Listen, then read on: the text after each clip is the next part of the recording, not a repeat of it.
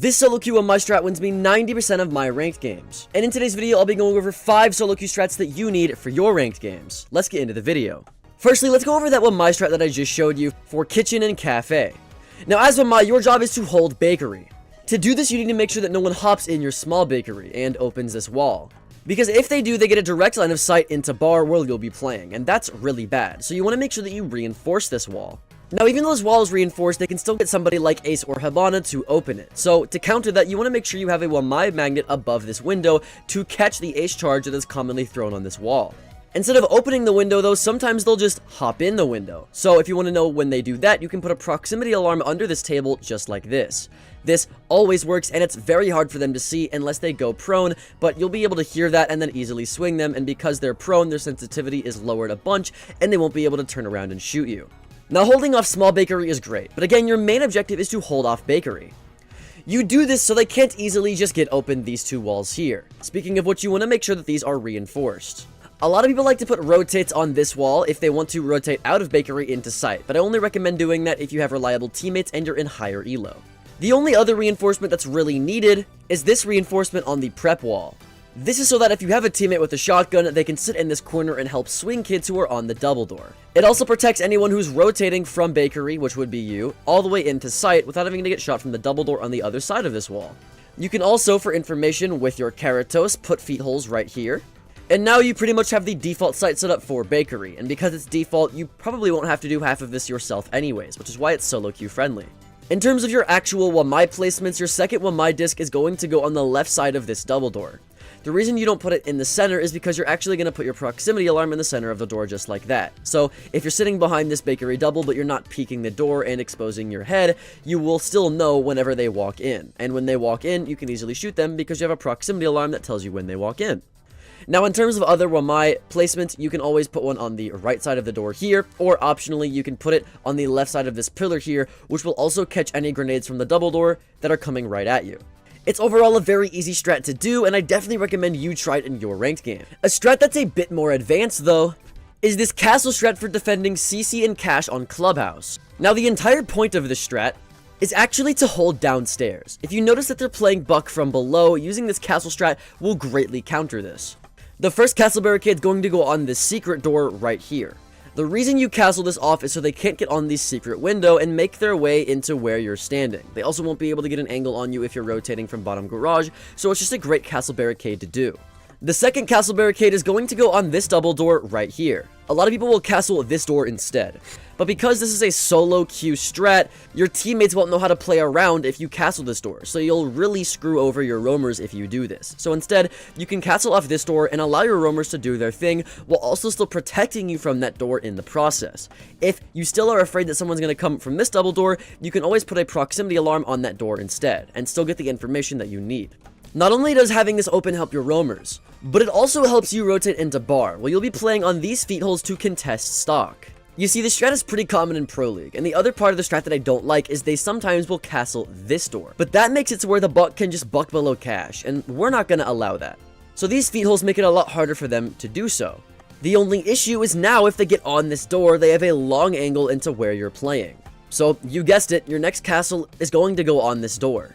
Not only does it protect sight lines, but because it's next to their spawn, they're probably just going to melee it anyways. And if you're playing on the feet holes for stock and they start meleeing it, you can either hold the angle and kill them, or give yourself time to rotate back so that door isn't an issue for you rotating anymore. But if you're playing in bar for stock, there's one issue. You're exposed to behind you. In order to not expose yourself from those angles, you can just castle the double door just like this. And because you didn't castle this door, it still allows your roamers to rotate whenever they need to. But it also allows attackers to come in when they need to. So how do you know when they're going to come in? You'll know because you're going to put a proximity alarm behind bar just like this. It'll alert you if anyone's trying to come through this doorway to flank you, but it also makes it to where you're still protected until they hit the proximity alarm. And it gives you the heads up that you'll need to either swing them or rotate if people are also contesting you from stock. So now you have a very safe and a little bit technical way of holding the bottom floor on Clubhouse. But we've gone over nothing but defensive strategies. So let's bring it back to Cafe, where you'll be attacking with Sens. Now, I know I've said in the past that Sens is a bad operator, but hear me out. Sens can be situational if you have SoloQ strats like this that you can easily do yourself. What you'll do is you'll spawn river docks. 1, so that you avoid most of the spawn peaks on the map, but 2, so that you can then open this door, and then you can open this window. The reason that you'll do this is because this is actually the side of the map where you'll be pushing. Opening this double door allows you to sit outside and hold a very tight pixel angle onto anyone in Kotrek who might get a little overzealous and try to swing you. Opening this window allows you to see anybody who's trying to hide inside of Christmas and contest your people who are running into white to try to get the white wall open. But more importantly, it allows you to hop in to push backside, which is where you'll be pushing. Once you've thrown a drone into restaurant, you've droned out Christmas or VIP, whatever you call this room. You've droned out bottom white and white hallway. You've droned out whiskey. You've droned out reception. And you've made sure there's no flankers on your brown stairs. Then you can throw a sends right along this wall here. And then immediately you can hop in. Now, this sends wall makes it to where you don't have to worry about any of the angles in front of you. We're talking the angle from all the way into small bakery, the double door here, the optional rotate here, maybe even white hall if someone's here. We're talking the coat check window, if they swing out the coat door, maybe a head hole angle if they have it here, you name it, that sends wall there protects you from a lot. It makes it to where you can run all the way into VIP and maybe attack from a much safer angle on this doorway, where you can clear the angles one by one, going from the stairs, the doorway here, behind whiskey, all the way down the hallway, instead of jumping in and immediately having to clear a lot of different angles. Now that you've used that sends wall and taken control of this part of the map, maybe even getting a kill along the way, then you'll be in whiskey, and this is where you have to make a decision. You can either stay on this double door and send off the hallway by throwing it at this dresser so it makes a cross right here, and then you can play this double door. Or you can be a tad bit more aggressive but smarter and go in reception and clear out anybody inside of coat check, which is a bit riskier, but I like to do it because it's a bit better for your ranked games. Then, once you're here, or even if you're there, either way, you have to cut off this huge line of sight here. And all you have to do is throw a sends wall onto that wall so that it bounces and walls you off right here. This will make it to where nobody inside of small bakery can see you when you're here. It makes it to where nobody can see you from top red stairs. It makes it to where nobody can see you from Harry Potter. It's a very good sends wall. Now, all you have to do is the hardest part of the strat, which is playing and trying to take control of freezer and the general backside here. Now, if you have teammates that are getting open this wall, this strat is a lot easier. But again, this is a solo queue strat, so I wouldn't give you this strat if it wasn't doable by yourself. And if you want to do it by yourself, honestly, I'd recommend droning this out, then sends walling here, and then pushing into here and getting some frags and doing the risky part. The only issue is that they have feet holes right here and maybe even angles on this wall. So if you want to counter that, you guessed it, you're just going to sends wall just like that and cut all of these angles off. This sends wall will make it to where you can come in here and plant in the default spot behind the bomb. You can plant behind the counter here. You can clear out freezer, get some angles, and if you don't have the bomb, you can get a new angle right here, and then once the wall comes down like it's about to, you can get some free kills into kitchen. It's just a great fast-paced strategy for anybody who wants to take the backside in case you see that it's a bit clear. Now, like I said, this strategy is very fast-paced. Something much slower paced though is this Maestro strat for CC and Cash on Clubhouse. Now this strat I actually got from a viewer in my YouTube video, where I got my viewers to compete for a chance at $100 if they gave me the best solo queue strat, which is a video you should totally go check out, by the way. The first part of the strat is that you're going to put a Maestro camera a little bit behind but still next to this drone hole on the red hallway right here. Then you'll put an observation blocker on the left side of it just like this. You put it on the left side and not the right side because the observation blocker will also be able to block any drones who are trying to drone the top of the red hallway to see anybody contesting the red stairs. Now this Maestro camera can see anybody that is repelled on the balcony. It's a bit hard to see because of the observation blocker, but because operators are super white and highlighted like I am here, you can still pretty easily see them, so it's not really an issue. You may be able to see them, but because of this observation blocker, their drones won't be able to see you. So if they bring drones and try to drone you out, you can zap them. If they bring Twitch or Flores to destroy your Maestro camera or any other utility, you can zap that too. It's overall a great Maestro camera that can test the wall in no other way that I've seen Maestro be used ever. Now, because this camera typically only sees the right side of the rappel and not the left side, you're able to get a Maestro camera on rafters right here on these pipes next to the electrical switchboard here. that can see through the default head holes onto the left side of the breach. So both sides of the breach are covered. And because typically your teammates will make head holes here and reinforce this here because it's a default strat, this is still pretty solo queue friendly. Even if they don't end up getting this wall open. This Maestro camera here is great for just looking into rafters and getting any drones that are on the rafters here or anybody that's just on the wall. It's a great camera nonetheless. If you want them to not be able to drone out this Maestro camera in the first place, you're going to put an observation blocker about right here on rafters. And then you'll put a second one on rafters right here. Now, this second one really isn't for your camera, it's more for your teammates because both of these observation blockers here have a double purpose of making it to where they can't drone out anybody who's playing rafters, which won't be you, by the way. This is really just to help your team and help this camera.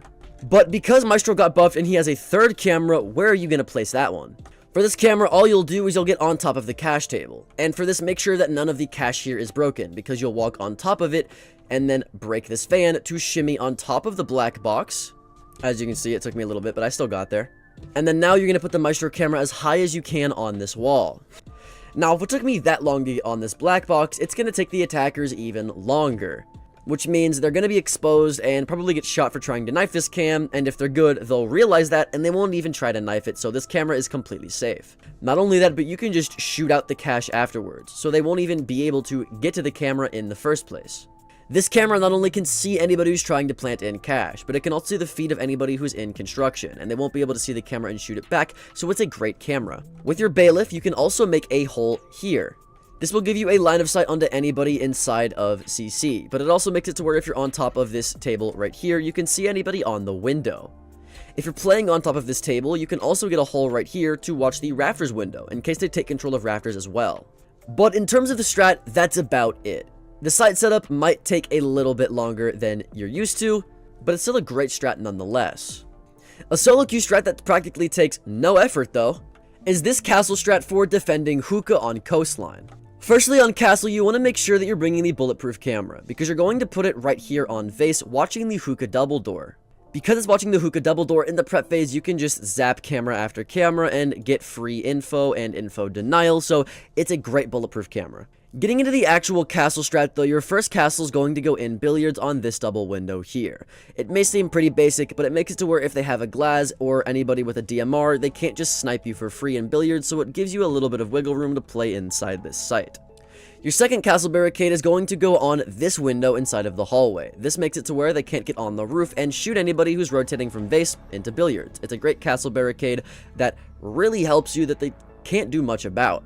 Now, if your teammates are good, they'll reinforce these two VIP walls here, instead of those two reinforced walls there. The reason that these are better is so they can't get an angle through these walls onto anybody inside of billiards. It's a very easy and powerful angle that they can get. If you reinforce these walls, sure, you can hold VIP for at least a little bit, but it's really hard to hold here in general if you're a solo queue player, so I just don't recommend it. Let them take the free space and punish them later for trying to get an angle on the wall. Now, you might be thinking that they can just get an angle through this doorway and do the exact same thing. But because you're playing castle, you can just castle off this door here, and now they can't get that. Now, if they open up this wall, they can still get the same exact angle, but it's much tighter and much harder for them to get a kill with, so I'd much rather them have that angle than these three angles that they can get here. You can also optionally make this rotate yourself, so you can still rotate in VIP, but they won't have as powerful as an angle, and you're not cut off by your own castle barricade.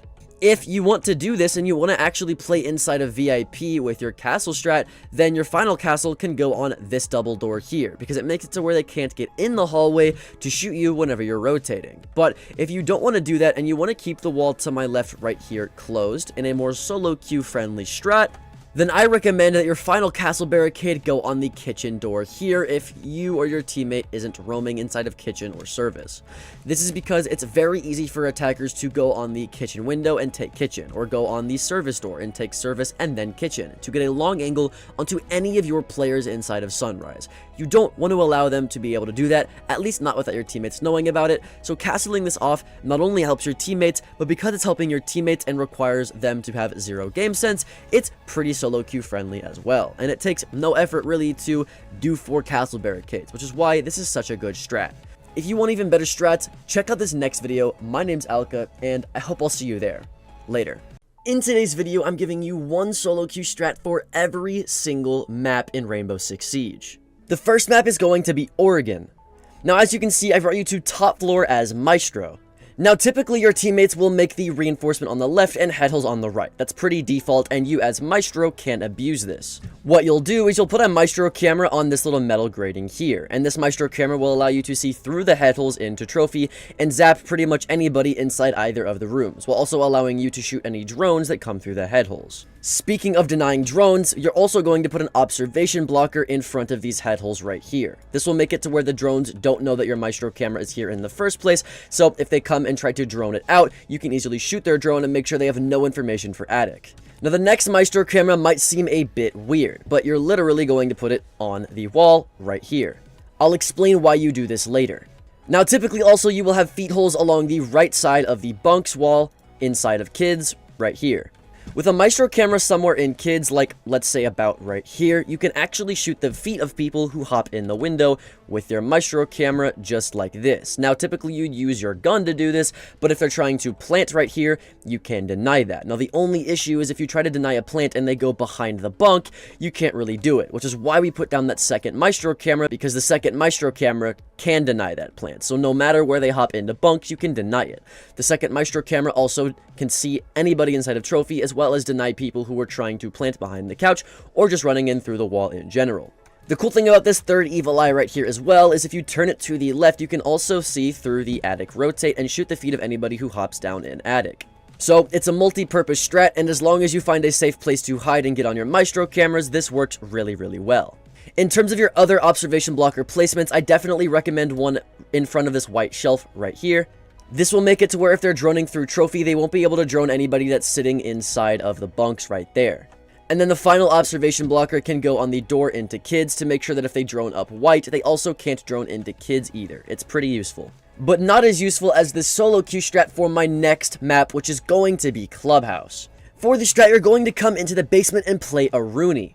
Now, typically your teammates will reinforce this hatch, but also that hatch gets opened a lot, so what you can do is put an Rooney gate on top of it. Whatever side of the hatch you're standing on is where the actual Rooney gate module will land, so that's where you're going to shoot it. So I like to put it as close to where I will be sitting as possible, so right there is where I usually put it. And as a Rooney, you have a metal fist that can punch into soft walls, so go ahead and make the feet holes for your team, as well as any head holes for your team, and any rotates for your team. Now, in terms of where her next Rooney gates will go, you definitely want one on the double door for main stairs right here. This is because typically people will send a lot of utility here, whether it be smokes for the doorways here, flashes for the doorway here, or ace charges or Hibana pellets for the wall over there. Either way, having an Rooney gate here will waste some utility, which is why you play a Rooney in the first place. The only issue with this Rooney gate is it doesn't actually give you information on when they're there, because as you can see, as an attacker, I can easily see people who are in the site before this Rooney gate gives me any audio cue, which is why you're also going to put barbed wire on bottom main stairs just to give you a warning. Now, for your last Rooney gate, you have three options.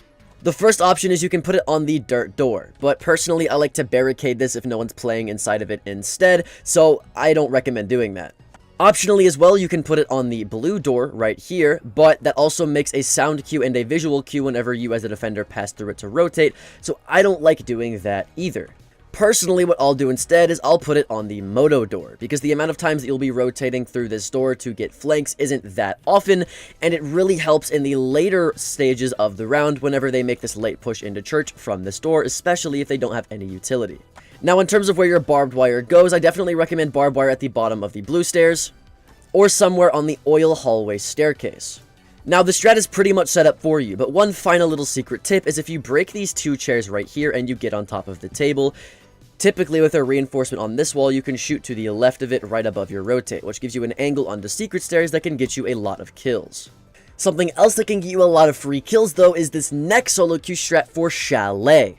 Now, this is a strat for top floor with Azami. As Azami, you're going to be primarily holding the library side of the top floor.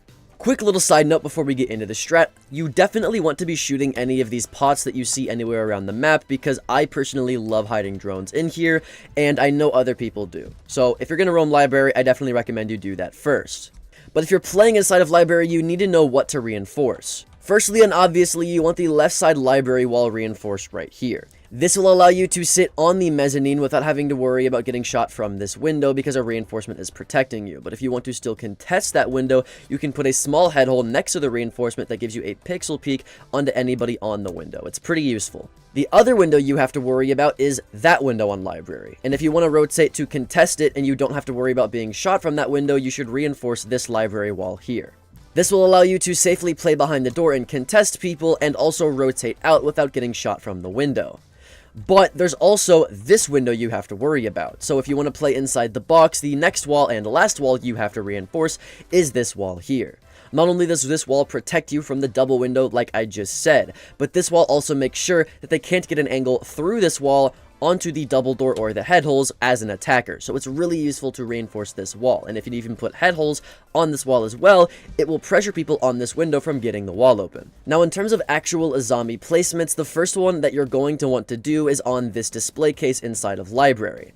This will make it to where if they want to ace or Habana this wall open, they first need to worry about this zombie barricade, which will waste a lot of time and utility, which is the entire purpose of you playing in this room in the first place. Second of all, it also protects your doorway, so if you want to rotate inside of library to contest the window from a much more forgiving angle, you can use this zombie to play off of it and get that forgiving angle that I just mentioned. The second zombie barricade that you want to put down is on the wooden rail right here on the top of mezzanine. This will make it to where if you want to actually move to mezzanine, you don't have to worry about the window, but it still leaves a little bit of wiggle room so you can peek the window if you want to. If you don't want to risk that though, then you can always just put the zombie barricade a little bit more to the left and you don't have to worry about the window at all. One of the many purposes of this strat as well is if they try to ace open this wall here, you can easily sit behind this cover and shoot it. But before you worry about doing the library strat, the first thing that you should do in the prep phase when you spawn in is put a zombie barricades in sight, because that's going to be closest to where you spawn and you're not going to be playing there anyways, so it just makes sense to give these to your team before you leave. The first of which being in a zombie barricade somewhere on the piano. Listen, this one is super important. You get to play the piano, and also they can't shoot through the piano to be able to kill you, which, yes, by the way, this is not bulletproof. You can shoot through the piano, so I find this to be super useful. If you're not a fan of that one, though, then you can easily put in a zombie barricade right here to cover the doorway and give you something to peek off of as well. Optionally, you can save these two barricades and put two on this doorway to close the doorway so that nobody can get on this window and shoot anybody rotating from bathroom or into piano. Now, as good as this strat is, we've been talking about nothing but defender strats. To show you one, our next map is going to be Cafe Dostoevsky. For this strat, you're going to be playing Buck, and you're going to be attacking the bottom floor from Vert. What you'll do first is you'll spawn River Dock so that you don't get spawn peeked. Then rappel up to this ledge right here and open up the red stairs hatch. Once you open up the red stairs hatch, you can send a drone onto the top of red stairs. Now, your prep phase drone should have been at the bottom of red stairs to save time, while as your next drone is going to drone out all of Cigar, all of Bar, Cigar Shop, Piano, Pixel, Bathroom, Whitehall, Cocktail, Bar again, and then into Freezer. Once you're sure that all of third floor has been droned out and you still have one flank cam for red stairs and one flank cam for white stairs, you can begin to drop the hatch and start your strat. The strat being that you're going to play multi-level vert from this floor here by bucking open the floor once like that and then bucking it open a second time like that, which will allow you to get vert into kitchen from 2 floors away.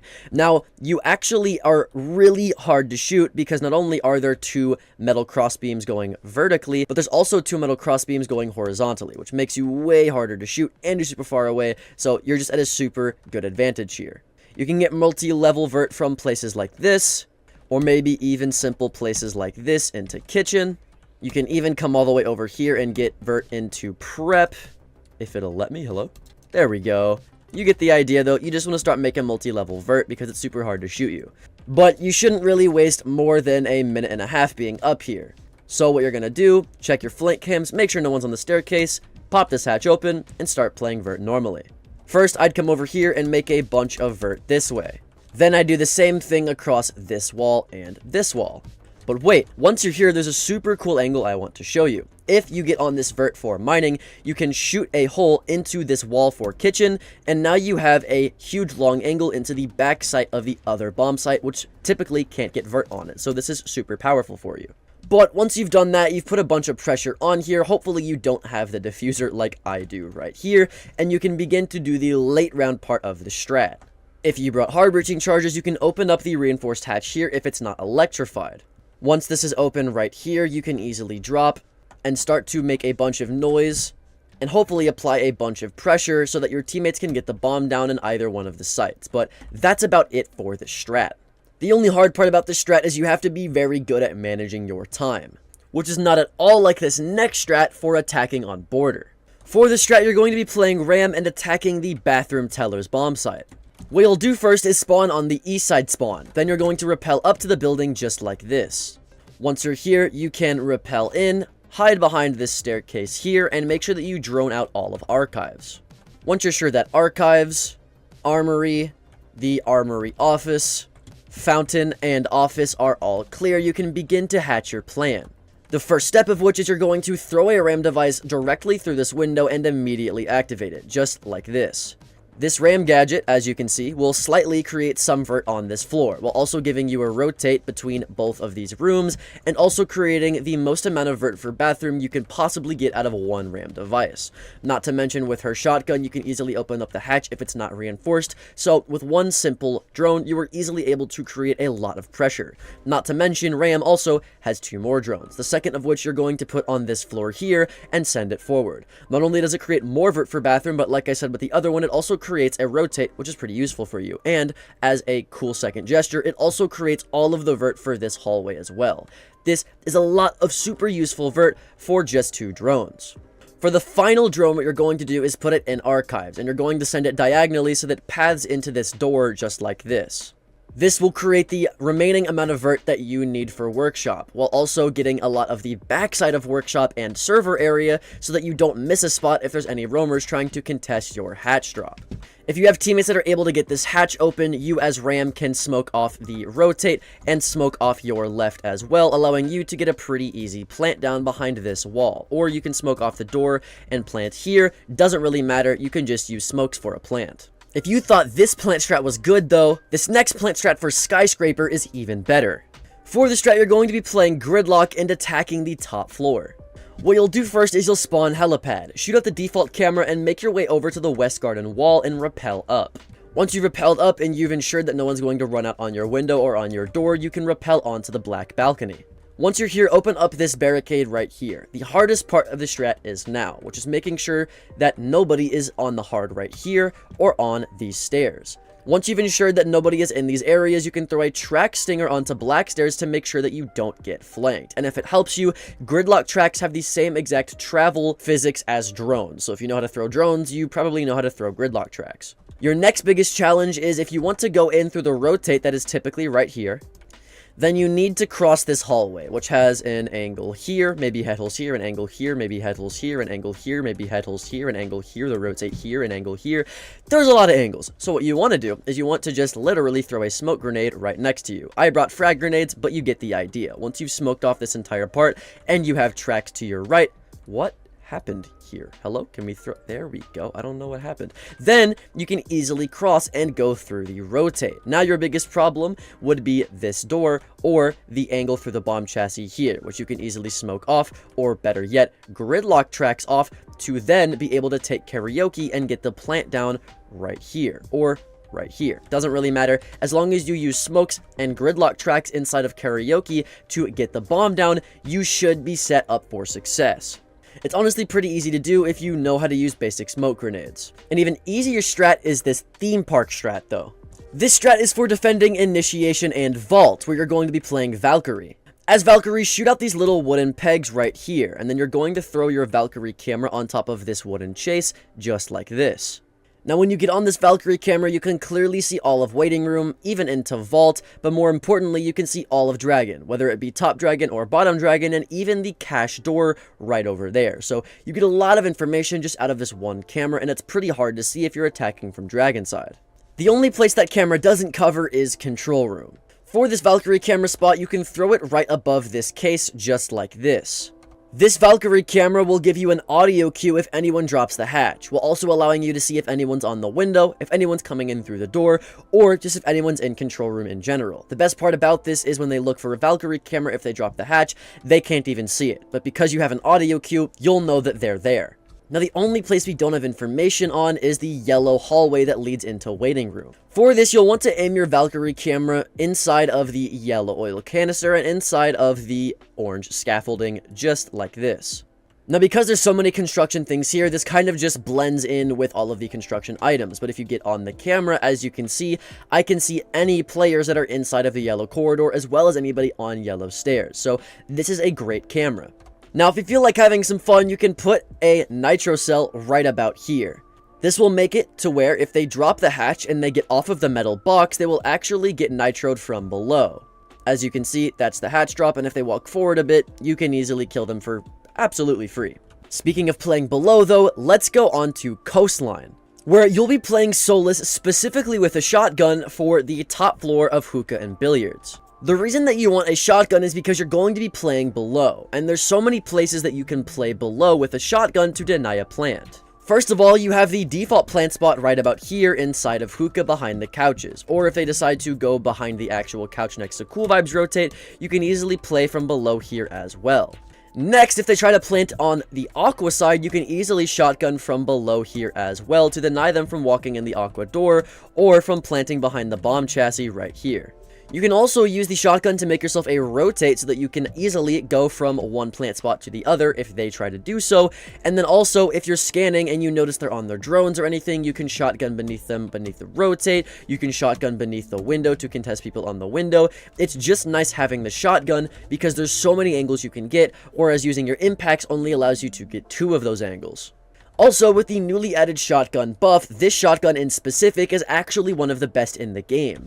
Pair that up with the SMG-11 even after the slight recoil nerf, and you can still have a great loadout that's easily able to kill people. Overall, if you like playing a bit more passively on the roam, this strat is for you. If you want to roam way more aggressively though, let's move on to my next map, Villa. For the strat, you'll be running Alibi for the sights of Aviator and Games, specifically as you can see in the bottom right, bringing observation blockers yet again. The reason for that I'll be getting into later, but for now just know as Alibi you're actually going to be roaming in Trophy and Statue for the backside push. Now in terms of where you'll put her clones, the first clone is going to go on the right side archway for Trophy, just about right here. Now the reason I put it a little farther back is because you'll actually put an observation blocker in front of it. Now, as you can see, this observation blocker will make it to where drones can't drone out this Alibi clone, which will make it to where if they peek this doorway, which they commonly do, they will more than likely shoot this Alibi clone because they couldn't drone it out before, which is why you, as Alibi, will be sitting right here. As soon as they shoot the Alibi clone, they get pinged, you see their ping, and you shoot them. It's very, very easy to do. Now, what if they try to actually push from the bathroom door in Aviator instead? Well, as a warning, you can put an Alibi clone behind the desk in Astronomy just like this. Pair this up with an observation blocker behind the blue weapons case in Astronomy, just like this. And now, as you can see, the leg of the observation blocker covers the Alibi clone so they can't drone it out from the bathroom door, which will in turn get you information if they're trying to flank you. If you want to be able to capitalize off of this information, you can use a makeshift rotate with your bailiff here, or you can swing this doorway here as well. The only other place you really have to worry about is the wolf window, or the boar window, whatever you call it, and the top of red stairs. But if you put an Alibi clone at the top of red stairs just like this, with feet holes along this wall so the people on the window see the Alibi clone, and an observation blocker in front of those feet holes, then the people on red stairs will shoot the Alibi clone, which will alert you, and the people on the window will shoot the Alibi clone because they can't drone it out, which will also alert you. You can also put a head hole right here to make it a bit more believable. The only issue there is it gives an angle into 90, and now you pretty much have all of your bases covered. This observation blocker also serves a double purpose, because if they try to drone in from Statue and get a long angle into 90 through your feet holes, now they can't, unless they go through landing here, which will probably end up being shot by either you or a teammate on the skull door. So as long as you're playing passive and only getting aggressive whenever you get pings from your Alibi clones, you should be getting a lot of free kills on the roam. Now, roaming on Villa is great, but a map that's even better suited to roaming would be Bank. But roaming won't be the point of this strat, because as Goyo, you're going to be actually anchoring in the basement side. For this strat, you're actually going to run the TCSG, which I know is a bit controversial because Goyo has the vector with a 1.5, but hear me out. Once you've made both of the rotates for sight, you're then going to put head holes next to this rotate, as well as head holes on the far wall right here.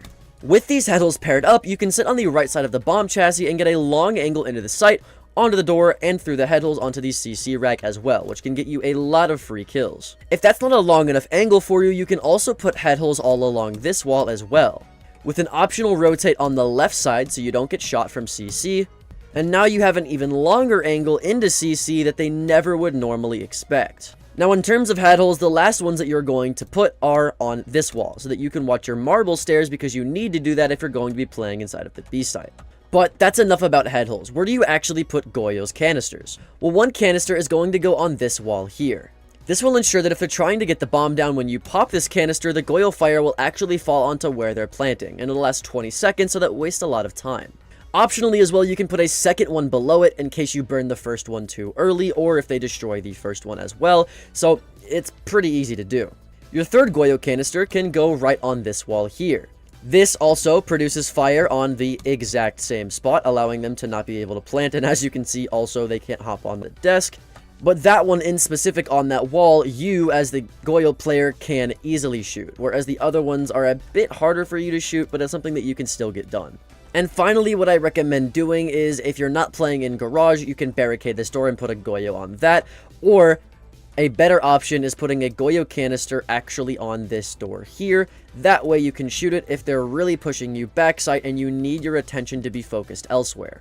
It's pretty good as long as you know how to space out your utility. Speaking of spacing out utility, let's move on to my next map, Canal, where you'll be spacing out 0 cameras to attack the top and even the bottom floor.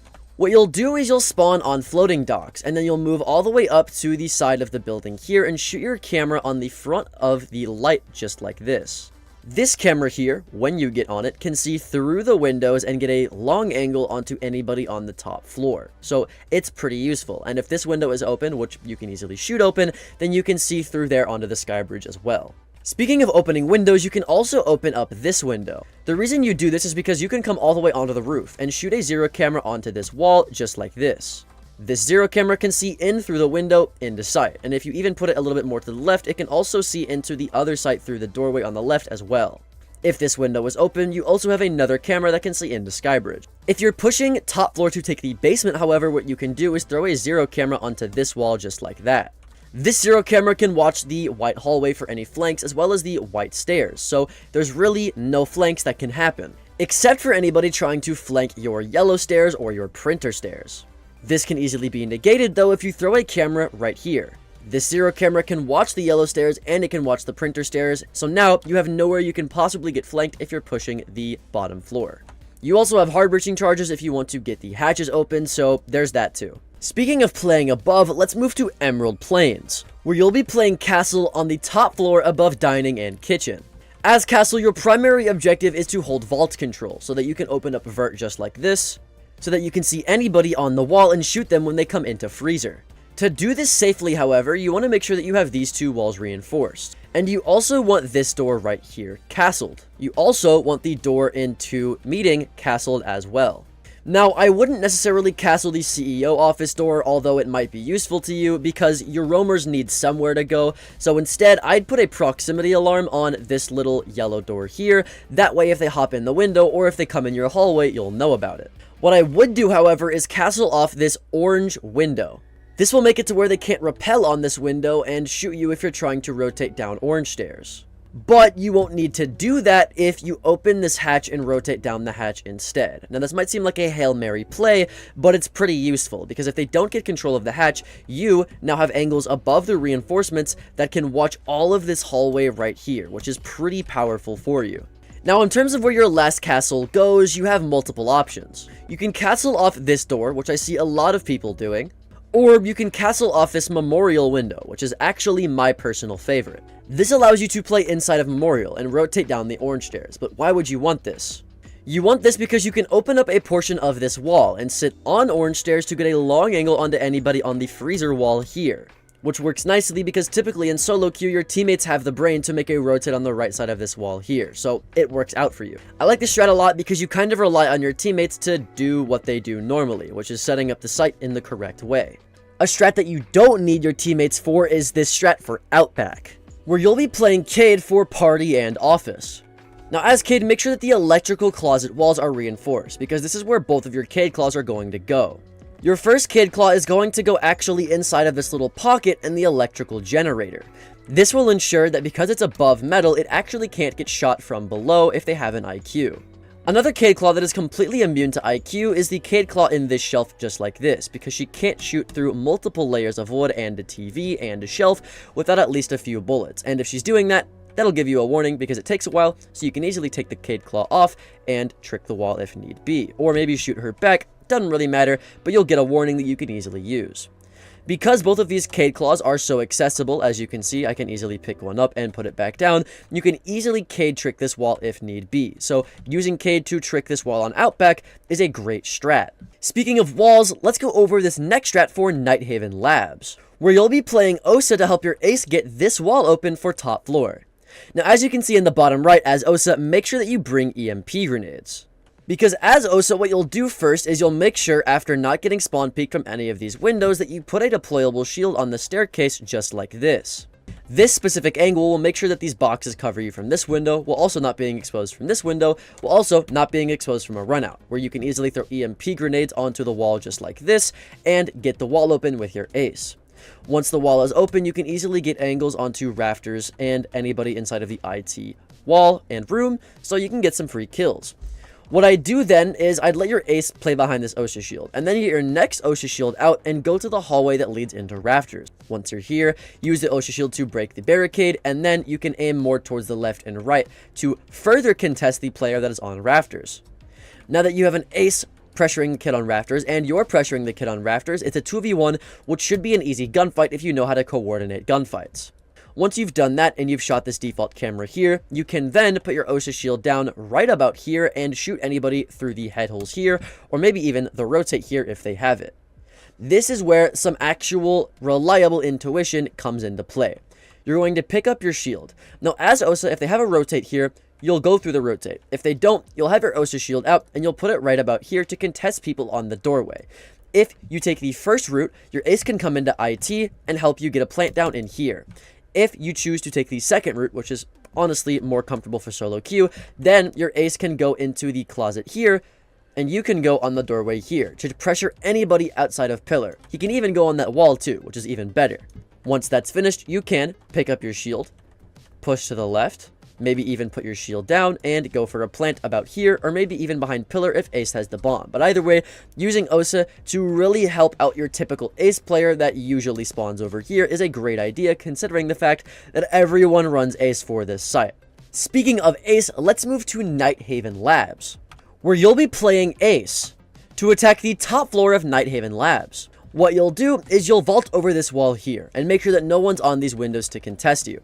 Then you'll throw an ace charge on the left side, but be quick to shoot out the second segment that drops down here, because this is just for head holes. You want this for head holes typically because they'll have a reinforcement here and head holes here that you can easily contest to get kills. You can even put it a little bit higher so that you can crouch behind the wall and they can't shoot you back, which is great for specifically contesting a mirror that might also be here. Then what you'll do is you'll throw an ace charge to the right, and then you'll throw your last ace charge below that. That way you can make a thermite-sized breach with ace without having to vault or crouch through it. Now that this breach is made, the hardest part is here, which is taking the gunfights on the head holes, on the door, and on the optional rotate here, as well as anybody on this door and behind the desk, because your next job is going to be quickly sprinting to this corner. Once you sprinted to this corner, and your teammates have tried to at least take this room and the hallway that leads into it, you can get the plant down in this corner and have them cover you from these head holes and from this door. Once you've planted the bomb here, it should be a free round win, as you can stay in this corner and take gunfights, or leave and play the breach, and deny anybody trying to plant, with your teammates also on the head holes in the door to make sure they really cannot defuse the bomb. Another map that's super plant friendly is Consulate, where you'll be playing Fenrir for top floor. As Fenrir, your first mine is actually going to go inside of this cardboard box here. Your next mine will go inside of the broken vase just like this. Your third mine is going to go on Visa stairs. Pair this up with some barbed wire so they can't run away, and you can easily swing them from the top of Visa stairs. Your next Fenrir mine is going to go inside of meeting room right here. The reason you to put it on the door is because they can easily run away, but if they have to peek all the way out here to hit the Fenrir mine, you can be on the headles and punish them for being up so far. If you pair this up with barbed wire on the left, then you know where they're pushing from if they push the left or right side. And because nobody really pushes from this wall, your final Fenrir mine is going to go on the top of the spiral double door, or optionally, you can put it below the window on top of the staircase here as well. But that's about it. Depending on what side they go, you can activate mines accordingly. If they push west, you can activate these 2 mines. And if they push the northeast or admin sign, you can activate these 3 mines. Doesn't really matter either way because Fenrir is super easy and arguably pretty overpowered. If you want to make the game easier on yourself though, check out this next video. My name's Alka and I hope I'll see you there. Later. This is Zombie Strat wins me 97% of my ranked games. And in today's video, I'll be going over 13 different solo queue strats that you need for your ranked game. But first, let's go over that zombie strat that I just showed you. For the strat, firstly, you'll want a zombie barricade on the left side of the shelf, so you'll put your crosshair on the very top left of the shelf just like this, and throw your Kiba. The reason that you put it as far left as possible is because it creates this triangle right here that you can peek off of to get an angle on the doorway that's very hard for them to contest, but it can get you a lot of free kills. As you can see, these are my bullet holes here and here, so obviously you can shoot people from this crack, and it gets you a lot of free kills. A barrier that gets you just as many free kills is the one under the second wine bottle right here. Now, the reason you don't put it any further to the left is because if you did, you wouldn't be able to fit in between the Azami and the wooden pillar right here. And as you can see, it's already a pretty tight fit, so anything more to the left would not allow you to rotate. This still, however, gives you that little triangle we were talking about earlier that you can pick off of to get free kills. As you can see, when I pull forward, my bullet holes are right here. So it still gives you a free angle, but it also allows you to rotate. I feel like it's the perfect Azami barricade for this site. For your next barricade though, make your way into blue stairs. What you're going to do is throw your barricade onto this wooden chase just like this in the very center. This makes it to where they actually have to walk down blue stairs to knife your Azami barricade. And if you have barbed wire paired up with it, like at the top of the stairs right here, they'll make noise when they try to actually melee it, and they'll be slowed down. So you can just be sitting on blue stairs and peek and shoot their feet, and they can't actually see or shoot you back because there's a barrier in front of their face. Also, typically you'll have a rotate right here. What you can do is put a head hole right here as well next to that rotate. And this head hole actually allows you to see and peek off of blue. And if you, I think you can put it a little bit more to the right. There we go. Yeah, you can actually see their feet when they come to melee your barricade, which is super powerful. So like overall, it's a really, really nice zombie barricade. But those 3 are really the only 3 that are mandatory. What I would do with your last 2 is keep replenishing these zombie barricades right here. But if they don't end up destroying those and they end up pushing the other side of the site, then I'd recommend that you put in a zombie barricade on the snowmobile just like this. This barricade will make it to where you can sit behind here and play off of the wall, and it also allows your teammates to rotate safely without having to worry about the breach. You can also get the same amount of safety by putting the zombie barricade on this doorway instead.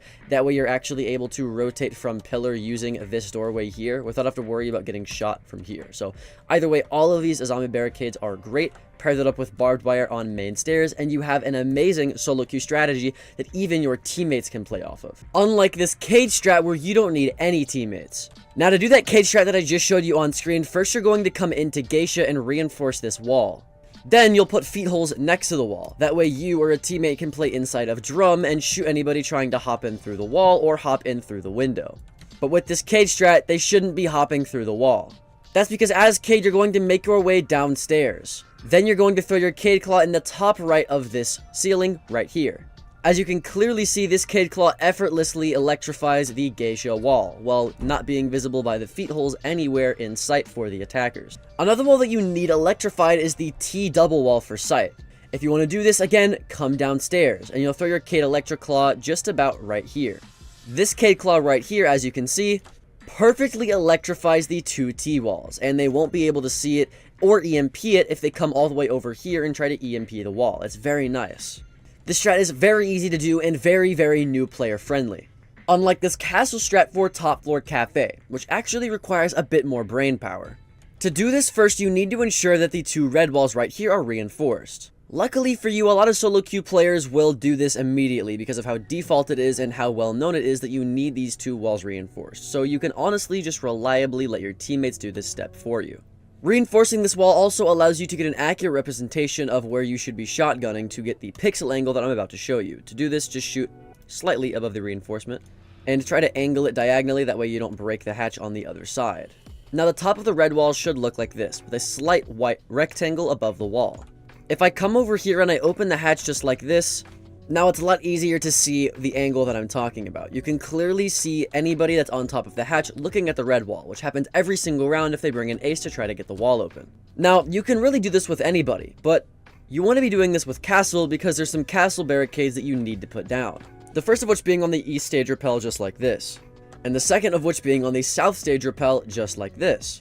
These two castle barricades ensure that nobody is able to shoot you whenever you're playing inside of piano to get angles onto the hatch, or if they try to and they break the castle barricade, you'll at least get an audio cue that warns you that they're about to get the angle on you. Another good castle barricade that's optional is the one on this doorway just like this. It makes it to where they won't be able to escape through the doorway and peek anybody playing inside of cocktail, so that you can just hold the breach angle right here and they have nowhere else to go.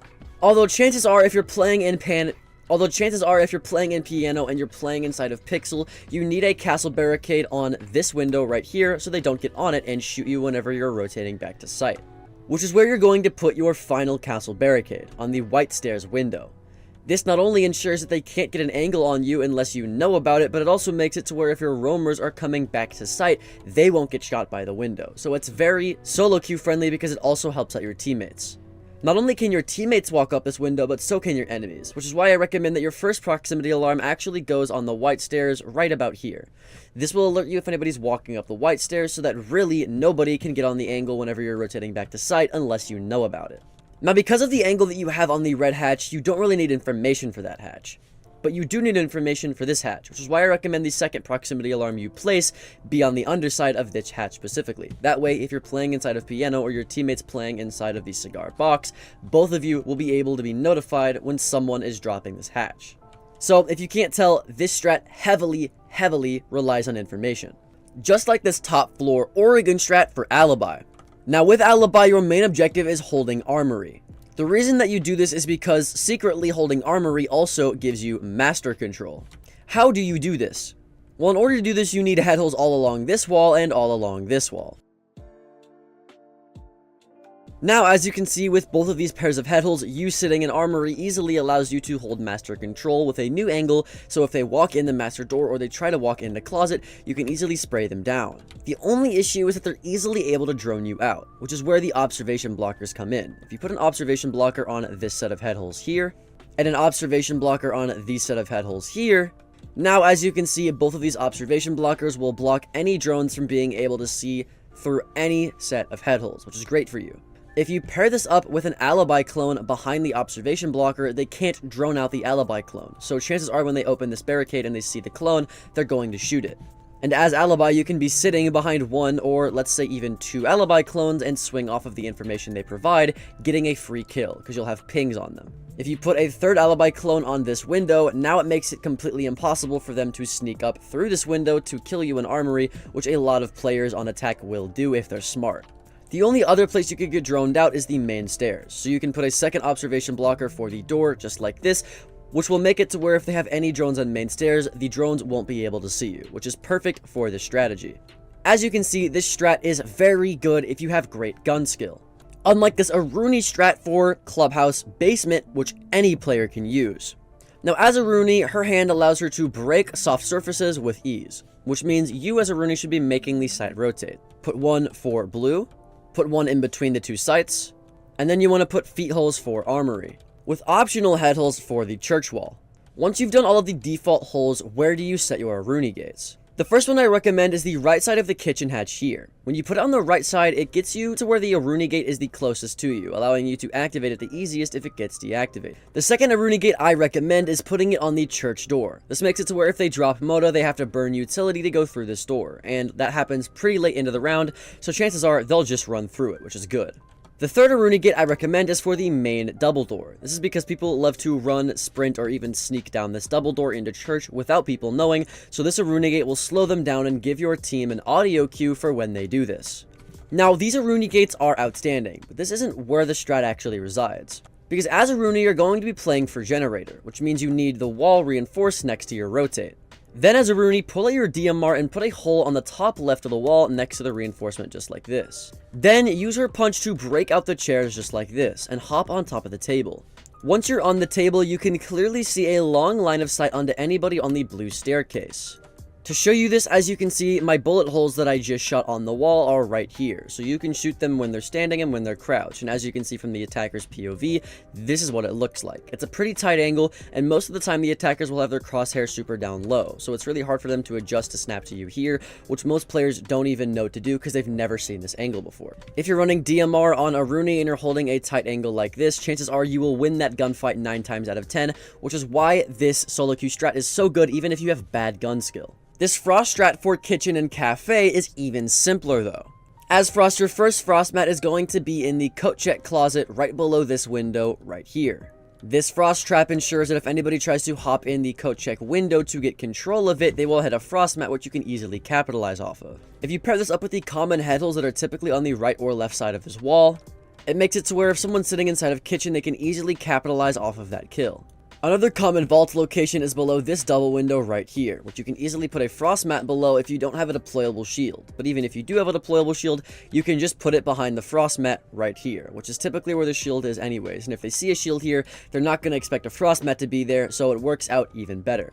Now the last place you can put your frost mat is completely optional, and there's 3 places you can do it. You can either have it right here next to the doorway, which is really good because people when they're attacking will just hug the left side here to get the plant down. Or you can put it right next to the kitchen wall right here, because as you can see with my shotgun, I've opened up a majority of the wall to simulate what an ace breach would look like, and whenever they vault in the ace breach, they would hit a frost mat, so it's not a bad place either. Or the third and honestly best frost mat position that I could think of is the one below the bakery window right here. This might get shot out a lot because if they know you have a frost, they're just going to pre-fire the bottom of this window, but it's still pretty good nonetheless if you don't get spotted. Now, we've been talking about nothing but defensive strats. So let's go over this attacking Maverick strat for Big Tower. Now, as Maverick, as you can see, I'm in Big Tower right now on the T2 side. What you need to do is rappel up to one of these windows, drone out T3, drone out T2, and drone out T1. But I'll save you the trouble of having to look at me do that. Instead, fast forward to where you have these 2 walls reinforced. As Maverick, what you would do is you'd put holes right here on the bottom side of the left wall, just like this. What this does is it makes it to where if you vault over right here and you come to the bottom of the stairs, you can get an angle onto anybody inside of attic from the staircase right here, which is nice for you because it's far enough away from the feet holes to where you won't get easily pre-fired, but it's still a good enough angle to where you can shoot a lot of potentially dangerous angles. If you want to as well, you can make optional head holes to distract them whenever they do peek so you can get a free kill from the feet holes, but that's besides the point because your next step is just going to be making yourself on the rotate or on the right side, right about... Oh, I thought I could do it in one canister here. Right about here. That should do the trick. Now that you've made yourself a rotate here, and you've already kind of pressured people with these 2 angles that you created in the first place, then you can use your flash grenade initially to take control of upper attic, just like this, and then hold the angle on the door, get a quick peek on the rotate, and then you can throw a second flash grenade just like this. Not through the rotate, but on the rotate. That way, the people on the door here also get flashed, and then you can drop contest angles however you need to. Maybe use another flash grenade through the doorway or another one through the rotate here. And then now you've just completely taken control of attic just because you had Maverick and some flash grenades, which is really, really good, and it's something that's easily doable in SoloQ. An even easier strat though is this zero strat for theme park. This strat specifically is if you're pushing the top floor. It doesn't matter which objective because I'll give you 2 cameras for each. Let's just say for example though you're pushing vault and initiation. What you'll do as zero then is you'll push downstairs first after shooting that default camera, droning out all of maintenance and gong while you're here. Then get on your drone and drone out top dragon because you want to make sure that all your angles are clear so that you can pull out your camera and shoot the first zero camera, which by the way is going to go exactly right here. That zero camera right there gives you an angle onto bottom and top dragon, also allowing you to zap any utility that could be giving the enemies information, like that default camera or any Valkyrie cameras, observation blockers, alibi clones, whatever it may be. It can also see into initiation, which is pretty cool, and the double door right here, so it's a great information camera. Once you've shot your camera onto the ceiling just like that, you can use all of that information to make sure top dragon is clear and to make sure the hallway is clear, to then get in position to shoot your second zero camera. The zero camera in question is going to go into the main lobby just like this. This zero camera gives you an angle into the main lobby, or reception, whatever you call this little room right here. It's great because there's typically a rotate right here that you can get information on, as well as information into initiation. The third zero camera, you're going to shoot into the cache wall. What this does is it allows you to clear cache, but if you flip it, it also allows you to shoot anybody that's in vault. Now, if this wall is reinforced, then what you can do is you can just quickly shoot it on the left side, or you can maybe pre-fire and then shoot it into, bathroom or into the actual site. Doesn't matter, as long as you get information into vault with a zero camera, that should be fine. Once you have this information, though, you can reliably get the bomb down right behind this chair, or maybe behind this desk right here, and it should be a free round win. I don't like doing it behind this desk, though, because they have a rotate typically right here, so I'll do it behind this desk, but those 3 zero cameras should allow you to get here pretty easily. Now, like I said, I'd be giving you a camera for both sites, so if you're pushing up here, I definitely recommend that you push from bottom arcade first, with the zero camera being somewhere on the top of this UFO, just like this. This zero camera will give you all of the information for top and bottom arcade, allowing you to shoot this default camera in the process. It also makes it to where it's pretty hard to spot. That kind of just looks like the anchor for the UFO. It doesn't look like a zero camera, so there's that as well. It's pretty easy to do in solo queue, and you don't need to rely on your teammates, which is not the case for this Capitao strat when attacking rafters. Now, the thing with attacking rafters in specific is you really need to wait for this wall to get open. That way there's an extra angle that they have to worry about in rafters whenever you're trying to take it away from them. Which is why this strat kind of relies on your teammates having a brain. But in solo queue, even your teammates are able to get this wall open consistently, so I wouldn't worry about it too much. Because your job as Capitao is to get these walls open that are typically reinforced. You can do this by putting one on the top right of the wall when rappelling, just like this. And once it explodes, you can easily get an angle onto anybody sitting in R90 or on the window for rafters. You're also able to sit here and shoot the default camera as well if it's not already broken. Then you'll get the bottom left, as low as you can go, just like this. The reason you want to put it low is so you don't have to vault through it and you can just crouch through it. As you can see, I can crouch through this breach, I don't have to vault through it. Now, once they've gotten the wall open, pull out your Capitao crossbow, and then shoot a firebolt on the right just like this, and on the left just like this. The fire should fall from your dart, making it to where anybody sitting in rafters will be on fire, which will make them move, in turn allowing your people on the wall to kill them, the people on the door to kill them, or you in bottom garage to easily kill them. There's a very short window in which you can do this, but if you have teammates that aren't absolute troglodytes, it should be easy. Now that you or your teammates have effectively taken rafters, it's time to go in for CC. Now, a huge issue with planting inside of CC on the bomb is that they can easily come in through cache from this doorway to contest the people on the wall to deny the plant. If you don't want them to be able to do this, then you as Capitao, once you've taken rafters, can get on the plat wall and shoot a smoke grenade at the top of the ceiling just like this. Now, because smokes stick to whatever they touch, this smoke will stick to the ceiling, and if you walk in it, it actually blurs your vision. So you won't be able to see anything as a defender if a Capitao does this smoke. It's absolutely great. But as an attacker on the wall, you can still clearly see them, even though they clearly can't see you when they peek the smoke. So it's a very, very good smoke because it catches them off guard and allows you to see them when they can't see you. Although I will say it is a pretty team-heavy solo queue strat, which is not at all the case for this gridlock strat when attacking top floor villa. As gridlock, make sure that you rappel up to the master balcony, because for this, you're going to be pushing back site in master in order to take control of the site that's usually an aviator in games. What you'll do is shotgun open the closet window, just like this, or knife it open, it doesn't really matter. Then throw a drone in here. Drone out all of closet, all of master, all of bathroom, and yes, even the bathtub, and then drone out all of master. The only thing really next that you have to worry about is the brick door here. Once you've droned out everything that I've told you to drone out, then throw a gridlock track onto the Astro stairs just like this. Once you shoot this default camera, these gridlock tracks will automatically activate, making it to where they have to shoot 1, 2, 3, 4, 5 gridlock tracks if they want to safely and slowly contest you on the flank, which is a lot of time for you to get the audio cue that they're flanking you. Then once you've done this, make sure that you drone out all of statue, brick, make sure that you drone out all of trophy. Because the next step is that you're going to go inside of boar or wolf, whatever you call this room, and then you're going to throw gridlock tracks onto the red stairs from that room, and it should land right about here. These gridlock tracks here will make it to where nobody can push from red stairs. Now, a lot of people might ask, why don't you just do this with Nomad? That's because if you put a Nomad air jab right here, they can easily just shoot it from the basement. If you put one on the staircase, they can easily shoot it from the left side here. If you put one at the top of the staircase, they can easily shoot it, or they can easily get an angle on you without actually having to go up the staircase and trigger the air jab. So for this site specifically, gridlock is just better. Once you're here though, you have two options. You can either make a 90 push and use your gridlock tracks on main stairs to make it to where they can't flank you and get a plant into bar, or you could do the more popular option that your teammates will probably default to, which is the aviator push.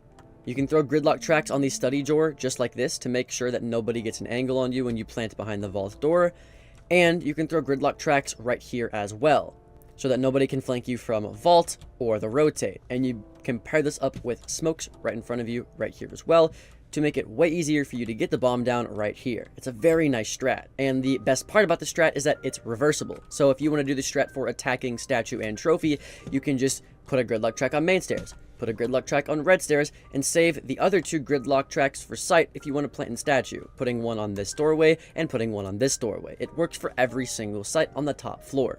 This strat heavily relies on the fact that you bring smoke grenades on gridlock though, which is not at all the case for this ace strat when attacking layer. Now I know this map is new and confusing, even the spawn points is just overwhelming, so you know I had to make a strat for my new players out there. As ace, get onto the roof at the highest point, and then you're going to vault over the roof onto this L-shaped balcony just like this. Once you're here, you'll find a wall right here, which is actually the main wall that attackers use to get into the upstairs site.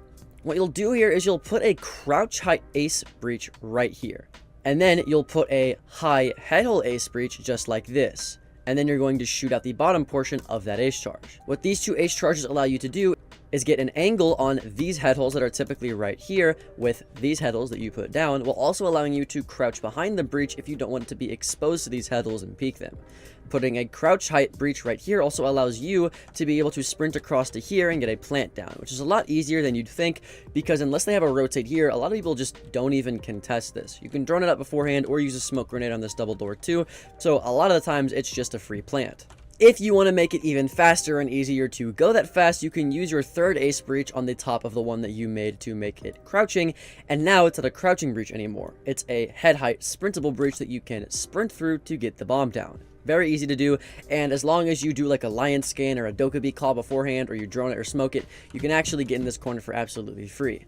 Your only issue now are these head holes, but hopefully you got a kill or you at least pressured them off of these head holes, or your teammates pushed the side of the building to the right over there, which they typically do, so these head holes won't become an issue for you anymore. And because your teammates will typically push over here, this is actually still pretty solo queue friendly. Once you've planted right here, the round's pretty much cut out for you. You can optionally put a claymore right here with a claymore behind it. That way, if they shoot this one, it'll activate the next one and they'll die to it. So either way, it's a pretty free round to win.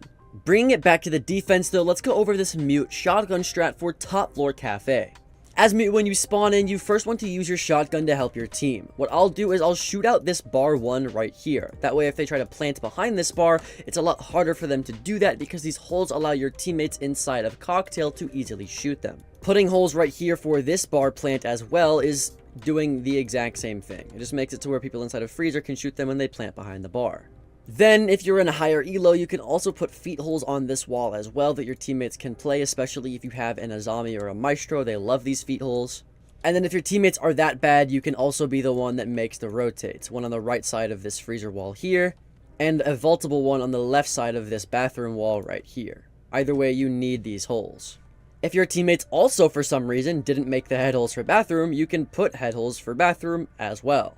You can put it on the right side with a reinforcement on the left, although it does expose your rotate, or you can put head holes on the left side with a reinforcement on the right, although it does expose your hallway. Either way, you gotta pick your poison here.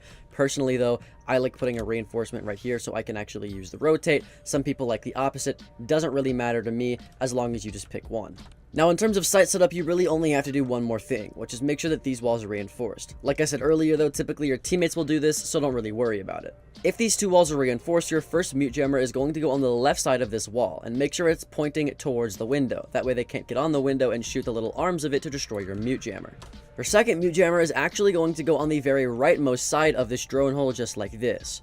Not only does it block the drone hole and block the hallway here, but it also makes it to where if they want to get open this wall, that mute jammer will protect this side of the wall. So now they can't get open either of these walls if they're playing ace. Now this mute jammer does partially cover this hallway, but it doesn't cover the right side, which is where our next mute jammer in the right side of the cigar box will do.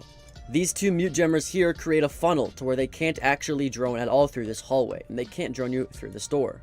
The only other place they could drone you from is from this hallway, but if you put a mute jammer on the left side of it just like this, they can't shoot this from the new hatch, and they can't shoot it from skylight. So this is your final mute jammer. Now as mute, where are you playing and what are you doing? Well, what you'll do is you'll actually put a shotgun hole on the right side of the cigar box like this. This allows you to ADS with your shotgun, and anybody that drops the hatch, you can easily and reliably one pump down. Yes, even 3 armors, you will consistently down them with 1 pump when they drop the hatch. If you miss, or if there's people that came up from red stairs that you didn't get to shotgun, you can use your nitro cell like this. This nitro cell right here will reliably kill anybody that is down here. Even if they're not downed or if they're at full HP, this nitro cell usually will kill anybody that's in this room. So you have a complete failsafe as to getting kills on red stairs. Even if they drone you out somehow with all these mute jammers here and they know that you're there, you can leave and then play close to this doorway and swing. Your only worry is the new hatch, but even then when they drop that, you can swing here. So this strat is really good if you like using shotguns. If SMGs are more your style though, then you need to try out this Valkyrie strat for CC and cash on Clubhouse. Now, first and foremost, you need a Valkyrie camera for rafters, which is pretty obvious because a lot of people do it. But where do you put it? There's so many different options. Well, one, you can put it in the top corner right here behind the pipes, but it's a little tricky to get that lineup down. So instead, what I recommend you do is you look at these black pipes here and throw it slightly to the right side of those pipes. This Valkyrie camera right here, if you're an attacker, is actually impossible to see unless you get all the way out to right here, which by then you're going to be ADS at the door, the window, all of rafters, so you're never going to look up there because you don't have the luxury of being able to do that. But if you get on the Valkyrie camera, you can still pretty clearly see the door and anybody that walks in. You can also see bottom garage, top rafters, the window, the headles, bottom garage, on the doorway, oil pit. So every single possible angle that attackers could be using, you can see on this Valkyrie camera, which is why it's so great. Secondly, you need a Valkyrie camera for construction. What I like to do is put it on this light bulb directly, just like this. Now, as you can see, because it's on a light bulb, that Valkyrie camera appears to be white. So when people are looking for the Valkyrie camera, they're just going to assume that that's the actual light bulb. They're never going to assume that that's a Valkyrie camera, which is why it never gets found in my ranked game. When you get on this Valkyrie camera, though, you can pretty clearly see all of construction. You can see the wall, the logi wall, the window, the actual site wall, and even anybody walking in from the master door. It's a great camera. The final place that can come from is red stairs, which is why I recommend that you throw a Valkyrie camera right in between the breaker and the switches, just like this. This Valkyrie camera can see all of top and bottom red, but more importantly, it can see anybody walking in from the breach into CC trying to get the plant down. Also, from an attacker's POV, you're going to just think that that's a part of the wires in the generator. You're not going to really look at that and go, oh, that's a Valkyrie camera. You know what I mean? I am on ultra settings too, so it does look a little bit clearer. But for most people, they're on low settings, so they're never going to see that Valkyrie camera. You can also pair that camera up with a nitro cell from below right here. So when you see them sprinting across to the CC rack on the camera all the way right here, you can wait about 2 seconds and then blow up the nitro cell, getting yourself a free kill onto anybody planting right there.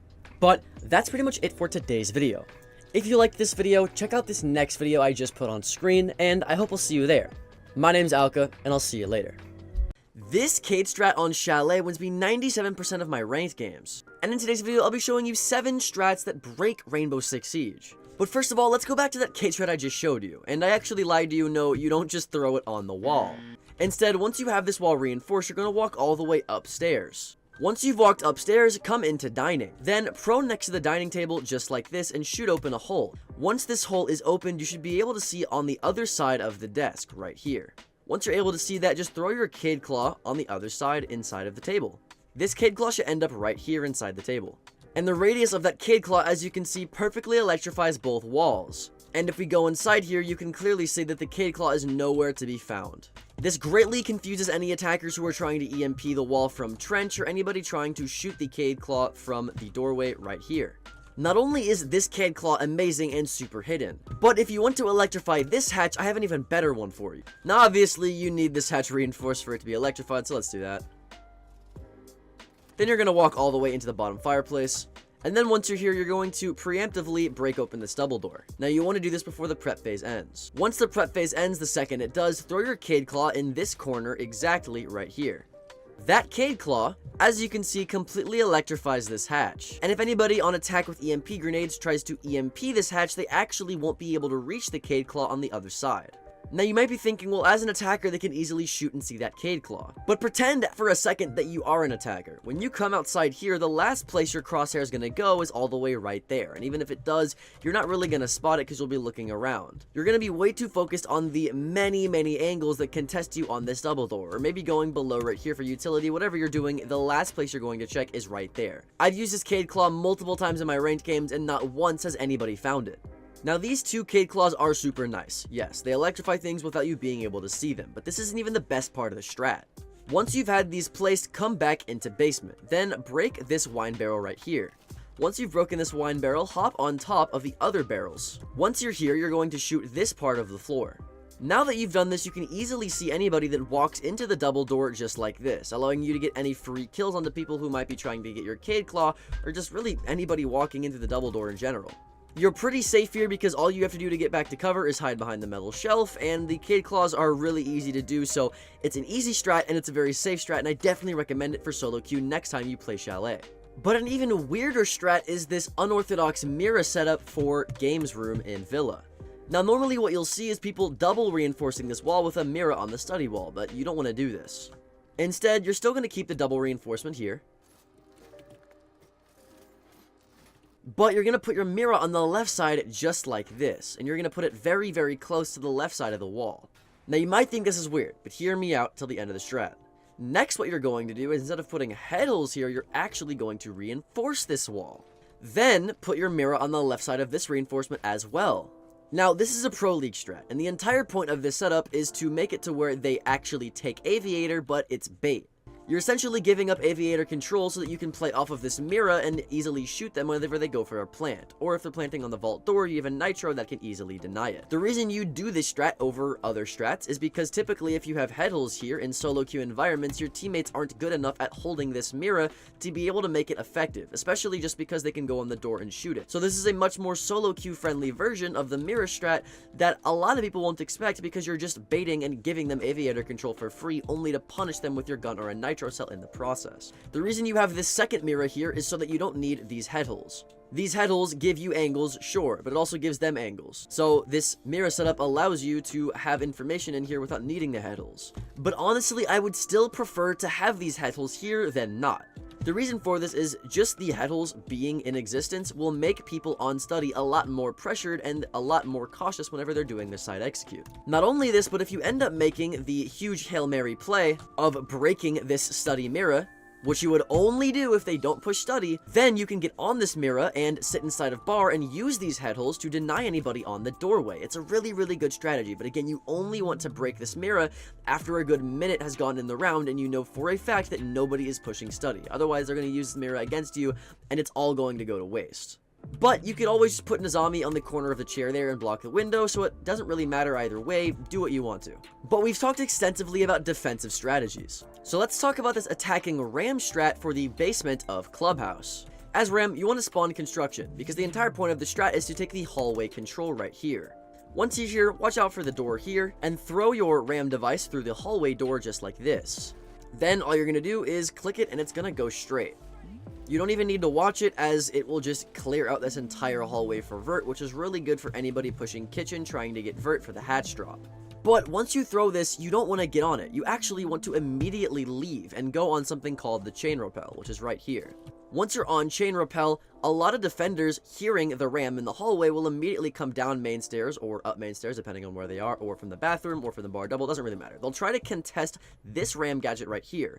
You on chain rappel can easily deny this because you can shoot through the chains where it's much harder for them to shoot through the chains because it's close to you. And you'll get a lot of free kills on this angle because a lot of low healer players don't know that this angle even exists. So what I would do, again, throw the Ram device, immediately bait it for a good 30 to 45 seconds. If no one comes down, then comes the next part of the plan. You're going to do the exact same thing except through the kitchen window this time.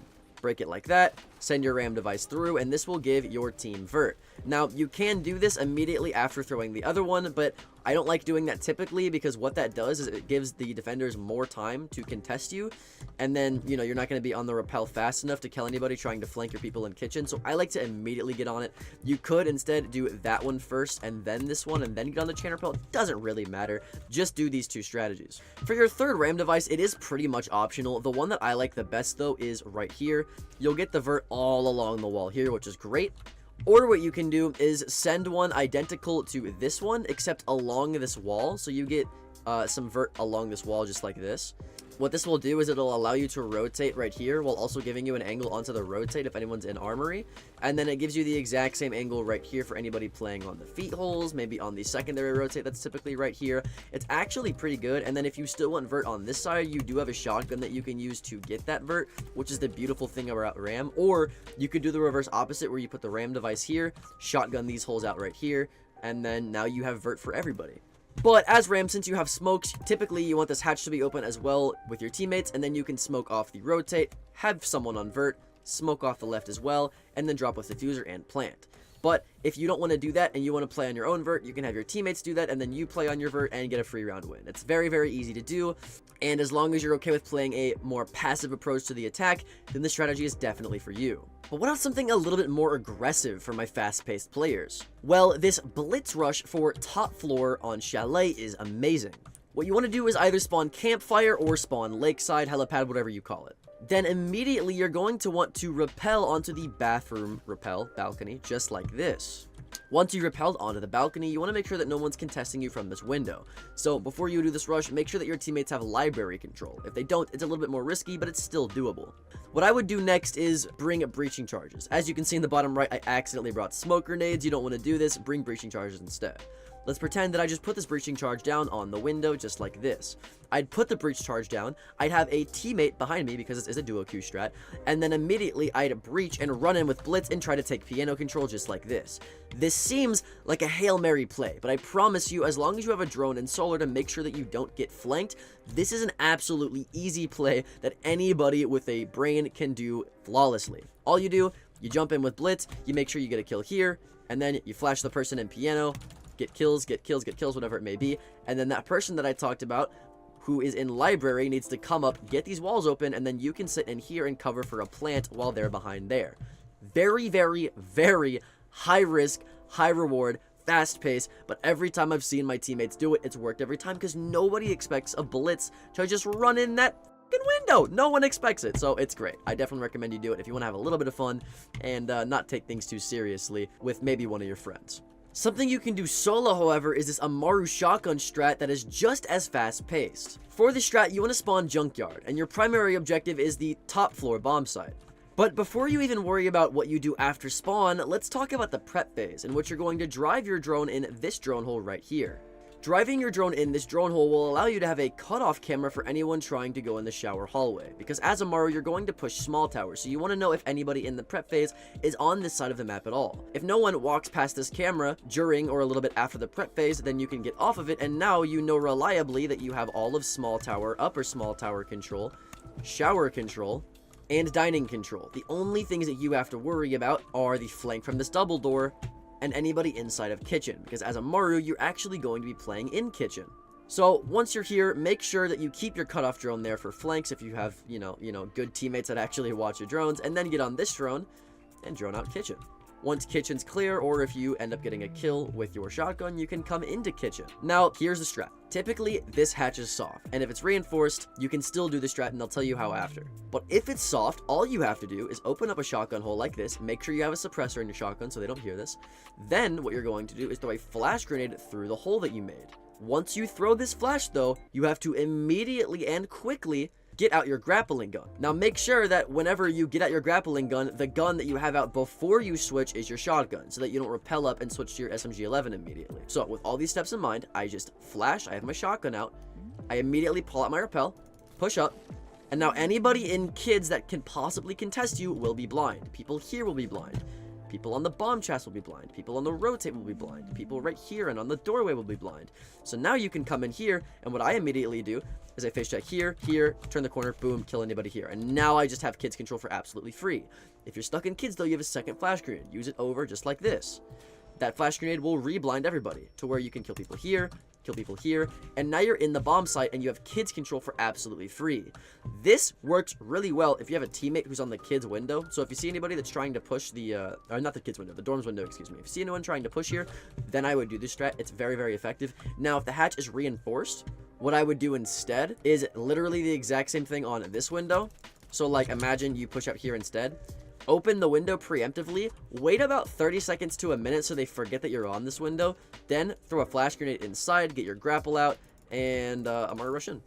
Now, I don't like this one as much because it takes longer to get in the window, therefore they're blinded for less time, and it makes more noise, and it's much more of an obvious strat. So I like the hatch one more, but it's really up to you.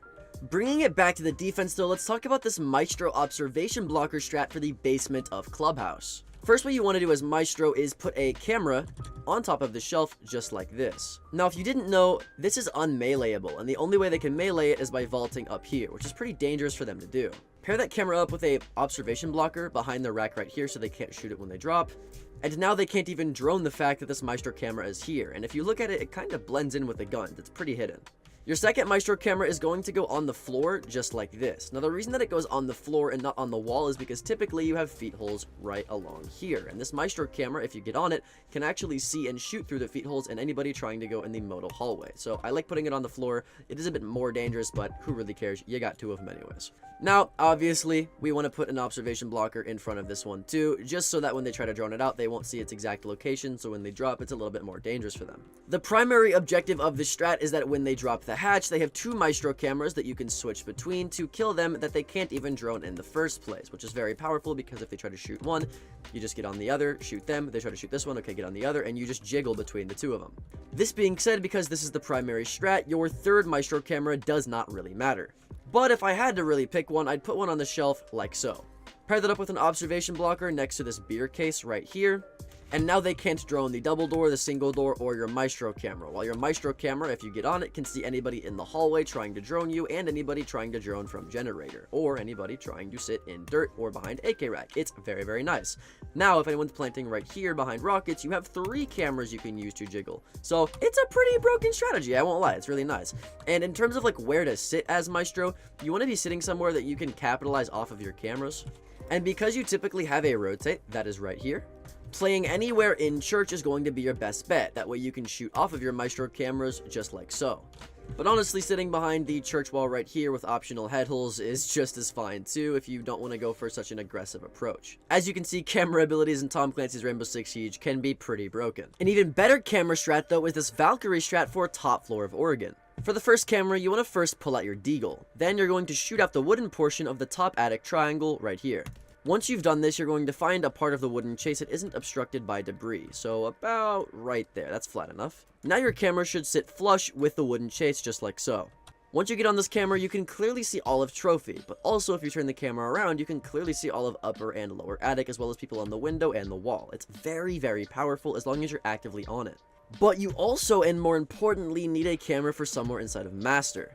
Now the best camera is the one in the corner on top of the dresser right here, but unfortunately this is too common, so I'll give you a different one. Instead, you want to use your deagle to break out this portion of the dresser like I did, and throw a camera in the bottom portion of the dresser. People typically will look at the top, and this is pretty hidden, so I like to use it, and you can clearly still see people walking in the door and in the closet door, which is the main purpose of this camera, and I'll talk about that later.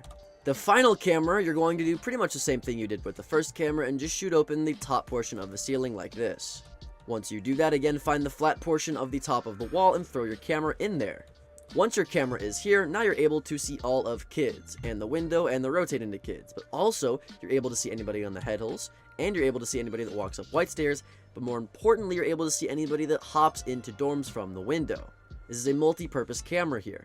Now, that camera and the previous camera that I showed you in Master both serve the same purpose, which is pre-placed nitro cells. This pre-placed nitro cell in Classroom allows you to kill anybody that you see walking into closet on your Valkyrie camera trying to get the wall open. But let's say they don't push this side of the map, and they push the big window and white stairs instead. Well, then you can get on the third camera, ping the bottom of the double window right here, put a nitro cell just right here, and now anybody that walks into the double window, you can easily get a nitro kill from below for absolutely free. Now, because you need to place these nitros whenever you see them pushing, it's best to play downstairs as Valkyrie, at least in the early parts of the round. But that's it for this video. My name's Alka, and check out this next video. I'll see you there. Later. The first strat is this echo strat for kitchen on cafe. To do this, first you want to come into coffee inside of kitchen. You're going to go all the way towards this wheel as far as you can. Then, look up at this part of the cabinet. You want to shoot out the glass just like I've done here. Aim your crosshair at the lowest bar out of the 2 shelves here and throw your echo camera. Now it should stick onto the shelf just like this. Now you can get on your echo camera and actually drive it into the shelf and hide it away. This will become useful later. For the second echo camera, you want to break only the left or upper part of the shelf here and then throw your echo camera inside of the shelf. This echo camera is pretty hidden, and because most attackers will hear the echo camera, they're going to assume it's above them and not inside of some shelf. So it's actually pretty hidden. You can get on the camera and hide it even further behind this debris like this and wait for an attacker to push the double door. Now in terms of where you'll be sitting, you're going to be sitting inside of kitchen, preferably right here next to the drone hole. You want a reinforcement here with head holes right here, or the other way around, it doesn't matter, with optional head holes here as well. As Echo, you have 2 jobs here. Your first job primarily is to get on the second camera that I showed you, and if anybody tries to push your double door, you can easily hop your camera up, stun them, hop your camera down, and go through the drone hole, or go behind the briefcase into coat check. It doesn't matter. You just want to get your echo camera somewhere else so it doesn't get shot, and then you as an echo player are going to swing the stunned player off of these head holes. It's a pretty good strat that will allow you to get a lot of free kills for over aggressive players. For the second camera though, you're going to hop it out of this cabinet here if anybody tries to drop the freezer hatch or just plant inside of the bomb site in kitchen, just like this. Hop it out, go onto the roof, stun here behind the bomb or in the freezer, and now with this optional head hole, you're able to kill anybody that you may have stunned. It's a pretty good strat. Now that was just one out of 33 different strats that I'll be going over in today's video. An even better strat though is this top floor mute strat for canal. Now your first mute jammer is going to go on the left side of this doorway. This makes it to where if you're sitting on top red, no one can drone you from the door here. Your second mute jammer is going to go to the middle of red stairs just like this. This will make it to where nobody can drone up red stairs for where you're going to be playing. Now the last 2 mute jammers are optional. You can either use 1 mute jammer for each set of these walls here for the 90 hallway, or you can put a mute jammer on top green and a mute jammer for skybridge. It just depends if you want wall denial or if you want drone denial. It's pretty optional. Now as mute, because you have a shotgun, you want to be making feet holes here for your box player and for you, and you want the optional rotate here and the rotate here. Primarily for the strat, you're going to be playing on red stairs with your shotgun. If you play on red stairs with your shotgun, nobody can drone you, so they don't know that you're doing this, so you have the element of surprise. This will make it to where if anybody tries to come up from bottom red, you can easily shoot them with a shotgun. If they try to come up in the box, you can easily swing, shoot them with a shotgun. If they try to hop in the 90 window, you can easily ADS, shoot them with a shotgun. It's pretty easy, and because of the shotgun buff, these are all one-tap ranges, especially with this good of a shotgun. Now, if they decide to go in the feet holes here, you can easily SMG-11, or even prone, and shoot them with a shotgun. So it's a pretty good strat if you love using shotguns, and most of the time you will win, because a lot of players love to push the 3 key areas that I talked about in this strat. An even better mute strat is this top floor cafe strat, where you're going to be primarily playing inside of the box here. As mute, again, because you have a shotgun, there's a lot of site setup that you need to do. First of all, I recommend shooting out the bar here. Secondly, you want to shotgun out the bar here as well. You do this primarily because people like to plant here and they like to plant here. So now anybody inside of Cocktail can easily deny both of those plants from happening. You also want optional feet holes and head holes on this wall, and then you want to rotate and rotate there if your teammates didn't make that. Now your first mute jammer is going to go right here. This will make it to where nobody can go on the new hatch and drone you from this doorway right here. The second mute jammer is actually going to go in the box with you. The third mute jammer is going to go next to this drone hole. Now this serves 2 purposes. It pairs up with the mute jammer there, making it to where no one can drone this hallway from the door or the hatch, and it also gets the right side of the red wall, which should be reinforced, and with a mute jammer on the left side as well. That way you have both sides of the wall mute jammered, and nobody can shoot either of the jammers because they're both pretty hidden. Finally, you want a hole on this wall right here. This will allow you to have your shotgun out ADS, and if anybody drops the hatch, it's a one-shot kill in most scenarios. If not, it's definitely a down, and if not, you can easily just go to the door and shotgun them instead, or nitro them without even having to see them, and it's a free kill then. The only thing unorthodox that I recommend you do is reinforcing this hatch, this being because people can buck below you and completely ruin your strat, so you don't want that to happen. Overall, it's great because nobody can drone you at all, and you have the element of surprise with a shotgun, just like the last strat. An even better cafe strat, though, is this castle strat for kitchen. Now, this is a pretty common strat, but I like to put my own twist on it. As castle, you're going to be playing inside of coat check. So for this reason, you want to barricade off the double door right here. This makes it to where if you want to rotate back to site, you don't have to worry about the long angle from anybody in restaurant. You also want to make a rotate into whiskey here. This makes it to where if you have any roamers trying to come back to site from that side of the map, they're not completely locked down. And it also allows you to hold any attackers trying to push the double door without having to expose yourself. Next, you want head holes on the right side of this wall right here. Now, like I said earlier, I like to put my own twist on this. Instead of reinforcing both of these walls, I like to put a rotate rotate or head holes on this wall instead. This makes it to where if you want to play bakery or you have a bakery player, they can rotate back to sight, and it also allows you as the co-check player to hold a long angle onto anybody on the bakery double, or anybody inside of bakery in general. So it's a really good angle that not a lot of people know about, and you can get a lot of free kills with. For the proximity alarms, you want one under the desk in small bakery. This will allow you as the castle to know if anybody's in small bakery, so you don't accidentally wide swing any angles that you don't know if an enemy is there or not. Next, you want this wall reinforced with a castle barricade right next to it, and then you want a crouch height rotate next to the castle. You have to make it crouch height because it forces you to crouch so that you have cover behind this bookshelf and you're not exposing your head to anybody on the double door or inside of bakery. Next, you want to castle off this door here. This forces attackers who want to push this side of the map to go either through the rotate, where you can kill them with the head holes, or through the double window, which is very dangerous for them because it exposes them with a vault prompt and from many other angles as well. Now, a lot of people like to barricade this window as castle, but this is actually a mistake. You don't want to be doing this. The reason people do this is so that they're not exposed to anybody inside of reception right here, or anybody specifically on the door trying to grenade them. But you want to be able to use this window to rotate to any attackers on this side of the map, so I wouldn't castle that. Instead, I would actually just castle this double door altogether. It forces attackers to go through the window here or to go to brown stairs, in which you have an angle from the co-check window that you can use to hold anybody trying to do that. For the final prox alarm, it's optional. I'd either put it on red stairs so that you can notify yourself of any attackers that are there, or you can put it on the bakery double so that you can use that angle to get free kills. But other than that, that's it for the strat.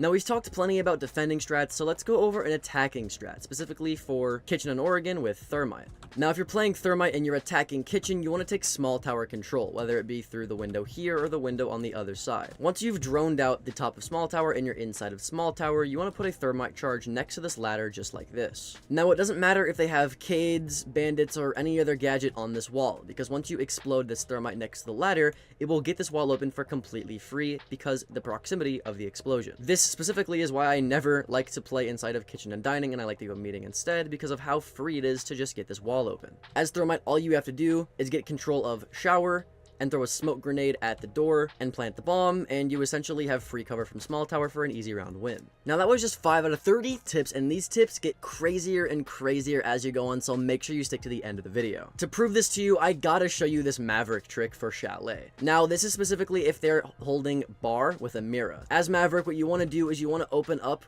with you or your teammate a hole into the basement wall just like this. Now, the hardest part about this strat is getting a drone in here and actually making sure that basement is clear, because a lot of people like to sit here as a roamer, but if you're able to actually do that, then this strat is a piece of cake. All you do is you crouch in this hole, destroy the default camera here, and walk up this staircase like so. Now, make sure to reload your torch, because what you're going to do right now is immediately come to this wall and blow a line right here.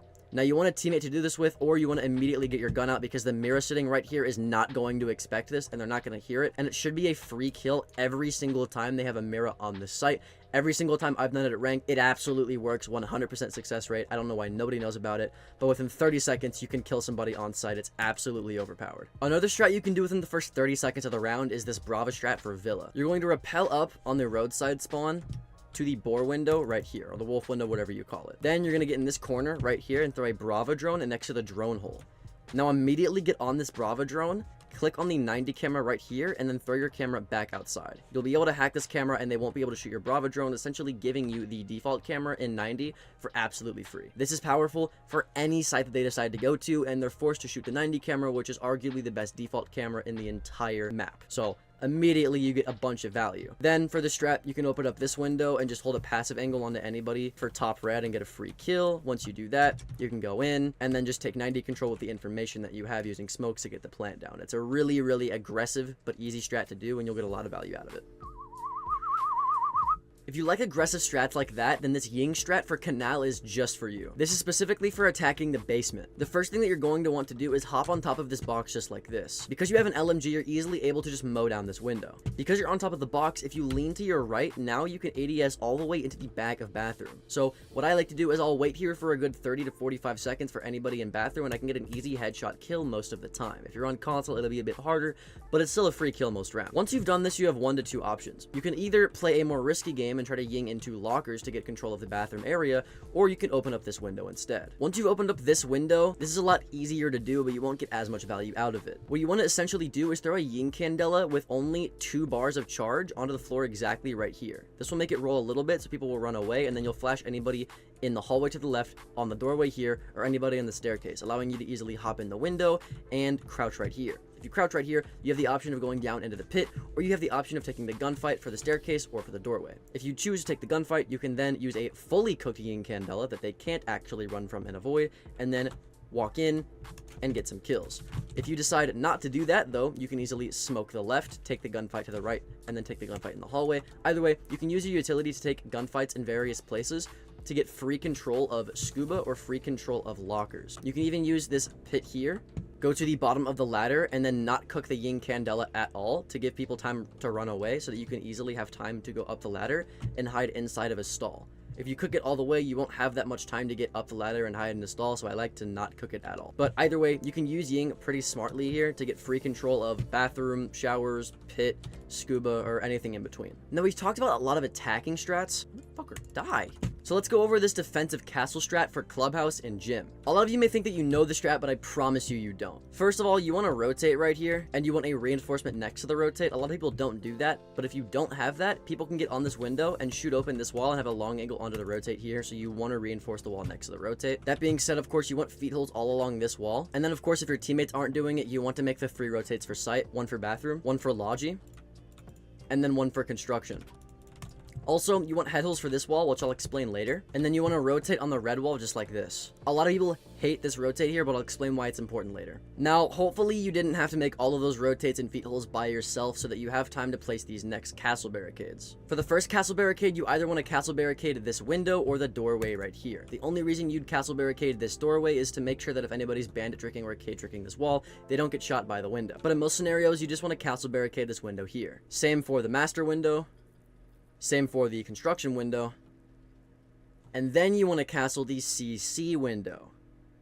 Now, what a lot of people will do instead is they will castle this door. But if you castle this door and you don't have a rotate right there, it makes it to where you can't go on this window and pressure anybody on highway, which you really want to be doing as a defender because it makes people play a lot more scared on these windows, allowing your people on site to have a much easier time playing the game. Instead, castle this here, and maybe even think about reinforcing the wall here so they don't get a long angle into cache. This will make it to where they can't as easily push into CC, and with your rotate on red, you can play red and they can't push into CC. The entire point of the strat, again, is just to hold CC. Now, because you have a rotate here, don't waste 2 reinforcements on this wall right here. Instead, you want to reinforce these CC walls again because you want to hold CC. Then, you want to make sure these 2 walls are reinforced as well. I'm not saying as castle you have to do all of this, but you have teammates that can do it for you. In terms of prox alarms, you want one for red stairs, obviously, so you don't get flanked, and then you want one for main stairs so that your teammates don't get flanked. As castle, your main job is to play inside of cache and play inside of CC, either using these head holes to contest anybody hopping in through the castle barricades, or using this window to prevent anybody from even breaking the castle barricades in the first place. These head holes also serve a double purpose, because you can sit inside of construction and kill anybody in CC just in case you lost CC control, or you can sit inside of construction and hold the rotate in case you lost top red control. Either way, these head holes are crucial if you want to hold this site in general, even without a castle strat. Speaking of castle strats, you've got to try this mid-floor reading room castle strat if you win both your upstairs and downstairs defenses for cafe. Your first castle barricade you want on the reading room door. You want this on the door because you don't want them to be able to go from spawn on this door immediately into sight, or if they come up from brown stairs or 3rd floor, you just don't want them to be able to run in through this door for free. It's really nice having a castle barricade here for that reason. Again, you want to also pair that up with a proximity alarm so that if they do break the castle and no one's near it to hear it, they can hear the proximity alarm instead. You want to rotate into laundry room, as well as feet holes all along both of the sites here. Now, you don't want to actually make the feet holes all the way to the right, because if you have an attacker right here, they can easily shoot anybody trying to rotate back into the other site. So I like to cut it off right there. And it also goes without saying that hopefully you, as the castle player, aren't having to make all of these feet holes, because that would just be hell for you. Next, you want to rotate on the left side of this wall here, and you want to make it vaultable, just like this, not crouch height. Now, honestly, I wouldn't even consider this a rotate, because it's not. You really use this because as a defender, you want to be able to sit inside of fireplace and hold anybody coming up from top white stairs once they inevitably take top floor control. Also, make sure that's reinforced. Next, you want to rotate into freezer, and you want to castle barricade on the freezer door here. You also want a castle barricade with a reinforcement next to it in the cocktail lounge right here. And then your final castle barricade will go on the cocktail window, with next to it an open hatch. Now, if you couldn't tell by this strat already, the main purpose of this castle strat is to have people playing upstairs inside of cocktail and also inside of freezer. With reinforced walls here and a tight angle right here, you can easily stop anybody from coming third floor, or at least delay as much time as possible. With this castled off right here, you're easily able to drop the hatch just like this and rotate into reading, or rotate all the way into fireplace as well without much contention. Your final prox alarm you can put wherever. I like to put it on bottom white personally, but a more effective proximity alarm would be on this doorway. That way, if you're playing top floor and they decide to sneak to your left, you'll at least have an alarm system so they can't do that. Now, we've talked a lot about Castle, but let's talk about his better counterpart, Azami, and I brought you on to Basement Nighthaven Labs to show you this. Now, I forgot to bring impacts, but you want to rotate or head holes on the right side of this wall here. Now, because you have this as Azami, you want to put your Azami barricade inside of this rectangle right here, on the top middle part of it, just like this. This will allow you to crouch and have a pixel angle onto these head holes for anybody walking into the breach, allowing you to get a free kill while they're completely unable to see you. But if you want an Azami barricade that has a little bit more forgiveness in terms of what it can actually see, put it in the top right corner instead of in the middle. Now, you can easily see more, but they can easily see you, so it's kind of a double-edged sword in that sense. An even better Azami strat, though, is this one for top floor inside of bank. Primarily, you're going to be playing in Trump for the strategy. Your first barricade is going to go on the bookshelf right here.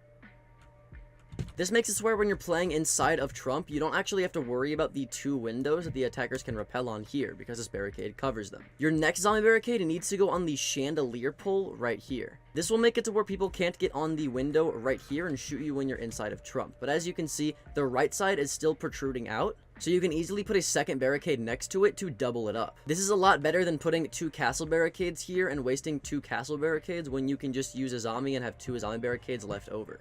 Your next zombie barricade should be going on the couch just like this. This will make it to where if you have anybody rotating inside of janitor into the CEO desk, they don't have to actually worry about these two windows right here that the attackers can easily utilize. And then your final but optional zombie barricade can go on this couch just like this. Now, this is a pick your own poison moment, because yes, it makes it to where the people on the head holes can't shoot you, but it also makes it to where you can't shoot them unless you get next to the barricade and hold a pixel angle, which is great, but then you're exposed to these windows here.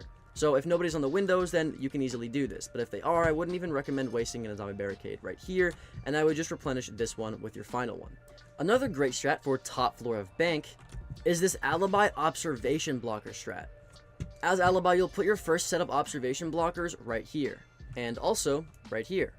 This will make it to where if they try to drone in the prep phase, they can't actually drone anybody inside of banana, and that's very, very powerful for you. You can also abuse this by putting alibi clones behind the observation blockers, either behind the actual observation blockers themselves or behind the windows right here. Either one works. Specifically though, you want to make sure that it's behind the metal grates and not where there aren't metal grates, because then they're able to shoot the feet of the clone and that's actually bad for you. As alibi yourself, you want to be playing in bottom lobby, being very sneaky and trying to avoid drones when you can. This will make it to where whenever people rappel on these windows, they'll shoot your alibi clones because the observation blockers block it, so they're not going to know that they're there when they try to drone out the place. When they shoot your clones, you're easily able to see where they are by the pings, and you can swing and kill them for absolutely free. Same for anybody trying to go through the ATM double door. It's a really, really effective strat, and a great way to use observation blockers. While we're on the topic of bank strats, let's go over this open area castle strat. The main issue with this site is that they can play vertically on it, specifically right here. What you can do to mitigate this is extend the site horizontally with castle barricades. Instead of reinforcing all three of these triple walls here, what you want to do is put a rotate somewhere on it, because as castle specifically, you're going to be holding control of tellers and archives. For the first castle barricade, you'll want it on the window here. This will make it to where nobody can get on this door and get a long angle inside of archives. Your second castle barricade will go on the double door right here. This is a pretty default one, but there's a lot of reasons behind this due to the fact that they can get a lot of angles into kitchen from just this double door alone. You then want a prox alarm for the window hop in here, and another prox alarm for the bottom of marble stairs right here. The reason you do this is because primarily as castle, you'll be playing on the bottom of marble stairs right here. Because you're doing this, you want these two walls reinforced, and you want a castle barricade on this double door right here. This will make it to where nobody can push the left side of the hallway, allowing you to sit on these stairs easier. You also want a rotate right here, so that you can come from the stairs into tellers, with feet holes all along just right here. What these feed holes allow you to do is go to the bottom of the stairs right here and shoot anybody inside of the desk or from this doorway. You'll want holes right here as well because it allows you to get on these same feed holes and shoot anybody coming in through the door right there. But that shouldn't be an issue for you though, because you're going to castle this door off as your final castle barricade, due to the fact that people can immediately go into ATMs from spawn and get a long angle through this wall into anybody inside of tellers or archives. So you just want this castled just like this. These past few tips have been nothing but defender strats. So let's go over this attacking Osa strat for coastline. As Osa, your first shield is going to go somewhere on the hookah balcony. You can either use your shield to open up the door and then place it in front of the door, or place it in front of the door and then open the door. Either way, doesn't really matter. Just put your shield in front of the door. Your only concern is watching out for this window, but you can easily hold a pixel behind the shield just like this. But that's all for a distraction and for a teammate to use. Your second Osa shield is where you're actually going to be playing. First, rappel onto this balcony right here. Then rappel upside down onto this window and pull your shield out. You're going to break the window and deploy your shield upside down on this window just like this. Now you might think that you can use this upside down to hold angles like this, but actually you want to rappel right side up. Now you have a pixel angle onto anybody on the rotate right here or anybody on the door to your left, and they can't shoot you due to the fact that they can't even see you, much less shoot through a bench or through an Osa shield. It's really good, and with frag grenades that you can lob at a shield over here in vase, it's no surprise why this strat is going to be great this upcoming season. Bringing it back to the defense just for a second, I want to go over this bedroom-bathroom strat with Cade. Now, as Cade or anybody playing the bathroom site in general, you want these two walls reinforced, but a good Cade claw is something that you would not expect. To do this, all you want to do is come upstairs in the lounge, then shoot the left pillow right here. Next, you're going to throw a Cade claw on the very left side under the bench right here. This Cade Claw here will electrify both walls, as you can see, and they're not going to find that Cade Claw whatsoever, I promise you. Your second Cade Claw can go somewhere on the wall right here for the bedroom closet, just to make sure that nobody can go on the door right here and immediately open the wall in the site. It's a pretty good Cade Claw. An even better strat, though, is this Nomad strat for top floor cafe. As Nomad, you want to spawn park, and then you're going to rappel all the way up to the back alley wall right here. Once you rappelled up, you immediately want to pull your air jab out and shoot an air jab below the heaven window and above the hell door. If you shoot it exactly in the middle, it'll make it unimpactable by any defender, while also making it to where if they jump out the window or run out the door, they'll get air jab either way. The second air jab is going to go below the white window right here. Both of these air jabs allow you to safely rappel onto this window right here without having to worry about a run out. If they do run out, you'll get a free kill most of the time. Then what you'll do is you'll destroy this window. If you destroy the window on the left side first, you can easily shoot anybody on the rotate or on the potential mirror on this wall here. Then if no one's there, immediately look to your right and shoot anybody on the right here. If no one's there, check the left corner, and if all else fails, just hold this window, because a lot of times people will pass through your line of sight here and you'll get some free kill. You can also do the same thing by rappelling on the white window and immediately shooting open the top left corner just like this and shooting anybody that's playing inside of pixel or in the bathroom hallway. Overall, this strat is amazing. An even better Nomad strategy though is this top floor canal attack, where you'll put an air jab primarily on the white stairs door right here. You want to put it honestly a little further out because they might be able to shoot that one, but you get the idea. Now once you're able to make your way towards the door, you don't actually want to air jab the door, primarily because you're taking control and watching the door anyway, so it's kind of a waste. Instead, put your two air jabs on the 90 windows here, and there of course too. This makes it to where you can safely sit on the wall and not have to worry about a single run out, which on canal is a very nice security to have. Rounding it back down to the defense though, let's talk about this basement as zombie strat that you definitely need to know. Your first zombie barricade needs to go in the very corner of this box just like this. This will make it to where when you have a rotate right here, you can actually safely rotate even if the wall is open, which is very powerful for you, and it also gives you something to play off of in the process. Next, you absolutely need an zombie barricade on the corner of this box right here as well. This will make it to where you can safely rotate from this double door without having to worry about the yellow door here. It also gives the person playing on pipes the ability to play off of an zombie barricade for the wall, which is super powerful. Now, there's more zombie barricades that you can do, like the one on this blue box, but the rest are pretty optional. The next part of the strat is more important. What you want to do is impact trick this wall. You first want to throw your impact through the hole here, and then once you do that, they'll adapt by putting their breach charge on the bottom of the wall, to which you can counter by throwing your impact in the drone hole. If you throw it through the drone hole first, they'll know that you know what you're doing, and they'll just rotate to a different part of the site. But if you do the one above the wall first, you'll waste both of their breaching charges, allowing them to not get a single wall open in the process. Bringing us back to Skyscraper, let's go over this Zofia strat for karaoke. First of all, you want to bring claymores, so as you can see, I've already failed. Jokes aside though, you want to rappel up to the blacktop balcony just like this. Once you've rappelled up here and you've baited any potential runouts, you want to rappel into the balcony. Place your claymore that you hopefully didn't forget on the window here. That way you don't even have to worry about the potential runout right there. As Zofia, you want to open up this doorway.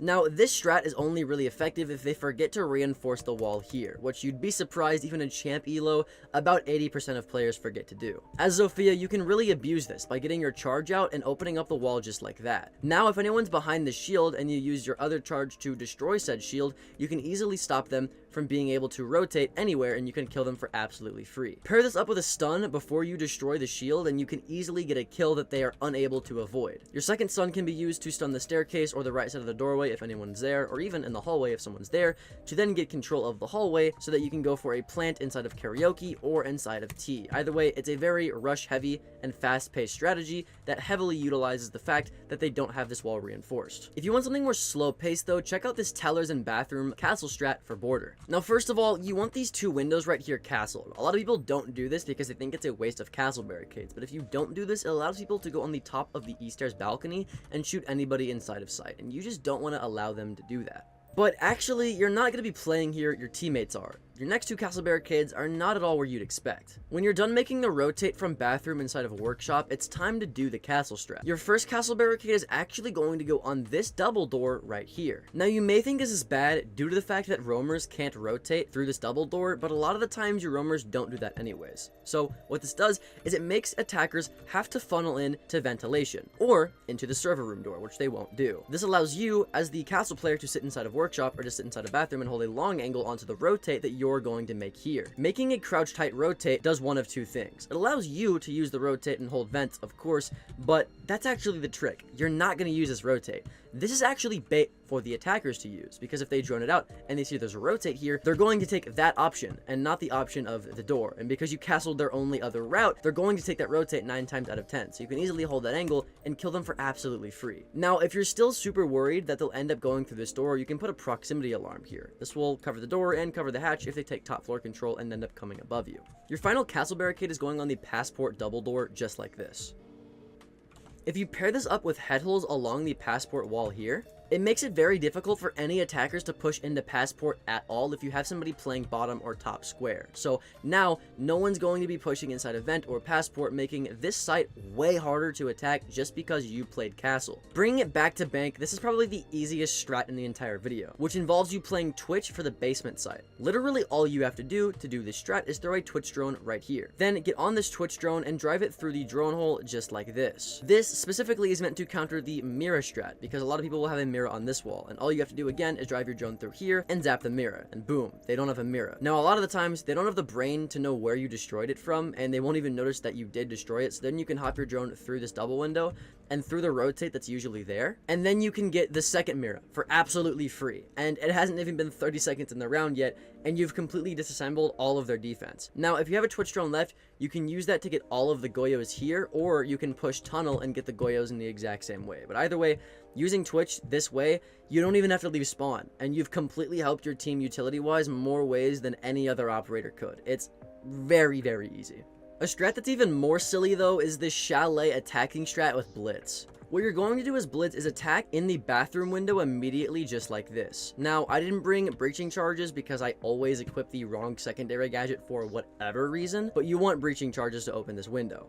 Make sure you have a drone in solarium as well so that you can drone out bathroom. What you're going to do is, you guessed it, put a breaching charge on this window, and then as soon as you explode it, you're going to immediately hop in with your shield and rush into piano just like this. Shout out to Glenny R6 on YouTube because he showed me this in a ranked game, but nobody expects this, and it gets you free kills every time, especially if you have teammates behind you that can easily follow up with it. It disassembles the entire defense in a matter of like 30 seconds, and it's so aggressive, so fast paced and out of the blue that you're just gonna win every single time that you do it in your ranked games. I only recommend doing this once in a game though.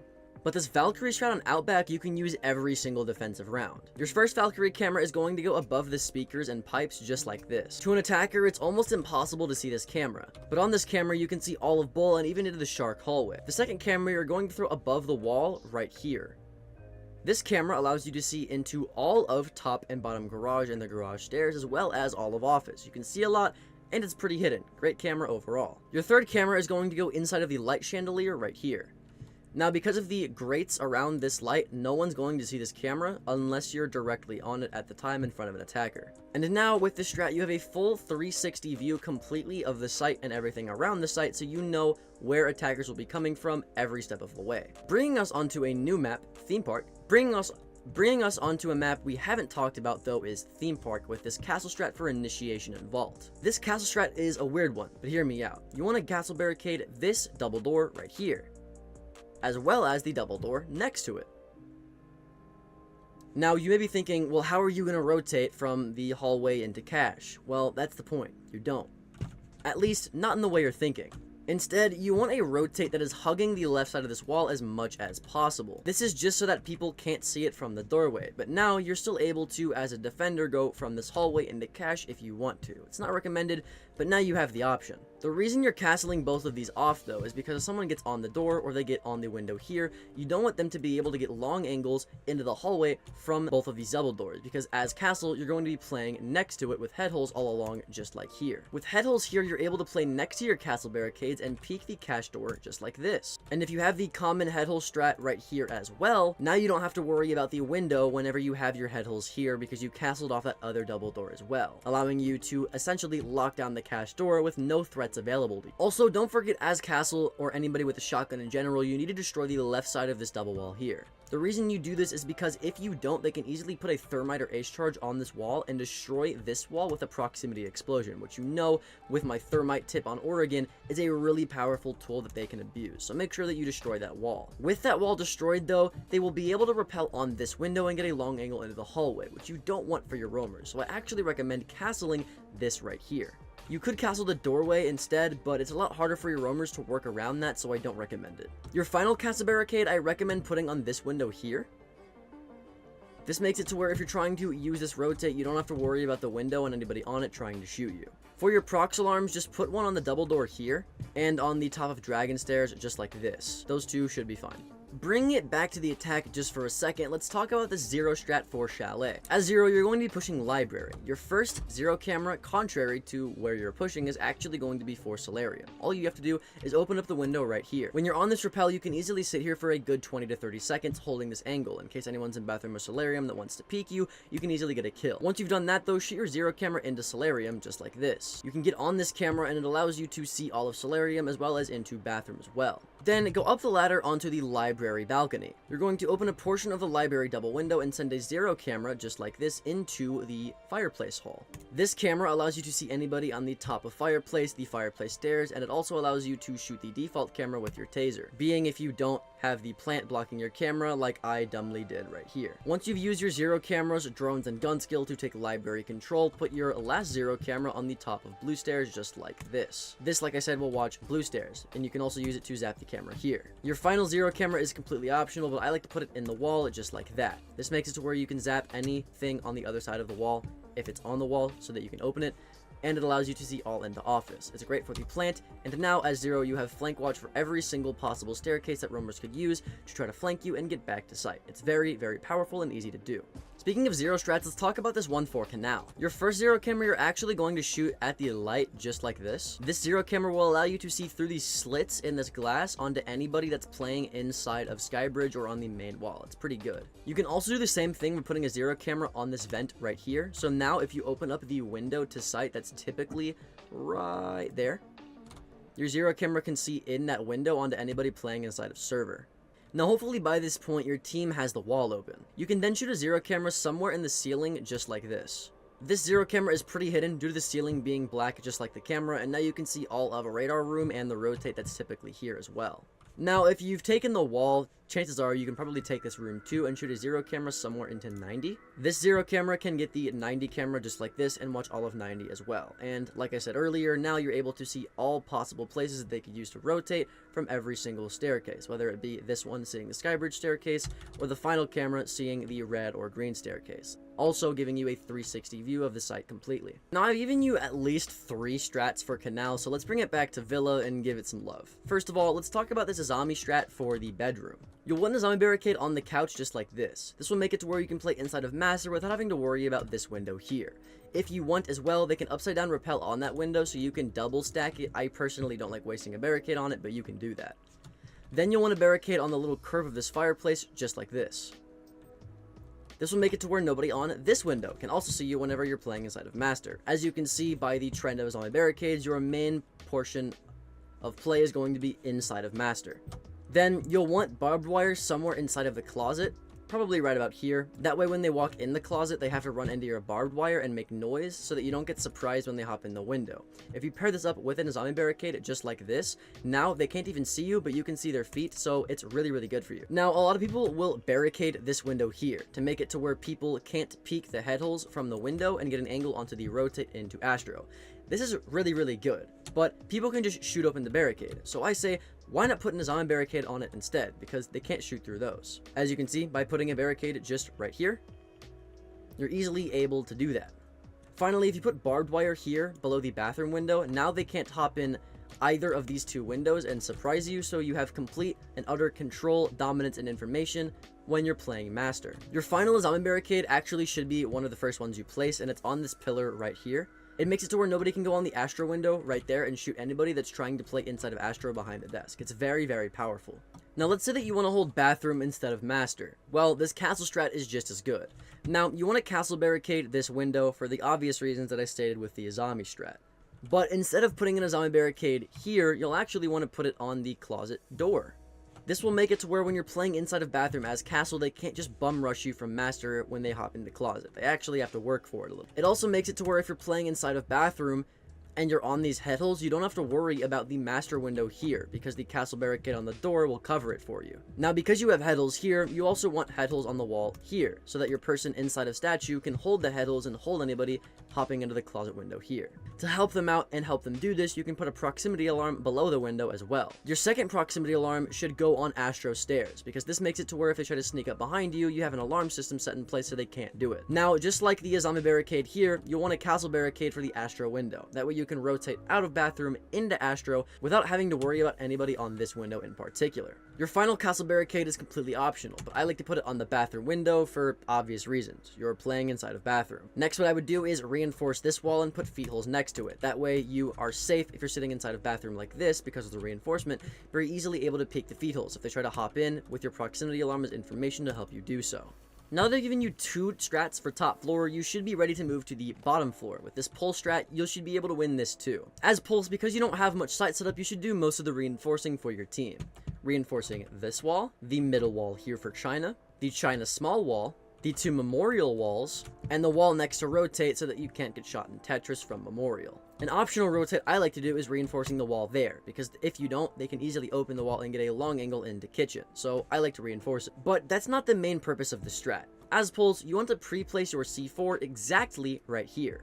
Because if you don't know, the closet door is right there. So whenever you're on your scanner and you see that they're in closet running from the closet door into Master, putting your C4 all the way out here allows you to have that little bit of delay time so that you don't actually miss the person who runs out. When you see them on your scanner, you can easily blow your C4 up and get a free kill. It works 9 times out of 10 in most of my ranked games, and you're still pulls so you can get some value afterward. But come on, you didn't think I'd skip Aviator in games, did you? Well, with this mirror strat, you won't have to. Most players make the mistake of putting a mirror window here for study, but I have a very weird strat that you might want to try next in your ranked games. Instead of putting a mirror for study in Aviator, I actually recommend you give up Aviator entirely. You want to do this by reinforcing the wall inside of Games Room right here, where you'd normally have head holes, and then you want to put a mirror directly right here.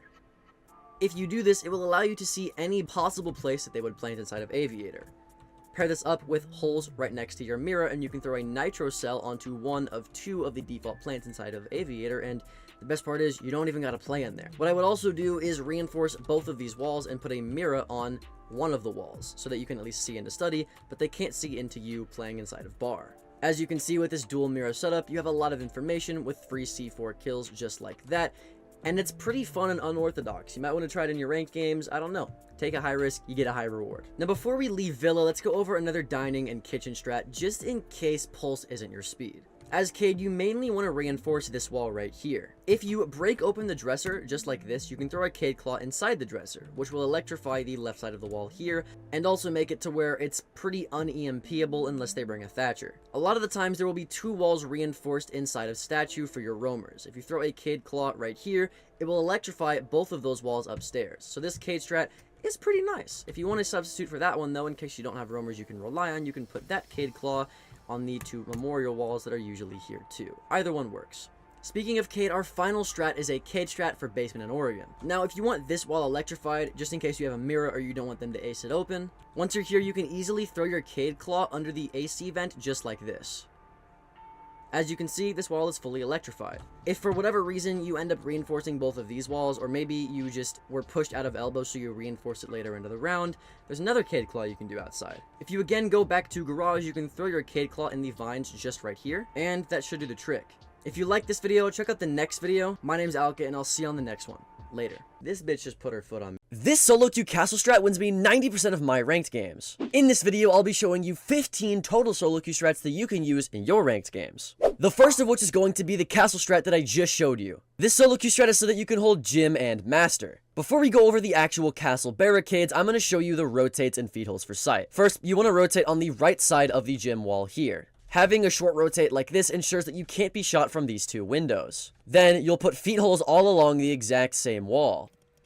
Then what you'll do is you'll reinforce the wall in between the rotate and those feet holes. This reinforcement right here ensures that if anybody tries to get on the gym window right there, they can't get a long angle into your next rotate, which is going to be the Logi rotate on this wall. As you can see, the reinforcement completely covers the window. Once you've made that rotate, make sure that you have a rotate for bathroom on the right side of this wall right here, and make sure that it is vaultable. The reason that you make this vaultable is so that if an attacker runs in here, they have to waste a lot of time, get locked into an animation, and not be able to move or aim as well because they're vaulting, and it gives you an audio cue so that you can swing and kill them a little bit easier. In terms of rotates, the last one on site, or at least near site for that matter, is going to go on this construction wall into Logi. You make it vaultable right here for the exact same reason as the last one. People will open up this rotate and walk in, so make it vaultable so they can't just as easily do that. But hopefully you don't have to do all of that site setup, because you still have to set up the other side of the map with your shotgun and with your castle barricades. So make sure you got like a mirror or somebody else with a shotgun to do a little bit of that for you. Because the first part of your strat is opening up head holes just right here. You never want to reinforce this wall. The reason you put head holes here is because you're actually going to be playing inside of cache. These head holes will allow you to see all 3 windows, so if they want to hop into site or into construction, you'll have a long angle that can prevent them from doing so. Now, the final rotate that you'll be doing is the one on this cache wall right here. Some people like to reinforce the triple wall right here as well as the dual wall right here, but if you reinforce that Logi wall instead, it makes it to where you don't have enough reinforcements to actually do this. So we're not going to do that. We're going to put a rotate here and leave these 2 walls soft, because a huge part of the strat is playing top red stairs. To make sure you don't get flanked from bottom red, you'll put a proximity alarm right here. One huge issue though is attackers love to push rafters, so you can easily castle off this window so they can't contest you whenever they try to push into CC. Another way they push into CC is through these 2 walls, so instead of wasting 2 reinforcements on that wall, waste 2 on this wall instead.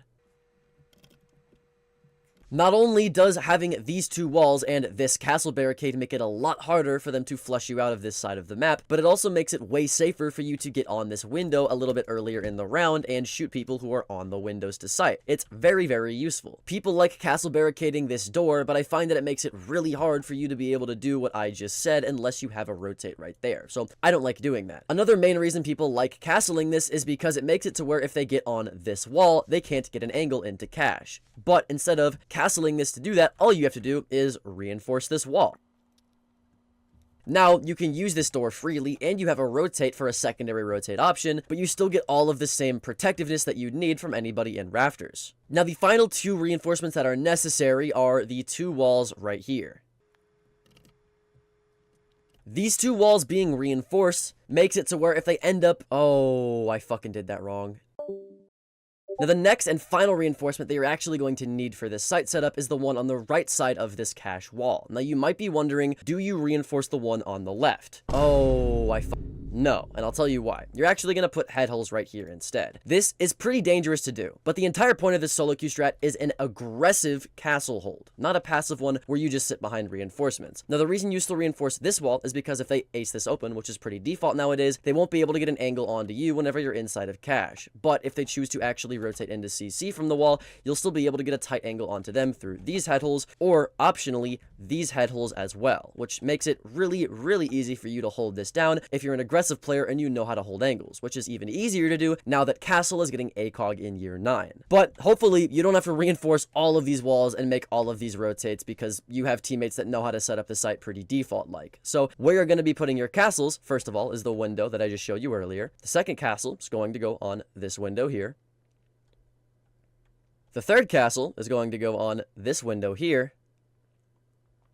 And then the fourth castle is optional. You can either put it on this window, which is pretty much what a lot of people do in SoloQ. I wouldn't blame you. Or if you know that you have somebody trying to turbo route trick, bandit trick, K trick, this wall here, whatever it may be, you can put a castle barricade on this door instead, because this castle barricade will protect your tricker from anybody on this wall trying to shoot them. So it's all dependent on what your team is doing, really. But let's say you'll do what you'll do probably 9 times out of 10, which is just castling off this door. Then your final proximity alarm will go under this window. Again, the reason you have a proximity alarm under this window is so that you can sit all the way inside of cache and watch anybody who's hopping in this window for the plant. And because the reinforcement starts pretty late, like it's super far on the right, if they hop in, you can still wallbang them for a good amount of time before they have cover behind that reinforcement. So like, it's still a pretty good strategy that you can use, and it's aggressive enough to allow you to actually still maintain control of CC for long enough to get that angle that we were talking about earlier. So overall, it's a great SoloQ strat as long as your teammates know how to set up the site pretty default, and you don't have to reinforce 5 things and make all these different rotates and feet holes. A strat that doesn't rely on your teammates as much, though, is this buck strat for attacking the basement. Now, as Buck, you'll be spawned in main gate because you're going to try to attack the basement site, and to do this, your first point of entry is going to be the main double door right here. Once you've opened this up, you should still have a prep phase drone somewhere in lounge or inside of stock. You really just want a drone here to watch your flank, because primarily you're going to take a left and play inside of bar. Now, assuming that you have the default Hibana Ram strat going on kitchen, or just at least somebody playing a hard breach for kitchen, that part should be clear enough to where you can walk into bar after droning yourself in, to hold main stairs, to clear bottom main stairs, maybe clear bathroom, do what you need to do. But spend the first 30 seconds to a minute just clearing out this side of the map and holding your flank drone to make sure there's no over-aggressive defenders. Once you've ensured that this is not the case and your Hibana has started working the hatch, then pull out your hard breaching charges, because your main job is going to be getting open this hatch right here. Once you have this hatch open, it forces a lot of players to get out of this short hallway right here, which makes it a lot easier for your teammates to push down main, and it makes it a lot safer for you to start making vert onto this hallway right here, because if they're in that hallway and you start making vert, they can shoot you through your own vert, and you don't want that to happen. So make sure you open the hatch first if possible, and if not, start making vert all along this hallway right here. Making vert in this hallway gives you a lot of different angles that you can utilize to kill defenders. You can see the typical rotate that's here. You can see anybody in the hallway for that matter. You can see anybody in short hall and moto. If you get on this side, you can see anybody on this doorway over here. It's pretty nice. But because you're playing Buck, you can also open up these stage walls right here and these bar walls right here as well to get even longer angles. You can even open up the wall once you're here and get angles onto anyone in armory. You can open up what's typically on a rotate right here and get angles into armory again. Now, you want to be sparing because, as you see, I just ran out of Buck ammo, but because you're playing Hibana and typically Ram is default on this site too, you won't need that much vert, and when this hatch is open, all of that vert and all of this vert will be plenty enough. And worst comes to worst, you can just shoot out a little floor hole here and use that for vert too, so like, you have your options with Buck. It's a great idea. But once you've been playing vert for long enough, you're gonna do the default Pro League take, which is rotate... Oh, fuck. Hold on. Hello? Which is rotating to the blue stairs. Now again, you want to do this late into the round because most people won't expect it, but get your hard breaching charge out if you haven't used both already and get open this hatch. Once this hatch is open, it allows you to get a little bit of utility and a little bit of information when you throw your drone down so that you can push down generator. I don't really recommend you drop the hatch because if you do, you'll be exposed to anybody in dirt or on the AK rack, so just use this as like an information spot and to kind of scare the person in generator so that you can walk down the staircase and eventually take backside really, really late into the round to kill anybody in armory who isn't suspecting it. It's a great strat that a lot of people use that you should start using in your ranked games.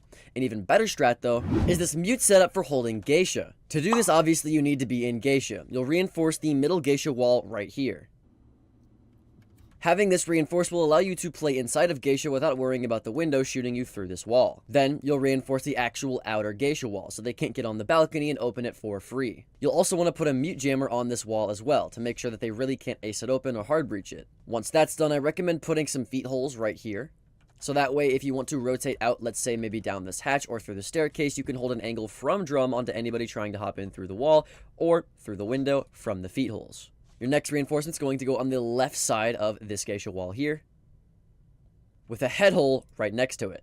This will make it to where you can't really get shot from anybody in the hallway, because you'll be behind this reinforcement here. But if you want to peek and still shoot them, you can. Also, it's pretty common to have head holes on this side of the T-wall, so you can use this hole in tandem with those holes to actually deny anybody from walking into the site through this doorway. Finally, make sure that you have a rotate actually outside of geisha into karaoke so that you can leave if they're starting to pressure you with yings, flashes, drones, whatever it may be, with a reinforcement on the left side right here so they can't get a huge angle onto anybody inside of karaoke. In terms of actual mute jammer placements, obviously the first one's going to go on that wall. The second one, however, is going to go on the left side of this door. You don't want to put it on the right side, otherwise they can shoot it from this window. This will make it to where if they want to drone you out from the brown staircase or drum, whatever it may be, they can't. Now, if you have nobody doing wall denial on these two T-walls, you should put your third mute jammer here, and then you should put your fourth mute jammer on this door. It just makes it a lot easier for your karaoke player. Now, if you do have something electrifying these walls, or maybe you have an extra mute jammer left over from somewhere else, I actually recommend putting the mute jammer on this first reinforced wall right here.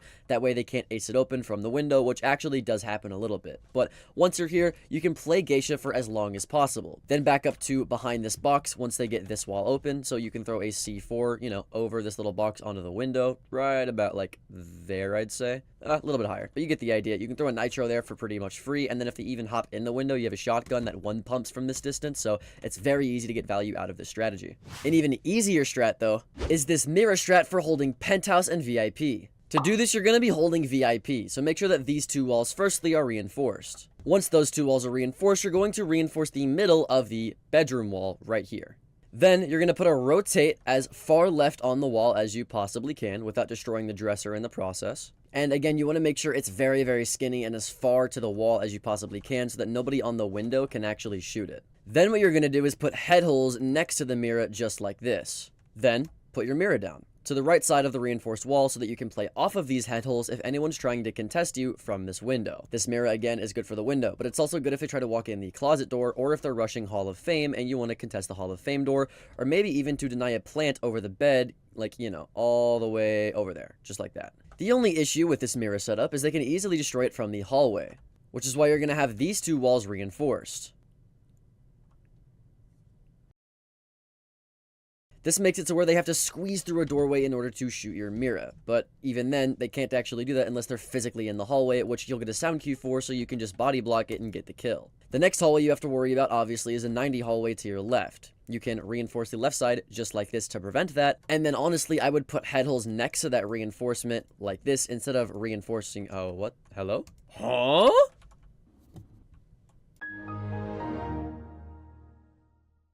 These head holes allow anybody who's actually sitting in 90 as a defender to contest anybody on the wall, especially if you have that castle strat where this door is castled, this window is castled, that door is castled, you got a prox alarm here. Like, it's pretty safe to sit in this hallway and do that as long as nobody's pushing the hallway. So these head holes are pretty useful. It also allows you to pressure these doors from an angle that isn't just the mirror angle, and it also makes it to where you can pressure people in 90 if you're inside of VIP. So having head holes here is great. In terms of your second mirror options, people either put mirrors on the left side of this wall or the right side of this wall. Now, you never want to put it on the left side here. That's because you always want to rotate on the left side of this wall instead. The reason you put a rotate on the right side right here and not the left side right here is because a rotate here is exposed to the window, whereas a rotate here isn't. Now you might be saying, well, a rotate here is exposed to bathroom and Hall of Fame. Yeah, but so is this rotate, right? So you might as well have a rotate that's not exposed to an extra angle. This rotate also allows you to contest these head holes so that you can shoot people on the wall, and I find I get a lot of free kills doing this. Which means if you want a mirror on either of these walls, you would reinforce this wall, and then you'd put a mirror on it. This allows you to swing off of your door pretty easily and get some free kills. But if you don't want to put a mirror on this wall, you can optionally reinforce this wall and put feet holes next to it just like this, and then put the mirror on this wall too. Either or are good options as long as you have these two walls reinforced, but that's pretty much it for this mirror strat.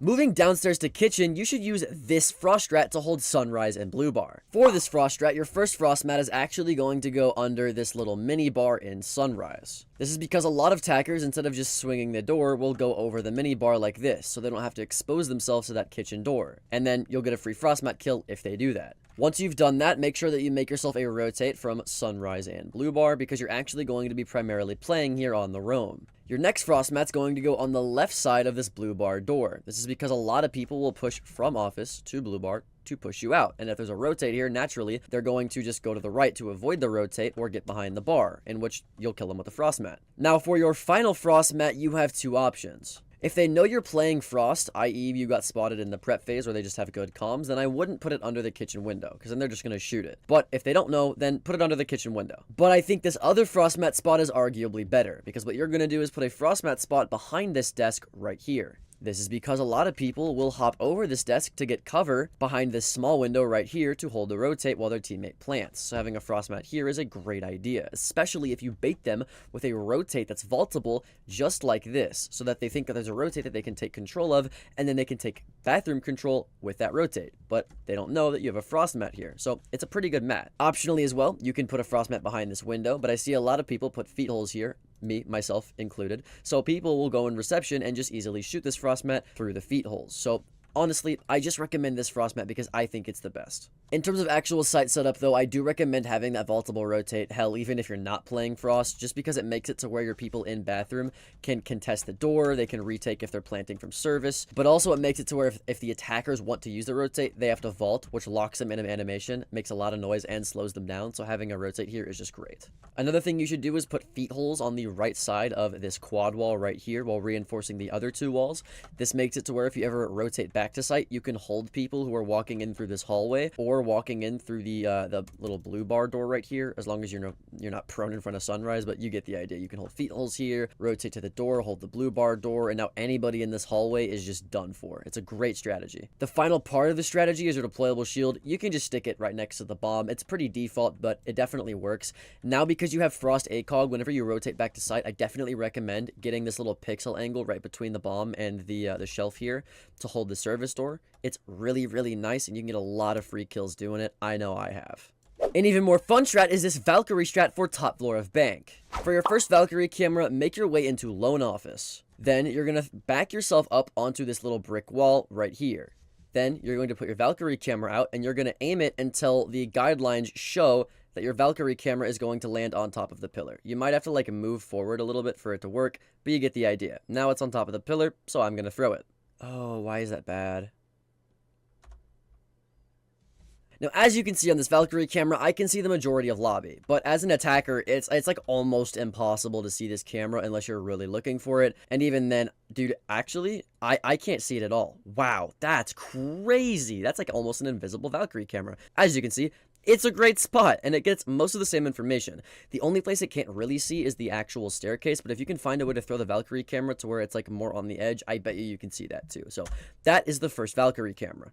The second Valkyrie camera is going to go above this luggage right here. This makes it to where if anybody's in stock or in the hallway or even on the janitor door, you can see them. So it's overall a great camera that a lot of attackers aren't going to find again unless they're looking right at it. And then the final Valkyrie camera, you're going to prone next to this plant in top square. And then you're going to throw your Valkyrie camera on the actual marble wall, but try to throw it in the plants right about right here. As you can see from an attacker's POV, like that's really hard to spot. It honestly just looks like it's a leaf too. But when you get on it, you can pretty clearly see most of top square and the top square double door, as well as into the hallway. So it's still a great Valkyrie camera. With this camera specifically, you can ping right here on the floor and then come all the way down and get a below nitro kill for absolutely free once you're on your camera and you see that they're above your nitro cell. Even after it explodes, if you don't get the kill, now you have an angle onto the double door just like this. So it's a great strategy for Valkyrie. An even crazier strat is this Fenrir strat for kitchen on cafe. First of all, make sure that you have feet holes along the prep wall on the left side, as well as a reinforcement on the right side. Then, put your first Fenrir mine above the double door just like that. Make your way over to the bakery single door and reinforce this. Reinforcing this wall will make it to where nobody can get on this window and shoot through the soft wall while you're sitting in bakery. Your second Fenrir mine is actually going to go below the small bakery table just like this. And yes, this does work on enemy players. I've done it in game. Pair it up with barbed wire, and now if they hop into the window, anybody who's sitting, Harry Potter, coat check, whatever it may be, can easily swing them. Even you in bakery can easily swing them and they won't be able to see you. Your next Fenrir mine is going to go above this double door right here. And then after that, you're going to throw a Fenrir mine on top of this wall right about here. This Fenrir mine actually covers both of the walls and the hatch, and it makes it where the hatch player can't actually shoot it, so it's a great Fenrir mine. And then finally, you can put a Fenrir mine on top of this double door right here, paired with feet holes along this wall. And now if you're in sight and they activate the mine, you can get a free kill through these feet holes. Now, in terms of where you'll be playing as Fenrir, you're actually going to be playing inside of bakery. First of all, you'll know about it. Second of all, they'll be slowed. And third of all, they'll be blind, so you can swing them and kill them for free. Now, because you're playing bakery, having the small bakery Fenrir mine activated just makes sense. And then you're going to activate the one above the whiskey double door. This makes it to where if you're in bakery and they activate it, not only can you be on the feet holes, but you can swing from this door and kill them for free. Once they've taken control of this, or if you're inside of sight, then you can deactivate that one and activate the one on top of the other double door that's on sight. If they happen to open the white wall, you can deactivate that one, or deactivate one of these and activate that one. It's a great strategy that works as long as you're playing passive and only swinging whenever your mines are activated. Moving it over to the attack, let's talk about this Amaru strat for attacking Big Tower upstairs on Oregon. First of all, in your prep phase, get on your drone and get a T2 cam. Make sure that no one is T3, first of all, and then get on your Amaru and go in through the big window, just like this. Once you've cleared T3, you've gotten back on your drone, and you've cleared T2 as well. Then, clear Tier 1, make sure no one's down here as well. You're going to hop down, just like this. Get on this wall, because they're playing upstairs. You're going to get a hard breaching charge and open up this reinforced wall right here. Once that's open, send another drone in, just like this. Drone out all of attic, and if someone's in attic, then you're going to have to take the gunfight. Get in right here and just start quick peeking, taking gunfights. If there's head holes here, wait for your teammates to have opened the wall and taken master control, and then it'll be a lot easier for you to take these gunfights. Once you have attic, take the gunfight on the door, quick peek the rotate, then drop all the way over here, quick peek, do your thing. But essentially, you've taken attic really quickly, and it's just a great Amaru strat to quickly take control of attic if you notice that no one is holding there. If you still want to Amaru rush the top floor site, but let's say you won last round and you want to surprise him again, all you have to do this time is Amaru into the armory window if you have a drone in there as well. Then you can come into here, start quick peeking people, maybe even open up a rotate right here, or wait until you're in trophy and open up a rotate right here if it's safe for you to do so, which I doubt it ever will be. Or if you don't have a hard breacher, then you can just open up the main wall right here. But either way, you get the idea. There's two windows you can Amaru in from for a solo queue strat if you want to do something a bit more fast paced. An even better attacking strat though is this ram strat for attacking consulate. After using a ram drone to break the window, you're going to hop in and pick the ram drone up. Now, assuming you have this droned out, your first ram device is actually going to go next to the piano right here. This ram device will give you all the vert that you need on top of this wall. You can even start it from this door right here and curve it to the left if you want to do that. This way, you'll at least get some vert that you can utilize over here as well for anybody that's on top of the staircase or on the left side of this wall. It's really great to do, and if any of it gets incomplete, you can use your shotgun to complete it. Your second ram drone is going to go from here all the way to that door with a slight right curvature. This is so that you can get anybody behind the red car. You can get anybody that's on pillar. You can get anybody on the black box, on the rotate. You can get anybody, pipes a little bit too. It's a really great strategy. And then the final ram device is going to go from this corner all the way to that corner, assuming that this hatch is reinforced and your ram device doesn't fall down the hatch like mine might do just now. Hold on, let's see. No, I don't think it will, but you get the idea. Now you have vert on kitchen, on this rotate. You'll have vert onto this hallway, onto these head holes here. It even makes a little bit of head holes right here, so you can watch, down the stairs. It's a pretty good angle. And then if you want to get anybody behind pipes, you can reload your shotgun, like I'm doing here, and get vert right here onto anybody behind the actual pipes. It's a great strategy for you to do. Assuming that somehow you're able to get this hatch open, maybe they didn't reinforce it or your teammates got it open as well, you can smoke off in front of you, smoke off yellow stairs, smoke the heddles, whatever it may be, and drop. Or you can rotate to yellow and do the exact same thing. But either way, as long as you play vert here and you get a few kills, you'll be a great help to your team. Moving back to the defense, let's talk about this Kapkan strat for bottom floor of canal. Your first Kapkan trap is going to go on the right side of this site door. This makes it to where if they are rushing through tunnel and they try to rush through this door, they'll get hit by a Kapkan trap. Then, come all the way upstairs, come all the way into the printer office, barricade this door to mute the sound from the drones, and then put 2 Kapkan traps on the right side of this door. Then, you can unbarricade the door, and now because you barricaded it, this little leftover sliver of barricade will help cover the Kapkan traps a little bit. Your final 2 Kapkan traps are going to go on the left side of this double door right here. This is because a lot of people know about the Kapkan spot right here. So once they shoot those, they're not going to expect 2 more to be on this doorway. Once you're up here and you put your final Kapkan traps down, make sure that you reinforce this hatch. And if you can as well, make sure that this hatch is also reinforced. But that's pretty much it for this strat. It's very simple and straightforward. Something a bit more complicated though is this castle strat for holding kitchen and dining on Oregon. For this castle strat, make sure that you have a rotate for dining and shower. It makes it a lot easier to go from where you're playing to where the teammate needs you to play if you're here. Once you're here, reinforce the right side of this wall with head hills on the left. This allows you to get a tight pixel onto anybody walking in through the door, and it also allows you to get a even longer angle onto anybody inside of small tower through the head holes and this doorway. The only issue is this window here, which you can easily just castle barricade just like this. Your next castle barricade is going to go on the double door right here to small tower. This makes it to where if you're on the head holes and they try to rush your left to get you off of the head holes, they can't do that. And it makes it a lot safer for you to play these head holes I was just talking about. Your next castle is going to go on the white stairs door just like this.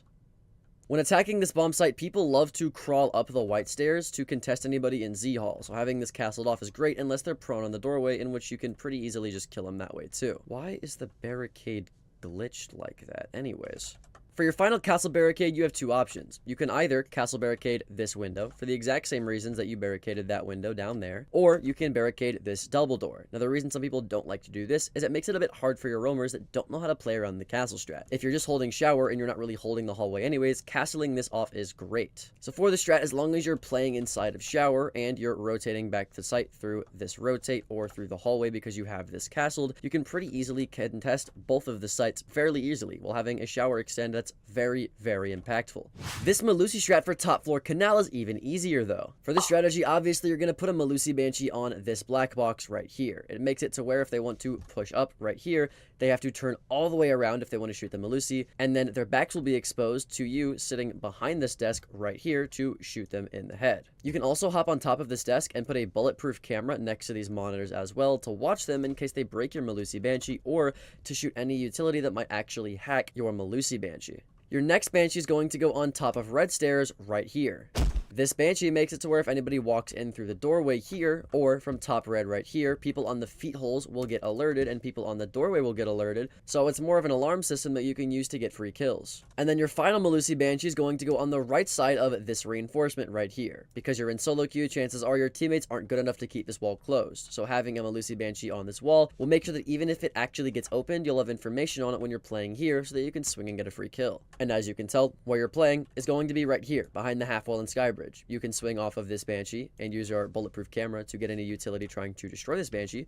You can swing off of the other Banshee for the wall, and if they decide to go to top red, your teammates on the wall will know about it, or you can rotate to the top of this desk where there's typically holes right here to shoot anybody on top red instead. It's very effective. To do this strat first, you'll want to make the rotates on site for your team. And with the new update, Alibi's DMR, or not DMR, Slug Shotgun, you get the idea, has the ACOG, so I definitely recommend trying to run that over the SMG, because, like, Alibi ACOG is just an insane concept, so try that out. But in order to do this strat, make sure that you make your way into rockets, or weapons, whatever you call this room. Then reinforce the single wall here. Once you've done that, take a left, then go into big garage right over here. If you're having trouble finding where these 2 rooms are, trust me, you're not alone. I've played this map countless times and I still don't fucking know it. Anyways, what you want to do now is reinforce the 2 walls here because you're going to be playing inside of this room. In terms of Alibi clones, your first one is going to go behind these 2 yellow poles and this metal grate right back here. and then you'll put an observation blocker in front of that. Having the alibi clone positioned right here exactly makes it a lot harder for them to be able to like actually ADS and shoot your clone. And because they didn't drone it out in the first place, they'll actually be surprised when they see it, and they're more likely to shoot it in the head than in the feet, which makes it so where you can be behind this box right here and swing and kill them for pretty free. The only issue now is that they might push your yellow stairs. So I recommend you break this traffic cone right about here, spread around the debris a bit so that you can fit an alibi clone in the left side of this corner right there. Now, anybody on this staircase here will see that alibi clone first thing when they walk down, or at least a shoulder of it, and if they're smart enough, they'll shoot it, and then you can swing them from the exact same position. If you really want to fool them and distract them on this doorway as well, you can always put an observation blocker in front of it just like this, or you can even throw the alibi clone a little bit farther to the right, just like that, to really make them pay attention to this door before they pay attention to you. Now, at some point, you're going to have to give up Big Garage, because if they're coordinated enough, they can get this wall open, they can get this door open, they can get a guy on the staircase, they can get a guy on this window, so you kind of have to back up at some point, and then go into this room right here, right in front of the site. Here, you can put your final alibi clone with an observation blocker in front of it, just like this. And then you can kind of swing off of it depending on where they are to get some free kills. So just making sure that you have your alibi clones near you with observation blockers is the key to this strat. An even better strat is this Azami strat for top floor of Nighthaven Labs. With Azami, make a rotate on the right side of the rafters wall just like this. Then make head holes on the adjacent wall into sight with a reinforcement on the left side of those head holes right here. Then make sure that your other two rafter walls are reinforced, as well as these two walls right here. In terms of Azami Kiba placements, your first one's going to go on rafters just like this. It gives you a small peephole that you can use to watch anybody who's trying to come through the wall to contest you in rafters. Your second Azami is going to go pretty far right on the wall, just like this. This gives you a small hole you can use to watch the door, and if you put it a little bit more to the left than I did, you get an even smaller hole that they can't really contest. Your only worry now is this double wall right here. So you can put an Azami Kiba on the left side of this shelf right here. This gives you cover to use this door if you want to use it to contest the IT double breach right here. Now, a lot of people don't know about the angle that you can get by proning right next to this case right here through the drone hole to shoot anybody's feet who's inside this room trying to get the wall open. So you can use that as cover, but if you're worried about the door right here, your final Azami can go on this case right here. Not only is this Kiba great for your prone angle, but it also makes it so where you can cross and not have to worry about this door if you want to use this doorway in between sites. So as long as you're holding rafters for as long as possible, and then using this rotate to get out, these head holes to contest the door, and this Azami barricade to contest the drone hole, you should be absolutely fine. Moving it back to the attack, let's talk about this gridlock strat for attacking top floor of Outback. For the strat, make sure that you open up the double door here. Then as gridlock, throw your first gridlock track on the right side of this doorway, right about there. These tracks will make it very hard for any defender who's on this side of the map to flank your doorway whenever you're trying to push Picnic. Once you've put gridlocks here, and you've gotten on your drone and make sure that no one's on the shark stairs or close on your door, then you can run in and throw gridlock tracks on the top of shark stairs just like that. Now, they have no possible way they can flank you without you knowing about it. If this wall right here is soft, you can easily open up a rotate on your left side right here. And now you have two different entry points of attack. Then, shoot out this default camera, get back on your drone, and make sure that nobody's sitting inside of piano trying to contest you. Once you've done that, if you have smoke grenades, unlike me, you can smoke off the rotate right there. And then you can throw gridlock tracks deep into this hallway right about there. And then you can tracks off the connector right here. Then you can plant right about here behind the bomb, then resmoke your rotate, and now you can easily leave into Picnic and hold off anyone trying to defuse the bomb. It's a very, very easy strat to do. Now for the final strat of the video, you'll be playing Goyo on Dining and Kitchen and Villa. For the strat, reinforce the right side of this wall here. Then with your vector, you can make feet holes all along this wall here. It doesn't even take 2 mags to do this. It's very, very easy because of how high rate of fire this weapon is. Then, put a Goyo canister in the middle of laundry right here. This Goyo canister is activatable from the door, but more importantly, it's activatable from the feet holes that you just made earlier. Now on Goyo, hopefully you brought impacts, because you're going to make a rotate on the right side of this museum wall right here. Then, you'll reinforce the wall next to it. This allows you to rotate into museum if you need to, without exposing yourself to the door. But also, if you need to back up, you have the reinforcement that can protect you from anybody inside of museum. If you want this rotate to be protected from these walls, then you can easily reinforce them. Once these walls here are reinforced, you're going to put a Goyo on this display case right here. Now, if anyone is really rushing your museum and you don't want to lose access to your rotate in these two walls, you can just pop the Goyo canister and there's fire all around that they can't pass through. Next, make sure that this wall right here is reinforced. Now, it should go without saying that hopefully you aren't doing all of these reinforcements because your teammates know how to set up this site, but just make sure the wall's reinforced because then you're going to barricade this door and put a Goyo canister on this barricade. This makes it to where you don't have to hold pantry at all, and if they try to push pantry, they'll at least give you a 20-second warning by exploding that Goyo canister when they break the barricade. Your final Goyo canister is going to go on the right side of this doorway next to the light switch, just like this. Hopefully as well, you have this wall reinforced. Now, if you're sitting inside of kitchen, you can easily shoot the Goyo canister without exposing yourself to the door and delay the rush that's from the bottom of Astro Stairs. With these Goyo canisters, it should be a pretty free round win as long as you're staying in sight and using them to delay anybody that's trying to rush or push the site in general. I don't know how I just missed that twice, by the way. Oh my god, I'm washed. But with that out of the way, my name's Alka. Check out this next video, and I hope I'll see you there.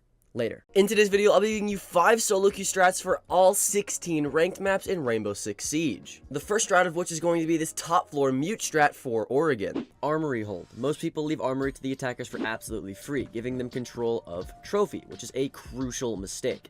Instead, you want to be playing in this area with mute, legion, or alibi. The reason I chose these operators specifically is because they have relevant utility, of course, but also they have a shotgun for this hold.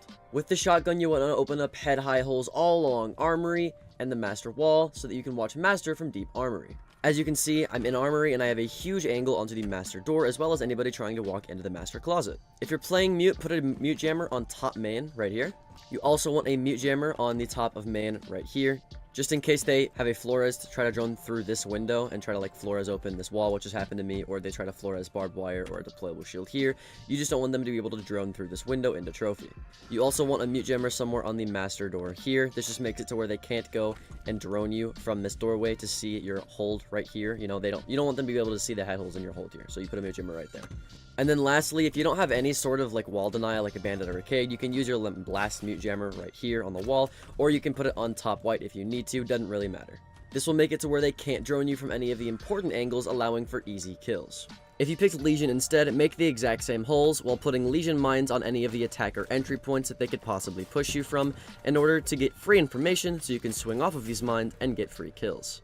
If you picked Alibi, make the exact same head holes, but this time put observation blockers on these head holes. What this is going to do is make it to where if anybody drones in Master, they won't be able to see your hold, but they also won't be able to see any Alibi clones behind these observation blockers, making it to where when they run in and they shoot the Alibi clone, you can easily swing and kill anybody that's getting pinged currently. You can do it on these same exact head holes right here with an observation blocker and a clone right behind it.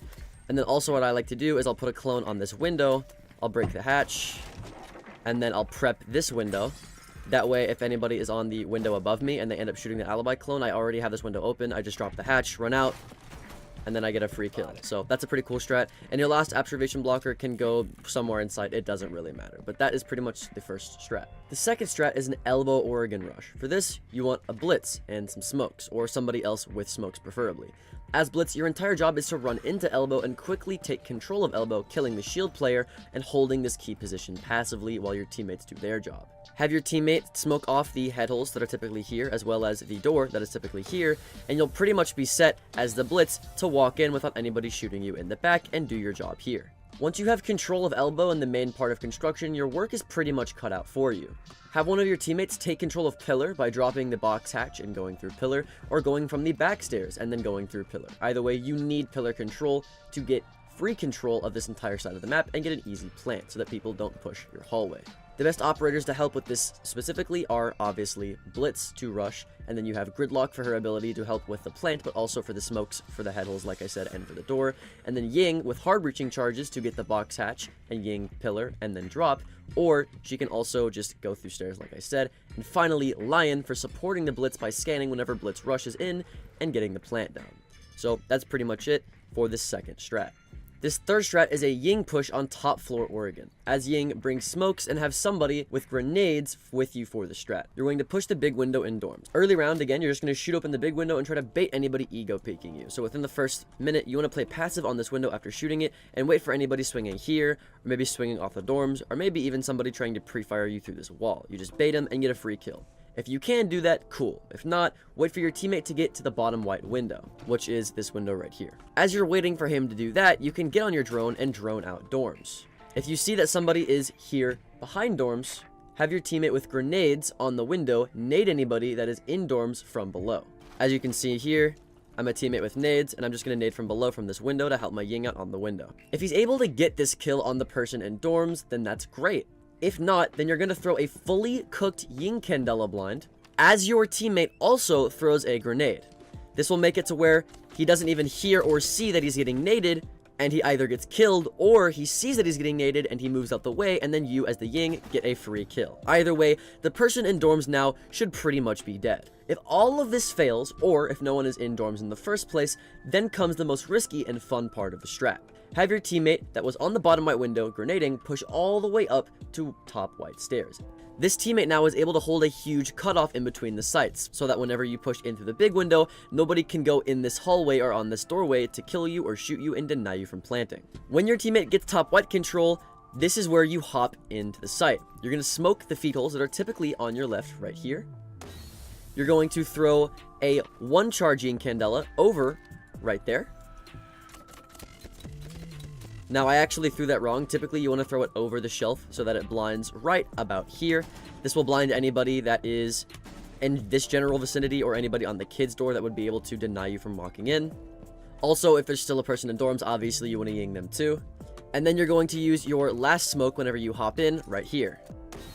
This will allow you to come into here and plant behind the shelf right here so that you can win the round. Now, if you ended up not using a smoke, and you have a smoke left and a Ying Candela left, then you want to use that smoke in the post plant. If you still have Ying Candelas left, however, after the plant or right before you plant, you want to throw a Ying Candela that is not cooked at all, and you want to let it roll just like this. Now, the reason we don't cook it at all is because most defenders, when they hear a Ying Candela roll, they're going to run away or at least try not to look at it whenever it rolls towards them. If this is the case, it gives you so much time to be able to plant the bomb because nobody is pushing you. Also, if you throw a Ying Candela just like that after you plant, let's say I get the bomb down and I throw it just like this, it gives me time to then leave and get on the window to then be able to easily deny the plant if I need to. With your teammate on top white able to hold across, he's able to also go down white and use the grenade holes that you used earlier to deny the plant from below.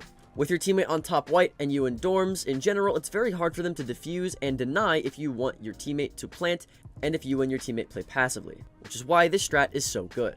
The fourth strat is a Valkyrie setup for Oregon and a pre-placed nitro from below. As Valkyrie, shoot out this portion of the top of the trophy wall, then throw a Valkyrie camera where you shot to get a full view of, as you can see, trophy and attic. Next, put a camera somewhere in master, like down here, maybe under this lamp here, or in the most common place in the top corner of this room right here. Your final camera needs to go somewhere in dorms so that you can watch the double window hop in. This will be very important later. You can either put it somewhere in the shelf, which again can still watch the big window and isn't super obvious to many attackers, or you can make a camera somewhat like this that will watch the dorms, hop in, and all of kids as well. Either way, you just want a camera to watch this double window hop in, which will be very, very important later. As Valkyrie, you're going to play below, preferably with your teammate to cover you if you have one and if needed. You're going to pre-place your nitro cell below closet, where most people would try to get the wall open. Then get on your camera. Go to the master camera that you pre-placed earlier. Whenever you see someone run into the closet like a thermite to try to get the wall open, you can easily deny it with your nitro cell that you pre-placed right here. If no one pushes the side of the map though, then you can pick up your nitro. If no one's pushing that side, then chances are they're probably pushing the other side of the map, which is why I had you place a cam for dorms. As Valkyrie, you're going to rotate into the comms room and pre-place a nitro below the double window right here. Then get on your dorms cam. Once you see them hop into this window on your camera, blow up the nitro and collect your free kill. This can also work below the default plant all the way over here, or the plant right here.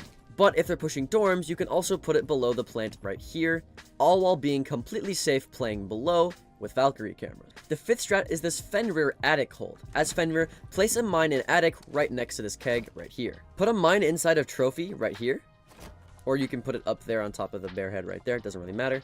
Put a mine on top white, put a mine for the window walk-in, and put a mine for the wall walk-in. The key to this strat specifically is playing super passively. You only want to peek whenever you hear your mines go off, and that way you can swing off of them and kill people who can't see you.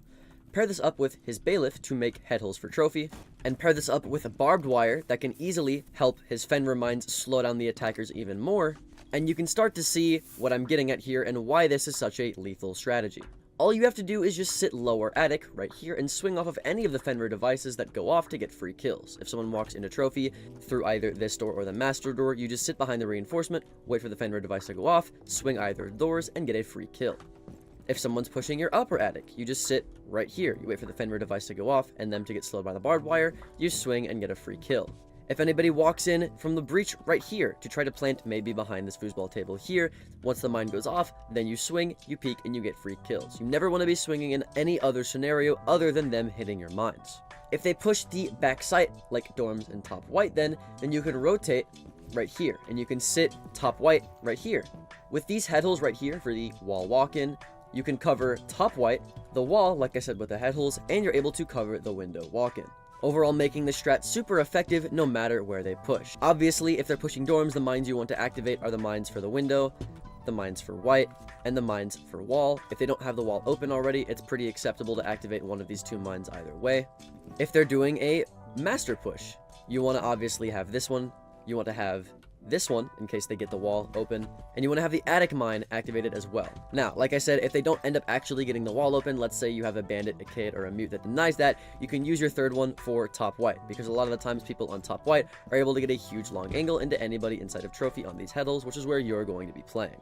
So as long as you play super passively and you only swing on your mines whenever your mines activate and you're aware of all of the different angles, this can be a super lethal, effective, and even easy strategy for most players to do. Now that was just one out of 16 different ranked maps that I'll be going over in today's video. The next map being Clubhouse. The first strategy is this defensive castle strat for upstairs CC.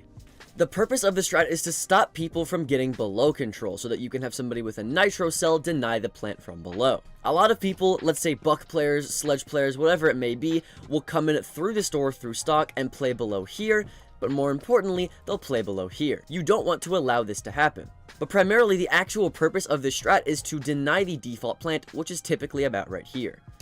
As you can see, when I shotgun open this floor right here, most people plant beside this bomb right here. So if you can play castle and have a mute player, or anybody with a nitro cell for that matter, playing below, you can easily have them nitro below the default plant whenever they decide to take the bomb site. These three castle barricades, castle 1, castle 2, and castle 3, prevent the attackers from actually pushing your guy below with a nitro cell, which is super powerful. You can also have holes here to watch the doorway, or holes here to watch the wall walk-in, as well as the rafters stairs walk up, and you can also give yourself a rotate in case you want to play lower garage and help the person in rafters. Overall, you want your 3 castle barricades downstairs. Your 4th and final castle barricade is optional, but I like to put it on the CC window, with a BP right here to watch the breach. This will help you whenever you're below and you're trying to deny the plant by giving you information on where they're planting. Overall, this castle strat is a super basic and common strat, so let's move on to something that's not maybe as basic. The next strat is this Monty push for rafters. As a lot of you know, people love to play Azami for rafters. But what if I told you there was an easy way to counter it? Well, playing Monty is the easy way. As Monty, all you're going to do is break this barricade right here and show your presence on this doorway. You're not going to push up too far, and you're just going to kind of put pressure to make the people in rafters scared. You're going to wait for your teammates to open up the main wall right here. Once your team has opened this wall, and only whenever they've opened this wall, maybe with the help of your EMP grenades just like so, then that is when you move from this door and you start actually pushing up the rafter stairs. Now watch out, because a lot of people like to put frost mats on the staircase for this exact strategy in mind. But once you're up here and the wall is open, the person in rafters is most likely going to die. If you pair this up with somebody on your door or on the wall here, now they can't even flank you, meaning that you and the person on the wall can easily pinch and kill the person in rafters super easily. It's overall the best way that I've found to reliably and consistently counter the Azami strategy right here at hand. Your job as Monty also isn't to knife the person or to shoot the person. Really, it's just to make it to where the person on rafters is scared of you so that they run away, and then the person on the wall shoots them through these head holes. But if they're not taking the bait and they're only taking a gunfight with your person on the wall, then you can unshield and reshield to scare them into thinking that you might be shooting them or knifing them, to get them to turn their heads and ultimately get this player to shoot them. You just play Monty super passively here. Once that is done though, now it's time for you to get the bomb down. Hopefully you, or at least your thermite, has diffuser. This is where the hardest part comes in, trying to get into the bomb site. Typically, you'll have somebody on red stairs contesting you, but if your thermite, who has smokes to get the wall open, can smoke off your red door, you can just easily hop in. But if you can't do that, just sitting here, holding your shield, or unshielding and taking a gunfight to just kind of passively apply pressure is also a pretty good strategy. Once you have the bomb down, you're playing Monty, so it's pretty much a free round win, and this strat can be super effective if done passively and correctly. But maybe Monty isn't really your speed. Well then maybe you should try this Ram strat. I understand that 1.5 times scopes are popular, so this one is for you fraggers. As Ram, this strat specifically is for attacking the basement. Now, the basement is really good for attackers if you can get vert correctly. As Ram, you can easily break this barricade from outside with your drone, activate your drone, and now you have vert on all of this hallway for absolutely free. If of course you don't hit that shelf. Ooh, went right past it. Perfect. As you can see, now I have vert on this entire hallway with just one drone, which is kind of cool. If you want to even double down on it, you can get your shotgun out right here, shotgun open this wall, and now you can even see it down this rotate that's typically right here as well. But that's not actually the main point of the strat. The main point of the strat as Ram is that you want to be rappelling on this balcony right here. Specifically, you want to be looking through this chain. This specifically, if you didn't know, is called chain rappel. Now on chain rappel, you're going to just sit and bait anybody that comes up the main stairs or comes in through the bathroom door. This is really hard for attackers to gain control of. But if you make vert like I just told you and immediately get on chain rappel, the defenders are going to see that you're making vert in the hallway, and they're going to assume that you're in kitchen or in the hallway. So anybody that is on top main stairs or even bottom main stairs or in bathroom is immediately going to try to come up and kill you while you're making vert. You, sitting on chain rappel, can easily kill them for absolutely free. Once you've baited a kill or you've sat on chain rappel for long enough that you're confident that no one will swing you, you can immediately go into kitchen. Next, you'll throw your ram gadget somewhere in kitchen. Personally, I like to throw one right here. This gets all of back armory, it gets the feet holes, it gets the mini rotate, and it gets the main rotate here. It also allows you to deny anybody trying to defuse the bomb, and it allows you to see through this rotate into church. And then obviously you can put your third one going across like this, or you can use the two that I just said to go across like this and like this. But when you have a shotgun, I don't really see the need to do that when you can just make two holes and do the exact same thing. But truthfully, you really only need these two ram gadgets right here. This third one that's going along is pretty optional. Once you have good vert with Ram, with her drones, and with your shotgun as well, you should make it to where nobody can play inside of armory. This is where the fun part comes in. Typically, you'll have a teammate open up the hatch. But as you know, sometimes solo queue teammates can be a bit unreliable. So instead, if no one's opening up the hatch and dirt is soft, you can go through dirt instead. But if that's reinforced and your teammates don't get that, then you can just Hail Mary it and go down the main stairs. When you're on main stairs, typically as Ram, you have smoke grenades. So you can smoke off the hallway here and then push to the right and get kills in church. Or you can smoke off the right, push through long haul, go through the rotate, and then plant for free while you have teammates on vert to cover you. Or you can give the bomb to your teammate and you be on vert with your smoke grenades and cover your teammates who are planting. Either way, getting a plant down whenever you have this much vert should be super easy and reliable for you to do. Now I've given you an attacking basement strategy, now it's time to give you a defending basement strategy, which just so happens to be this amazing Goyo strat for basement. Now, as Goyo, you want to be bringing impact grenades. I have the TCSG just so I can make some rotates for you, but that's besides the point because really you should be running the Vector. With that out of the way, let's go over the actual strat. First of all, you want to be barricading and putting a Goyo canister on the dirt door. This makes it to where if they come through dirt, they have to break this barricade, giving you a full course alarm in case they try to push you from dirt while you're doing the main strat, which we'll go over later. The Goyo also makes it to where they can't immediately rush dirt whenever they break the barricade, which is super good for you because it gives you enough reaction time to get out of where you are. The second Goyo needs to go somewhere on the left side in front of the main door here. This makes it to where if you have feet holes right here, the person in armory can still shoot the Goyo canister while also allowing the person in armory to shoot it as well, just in case anybody tries to rush down main. Your next Goyo canister will go somewhere on the church wall. Right here is typically fine. And then your last Goyo canister, as weird as it might look, is going to go all the way on secret stairs. Let me explain. As Goyo, you want to be impact tricking within the first minute of the round. If you're able to successfully impact trick through these holes to counter the Habana or the Ace, or even if you're not able to successfully impact trick, that doesn't really matter. It's just there to delay the initial hatch rush that usually comes over here. After you're done with that though, the main part of the strat is you're going to be playing inside of church or inside of gen. It doesn't really matter, you just want to be in this general area. The reason for this being is because if you get on top of this table and you put a hole right next to this reinforcement, you're able to shoot anybody that comes down secret stairs. More importantly, you're able to shoot that weird Goyo canister that you saw me place down earlier. If you know that they're coming down secret, you can shoot that Goyo canister super early, and then now you're able to hold any other place that you want to hold without necessarily having to worry about that side of the map. Once that Goyo canister has fully gone off though and they're able to push secret stairs, then you could hold this angle and get some free kills. Or, more importantly, you can sit inside of gen and hold the control of this key area of the map. But maybe they push Moto instead. Well, you can sit on this hole right here, shoot the Goyo canister, and shoot anybody that drops. Either way, super good strat. You're also, from here, if you have a rotate right here, or you just play at the door, able to shoot this Goyo canister. Maybe they're pushing down main. Well, luckily for you, you have a rotate that you can immediately use to go down here and shoot the Goyo canister. Either way, this strat, depending on where you play as Goyo, can be completely a failsafe to get free rounds in the basement. Instead of defending the basement though, let's say you're defending CC. For our final strat, you'll want to run some Fenrir. As Fenrir in the prep phase, because you have a bailiff, you want to be helping around with some general site setup. Most importantly, the head holes here, and obviously the rotate that's over there. Once you've helped around with the general site setup with your bailiff, there's two specific holes that I want you to make. First is the hole right here. This hole allows you to see anybody that's hopping in the CC window. Secondly is the hole right here, which needs to be a little bit higher than the first one that I just made. The reason for this being is if you break this chair, hop on this table, now you're able to see anybody that jumps in through the window here. Overall, two pretty good holes that you need as Fenrir, which I'll show you why later. Your first Fenrir mine should go right here.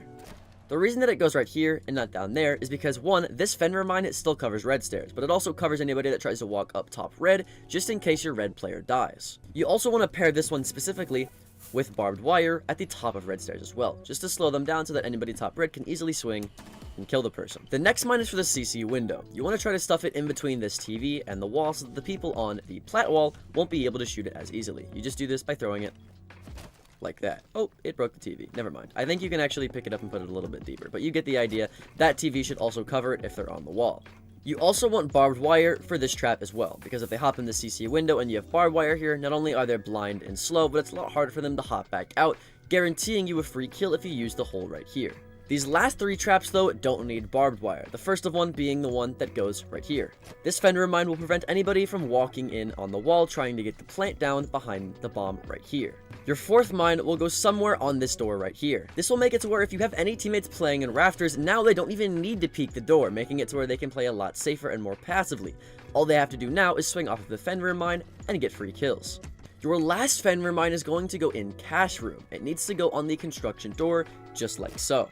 Now, with all 5 of these mines active, it covers every single possible entry point that the attackers could use to get into the bomb site, maybe excluding that wall right there. Which actually, hold on, I just discovered something new. You can literally just put the Fenrir mine on this side instead, and now whenever they walk in the door, they get stunned, and if they walk in the wall, they also get blinded. So, never mind, you can put it there, and it actually covers that too. So now, you actually can cover every single entry point. Regardless, not only can you cover every single entry point, but let's go over which mines should be activated and when. Now, at the start of the match, the very first 30 seconds to a minute, you want the garage activated, you want top red activated, and you want construction activated. If anyone were to rush, these were the 3 places that they would try to rush. Now, once they get the wall open, if they're not pushing one of 3 of these places, you can deactivate one of these mines and activate the one for the wall. If they haven't opened the wall, or if they have opened the wall but they're not being aggressive, you can then activate the CC window if they're pushing the CC window. But as Fenrir, you just want to be bouncing between these 2 spots and deactivating any one of the 3 main ones that you activated in the first part of the round as the order in which you should be activating the mines. Now, where as Fenrir should you be playing to maximize your potential? Well, typically, you have an Azami, so you don't want to be playing rafters. You also could play top red, but typically, you have a teammate that's smart enough to play here too. So the best plan that I've devised is playing inside of cash room. With cash room, you can utilize the 2 holes that you made better than your teammates can because obviously you made them, so you know what they're used for. You can play off of this mine, you can play off of that mine, you can play off of this mine, while also having a rotate on red if you need to play off of this mine for the walk up here, or for the red stairs walk up here. Either way, Playing inside of cache allows you to play off of the most mines possible, while also playing around the holes that you made specifically for you that you know how to use. With that being said, if you play passively and only swing off of your mines and tell your teammates to do so also, it should be a free round win for the defense and for the strat specifically. But now that we've gone over Clubhouse, our next map will be Border. To set it up, all you need to do is go to CC. First of all, you want to rotate into the 90 hallway from this box area right here. Because as Castle, you're going to be playing in box, this allows you to rotate out of here if they take CC control easier. An optional rotate as well is the rotate into Fountain right here. Now the reason that you make this rotate is because if you want to rotate out of CC whenever they push, you don't want to be going in through this doorway just in case someone's on your metal stairs, which is pretty dangerous. So I like having a rotate here. Typically attackers don't use it, so it's fine to have anyways. Next, you want a reinforcement next to that rotate. The reason you put a reinforcement here is so that anybody that is on top east or down this hallway can't shoot you whenever you're playing inside of box, which is again where you're going to be playing the majority of the strat. Finally, you want feet holes all along this wall. Because you're playing in box, these feet holes will allow you to shoot the feet of anybody trying to get the wall open, as well as droning from this corner here. Now, in terms of where you put the castles, the most important castle is castling this double door right here. Now, this might seem counterintuitive because then they can easily take break room control, but it's actually not, and I'll tell you why. When you castle this door off, it makes it to where you can sit in box a lot safer, because if you don't have this castled off, they can easily get on this doorway here and shoot you, allowing their teammates to also pinch you and taking control of CC for absolutely free. If you castle this doorway as well, you're easily able to use this as cover so you can sit on this bench and shoot people coming from this doorway. Also, if you use your super shorty to open up all of this wall right here, then that makes it to where when you get on this table, you now have a long angle onto anybody hopping in the east window, the east door, or anybody on the east balcony trying to push you out. The next castle you want on the security door.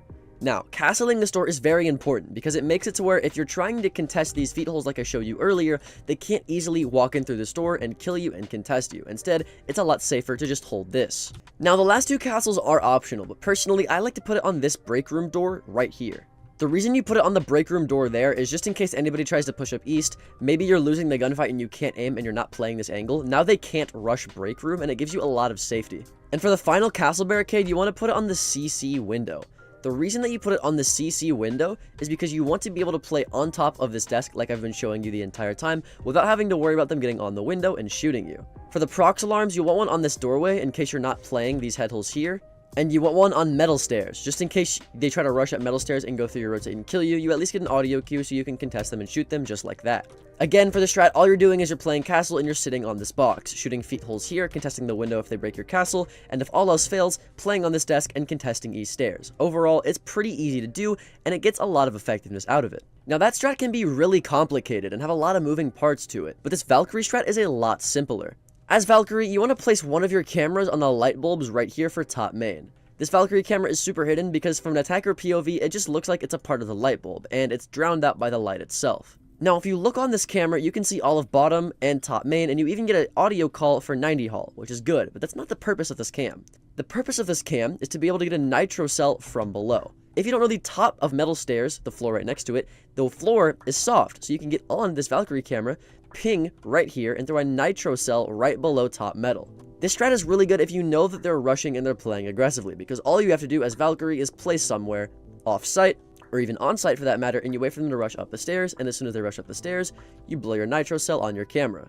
This will give you a lot of free kills because no one will expect a nitro cell to be here due to the fact that not a lot of people even know this floor is soft. Now that strat is great, but you do need to place your other two Valkyrie cameras down.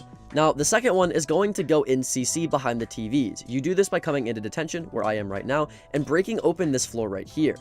By breaking open this floor, it allows you to throw a Valkyrie camera in between these two metal beams just like this, and now that Valkyrie camera can see into CC. It gives great audio calls, but it can't see much. If you want it to see more though, all you have to do is come into CC and shoot the TV just like that. Now this Valkyrie camera can see all of CC, and from the attacker eye, it's actually pretty hidden. Most people will not know where this is. The final Valkyrie camera I like to put in office, specifically the one that goes on this vent right here. If you get on this camera, it allows you to see the window onto the archive site as well as most of office, and you can even get a sound call for the hallway and for fountain as well. This Valkyrie camera is great because now you have a full 360 view of where they could possibly attack the site. You have the 90 hallway, top metal, CC, and Office, which is awesome. Now, as to where you'll actually be playing as Valkyrie, you should be playing below. This nitro cell here is cool for a pre-placed nitro, but that's only going to work once. So as Valkyrie, keep your nitro cell in hand and use the 3 cameras that I showed you to get free nitro kills from below.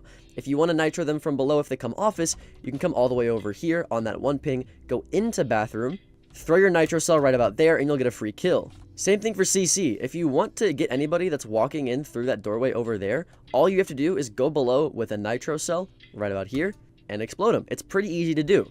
But as Valkyrie, you want to play below, get those Valkyrie cameras, get some free nitro kills, and that's about it for the strat. Now, these 2 defensive strategies are great, but this attacking ram strategy is even better. This strat is if they're playing in bathroom, or really any first floor site for that matter. All you want to do as ram is rappel up to the east side of the building. When you rappel up or go up the stairs, you want to get you and your teammates to drone upstairs for you. You drone Archives, you drone all of Armory, you drone 90, you drone Fountain, you drone Office, you get the idea.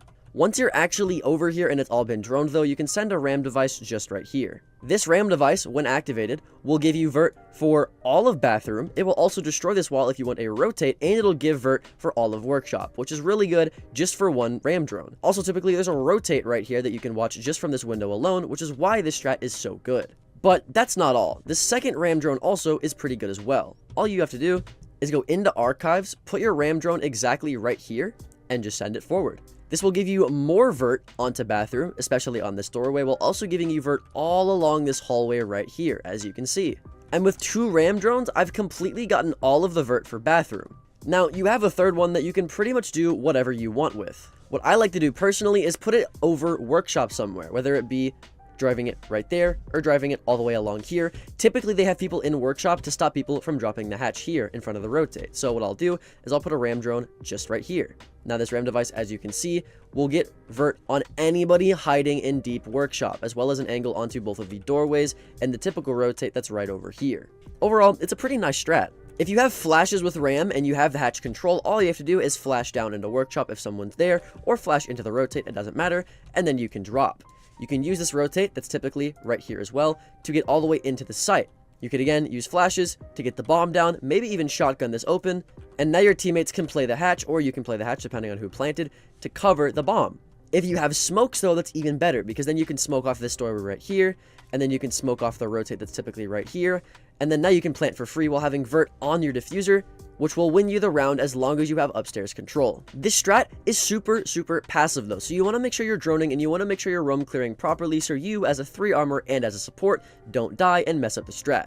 For my more aggressive players though, as a Maru, all you're going to do is open up the big door right here, because what you're going to do is take workshop control. With a Maru, you can sit here and drone, or have a teammate preferably drone for you, as you're going to be playing pretty fast here. Drone out all event room, drone out to your right here to make sure no one's in customs, drone up metal, drone all of workshop, make sure you don't miss a single corner, because again, you are going to be playing in here. And once you're done with that, take out the default camera and run in. Typically, you'll have somebody contesting you though, so you have flashes and a good gun to get you that kill. Once you're here, the hardest part is over, and this is where the fun part begins. With this strat specifically, I like to run shotgun because everything I'm about to tell you is super close range, but if you want to run her LMG, you can do that just the same. As a Maru, get you or one of your teammates to drone up metal stairs. It doesn't matter who, just get someone to drone metal stairs. When you're finally droning up metal, take a left and hop your drone inside the glass inside of office. It doesn't matter if your drone dies, you just want to know initially if anybody is inside of office. If there is somebody, you can easily shoot them through the floor or flash grenade through the hatch if you have a shotgun to open it, or send a flash grenade up top metal. Doesn't really matter, you just want to pressure them out of this area.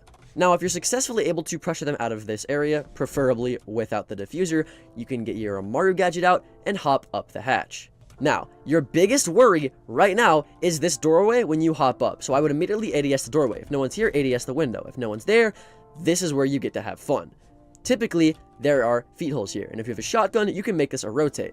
Now, as a Maru, if you have a shotgun, you're easily able to swing the people on sandwich, boom, kill him, boom, kill him. You can make a rotate here, boom, and then kill the person that's half wall. maybe kill the people here, kill anybody that comes top metal to try to stop your push. Doesn't really matter. That's why I like running the shotgun for the strat. If you have the 1.5, though, you're kind of stuck inside of armory, so you can kind of just shoot people here, shoot people sandwich, Africa, doesn't really matter, half wall, come in here, boom, boom, throw your flash grenades in, and now your teammates that are on the wall can easily run in, get the bomb down right here, and then you, with your flash grenades and your 1.5 times scope, can passively apply pressure as they're planting the bomb like this, and then your teammates should be able to plant, and you'll win the round. It's super, super, super high risk, but very, very, very high reward. Now, if you notice that they're playing inside of small office really heavily, but they don't have anybody half wall, you can do the exact same thing, just through this window instead, and immediately ADS here, ADS here, ADS here, and then get the bomb down, flash for your teammates. It doesn't really matter. But that's two places that you can Amaru into. If you notice that nobody's inside of archives, you can Amaru through this hatch too. Doesn't really matter, but you can Amaru a lot in this site specifically that people won't expect, especially if you have team that can easily prepare for it. So this strat is pretty nice. This strat is also especially good for solo queue players, as you won't be letting down your duo whenever you die trying to do this strat. But for those of you with a duo or with a teammate, this ace and gridlock strat is for you. First, I'll be talking about what the ace should do, and then next I'll talk about gridlock. This is an east side take. So as gridlock, you're going to be on the window here, and as ace, you're going to be trying to take east control on this balcony here. Your biggest worry as an ace player is top east stairs, but if you can get a drone there, maybe get a kill there, or if no one's there, then here comes the next part. As ace, get on this window. Once you've fully opened this window, you can easily ace this wall open without any contention unless someone is close on you and able to shoot your ace charge. If they have a mute, a bandit, or a Cade and you see it in the prep phase, get your gridlock to run EMP grenades so that electronics are not an issue for you. Now, if your gridlock is doing her job, which I'll talk about later, you can easily hop in here and then take control of this side of office. This is where the hardest part for you as an ace player comes in, trying to take control of office and fountain. If you can take control of offense and fountain, whether it be through drone work or whether it be through gun skill, doesn't really matter. This is the most important but hardest part of this strat to reliably do. Now, as ace, you're going to use this breach to come in and plant behind the bomb that is typically right here. You're able to plant behind this bomb safely with no trouble, and then you can back out of this breach right here and play a close angle here, or even back out the window here and play a long angle. The only issue with this long angle is the top east stairs angle here, but if you know no one is here, maybe they're both in sight, maybe just one's in sight, you can easily hold this angle for even better post-plant contention. Now, in terms of where you can put your other two ace charges, here's a different variety of the same strat that can work if they're playing inside of office super heavily. As ace, you want to take east stairs. If they have this wall reinforced or not reinforced, doesn't really matter, you want to open this wall right here, while also placing a claymore for this door right here, and maybe even the east stairs as well. Opening up this wall will allow you to take office much easier, and if you open this wall in front of you as well, you can easily get an angle onto archives if your gridlock is being heavily contested. When you open this angle, as you can see, I'm easily able to watch Africa and the doorway so that my gridlock can come in and plant, or my gridlock can come over here and I can come in and plant behind the bomb. Either way, it's a pretty fail-safe plan as long as you're able to take control of this side of the map, which, like I said, is the hardest part. Now, if you chose gridlock instead, here's what you need to do. Like I said earlier, as gridlock, your main objective is to play on this archives window right here. The reason you do this is after ace takes control of office, what you want to do is throw gridlock tracks mainly right here. This will make it to where if they want to stop the plant from going down whenever your ace plants here or here, they won't be able to rotate through this door. Now, at first, you're going to see people shooting it, you're going to see people impacting it, which is why you have 3 more that you can utilize. Another good gridlock track that you can do from this window is throwing it through both of the doorways here to stop anybody from rotating up to top metal.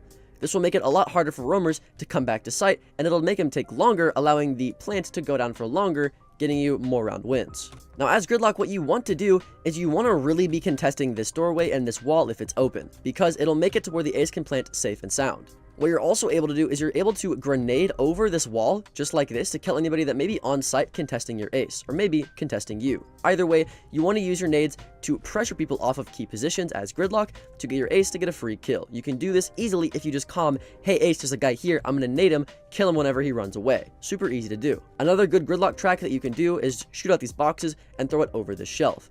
When you do that, as you can see, it should hit the top of this door frame right here, making it to where no defender is able to walk through this door to defuse the bomb in case they took office control and your ace couldn't do anything about it because he's holding the long angle here. Either way, this site now should be a complete minefield for anybody trying to defuse the bomb. If you brought EMPs instead of grenades, though, you can easily help your ace get the wall open, if that's why you brought EMPs, or you can disable any utility that may be stopping your ace from getting the bomb down. Either way, it works. Now, if you're trying to help your ace take east control, like I was showing you in the last example, your last gridlock track should go either in this hallway somewhere, or maybe on east for a flank. Either way, it doesn't really matter, but as gridlock, you really just want to be stopping them from rotating anywhere as a roamer, or maybe just to flank you in general. Because this is such a small map, gridlock is very, very effective at doing this. Once your ace gets the bomb down, however, you want to be on this window, ready to pre-fire and hold long angles to any defenders trying to walk through this doorway to get the bomb down. You're easily able to do this. But let's say they push office instead. Well, like I said, you have a grenade that you can easily cook right here to send behind the bomb onto anybody defusing to get a free kill.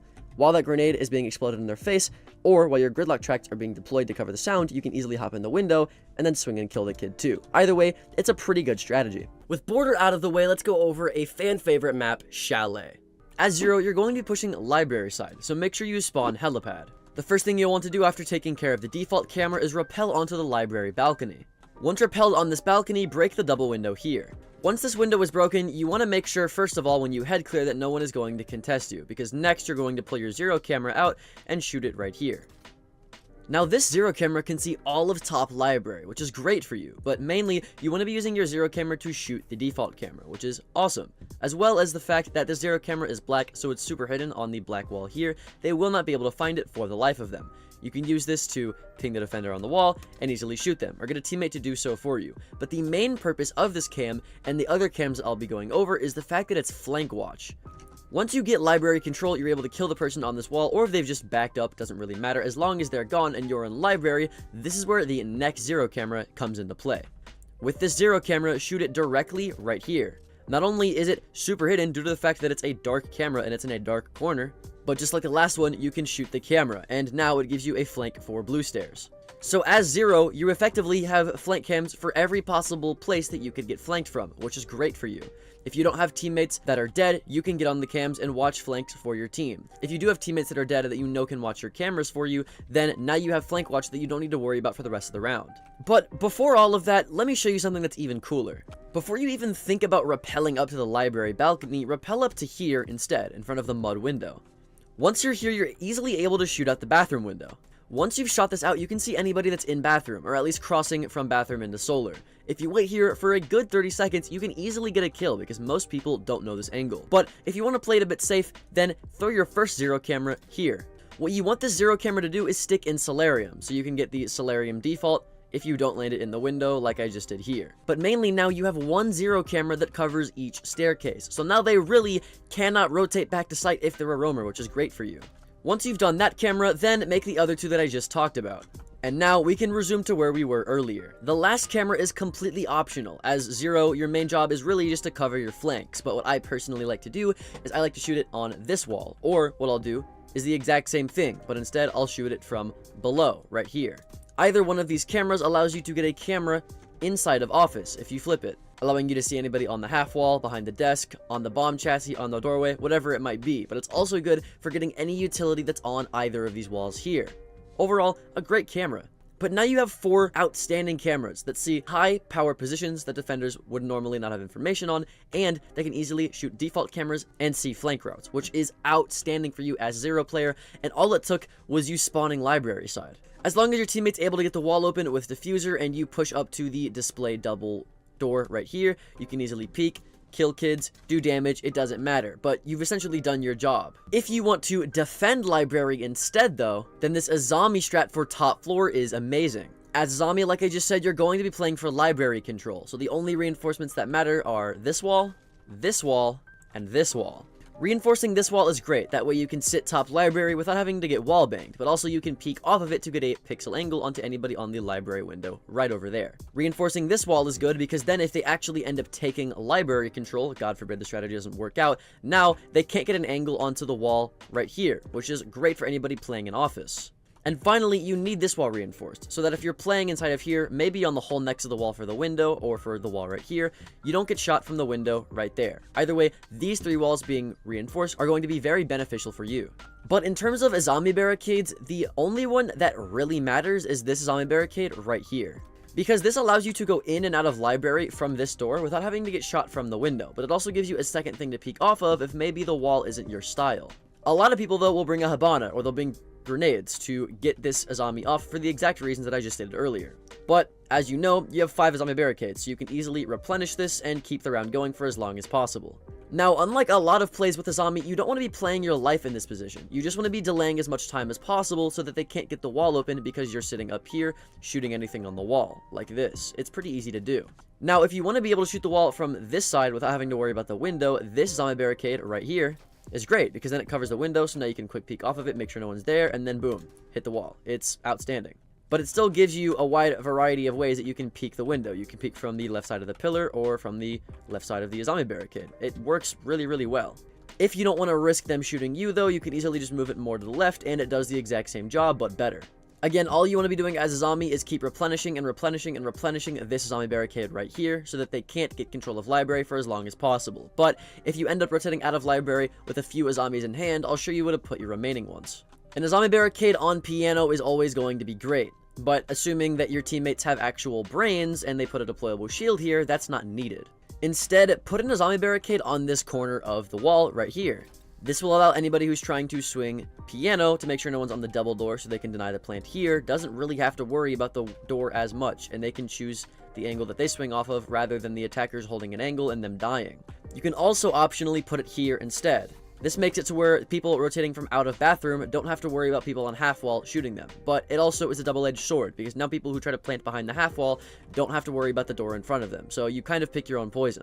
In terms of where you should put her barbed wire, it really doesn't matter. But since you're solo playing inside of library, I would give them to yourself. One on blue stairs, and one on the basement stairs. That way you don't get grenaded from below right here, because people walking up this stairs will make a lot of noise, and that's pretty obvious, so it's kind of a waste of barbed wire to put it here. Now, this Azami strat for top floor is great, but what if you want an Azami strat for the basement? Well, luckily, there's a great one for you. Now, this strat is pretty default, so if you know it, skip ahead, but if not, stay with me here. The first thing you want to do as Azami is break a hole in each side of this wall. That way, whenever they go to get the wall with a hard breacher, the person who's bandit or cade tricking can easily hear the breach on the other side of the wall and trick it for you. But because you brought impacts on Azami, like you should have on the basement site, you can impact trick it instead. So these holes are really for you. As Azami, you want an Azami barricade right here. This will make it to where if anybody comes onto blue stairs, they actually can't see you if you're trying to rotate into blue, but you can easily see their feet when they try to knife the barricade, which is great for you.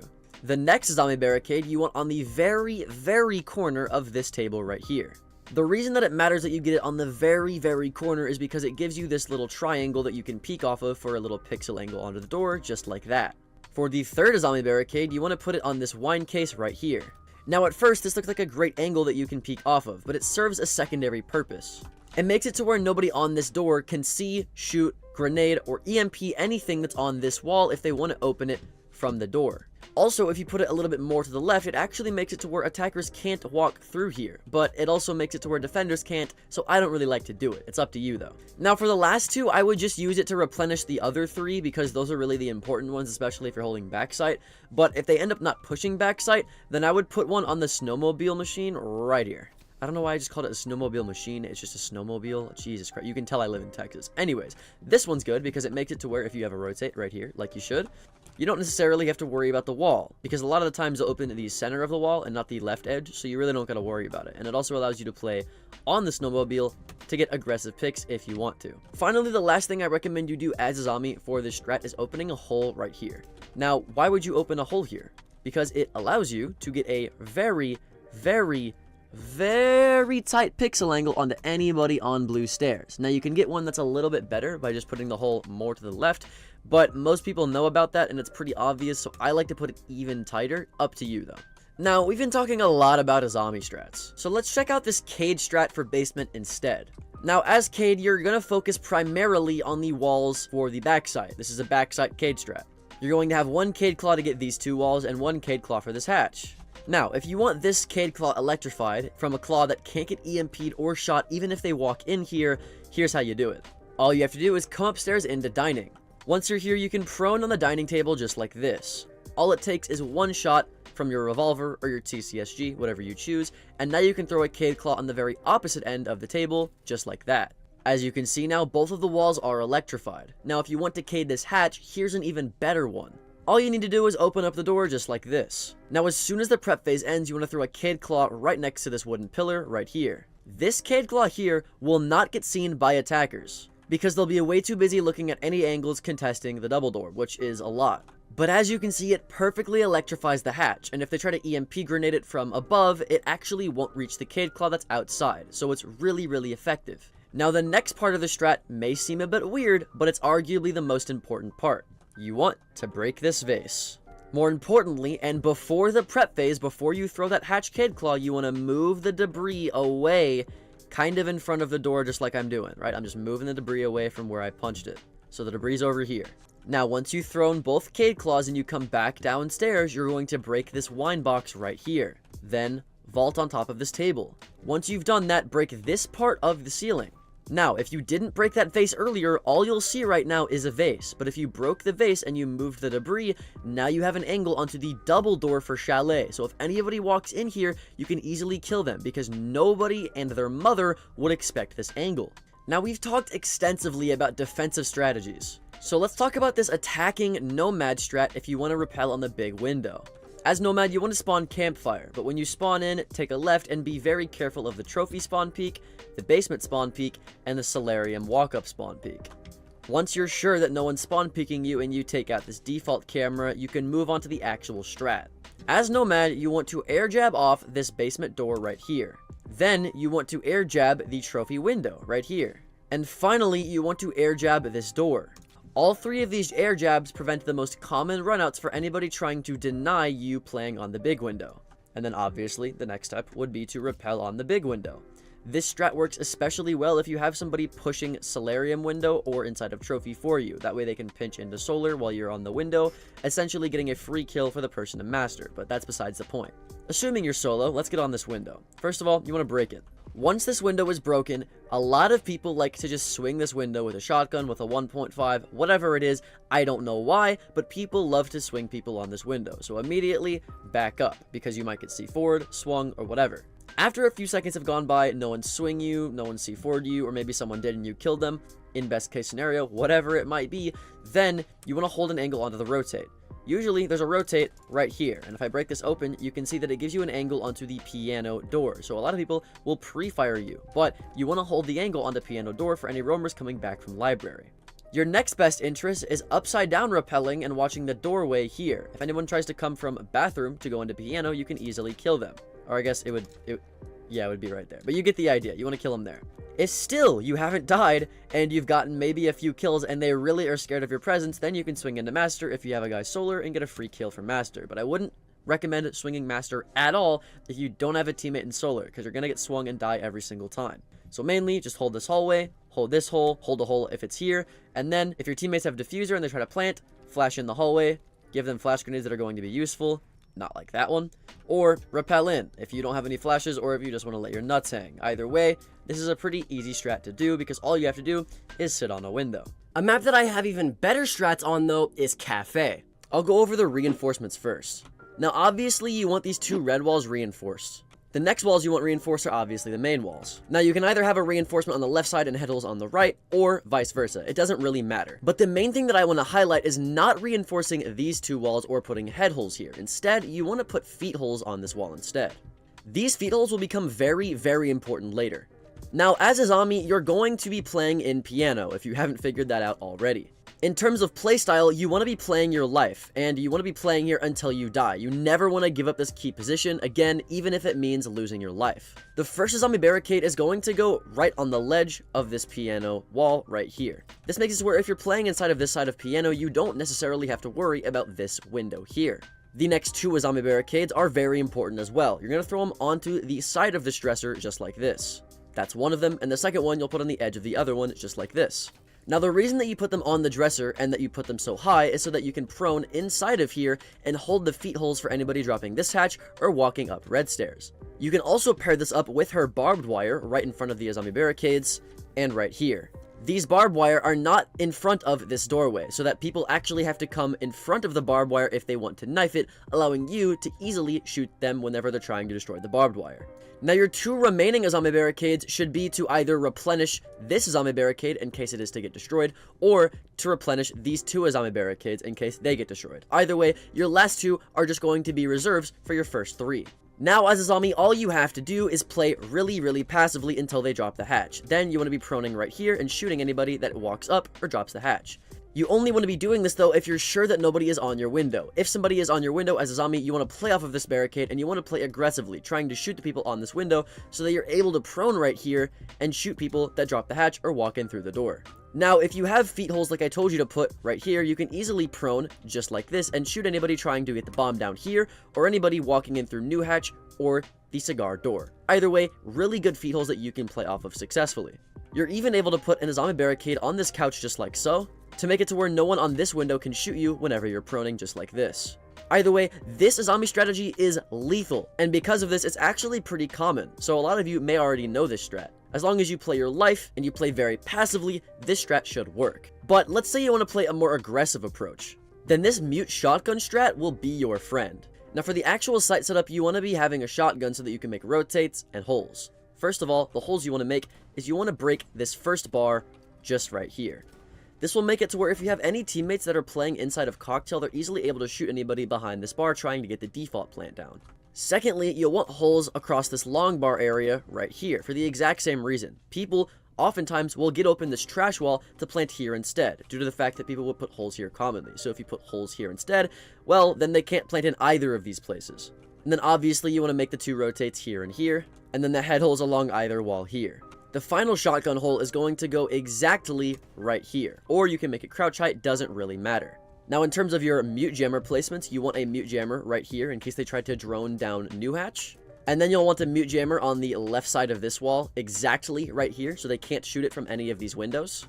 And then for the right side wall, you want to put a mute jammer on the right side of this drone hole, as this mute jammer will mute off that right side of the wall, making it to where they cannot open this wall unless they find both mute jammers.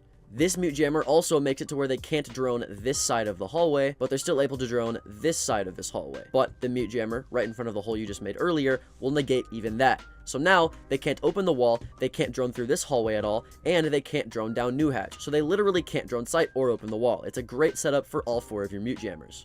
Now, in terms of reinforcements, it doesn't really matter as mute. As long as you have these 2 reinforced, you should be fine. But a hidden reinforcement that a lot of people don't do that's very important is reinforcing this hatch. Now, for this site specifically, you're able to get away with that because in a lot of ranked games, you'll have 2 to 3 reinforcements left over, due to the fact that we're in a meta that is very hole and rotate and head hole friendly. This reinforcement also makes it to where people can't buck below you to get the hatch open to make you fall and die, and they can't also grenade below you. It's very useful, as I've died on this soft hatch many times. This is where the fun really begins. As mute, you're just gonna have your shotgun out. Whenever they open the hatches and you hear them get on their drone to drone you, you immediately want to hide, so that whenever they get on their drone and their drone drops the hatch, they won't see you here with a shotgun. Whenever you do this, they won't be able to drone you, and a lot of times they'll just drop the hatch. If they drop the hatch, all you have to do is ADS with your shotgun and shoot them.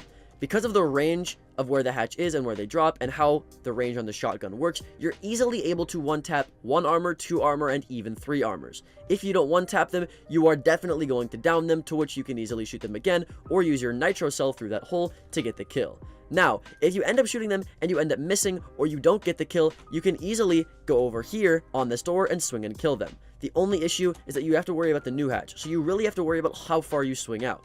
If you don't want to take that risk though, you can easily nitro cell right here, which will kill anybody that's drops trying to get the wall open, ensuring that anybody that drops this hatch will die.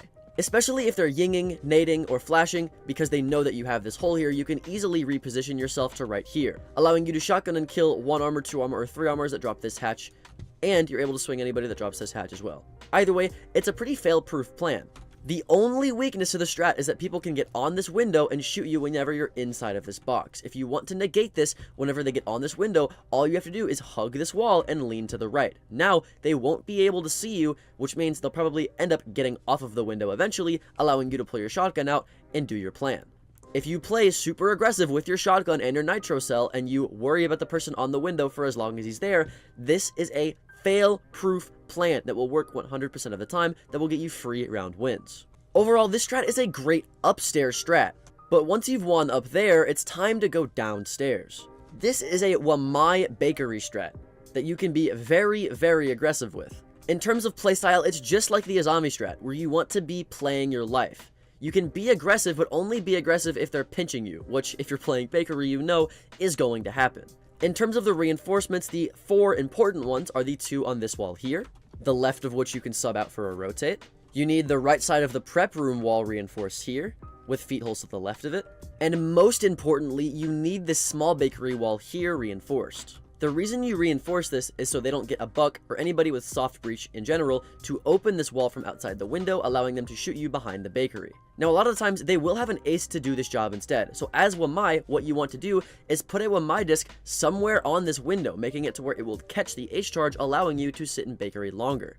This is really important, and you can even put 2 Wamai discs here, one here and one at the top of the window as well, to really ensure that they don't open this wall. But if you have a duo Q teammate, you can have them run bandit or mute to do the exact same thing. It doesn't really matter. Now, in terms of proximity alarm placements, because you want to be running those, your first proximity alarm needs to go under this table just like this.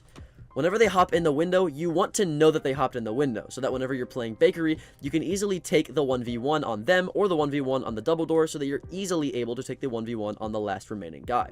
The one weakness about the strat is the fact that you have 2 places that they know they could possibly push from.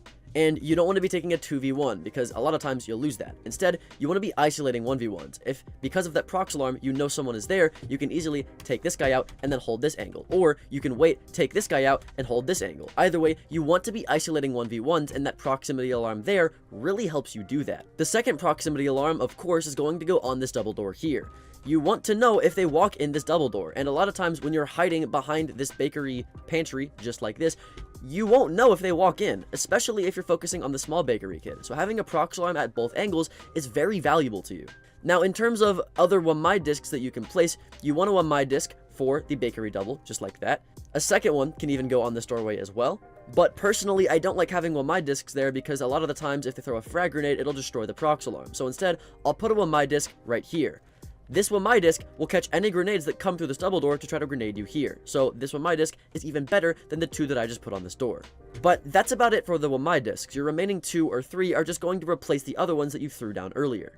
Again, like I said at the beginning of this tip, you want to be playing your life, which, as we discussed with the Azami example, means you just play here until you die. You never want to give up the space, because if they have this control, they're easily able to get open the wall, they're easily able to make it to where no one of your roamers can rotate brown stairs or rotate red stairs, and they essentially get free kitchen control if they get prep control as well. So this is a very, very important position that you need to be holding on to as long as possible. You want to die here, and you want to play here the entirety of the round. Now, we've talked a lot about good defensive strategies, so it's time to talk about one for attack. This 3rd floor nomad push can win you a lot of round wins. Let me explain. Now, assuming that you don't get spawn peeked and immediately out of spawn, what you want to do is go to the cocktail rappel immediately. As nomad, you want an air jab for the white window here, and you want an air jab that'll both cover the hell door and the heaven window, which goes about right there. Once you've set these 2 initial air jabs down, the first thing that you want to do is immediately rappel on this white window. The reason that you rappel on this window first as opposed to the other 2 windows is because usually if you aim just about right here, you can catch somebody lacking at the pixel angle behind the shield right here. Also, if you kill somebody or you at least make noise on this window, typically the roamers will try to come from the 2nd floor or the 1st floor to white stairs to contest you, so you can easily bait them and kill them for free right here. Once you've made your presence known and you've pressured this kid, maybe even gotten a kill if you're lucky, you're going to get off of this rappel. By this time, somebody should have ran out on you, in which case you can replenish your air jab. If not, this is the next step. You'll want to rappel on this sight window. If you rappel on this sight window, most people literally just cannot help themselves from running out of the hell door. I think over 50% of the time, usually someone will try to jump out or run out on you, which is why having Nomad is so important. On this window, all you're going to do is you're going to break it. And if you know they have a Mira, you're not going to break it. You're going to shoot it so that you can initially try to kill the Mira player by surprise, or at least shoot their Mira window off of this wall.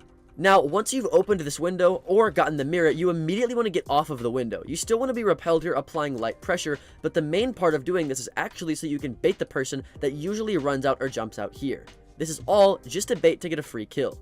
Once you get that free kill, you'll again use your last Nomad to replenish the other Nomad so that you don't get ran out on, and if you do, they'll get air jabs to which you can get a free kill. Now, you actually want to start getting aggressive on this window. Typically, people will hide here to try to kill you because they think they're sneaky, in which case, most of the time, they're not. You can easily just get right here and shoot a pixel of them. Or, what you want to do if they're not there, is try to kill the mirror that's typically here, or anybody that's inside of Cocktail, or anybody that's rotating from bar into Cocktail. Either way, if you just bait, but you bait aggressively to anybody that's inside either of these sites, you can easily get a kill. Also, you're able to flash grenade anybody that's top white, anybody that's in Cocktail, to get an easier kill. Either way, using flash grenades on this window is pretty effective. If you have teammates that have taken over piano control, or even better, dropped skylight, then you can use your flash grenades to flash in and hop in this window. If, however, you can't rely on your teammates to take piano control, which you need if you're going to hop in that window, you instead want to rappel onto this window. When you rappel on this window, you're again going to do the same thing. At first, you're going to aggressively bait people who are trying to peek you, but once you've done that, you can use your flash grenade right there, and then hop in here. Once you've done that, if you have another flash grenade, use it. If not, quick peek, slice the pie, swing anybody, and kill anybody trying to contest you. The cool thing about doing this versus the other site window is you don't need your teammates to take piano control to do this effectively. All they need is new hatch control so that you don't get swung from anybody trying to play inside of Cigar Lounge. Now you're easily able to swarm this side of the map, allowing your teammates to go from new hatch to plant bar super easily.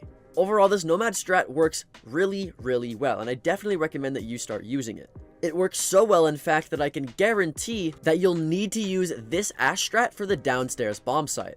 As Ash, it's really important that you bring breaching charges, and I'll tell you why later. First of all, you want to open this window right here, of course from safety, unlike what I just did, and then you'll also want to open this double door here. What this does is it makes it to where anybody that's in coat check, anybody that's in VIP, anybody that's in a whiskey, restaurant, even brownstairs knows that you're going to be here, but they don't know where exactly you're going to be coming from. The name of this strat is finding a weakness and exploiting it.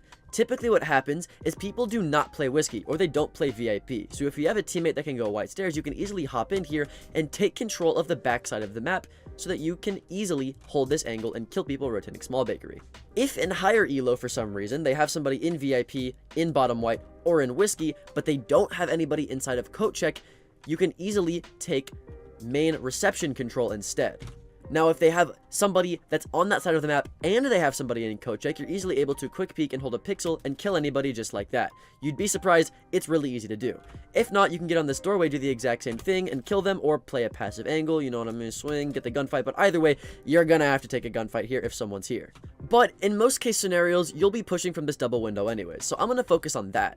Once you're in here, you need to take the gunfight onto anybody that's whiskey if anyone's there. But assuming that anybody's not there, this is where the fun comes in. This strat specifically is meant to counter the castle strat that is typically here.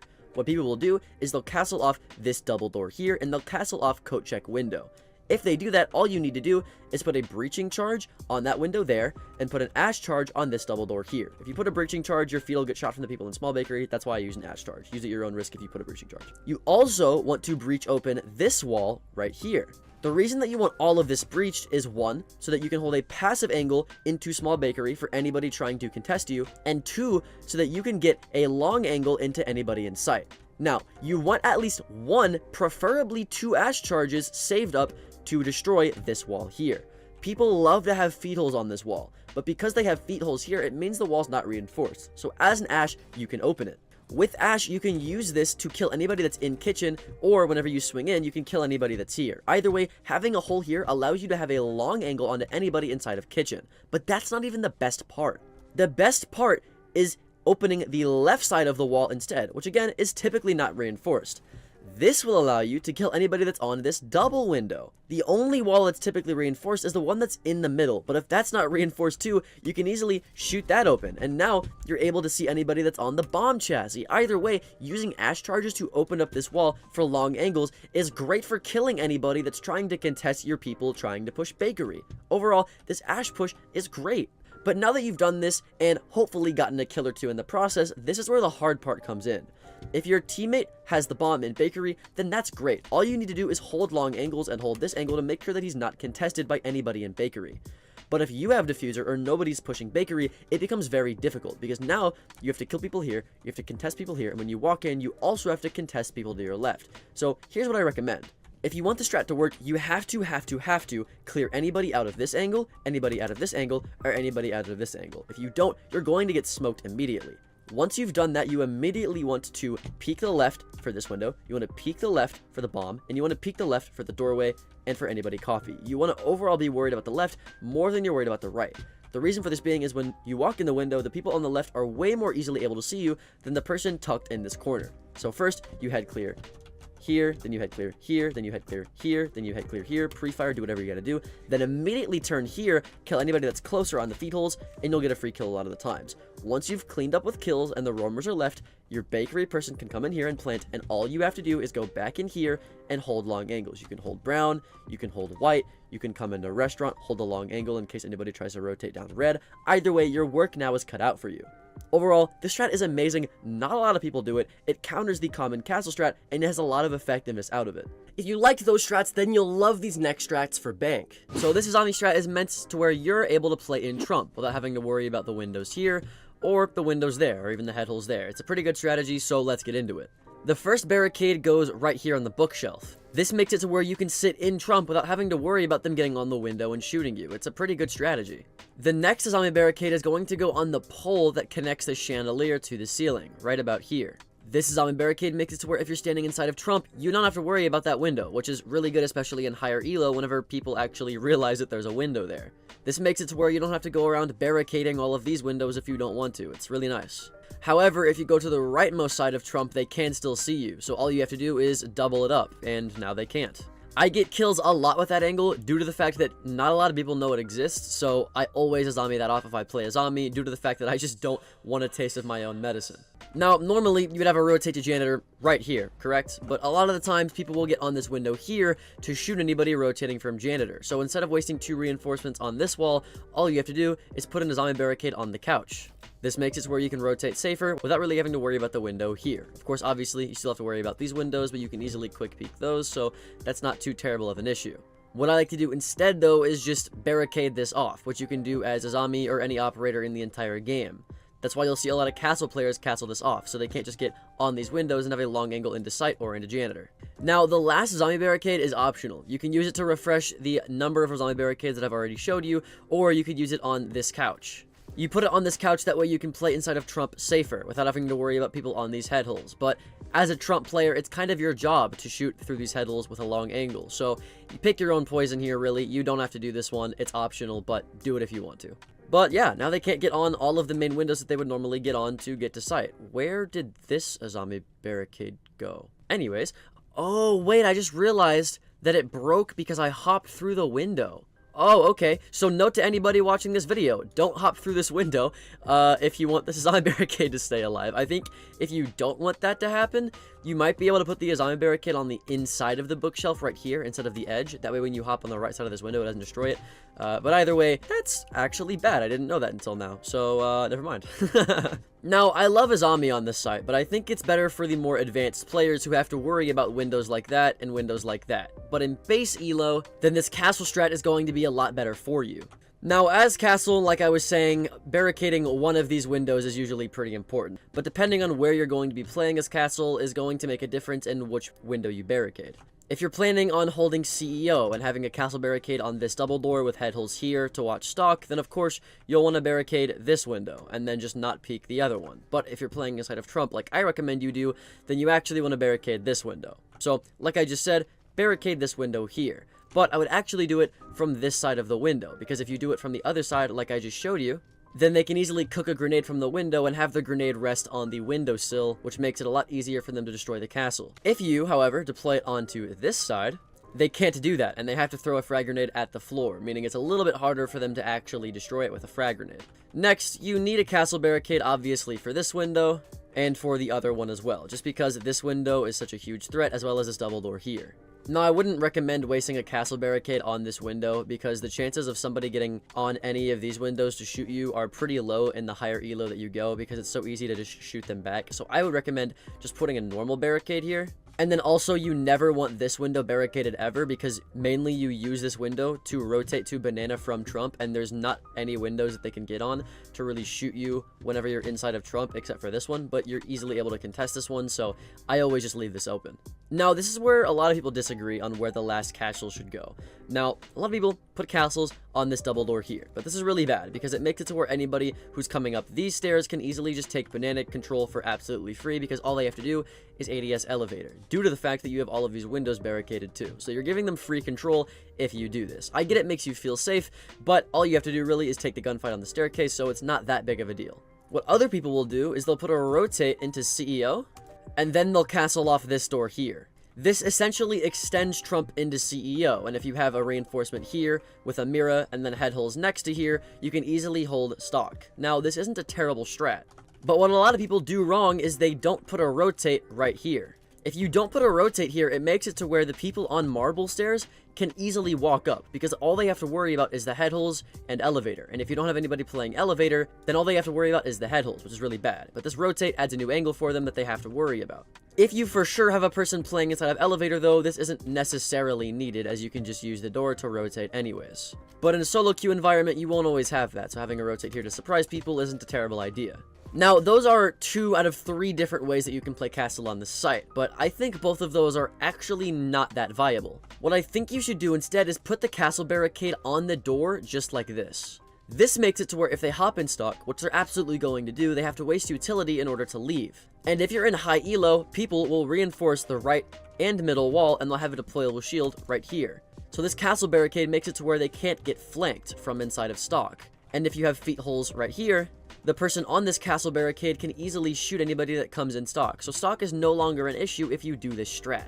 If you can't do this strat though, then all you need to do is castle this off and make head holes all along right here. You do that so your person in CEO can make very high holes and watch anybody hopping into stock. So it's a pretty good strategy nonetheless, and it makes it to where they can hop in stock, but if they do it, they can't leave through the doorway. So I like this castle strat a lot more. But due to the fact that everybody watching this video is in a different rank, do what best suits your rank and what you think the enemy players are going to do for you.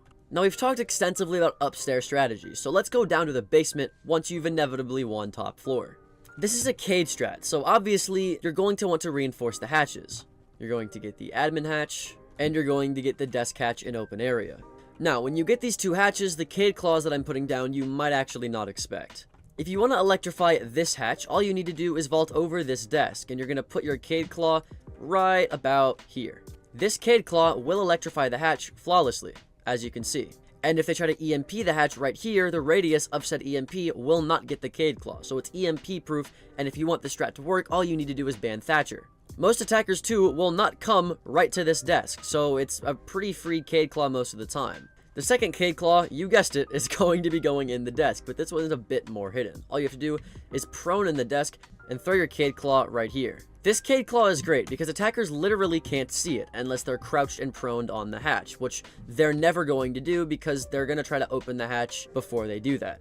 Also, it's perfectly electrified, and if they try to EMP the hatch, again, the Cade is way over there, so they're not actually going to get it. So now you have 2 hatches that are probably going to stay closed in most solo queue ranked lobbies. You're going to let your other 2 teammates get the other 2 hatches though, because there's some site setup that you want to do as Cade. As Cade, I always love to bring the TCSG, but if you can't do that, then bring the revolver to do all the site setup that I'm about to show you. The first thing is, you're going to put head holes along this garage wall. You're not going to reinforce it because this is going to become very important later. You also want head holes along this wall too. This will allow you to get on this wall and hold angles onto anybody trying to get the plant down. Next, you're going to want to rotate, obviously. And then you'll want head holes along the CC wall, which in lower elo is becoming more and more common as the meta progresses to being more aggressive, but a lot of people still make the mistake of reinforcing this. You don't want to do that. Finally, you'll want to rotate on the left side, paired along with head height holes, just like that. You'll also want head holes here, with the optional rotate there as well. All of these holes allow you to do a lot of different things. Now, the holes that I put right here allow you to be on the bomb chassis and shoot anybody through both of the rotates on the doorway deep into server. It's a very nice pixel angle and they can't shoot you back due to the fact that you're behind a metal bomb. Now, these head holes I had you make here allow you to get a long angle onto anybody through the rotate and through the head holes for CC. So you can get a 40-meter angle all the way from vault all the way into CC. Actually, if I back up to here, you can get even longer angle, right? And you can bring the 2x on this weapon specifically, which is why I recommended you run the TCSG. So you can really mess people up and they're not even going to know you're here. Finally, of course, you have the garage head holes and you have the head holes here. Now, this is really important that you do correctly. As Cade, Within the first minute 30 of the round, you want to be playing in Garage and making sure that nobody tries to take Garage control from you. This is so that you can play in Garage and utilize these head holes and these head holes in tandem to deny anybody trying to get the bomb down when they open up this wall to get the bomb down. It works really, really well. You're able to do this for a while, and you're able to switch from this to going into Vault Backside to hold the other holes that I showed you. And as Cade, you're just going to equip the 2x scope and become a long angle holding menace, with the occasional nitro cell from the door to deny anybody trying to get the plant down.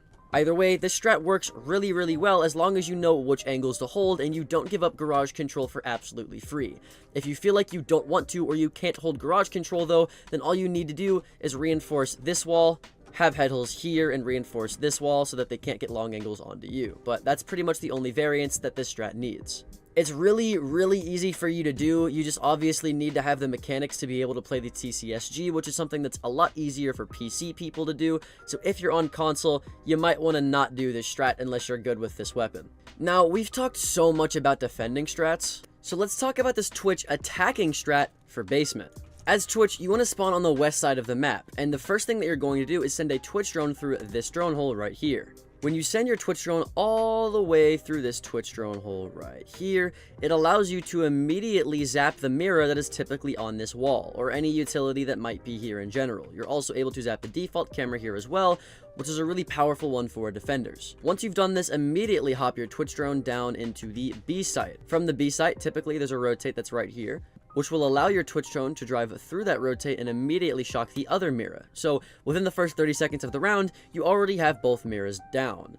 Now, typically here, your Twitch drone will get destroyed if the mirror finds it, because usually the mirror will find it after you destroy the second one. But if not, you immediately want your Twitch drone to be zapping any Cades that might be here, or any Goyos that might be here. Either way, just try to get this Twitch drone as much utility as possible. Once this Twitch drone inevitably kicks the bucket, this is where the next part of the plan comes in. As Twitch, you're now going to push with your team into the pit that they could spawn in on the east side right there. Then you're going to go into sewer and go all the way into this tunnel, and then make your way into CC. Now, from here, get on your Twitch drone. When you get on your Twitch drone, you're going to zap any electricity that is on this wall that's stopping any of your teammates from opening it and getting the plant down. If there isn't any, zap any traps or utility that may be on this wall, like fanfare devices, thorn traps, proximity alarms, whatever it may be.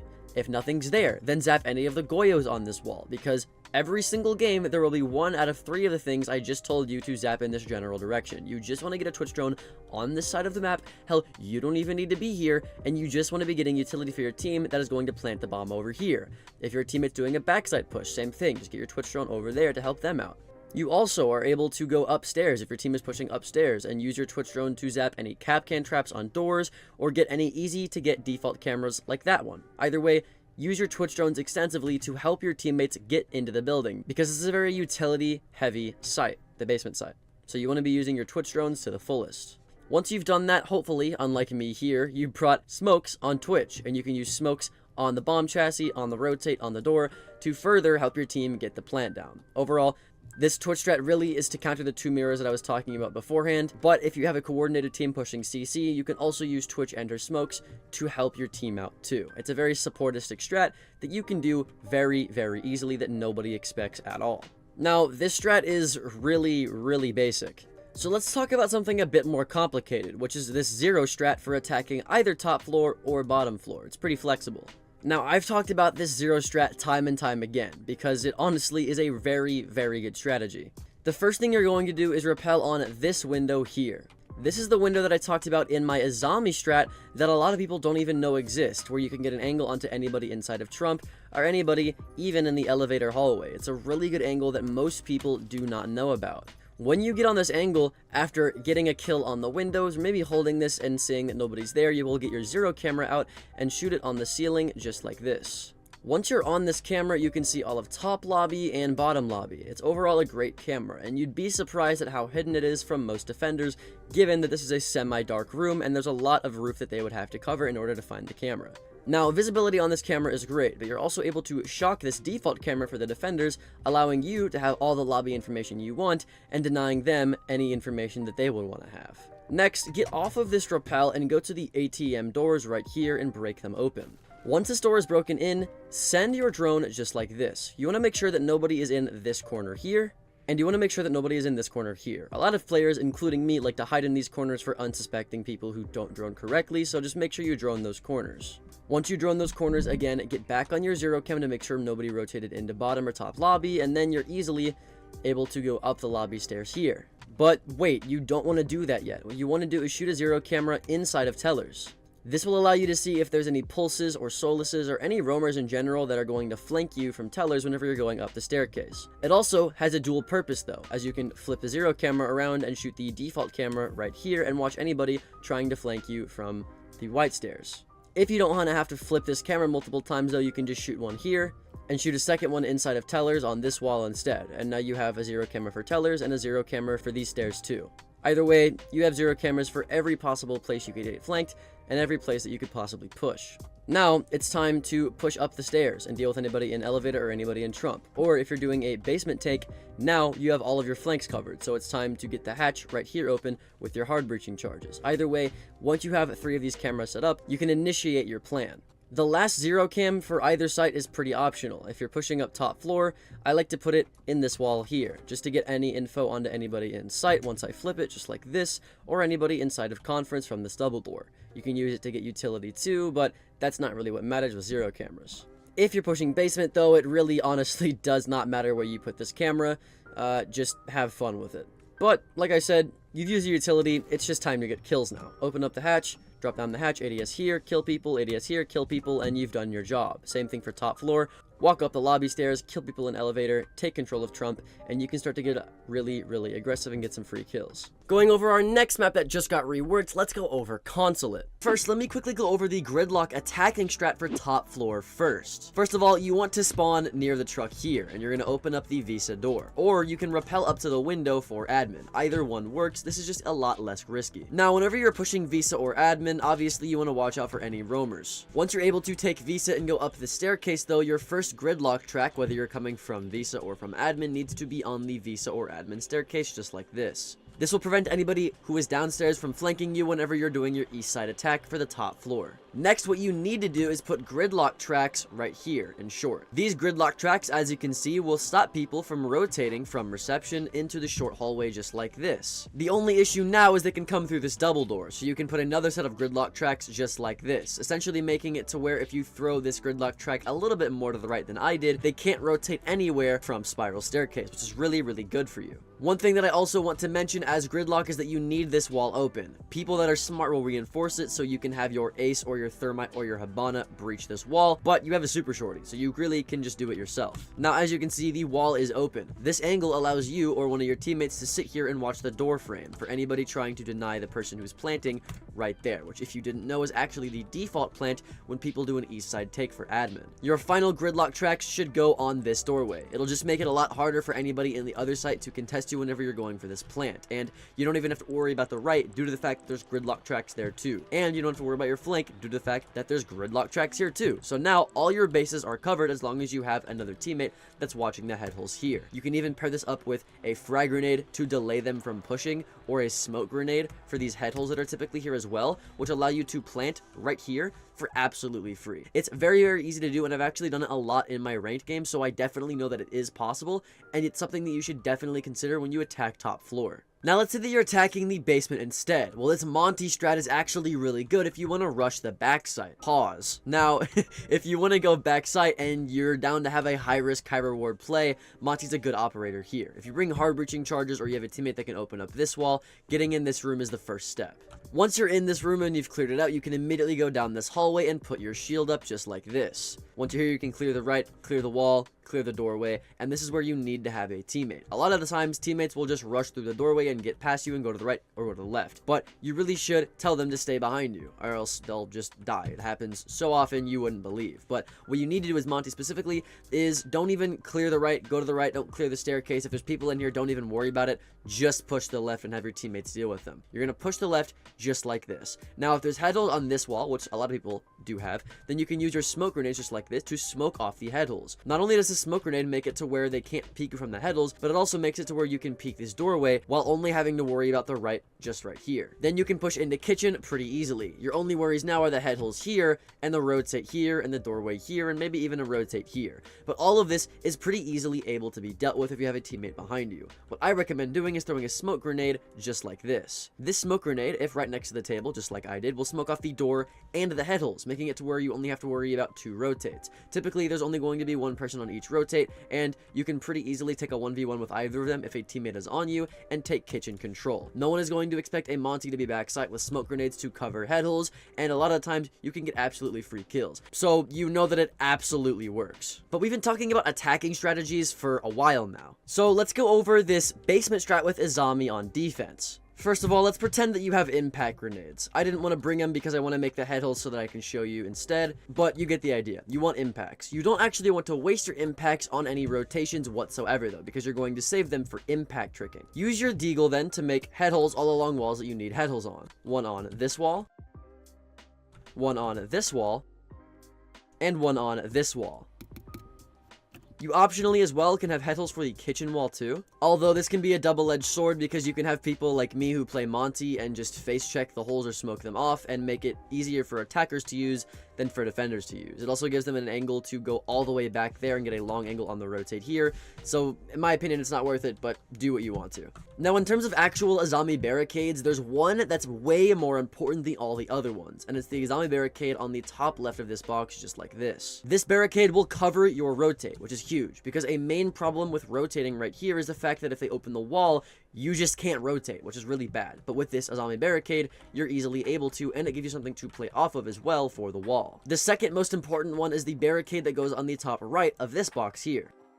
This will make it to where you can be on these head holes and you can rotate in this hallway here without having to worry about the yellow door, which is absolutely huge. It allows even more rotation options than the other Izami barricade beforehand. It also makes it to where if you're playing on these head holes for the yellow door, you don't have to worry about the wall either, which is super good. It eliminates all the angles that need to be eliminated while also giving you angles that you wouldn't have before. Now wait, before I talk about the third Izami barricade, let's talk about something a little bit more important.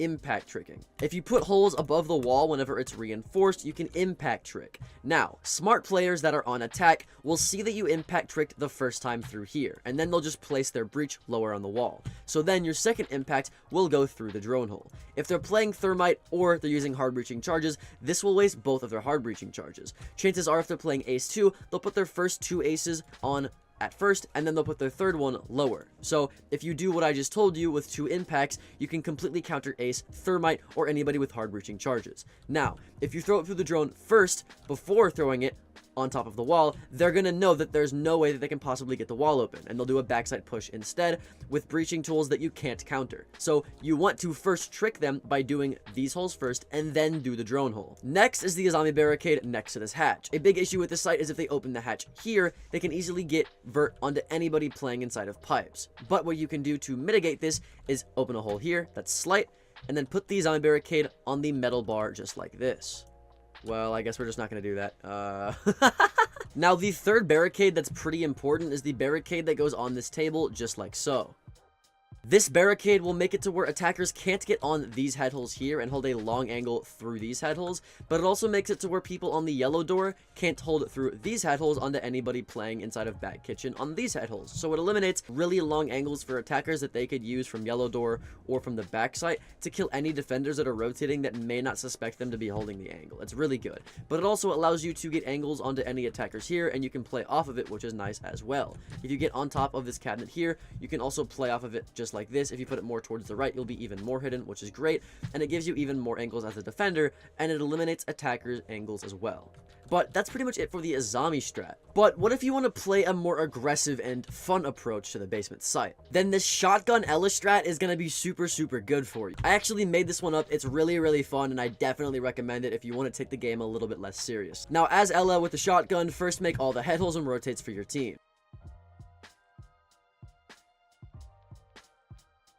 Now that you've made all of those holes, it's time to put your deployable shield down, and typically I like to make it for the rotate, or I like to make it next to this box. Pretty much anywhere where I told you to put in a zombie barricade, a deployable shield is also acceptable as well. After you've done that though, for the next minute 30 of the round, you're going to be playing in the back side, so you can just run away. You want to place your Elemine on the spiral staircase, place an Elemine somewhere on the Visa staircase as well, and then your final Elemine is going to go exactly on this box right here.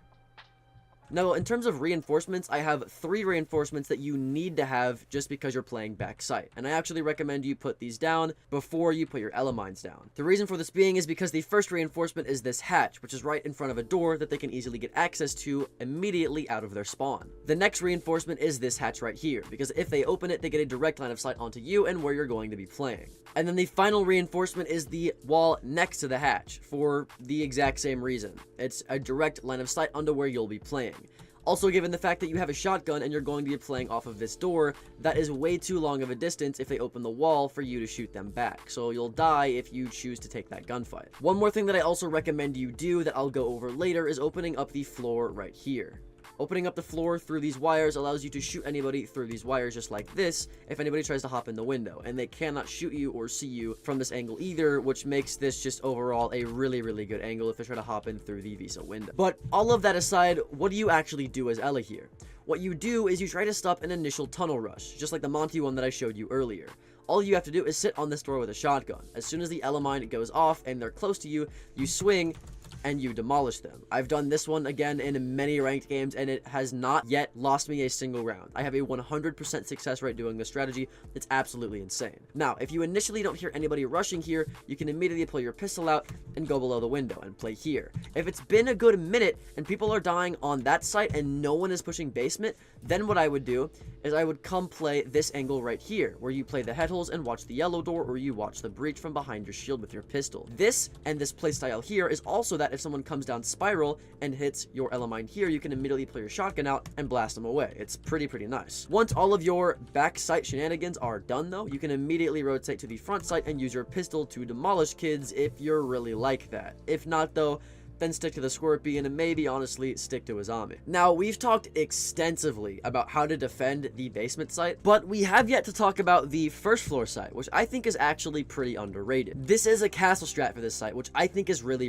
good. Starting out, let's talk about this proximity alarm that you'll put in the closet. You don't want to put it under the window because they can hop in this window and they have all this cover that they can use to destroy your proximity alarm, so it will go to waste. Instead, if you put it right here, that means that if they actually walk past it, then the proximity alarm will go off, and it's hard for them to retreat to cover without dying to these feet holes that you'll also put right here. These feet holes are, like I said, so that anybody inside of exposition can shoot the person that hits the proximity alarm. It's a pretty good strategy. One thing I also want to note is anybody watching this video, you don't even have to do the castle strat. If there's one takeaway from this video, it is please reinforce this hatch. I don't care. You don't have to listen to a single thing I say in this video, a single thing, but just listen to this. Reinforce the hatch, because you're going to have a rotate right here, and if you don't reinforce this hatch, they can just open the hatch from below and make it to where you can't rotate in sight at all, like you'll just be stuck. So please, for the love of God, reinforce this hatch. Anyways, with that being said, put a rotate here. You put it on the left side because it gives you all this cover right here for the doorway that a right side rotate would not give. And then put your second proximity alarm on the doorway right here for anybody trying to rush lobby. Now, in terms of your castle barricades, I have one that you should do that you might find a little weird, but hear me out. What you're going to do is do this double door here. This may seem like a bad strategy, but with the other castle barricades in mind, you'll begin to see why I do it. Your next castle barricade is going to go on this window just like this. This will make it to where if you have any roamers on yellow stairs trying to come back to sight through this doorway, they don't have to worry about anybody on this window, which I've died to plenty of times, so having this barricaded is just a must for me. Now, as castle, you're going to head upstairs. What you're going to do is actually open this hatch just like this. Now, a lot of people like to reinforce this hatch because it's right above sight, which is actually a good strategy. But with this castle strat, you won't need to do this because you need this open so that your roamers can come back to sight due to the fact that I castled the double door all the way over there. To do this, you'll castle off this doorway first. Castling this doorway makes it to where anybody on yellow stairs or anybody on this window can't see anybody playing on top of the hatch for vert. But what it also does, as you can see when you castle this doorway, is it makes attackers actually go to the left, because if you're an attacker pushing up here trying to take upstairs control, instead of giving away your position and destroying this castle barricade for no reason, you're just going to push to the left, which is where you as the castle player are going to lay the trap. But we'll talk about that later. Your final castle barricade, however, is going to go on the bathroom door just like this. The reason that you do this is because if you don't, they can get on this bathroom window and see a very tight angle into anybody playing up here, which is where you're going to be playing. If you don't do that, they can get somebody like an Ash, a Zofia, or maybe they can just shoot this wall open like this, and now they have a long angle onto anybody trying to rotate upstairs at all. But if you castle this doorway off, you don't give them the option to do that. Pair this up with optional feet holes here as well, and if anybody hops in, not only can they not escape bathroom from this door, but they're trapped in there with feet holes that you can use to shoot them. This won't work if they're pushing yellow though, so it is pretty optional, but I like to do it. Now as castle, you have a setup that allows you to play inside of console on top of the hatch with optional vert as well if you want to stop anybody from hopping in through this window where you have a proximity alarm. It's very, very nice.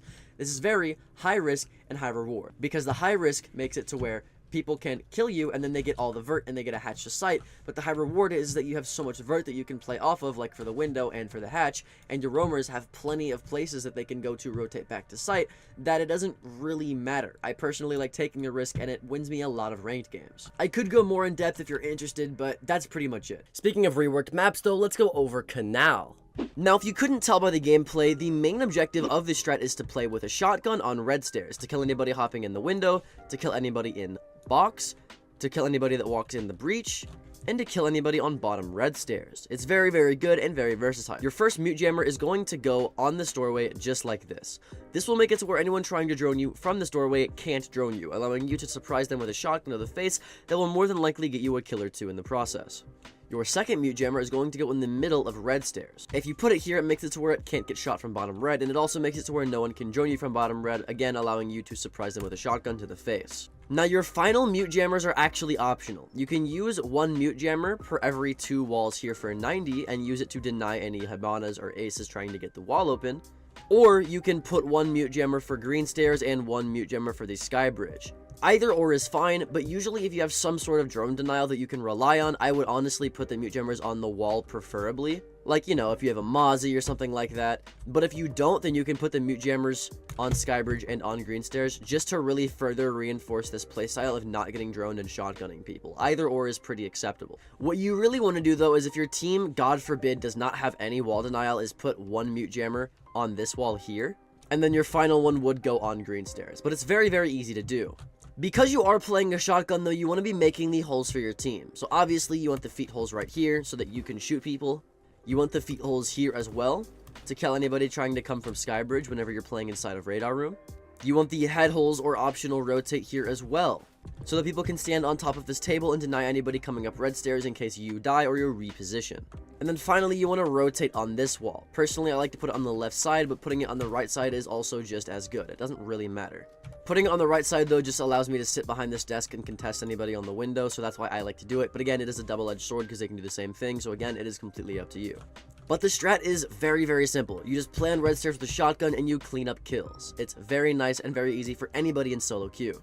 Something that's a bit more complicated, though, is this Valkyrie strat for basement. As Valkyrie, because you have cameras upstairs, you want to reinforce the hatches.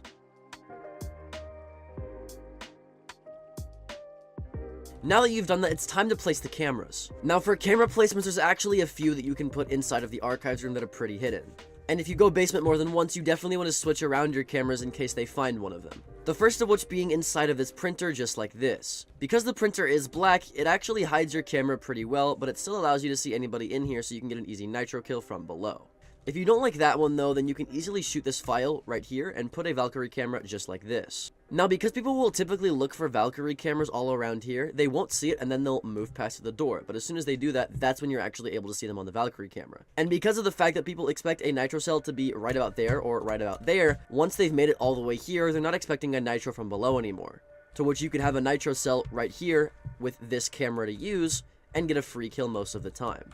If you get on this, you can see it obviously sees the double door or anywhere around the hatch. So this is more of an active Valkyrie camera, where the one in the printer is better for pre-placed nitros. But that's just one Valkyrie camera. Let's go over the other two as well. For your next Valkyrie camera, you're going to come into the radio room hallway. Now, if you throw your Valkyrie camera next to these pipes and above this little generator here, there's a Valkyrie camera. And as you can see, it's actually floating in the air because it's a bit bugged, but that's besides the point. If you get on the camera, you can easily see the hallway and anybody in radiant room, as well as anybody trying to flank these scuba stairs, which is really what it's for. It's more of an information camera rather than being a nitro cell camera like the first one was. So I think it's pretty nice.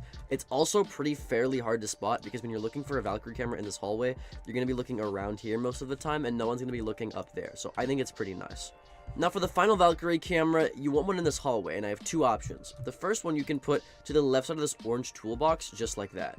Now because of where this camera is located, no one is actually going to spot it if they're coming from trench door or from metal for that matter. So it's pretty nice because most Valkyrie players put cameras that are high, so that's where they're going to look. They'll never expect a Valkyrie camera to be super low and out in the open like that. But if you want something a bit higher, then my personal favorite one is the one that goes in this corner, just like this. This Valkyrie camera will see all of trench and anybody coming down metal stairs, so it's pretty nice. The only issue is that it only sees people on the main stairs once they're already walked down. It's not really good for anybody on the top of the stairs holding a long angle, so I honestly prefer that one over this one sometimes. But with Valkyrie, as long as you have a pre-placed nitro for that first camera that I showed you, you get on your camera and you try to spawn anybody walking through the double door, and once they do, you blow it up. It should be a pretty easy win as long as you can get your cameras down without them getting spotted. But we've talked extensively about defensive strategies, so let's go over this attacking zero strategy for top floor. As zero, you want to spawn river dock spawn. Then, once you make it all the way over to this part of the building, you want to pull out your zero camera and shoot it onto the side of the light post just like this. Now, it should look like that when it lands, facing directly towards the building. The reason this is good is because if you get on it, it actually can look through this window and see anybody inside of the site or anybody rotating from Skybridge. It's absolutely great. If they end up breaking this plant right here, you can even shoot some bandits off of the wall as well if they have them, which makes this very, very powerful, as well as any ADSs that are on this wall, which is typically where they usually are if they have it Jaeger.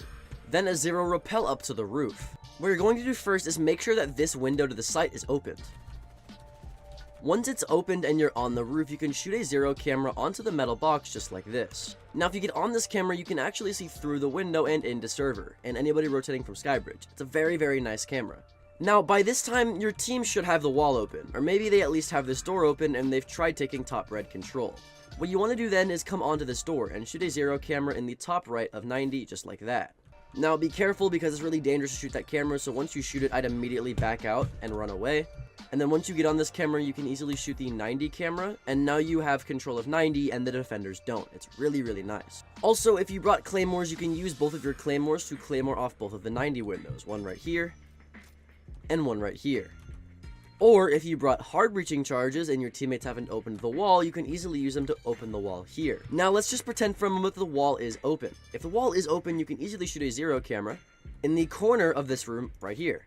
Because the lip of this room is black, it's very easy to hide the zero camera and it not get spotted. So now you have a camera that watches every single possible angle for top floor without you really having to put yourself in any danger except for maybe the 90 camera. This is really good for any site executes, as you will be able to see anybody that is in the site as a defender, which allows you to easily get the bomb down. It's really nice, and when you don't need to rely on your teammates to be on your cameras if you do it, it's even nice for SoloQ too. If you want something that's a bit more complicated and team-oriented though, then you need to try out this Ying strat for attacking the basement. As Ying, just like the zero strat, you want to actually spawn river docks. Next, what you're going to do is immediately come to the scuba side of the basement. Then immediately open up the locker's window.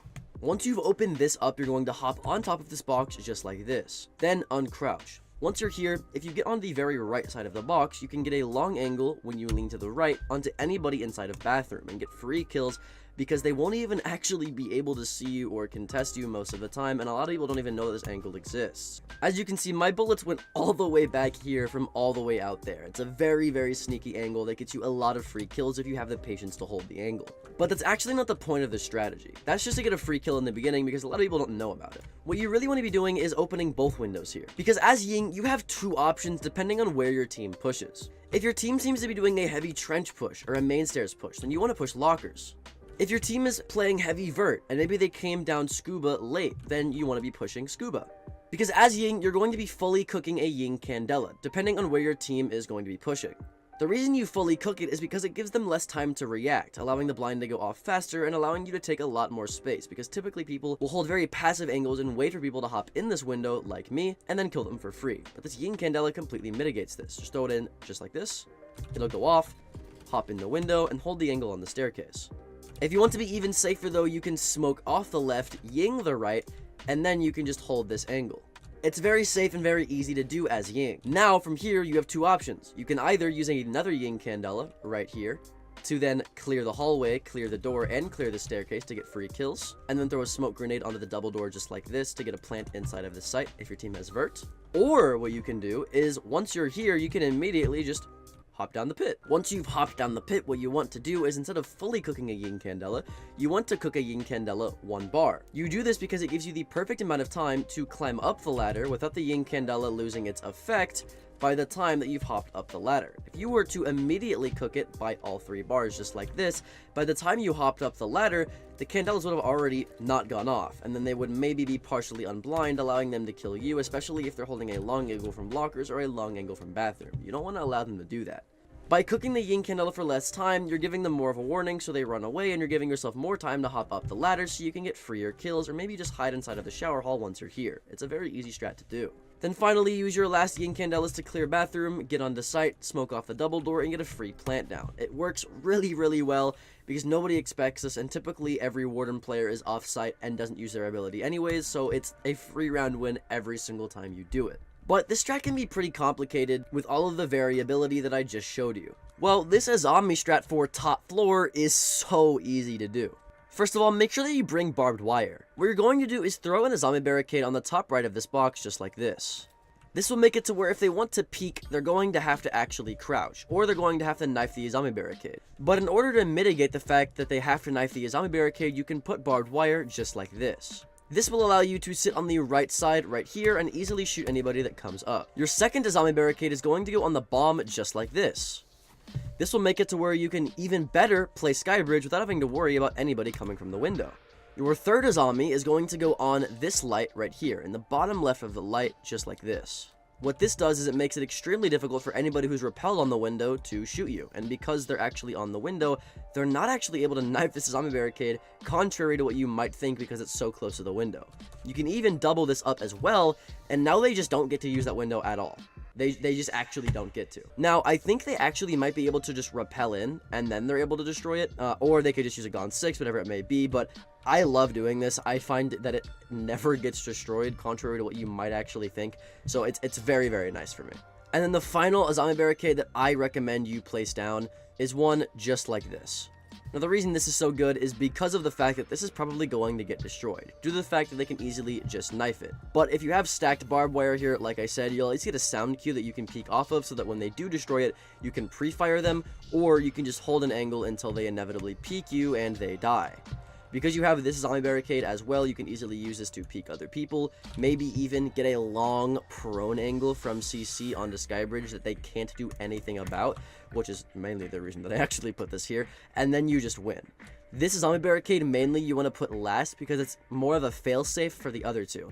If these two get destroyed, you can use this as cover from the window. If this one gets destroyed, you can use this as cover from the Skybridge. Or hell, you could even just save these 3, and then now you just have 3 more in your pocket that you can do whatever else you want to with. Maybe you put one on the window to deny a zero camera or a Twitch drone on the window. Maybe you put one on the CC rack that you can play off of. Maybe you put one on the bomb chassis. Maybe you put one on red stairs for your mute player. Whatever it may be, it's a very high skill ceiling and it's very easy to do, so I definitely recommend that you do it in your ranked games. A map that's a lot more solo queue friendly though is Skyscraper. The entire point of this strategy is to extend into Geisha and hold Geisha control for some very nice angles. To do this, your first castle barricade is going to go on the Geisha window. Now typically you'll have a rotate and a reinforcement here. Now, because of this, if you ever want to leave your castle strat and go back to site, you have to really worry about this window. So the second castle is going to go on this window.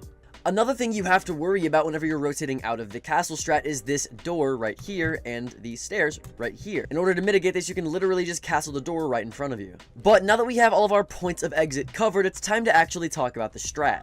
The strat being that you have head holes here, a rotate to be able to leave, feet holes to give you an angle onto that one ping, and head holes in the leftmost wall to get you even more angles. Opening this hatch to late round is optional, and it gives you a rotate out that you might be able to use for a flank. Now, with this strategy comes a few problems. If you're standing inside of Geisha, this doorway is a huge threat if attackers get on it. So castling off this double door makes it to where you can sit in Geisha a lot safer. Not only this, but if you're trying to swing off of the head holes that you made here, getting wallbanged through this wall is an issue. So the optional reinforcement here is also nice. Obviously, you want this wall reinforced as well, and then you want to turn around and reinforce the left side of this wall. The reason you reinforce this is because whenever you swing out to peek these head holes, you don't want to be exposed to holes here that attackers can easily make, and it also gives you something that you can swing off of for that hallway if nobody's on your right. It's very, very nice. Now finally, you need to know where to put your proximity alarms. The first proximity alarm I would put is inside of Terrace, so that it covers both of these doors. This will allow you to know whenever they're pushing from this side of the map, so that you can quickly go into Geisha and hold the feet hole angle onto this doorway and be ready for it. The second proximity alarm I would put is on this bridge here. What this does is make it to where if anybody walks into this doorway, you'll get an alarm for it, and then you know to hold these head holes to get a free kill from all the way inside of Geisha. But with that out of the way, that's pretty much it for this strat. It's mainly just meant to hold Geisha control and get a lot of nice long angles they wouldn't expect along the way. Being that all of the castle barricades are very close together and all the reinforcements are close together, you can actually do all of this site setup by yourself as opposed to many other castle strats that I've gone over, so this actually can be useful for SoloQ. The only issue is that castle barricades like this make it kind of hard for your roamers to get back to site. A strat that doesn't have this issue though is this Azami strat for Office and Samurai. Now the first part of the strat is the Azami barricades that completely cover up the window. Now first, you want to put an Azami barricade on the lip of this marble wall just like this. And then you want to stack your second one that you get in the prep phase on the left side of that barricade, but slightly a little higher than the middle, just like this. The reason you want it just slightly higher is because if you don't have it high enough, they can upside down rappel on the balcony in front of this window and get an angle onto the doorway. So you want to get it a little high to cover up the entire window. What these barricades do is make it to where they can't hop in the window, and if they do, they'll get their feet shot. But they also can't destroy it from outside the window because the melee distance is too far. So unless they have actual bulletproof utility, it's indestructible, and if they try to destroy it by meleeing it, they'll die. It's really, really good. Pair that up with barbed wire at the bottom of it, and they cannot hop in this window if they want to live. Now, you commonly see the setup of having a reinforcement on this wall, with optional head holes on either side of it. The only issue with this is that these angles also give attackers angles if they get control of the angle. However, if you put in a zombie barricade right about here, now you're actually able to play off of the wall and peek the window, peek the staircase, peek the doorway to your left, or peek the same doorway from the left side without having to worry about this wall at all. It's very, very nice for early round picks whenever they open the wall, but they're not quite in terrace yet. However, when they do get into terrace, then it becomes a problem and you kind of have to back up. But when you back up, the wall becomes an issue. So this is on the barricade next on the lip of the table like this. Will make it to where you can't even get shot from the wall whenever you back up. It's very, very nice. Because look, the wall's open, but they're not in terrace. So I can sit behind this, but as soon as they're in terrace, I can crouch and not have to be exposed by the wall at all. And I can sit here, and now I can hold terrace just like that. Maybe even back up through the window. And typically, because they'll ace or thermite open only really the middle of the wall and never the edges, it's never a problem for me to peek the left side of this barricade just to back up. So you'll pretty much be safe the entire time. Now, in terms of where your last zombie barricade should go, I think honestly it should realistically be used to replenish any one of these two zombie barricades here.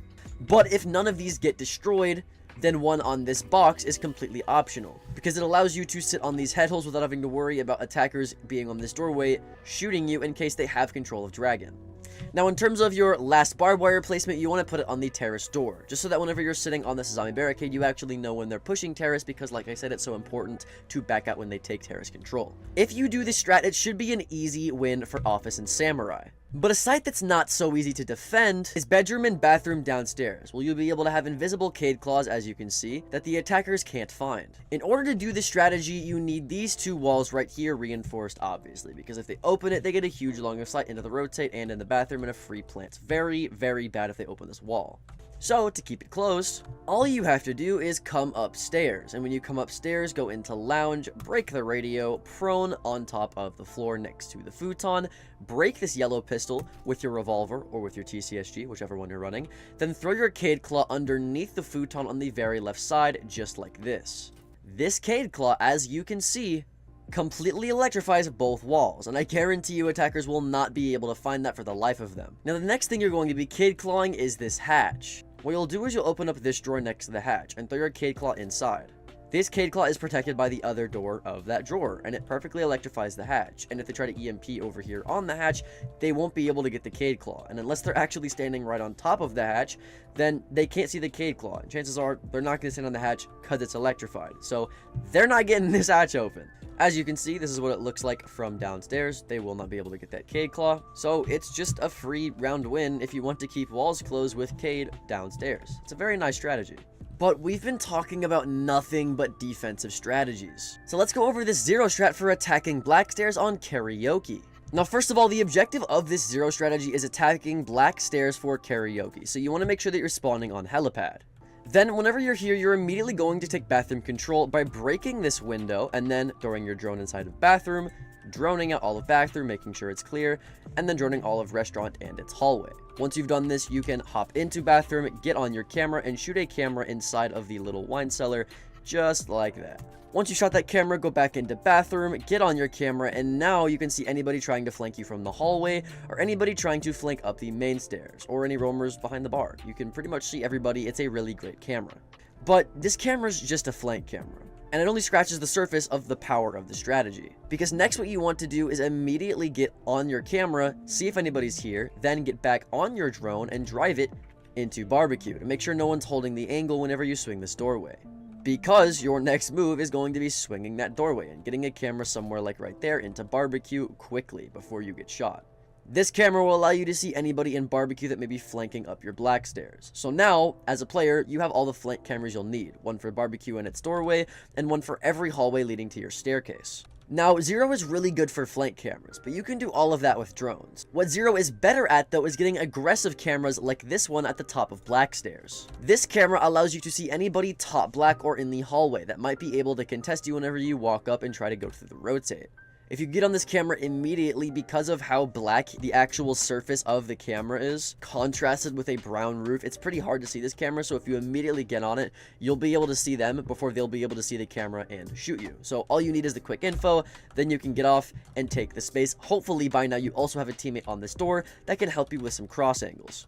And then once you're at the top of the staircase, the final camera that you'll throw out is inside of Tea Room, right about there. Just anywhere in the on the ceiling doesn't really matter, because initially you're going to get on this camera and make sure no one is on both of these doorways into Tea that can contest you whenever you peek the hallway to then go into the rotate. It's very, very important that you get these two aggressive cameras so that you don't die to an angle, or you're able to get kills if there's someone holding an angle to then be able to open this wall or go through the rotate. Once you've cleared that out and the wall is open, hopefully because of a rotate or your hard breaching charges, then you can go into sight and get the bomb down right here. If you pair this up with the camera in T that can watch both entrances from the hallway, then you know nobody can flank you and try to deny your diffuser without you knowing. But they can always come up black stairs, which this camera can now see as well. Well, what if they come up main stairs? Well, the first camera can see anybody coming up main stairs. So as you can see, we've created a pretty safe planting environment for the karaoke default plant, as long as you have a teammate in your hallway or somebody watching your cameras that you can swing off of for information. This is what I've noticed a pretty aggressive strategy on Zero, as long as you have a teammate pushing blacktop, which is pretty common. So if you see a teammate pushing blacktop, I definitely recommend you try out this strat if you want to get a quick and easy bomb plant down.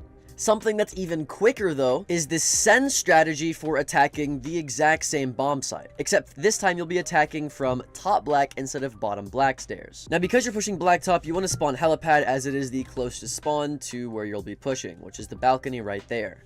You'll want to, of course, rappel up to this balcony, making sure, as your only weakness to the strat, that nobody runs out of this window as you're breaking open this door.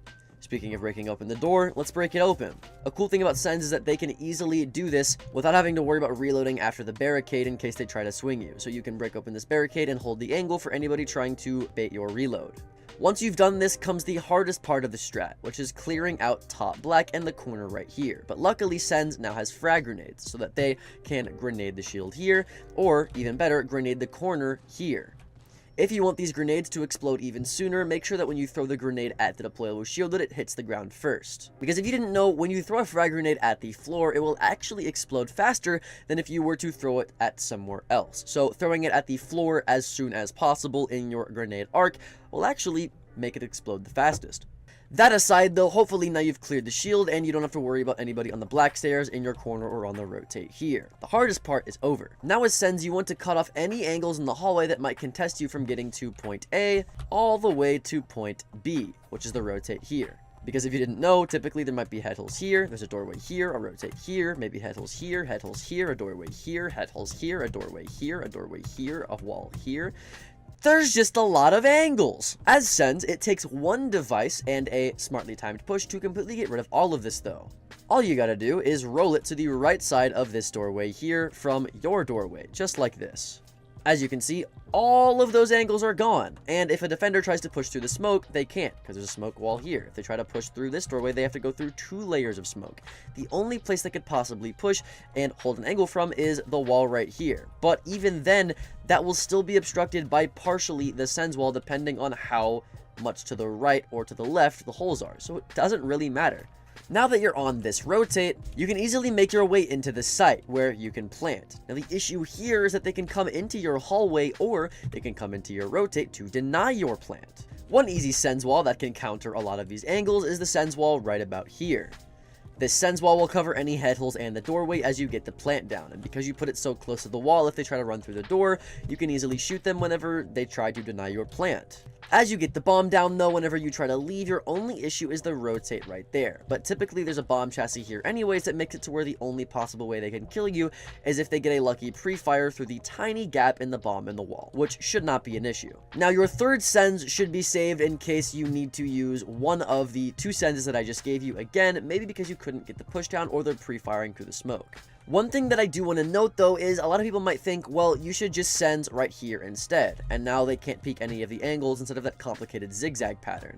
The issue with using smokes close to you with any operator really is that they can get super close to the smoke without you seeing them, so as soon as the wall goes down like this, they can be on this doorway ready to kill you just like this, so that's not a good idea. A good rule of thumb with Sens or any smoke grenades for that matter is that you want to put the smokes as close to their angle as possible and as farthest away from you as possible so that that can't happen and they can't gain free space. Moving over to one of the most popular maps in Siege, let's go over Coastline.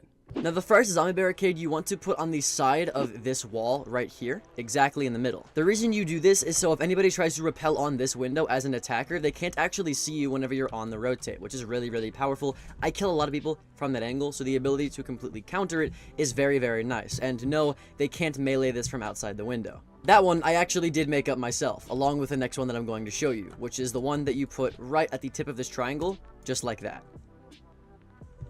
I posted these zombie barricades like a year or 2 ago when a zombie first came out on TikTok, and the videos blew up. So I actually did make that one and this one here, but the last 3 are pretty known throughout the community, and I didn't make these ones up. The first of which being the one that you put on the pink bar right here.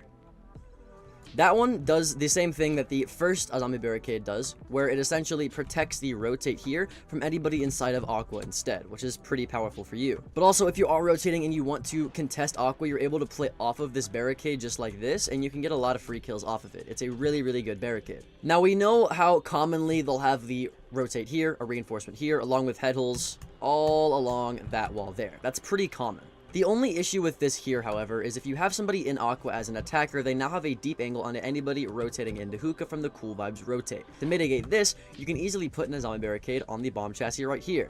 Now, you may be thinking this is bad because it gives them cover to plant behind the bomb chassis, but that's not really that big of an issue, due to the fact that you're easily able to rotate behind this zombie barricade here and deny it if you need to. But it's kind of a double-edged sword for the reasons that I highlighted earlier, so if you don't want to, you can just get rid of it. And then finally, as a zombie, you want some barbed wire for the Cool Vibe stairs, and you want barbed wire for the 90 hall in case they try to go from the VIP door or from 90 to rush anybody playing inside of Vase. Now, as a zombie, you're primarily going to be playing inside of Hookah, due to the fact that you need to be able to throw that a zombie and that a zombie from the rotate here, and due to the fact that all of these zombie barricades are protecting this rotate, so you kind of want to be playing off of it to get usefulness out of it. You can also quick peek this barricade just like this to kill anybody on the window, or if you want to, you can save your last and final zombie barricade and put it right here on the ledge of this table to make sure that nobody on the doorway can shoot you while you're playing behind the bar. It's overall a great strategy, and it's super easy to do, and it's super easy to be good at when you do it. Now, let's say that you want an attacking strat instead. Well, as Flores, there's a strat that you can do super easily. What you want to do initially is go onto the roof right above Hookah if you're attacking Hookah. Then you're going to throw a drone into this AC vent right here. The reason you drone this initially is to make sure that they don't have a mute gemmer or a Mozzie pest that can get rid of your Flores drones. Once you've droned this and you've made sure that there isn't one of those two things here, or you've droned it from maybe bottom sunrise instead, which I actually recommend more, then get on your Flores drone. Once you get on your Flores drone, you're going to drive it through the exact same AC vent just like this. You're going to drop it down, and you're immediately going to destroy the shield that is typically right here. You can do this within the first 30 seconds of the round, and as you can see by that explosion, it will get any player or deployable shield that typically sits on vase, allowing you to have a lot better of an angle when you're playing on the Hookah balcony. Due to the fact that a lot of people don't even know that this AC vent exists, or they won't expect a Flores drone coming from it, you will 9 times out of 10 get this shield for absolutely free. If, however, they do have utility blocking you from being able to do that, you can easily just get a Flores drone right here on the staircase, and you can just send it in just like this, get off the Flores drone, and it will drive ahead straight like that until it runs into something and it will explode. I don't recommend this method because it makes it a lot easier to shoot due to the fact that it will only go into its explosive mode, as you can see, after a few seconds. So I actually recommend getting on it. And if you want to get on it, the safest path that you can take as Flores is to immediately jump and hit a sharp left, so they can't shoot it. Go all the way around the couch, hug this wall, and then immediately jump and blow it up. This will make it to where nobody will be able to shoot it due to the fact that the person behind this bar, as you can see right here, isn't able to shoot it until it comes in the door, but they won't have time to react to that. And then the person in vase can't even see it unless it's by the door, but again, they won't have time to react to that. So either way, you will be able to get the shield for absolutely free, which again is the primary purpose of this strat. Now, let's say that they have zombies over here like I just showed you, or maybe they have a player behind the bar. Well, if you rappel back up to the roof, as you can see, there's another AC vent right here, just like the one that we talked about earlier. You can easily send a Flores drone down the AC vent, and as you can see, that vent is right above where players love to play. So what you can do is have a teammate playing on top of the door, and then you can flash grenade through there, send a Flores drone through there, and then you putting a Flores drone through this will force them, as you can see, to get out of there, and then your player right here can easily shoot them as they're running away. So either way, they're going to die, and you can get a free kill doing this. You can also, again, go through the vent all the way to the zombies over here, which is a great strategy as well. But playing Flores and using the 2 vents like I just showed you is a great strategy to get any deployable utility, especially if you know that they are bringing some for the Hookah bomb site. Now, if you won the Hookah bomb site, it's time to move down to Kitchen, where this Aruni Get strategy will be your best friend for winning any bomb site down here. As Aruni, you want to start out by helping your team with the site setup, due to the fact that, as you can see, you have a bionic arm that can easily make holes. Now, as you can see with Aruni, I've made the typical feet holes, rotates, and other feet holes here. But there's one thing that you want to do as Aruni, hole-wise, that you might not know you should do, and that's making a rotate on the right side of the triple wall. Now, the purpose of this rotate I'll go over later, but just know that you need it for right now. Due to the fact that attackers can also utilize this rotate if they, God forbid, get control of the reception desk, then you can put an Aruni Gate on it as well. This will make it to where you can freely use the rotate as you please, but they can't unless they burn some sort of utility, which will make noise, so you'll be aware that it's happening. Now, you can bring barbed wire or a bulletproof camera, but personally, I like the BP for this site. There's 2 options. You can either reinforce this wall and put the BP on the reinforced wall. This, of course, will be facing anybody going into surface, allowing you to get drones from the service door or from bathroom, which is pretty good. Or you can come into kitchen, and you can pop up on top of the counter here and put it right here. If you get on this camera, it allows you to see any drones coming through that drone hole, and it allows you to see any drones coming in through the feet holes or the door here. Overall, either or works. Now, in terms of your Aruni Gates, these are pretty optional, but I definitely like to have one on the bathroom door, just because this is very common for attackers to abuse because a lot of people forget to hold the bathroom. And then I like to have one on the kitchen window. Now, the reason that I put one on the kitchen window is because a lot of times attackers will rush or they'll play Ying, and then they'll just hop in this window for absolutely free, uncontested, and get free kills in a really fast-paced meta. So putting in a Aruni Gate here allows you to at least get some sort of audio call that they're about to do this, so that you can hold the angle and get free kills and not make it so easy for them to just hop in. So I love putting in a Aruni Gate here. You can put it on this door right here to sunrise as well. Either or works. This personally though is just my favorite. So now we've gone over all of the site setup, and I want to explain one thing. Why did I put 2 reinforcements here and a rotate here? Well, the reason that you put a rotate here, if you haven't played in high elo or watched a lot of Pro League, is because you typically want a deployable shield right here to face the reception double door. The entire purpose of having a rotate is so that the person behind the shield can rotate back to site, because you want to be holding reception for as long as possible. Otherwise, they'll take bathroom control, they'll get the triple wall control, they'll get hallway control for absolutely free, and it makes it to where roamers can't get back to site and people on site are completely stuck. So holding control of reception is a pretty underrated tip that I think you should be doing if you have a duo. If you don't have a duo though that has a shield that you can rely on, then just play behind the desk, play behind the wall, or maybe just don't put a rotate there at all and save your Rooney gate for something else. As a Rooney, you can abuse angles that they might not know about with your DMR due to the fact that you're a 3 armor with a 1.5 times scope. Angles like this one on the bomb chassis that allow you to see the service door. The retake angle here with the feet holes that deny the common plant in the corner there. Or maybe you can surprise them by going through this rotate and shooting people in the hallway, due to the fact that they'll probably be expecting you to come through the bathroom door instead. I got a lot of kills with this specifically. You're even able to sit in courtyard and shoot anybody coming in from the kitchen door if you're trying to contest them and you don't win the gunfight. So overall, with a Rooney, just hold angles, do this site setup, and you should win a lot of kitchen defenses as long as your teammates don't reinforce this for you. But that's enough for defense. Let's do this attacking Osa strategy for hookah in case you don't like playing Flores. Given that Osa has frag grenades now, you should definitely try this strat out now that she can do this. Firstly, you want to spawn poolside. Then you want to run all the way up to the hookah stairs and use your Osa shield to destroy the barricade just like this. Now, you don't necessarily need to deploy your shield on the doorway, you just want to use it to break the barricade, because somebody in the corner of hookah can easily knife your shield and now it's just gone to waste. Instead, you want to back up with your Osa shield until the people on the window can see you, which is about here. You don't want them to be able to see you, so I'd put my Osa shield about right here. Now people are able to play on the staircase behind your Osa shield, or even they're able to rappel on this wall here and do the exact same thing. But at least this way, they don't have to worry about the window as much because they can just duck. It's a pretty nice Osa shield. But like I said, your teammates are going to use this, not you. This is specifically for your teammates. So what you're going to do is place that shield down and immediately go over here.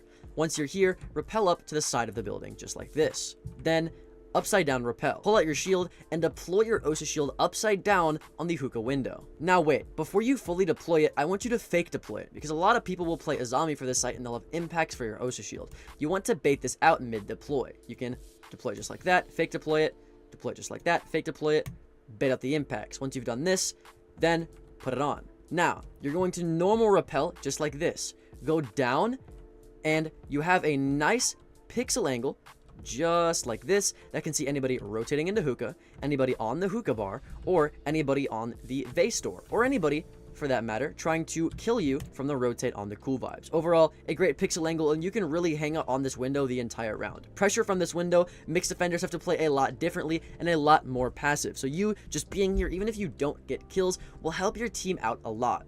Make sure you don't have diffuser, because your teammate playing behind that shield is going to come in and plant right here if they have a brain, and you can just sit back and watch it from afar. It's a pretty good strategy for passive players with maybe not the best aim. Now finally, for my advanced players, I want to go over a castle strat for penthouse and theater for anybody that may have won the first 2 sites on defense. First of all, I want to clear up some misconceptions about this site. First of all, for the site, VIP control is crucial, so you want these 2 walls reinforced as well as a rotate on the left side of this wall. That way you can easily rotate in between sites and still maintain VIP control, because if you don't, they can easily get an angle from the wall all the way into the site, and you don't want that to happen. If you put a reinforcement and head holes next to this rotate, it allows people in VIP to contest the window, or people in penthouse to contest people in VIP, and vice versa. It's a great strategy. Now, if you don't accidentally shotgun out the dresser like I did, the dresser becomes a great point of contact to use to hide from the double window whenever you're rotating, which is why I recommend you put it on the right side and not the left side like that. Another misconception about this site is that you need these walls here reinforced. You actually don't. You want to rotate on this wall here.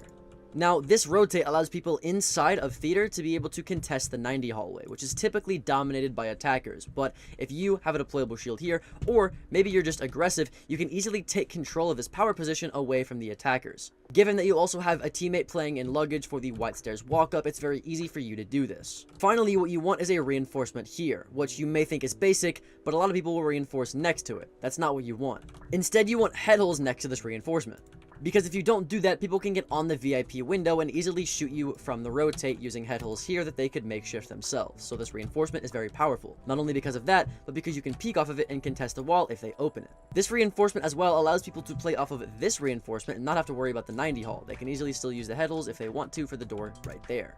But that won't really be an issue for you, because your first castle barricade is actually going to go on this double door. If you combo that up with a rotate into hookah somewhere like this, it makes attackers think to funnel into hookah instead of wasting utility and time destroying this castle barricade, which is great for you. Because now, as a defender, you can easily hold long angles onto the hookah door and not necessarily have to worry about that door. If you pair this up with holes just like this, now you as the 90 player or as the person behind this reinforcement can easily watch people using the rotate that you baited them with. You're also able to put a bulletproof camera just like this. This, for obvious reasons, allows you to destroy any drones coming from anywhere on this side of the map or on the left side of the map for that matter as well. Your other castle barricade will go on the double window just like this for obvious reasons. It just makes them have to waste a little bit more utility to take control of this big window. Now you also want feet holes all along the bathroom wall, just like that.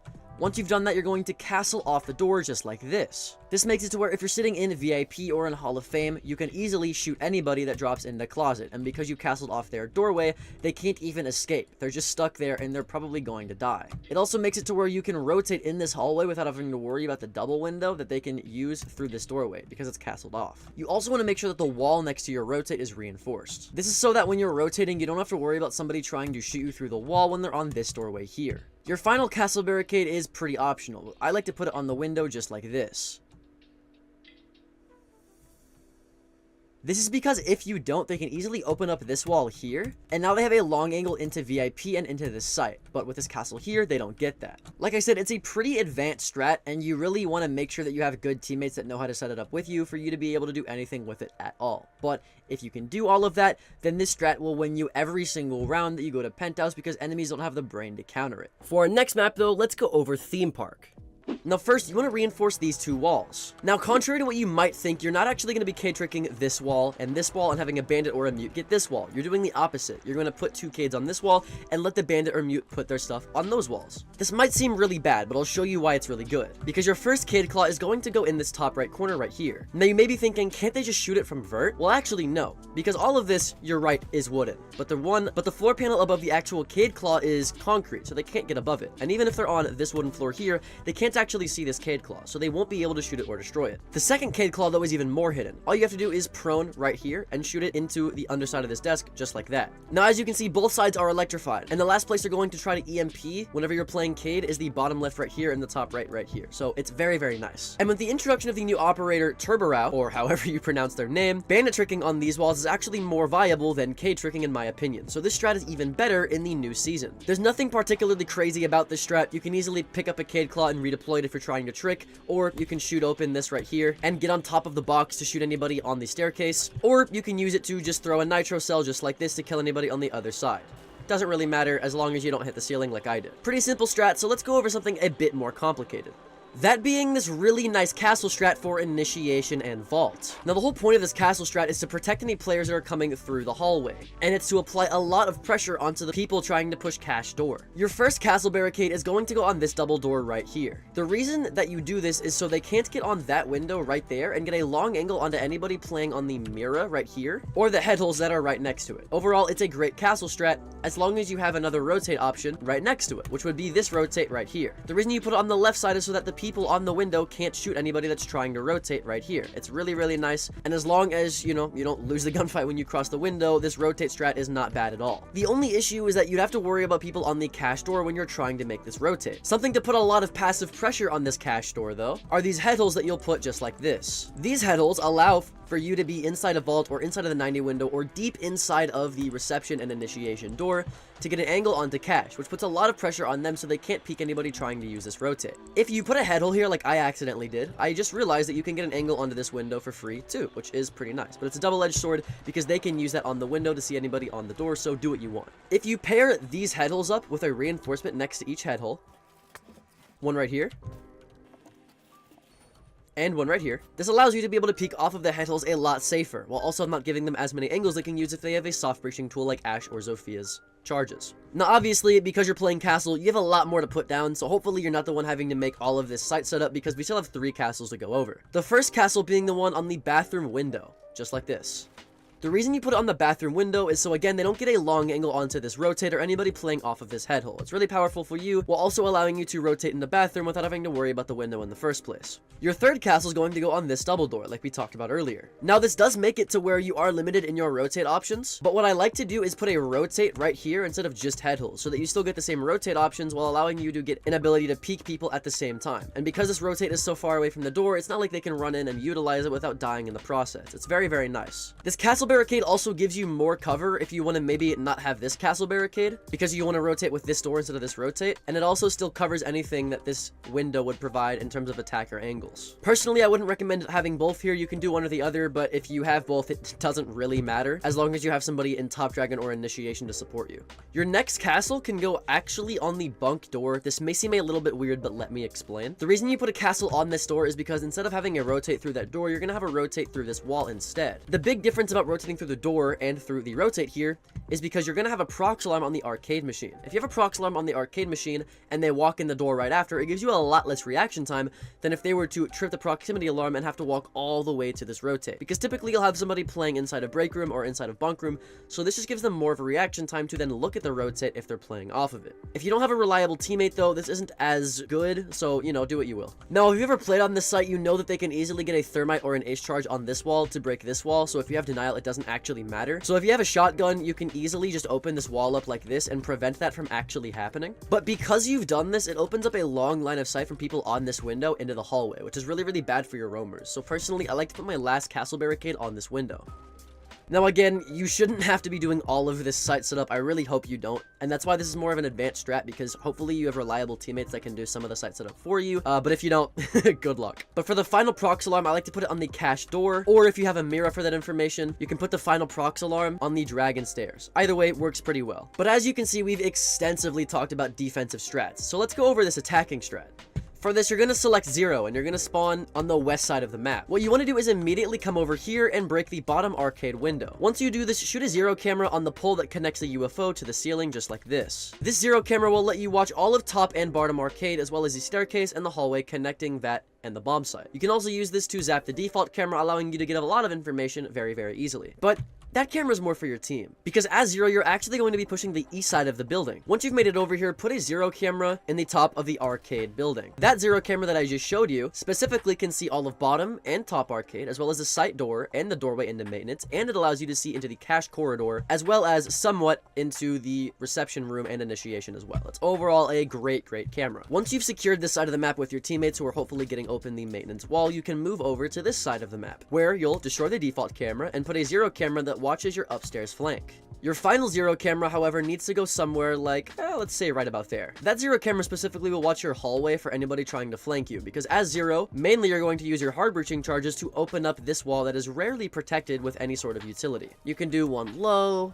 maybe one high, so you can stand on the staircase and get a view in the site. Doesn't really matter. But as 0, you want to open up this wall, and because you have so many flank cameras, there's not a single possible place that they could flank you from without you knowing about it, which is really, really nice. These cameras also provide cameras for your teammates who maybe not be pushing with you or on the other side of the map. It doesn't really matter, but these cameras are absolutely outstanding. Actually, now that I think about it, y'all might want to put a hard breaching charger higher on this side and lower on this side, because I think that would actually allow you to see, like, let's see, in the throne maybe? Yeah, no, that's a great angle. So maybe put that one high and this one low. Either way, works out pretty well, and this it's really, really good if you're a solo queue player and you're in low elo lobbies, especially because people love to flank. The cameras are super easy to do, and you don't need to rely on your team at all whatsoever to do the strat. So I personally love this strat. If you like strats like this where you don't really need to rely on teammates, then next you should try out this alibi strat for bunk. And it even works for initiation too, so it's a dual site strat. For this specifically, you want to be running observation blockers. The reason you bring observation blockers is because people really love to put drones somewhere in upper arcade to get any sort of info on upper arcade. To mitigate this, you can put all of your observation blockers, or at least 2 in my opinion, right on this grate just like this. This will allow you to be able to make it to where no one on your team can get droned if they're trying to run through arcade. It's very, very nice.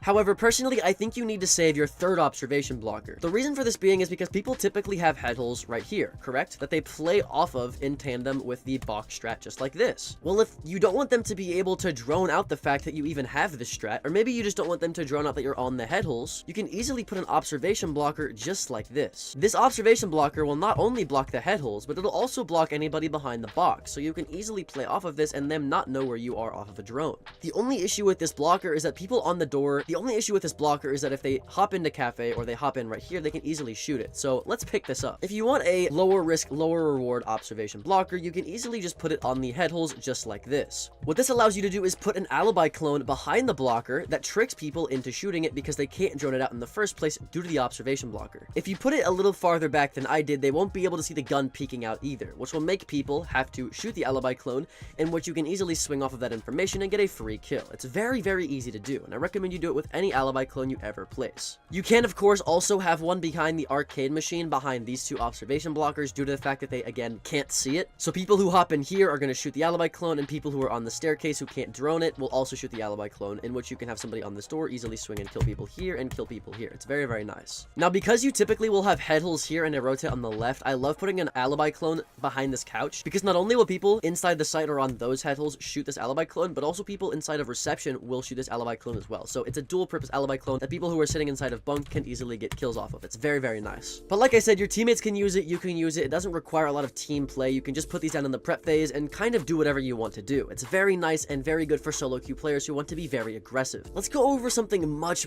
more passive though, which is this Monty strat, in which you're going to need to go to the ceiling first. The reason you go to the ceiling is because you want to open up this hatch. If you don't have a teammate that's going to do it for you, you want to bring hard breaching charges, but this strat is really good with smoke grenades, so hopefully you don't have to do that. Just a good rule of thumb. Now, once the hatch is open and you've dropped, you immediately want to drop with your shield extended in front of your face. Whenever you do this, it allows teammates to drop behind you safely. So if there's a mirror set up, or if they're just playing aggressive on this door, they won't actually get shot, which is amazing. The only issue now being is that they might have a nitro cell. So as Monty, whenever your teammate drops, wait for them to start pre-firing the mirror, and then you're going to walk forward, further protecting them by not going to the left and staying to the right protecting. Now, you're just going to stay on this door, and you're going to play very, very passively, giving your teammates comms. Hopefully they can, you know, take a gunfight here, maybe destroy the mirror, grenade people behind here, whatever it may be. You just want to play passively for information. Your biggest weakness with this strat specifically is anybody that tries to flank. But if you have teammates that are doing the strat with you, then you don't really need to worry about that because you can just tell them to watch the flank for you. As Monty, the second biggest thorn in the side of this strat is having somebody playing behind right here that your teammates need to deal with, because as Monty, you can't really do anything about it. But if you bring smokes like I told you to, you can easily smoke the little archway right here, and now nobody can see you, so you can easily just aggress the player behind here, knife him, shoot him, have a teammate behind you, whatever it may be, and then you can plant an initiation immediately. With this smoked off and a teammate with you, they won't be able to push you, and if they do, they'll probably die. So you get a free plant here. Once you have this free plant, you can easily extend your shield and then play off of this door. Or what I would actually recommend is stay inside of initiation, maybe play off of this double door, do what you need to do, re-smoke the door right here, doesn't really matter. You just want to be like, you know, very, very passive with this strat, just giving information to your teammates.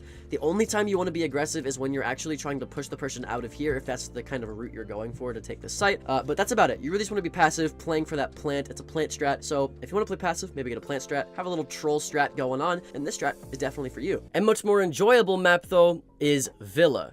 Now the first zombie barricade, you want to throw on this little futon next to the bed right here, just about where I put that bullet hole.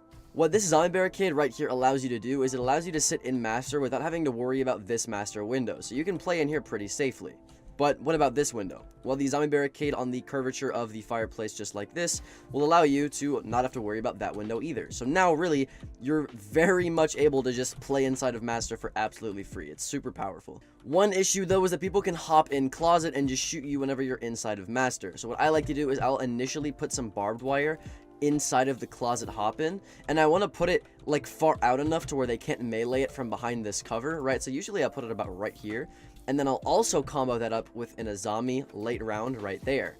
That way, if they actually try to melee this barbed wire, they have to do it right here, and their feet's exposed, and they can't see me. So it's kind of a death trap, and it's really nice, and it makes it to where you don't have to worry about closet until someone hops in there, and then you just make it a free kill. It's super, super cool. But in terms of where you would put that second barbed wire, because you're playing inside of Master, the only flank that you have to worry about would be from the statue door right here. So I like to put barbed wire on the statue door, personally, but you're also able to put it in bathroom if you don't want to have to worry about the bathroom window as well. Now, for the final two zombie barricades, I would honestly use one of them to replenish any of the other master zombie barricades that went out, but if none of them get destroyed, then the last one I would put is on this window. Normally, you can just get away with barricading this window, and the reason that you want it closed is so people don't get on this window and have a long angle through the head holes that are typically right here into sight. So if you zombie barricade this, it makes it to where that's not an issue. It also allows you, as somebody playing in bathroom, to rotate into master a lot safer and not have to worry about this window angle that they can commonly hold from the master window. So I like this one a lot. It's pretty cool, but honestly, if they're pressuring you a lot, you can just save that one and the last one for just replenishing this zombie barricade over and over and over again. It's really nice, but this is just an aggressive zombie hold for master that you can easily use to not have to worry about any of the windows. But if someone like Azami isn't your style, then this castle strat for bathroom is just as good. Now, like I said, as castle, you're going to be playing in bathroom, so you want to eliminate any angles that can potentially be dangerous for you sitting inside of bathroom. The first of which, again, being this window right here, that allows people to sit on this master window and get a long angle into bathroom just like this. To mitigate this, you guessed it, you're just going to castle this window right here, which we talked about in the Azami example also covers your head holes. Now, in terms of what you do with this triple wall, you obviously want the head holes here, paired up with the head holes for the site just like this. This will allow you to sit inside of statue and hold a long angle onto anybody in closet, or preferably your teammates. Then you'd reinforce next to these head holes here, and you'd put feet holes next to the reinforcement. This strategy allows you to sit on this reinforcement and peek anybody on the window, or it allows you to sit into shower and peek anybody that hops into the window, or even on the window for that matter. It's pretty nice. If you want to know that they hop into this closet because maybe you're afraid of not hearing them, then just put a proximity alarm on the bottom of this window. And because you're playing inside of bathroom, the only other flank route that you have to worry about is the Astro Stairs, which is where you'll put your second proximity alarm. In terms of where you'll put your other castles though, your second one is going to go on the closet door.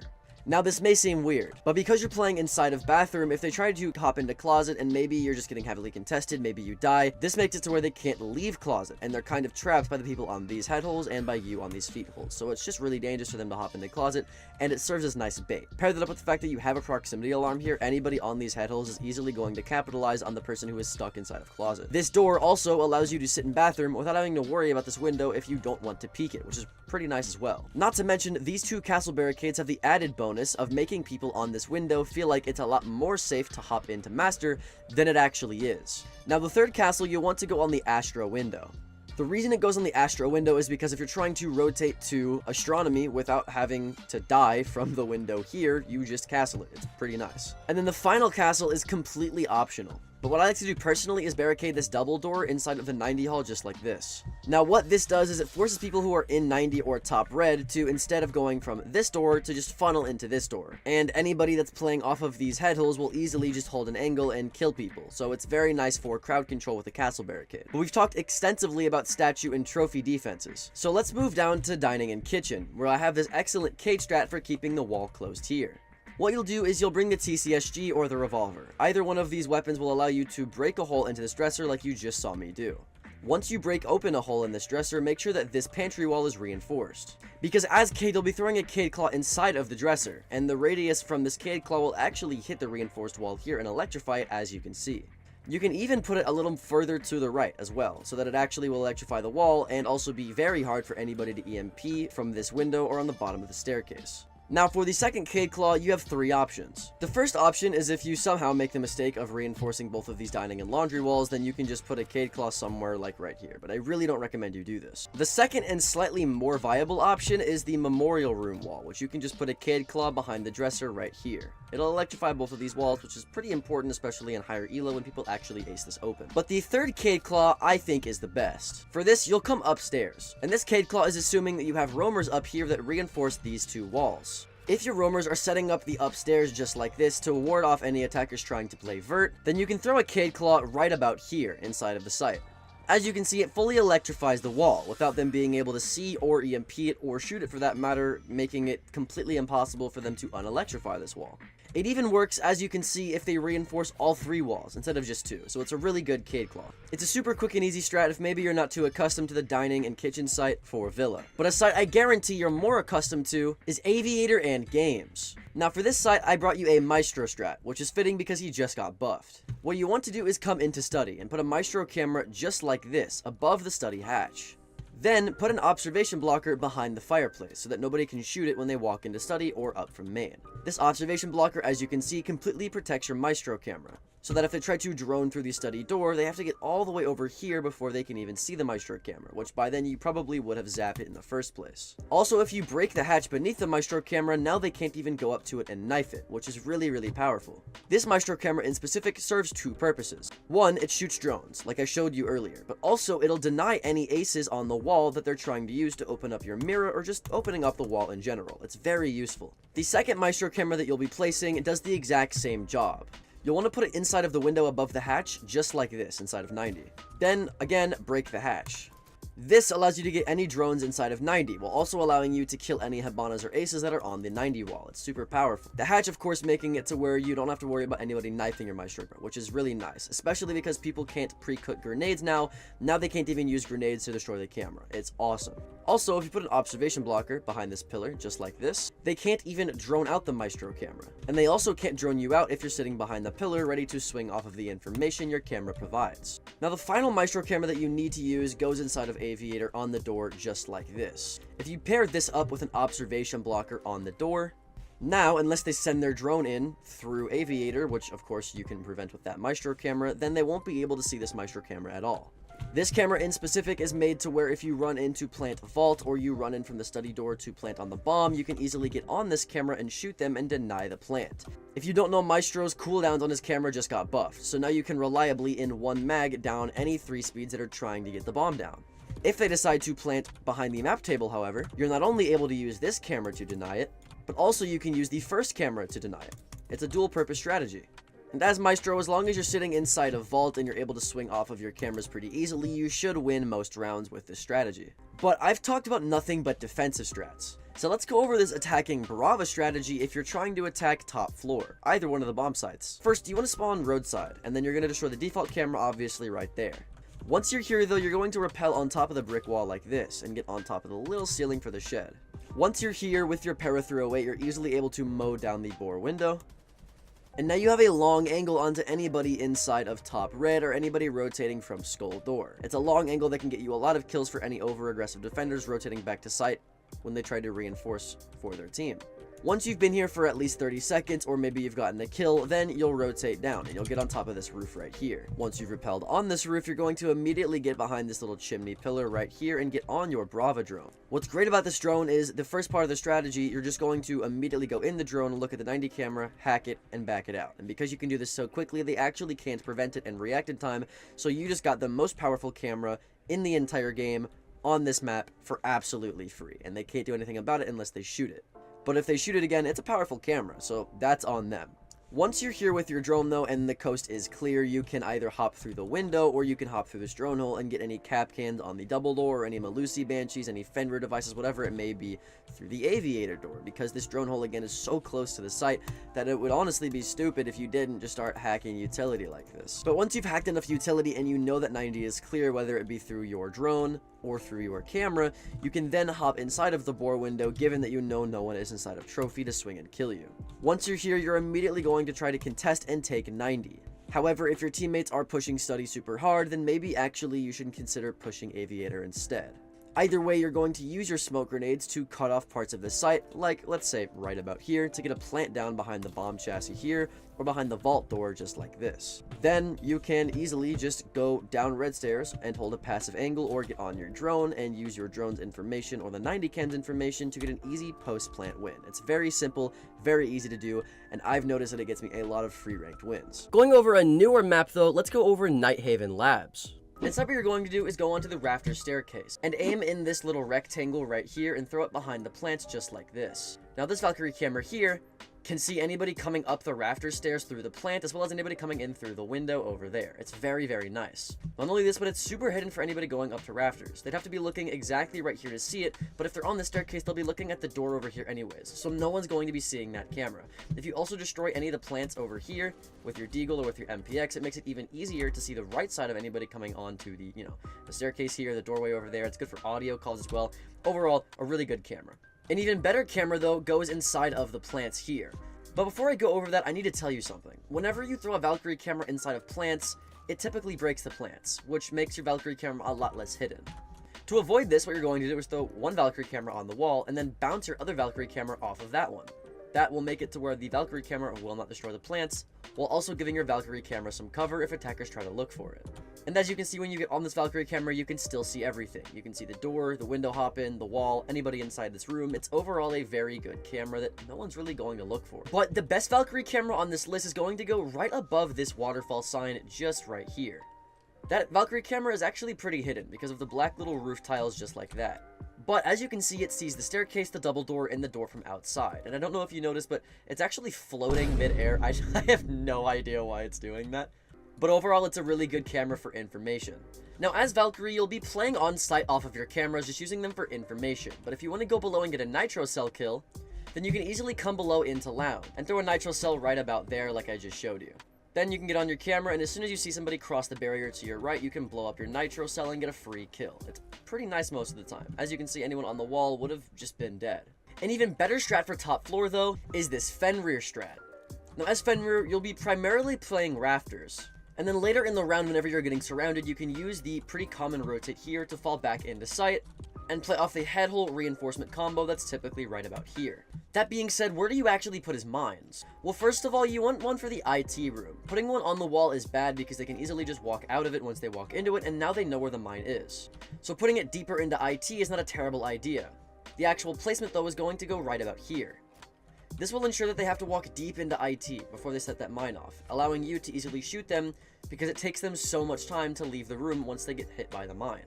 You can also optionally pair this up with barbed wire to slow them down even further, and it's pretty much a free kill when you activate. But honestly, I wouldn't activate it quite yet, because we still have 4 more mines to talk about, the first of which is going to go on the rafters door, just like this. Then you want one for the site door, right here. Then you want one for the other site door, right about there. And then lastly, you want one for the site wall, which you can pretty much just put right there. Now, because you're actually playing inside of rafters, you want to activate the ones that are closest to you that are going to go off first. The rafters door is a great example. People can get here immediately. But unless this wall is open, there's no reason to activate that one. So instead, activate the one that's nearest to the site that's closest to you, which would be the one all the way over there. And if that wall's not open yet, then there's no reason to activate that mine, so you can leave that dormant. So the only other option would be the one on this doorway, which is good because they can hop in the window and do a fast-paced rush from the doorway anyways, so that kind of just works out. Now, in terms of your last barbed wire placement, I don't really think it matters. You can put it in the site next to your Fenrir mine over there, or you can put it on the rafters staircase. Doesn't really matter. But if you know where they're pushing from after a few seconds into the round, and you know they're not pushing from one place, then once the wall's open, you can deactivate one of those mines, put it on the wall, or put it maybe on the other wall if they decided to get the other wall. It doesn't really matter, but either way, you can play in rafters pretty safely and use these head holes and the rotate to play off of any number of your Fenrir mines that you have in place. It's a really good strat if you play extremely passively, only swinging off of your Fenrir mines when they go off, otherwise you'll just lose gunfights, so I think it's very, very good if you're more of a passive player. But we've talked about nothing but top floor strats. So let's talk about this basement strat with Mira. Now, as Mira, you want to reinforce the left side and put head holes with an optional vaultable rotate next to your reinforcement. Next, you'll obviously put a Mira on the reinforcement just like this. And now you can easily pressure and watch the wall with an optional nitro from behind the table if anyone plants in the default corner right there. In terms of your other Mira, you have a few options here. You can reinforce this wall with feet holes next to it and put the Mira right there for information. You can reinforce this wall, put the Mira on that, and then have head holes that you can actually swing off of for kills. Or you can reinforce both of these walls and put the Mira like this. It's pretty optional and you can do whatever best fits your playstyle. That being said, there's not much that you just set up. You really only set up 3 reinforcements and a Mira, so you should get your shotgun out and help your team set up sight. Usually, you want to rotate right here, which you've already done, but also you want to rotate on the right side of this wall as well. This rotate will allow you to stop the plant that typically happens in front of this wall right there, but it will also allow you to get another angle onto the wall if you need to get off of your Mira. If you put a reinforcement next to it as well, it's a lot safer to peek this angle, so I definitely recommend that you do that if you have reinforcements left over. A lot of people like to put head holes on this wall as well, but I actually recommend you don't do that. This is because if they get the plant down right here, which is pretty easy for them to do with a single smoke grenade, then they can use these head holes to deny your diffuser. So I actually like to reinforce this wall. It also gives them less rotate options and less ways to blow up a wall to get a free plant down right here, so it's just nice to have. In terms of using your shotgun for site setup though, having feet holes here is always good. It allows you to have somebody on the pillar be able to shoot anybody coming down the staircase. And then these feet holes do the exact same thing. Just information feet holes you can use to shoot people on the staircase. It's really, really nice. But that's pretty much it for this strat. It's very simple, and if you like Mira and she's somehow not banned, then you can get free wins with this. So staying on the basement, let's go over this attacking buck strat. As Buck, you'll want to spawn generator side. Then after destroying this default camera, you're going to open up this wall with your Buck shotgun, because having control over this hatch is very, very important. But usually there's roamers here to contest you, so what I do immediately after is rappel on the right side of this wall just like this. This will allow you to get a huge angle onto your rotate or anybody on the door trying to contest you, to which you can easily get a kill. It's very, very nice. Also, if you make it a bit higher, you can see head level, so I would honestly recommend you do that. Then as Buck, make sure you have hard breaching charges because you're going to open up this hatch here. Hatch control here is super important because it allows your teammates who are trying to get the bomb down here a lot of cover, and it makes it to where if anyone's sitting on pillar, you can easily kill them for free. Once you've done that though, then what I would do is I'd rappel on this window after breaking the barricade. Then once you're repelled, turn upside down and shoot a hole through the floor like I've done to get a free angle. You can extend this angle pretty far, all the way deep into sight, and they won't really be able to do anything about it. It's super nice. Once you've done that though, you can easily rappel in and do vert on this entire room. This will get you vert onto that mirror setup that we talked about earlier, as well as any vert on the rotate that we talked about earlier. Not only that, but you can do vert on the comms room as well, all over here, to get vert onto anybody playing pillar, or maybe your teammates decided to plant behind the pillar instead, so now you have vert on that as well. You can also get vert right above the other site door, so it's a pretty versatile strategy. Really, the hardest part about it is taking rafters and taking hatch control, because they love to have roamers all on rafters in this doorway here, you know, coming from this hallway over here, so it's kind of hard to do this without dying to roamers. But once you get past that obstacle, and it's a little bit later into the round, it's a cakewalk from there, I promise you. A strat that's a little bit easier to do though, that requires a little less team coordination, is this OSA strat for attacking the top floor IT wall. Now, as OSA, make sure that you bring EMP grenades, so that you can help your ace or thermite get this IT wall open just like this. But before you get the wall open, make sure that you have this OSA shield, or an OSA shield in general, put down, so that whenever this wall gets opened, you're easily able to contest the people in rafters, and you don't necessarily have to worry about a swing from a random Azami on this doorway. This is honestly where you're going to spend about half the round, just contesting rafters, contesting the doorway, and then if you can't see anybody in rafters, or you want to pressure them a bit more, you can pull your shield out and then come onto this doorway with your shield.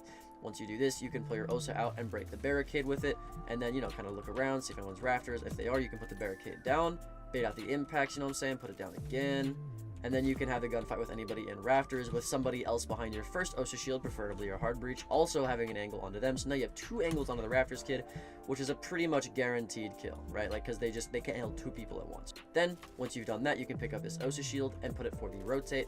Now they can't rotate in between sight, and your person behind that OSA shield can still see anybody on your doorway that wants to swing you, and you have this entire whole like 180 view of this doorway, the rotate, or anybody trying to rotate to sight. So now the roamers can't get back to sight, or if you decide to, you know, get that OSA and bring it into here, you can get on this doorway, contest anybody behind the pillar, maybe go in that closet right there, which is honestly something that I see more commonly. Put an OSA shield right in front of the door, and then you have this huge line of sight right here, and you can contest anybody trying to deny your planter behind the pillar, because maybe they opened this wall instead. But either way, using OSA to hold these huge line of sights so that your hard breacher can get the plant down or they can get a kill is really what you want to be doing with OSA on this strat.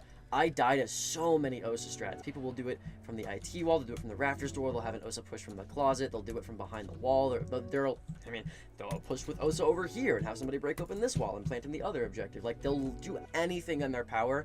So using OSA with your EMP grenades to get the wall, paired with a hard breacher to get lines of sight and get the plant down, is very powerful in this site, because the issue with attacking the site is that you're able as a defender to get these long angles that attackers can't really take control of. But OSA as an operator, her entire job is to take control of these lines of sight for the attackers so that the defenders can't push them by using her deployable shields to take control of the lines of sight. So if you can do that with OSA, which you can do pretty easily, then you can win a lot of your top floor attacks. For the next map, I'll be giving you 5 strats for Outback. Now, as Valkyrie, you're going to be playing inside of Party and Office. First of all, you're going to stand on the left side of this hatch just like this and run into the wall. Then you're going to look at the tip of this black flag right here and line it up with the tip of this speaker, just like so.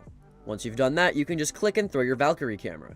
This Valkyrie camera, as you can see, is hidden by the pipes pretty well, but if you get on it, you can actually see anybody inside of the Shark hallway, in Bull, or on the game's door. Either way, it's a really, really good camera. And as you can see from the attacker POV, it is almost completely invisible. They will not find this camera at all.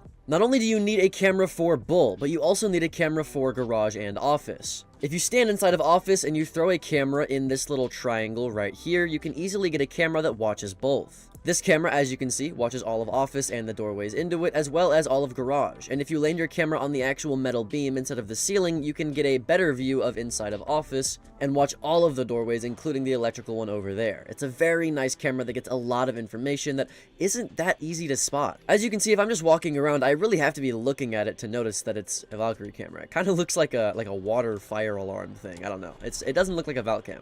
Now, the only place that we don't have info on is the Shark hallway. In order to get this information, though, you can easily throw a Valkyrie camera inside of the light right here. Throwing a Valkyrie camera in any one of the lights that look like this is great, because the grating around the camera makes it to where you can't even shoot the camera whenever you see it. But also, it makes it super hidden, so when you get on the camera, it's not really an issue of them finding it or not. As you can see on this camera, I can see bottom shark, the reception door, I can see top shark, I can see into picnic, all kinds of stuff. This camera's great. Like I said though, you can throw this in any one of the other lights that have a grating on them just like that. It's really nice. As Valkyrie, because these cameras are so close to sight, you really can just sit on site, get on your cameras, and then spot people, and then go and swing people afterwards. That's kind of the whole strat. Just sit on site with your cameras and swing off of the information. Very simple. Something a bit more complicated, though, is this Azami strat for laundry and piano. Now, if you've watched my channel, you know that I love to use Azamis to get inside of bunks like this. And you can actually do this. If you look at the bottom right of the bunk leg like this and throw your Azami, it should look like this. Then, if you get to the left side and crouch, you should get a vault prompt if you look diagonally at the barricade. Then, you can vault over the Azami, and now you're inside of the bunk. This will give you perfect cover from the window, to which with Azami you can put barbed wire here so that you know when they hop in. Then what you can do is you can throw an Azami next to the one that you just deployed. This will lock you inside of the bunk and make it to where they can't see you whenever they're on the wall, but you can choose when to swing them. It's very nice to have. Your only worry now is the staircase here, but if you have barbed wire on that staircase, you'll know when they're coming. But it's still a really bad angle that you can get exposed to, so what I would do is I'd throw a zombie barricade on the top of this door just like this. This will make it to where they actually won't be able to see you whenever they walk up, but you can see their feet, and if you have information from the barbed wire like I just talked about, that should be a free kill for you. This zombie barricade also serves a double purpose. It allows people to hold tight angles onto the window just like this, and it allows people to hold tight angles onto the wall just like this if they're crouching. It's pretty nice. Also, a lot of the times attackers can take control of the yellow stairs super easily, so this zombie barricade makes it to where if they want to sprint through this door fast and take laundry, they can't. They have to crouch and slow down and make noise, which gives you a huge advantage. Now, in terms of where your other zombie barricade should go, what I would do is I would use your final two to replenish this one to cover you from the wall if they're pushing the wall super heavily. If they're not even pushing from here though, and you don't use your zombie barricades to replenish either of these barricades here, then a great barricade would be the one on the corner of this box just like so. This will make it to where any people on this rotate right here don't have to worry about the doorway because your zombie barricade is covering it. It also gives you a tight little pixel angle onto anyone inside of Picnic, which is great. Another good zombie barricade is the one right here on this towel shelf. If you stack this with another one, it makes it to where they can't see through the window, and because of how far it is away from the window, they can't even melee it. So they have to actually get some bulletproof utility to destroy it, and it also eliminates an angle entirely. It's great. But we've talked extensively about defensive strategies. So let's go over this top floor attacking strat with Kali. Now typically you'll have people bring Thatcher, EMPs, or in this case a Kali to help the thermite open the wall with the explosive lance just like this. The only issue with this strat is if you actually rappel on the balcony and see how many runouts and spawn peaks there are, it's very dangerous to rappel here in the first place. I mean, just look at this. You have 1 runout, 2 runouts, 3 runouts, 4 runouts, 5 runouts, 6 runouts, 7 runouts, 8 runouts from that door, 9 runouts from that window. I mean, there's just a lot of runouts. Oh, there's also a window that I forgot over there too, but that's 10 runouts. That's a lot of runouts for this angle. Luckily though, Kali does bring 2 claymores, so you can at least get rid of 2 of these. And the most common runouts that I see is the first runout from this garage window, which you can easily put a claymore on, and the runout from the bull window, which you can easily put a claymore on as well. Now that your runouts are covered, you can easily get back on this rappel, where you'll start the strategy. Once you've helped open up the wall, you can actually destroy this little suitcase blocking the drone hole with your Kali gun. This does take a few shots, and if it doesn't work, you can use an explosive lance to really get it. I don't recommend you do that though, because as you can see, after a little bit of determination, I was able to shoot it out. And no, this drone hole is not so that you can put a drone through. If you go all the way to the left right here, you can actually see the door right here inside of laundry. As you can see, this white part is the door frame, and to the right of that is the door leading into laundry. Just to show you, I'll get on my drone right here. We can drive through this drone hole. This is the door that I'm talking about. You can get an angle onto anybody sitting right here. As you can see from this one ping from the drone hole, I can see my drone.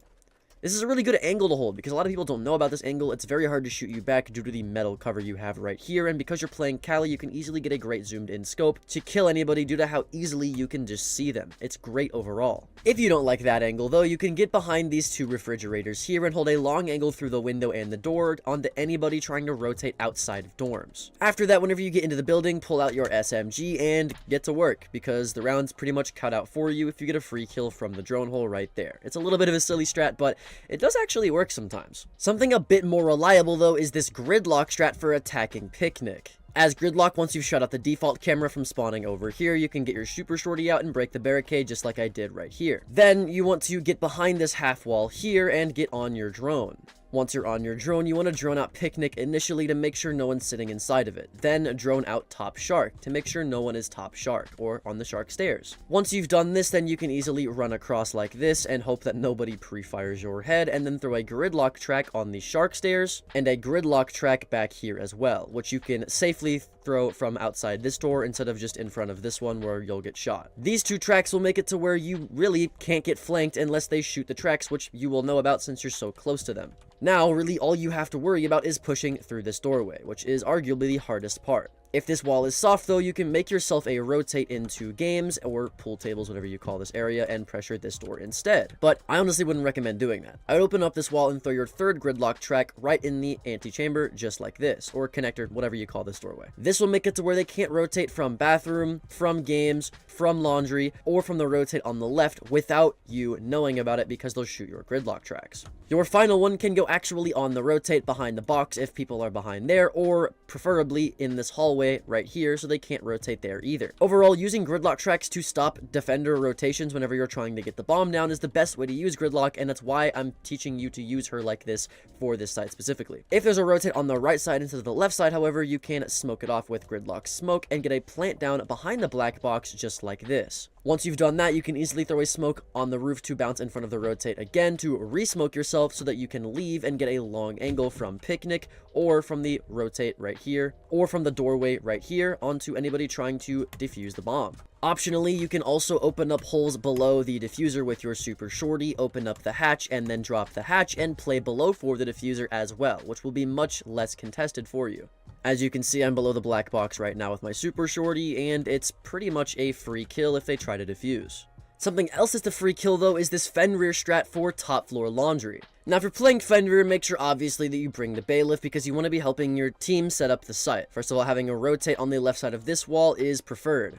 Making this rotate standing will allow you to get a long angle onto the Picnic door, just like this, to kill anybody trying to walk in. If you pair this up with a Fenrir mine above the double door with barbed wire in front of it as well, they'll be slowed down and blind, so you'll really be able to get a free kill from that angle. If you also open up just a small head hole to the right side of that rotate, you can go all the way inside of bunks where you can get an even longer angle onto that doorway onto your Fenrir mine. As you can see, that one ping is on that double door, so it's really easy to do and you'll get a lot of value out of it. In terms of his other mines though, because you are playing inside of bunks, you want one for the window, preferably on the left side just like this. The reason you want it on the left side is just because typically when people hop in this window, they'll go to the right and contest bathroom and hide in this corner, so having it near them so they don't run out of the radius if you put it on the right is preferred. I also put barbed wire below the window sometimes, or you can put it on yellow stairs, which I'll talk about later, just in case you wanted to know where to put that other set of barbed wire. Speaking of yellow stairs though, you want a Fenrir mine on yellow stairs. Now with this comes an issue. If you put it on the top of yellow stairs right here, they can easily get on the bottom of yellow stairs and hold a long angle before they're exposed to the Fenrir mine, so you might die due to lack of information. To counter this, I honestly like putting the Fenrir mine high up on the wall like this. That way, the second they turn the corner to get that angle, they'll be blinded. If you pair this up with barbed wire at the top of the stairs, you, sitting inside of bunks, can hear, oh shit, they're here, and then peek them from the bottom of the Fenrir mine. It's very easy to do. But if you're going to do that, you have to worry about the angle from the wall, and people commonly will run in this wall when they get it open, which is why I recommend your next Fenrir mine being inside of the target, just like that. Now, if they walk in the wall, not only will they barely be able to see the Fenrir mine, but they'll get hit with it super late, which is great for you because then they'll have to take more time to retreat back at the wall, which will in turn get you a free kill. Your last Fenrir mine, though, you have two options. You can put it on the bathroom window, or you can put it on the antechamber door right there, or the connector door, whatever you call it, doesn't really matter. This one is way more useful for your teammates if you have it active all throughout the round, whereas this one is much more aggressive and selfish if you're going to be getting frags inside of bunks. One isn't really greater than the other, but they're just dependent on your playstyle. Now, which one should you have active? At the start of the round, you want the one in Picnic active, just because a lot of people like to rush there early in the round. Then you want the Connector one active as well, for the exact same reason. And then you want the one on Yellow Stairs active.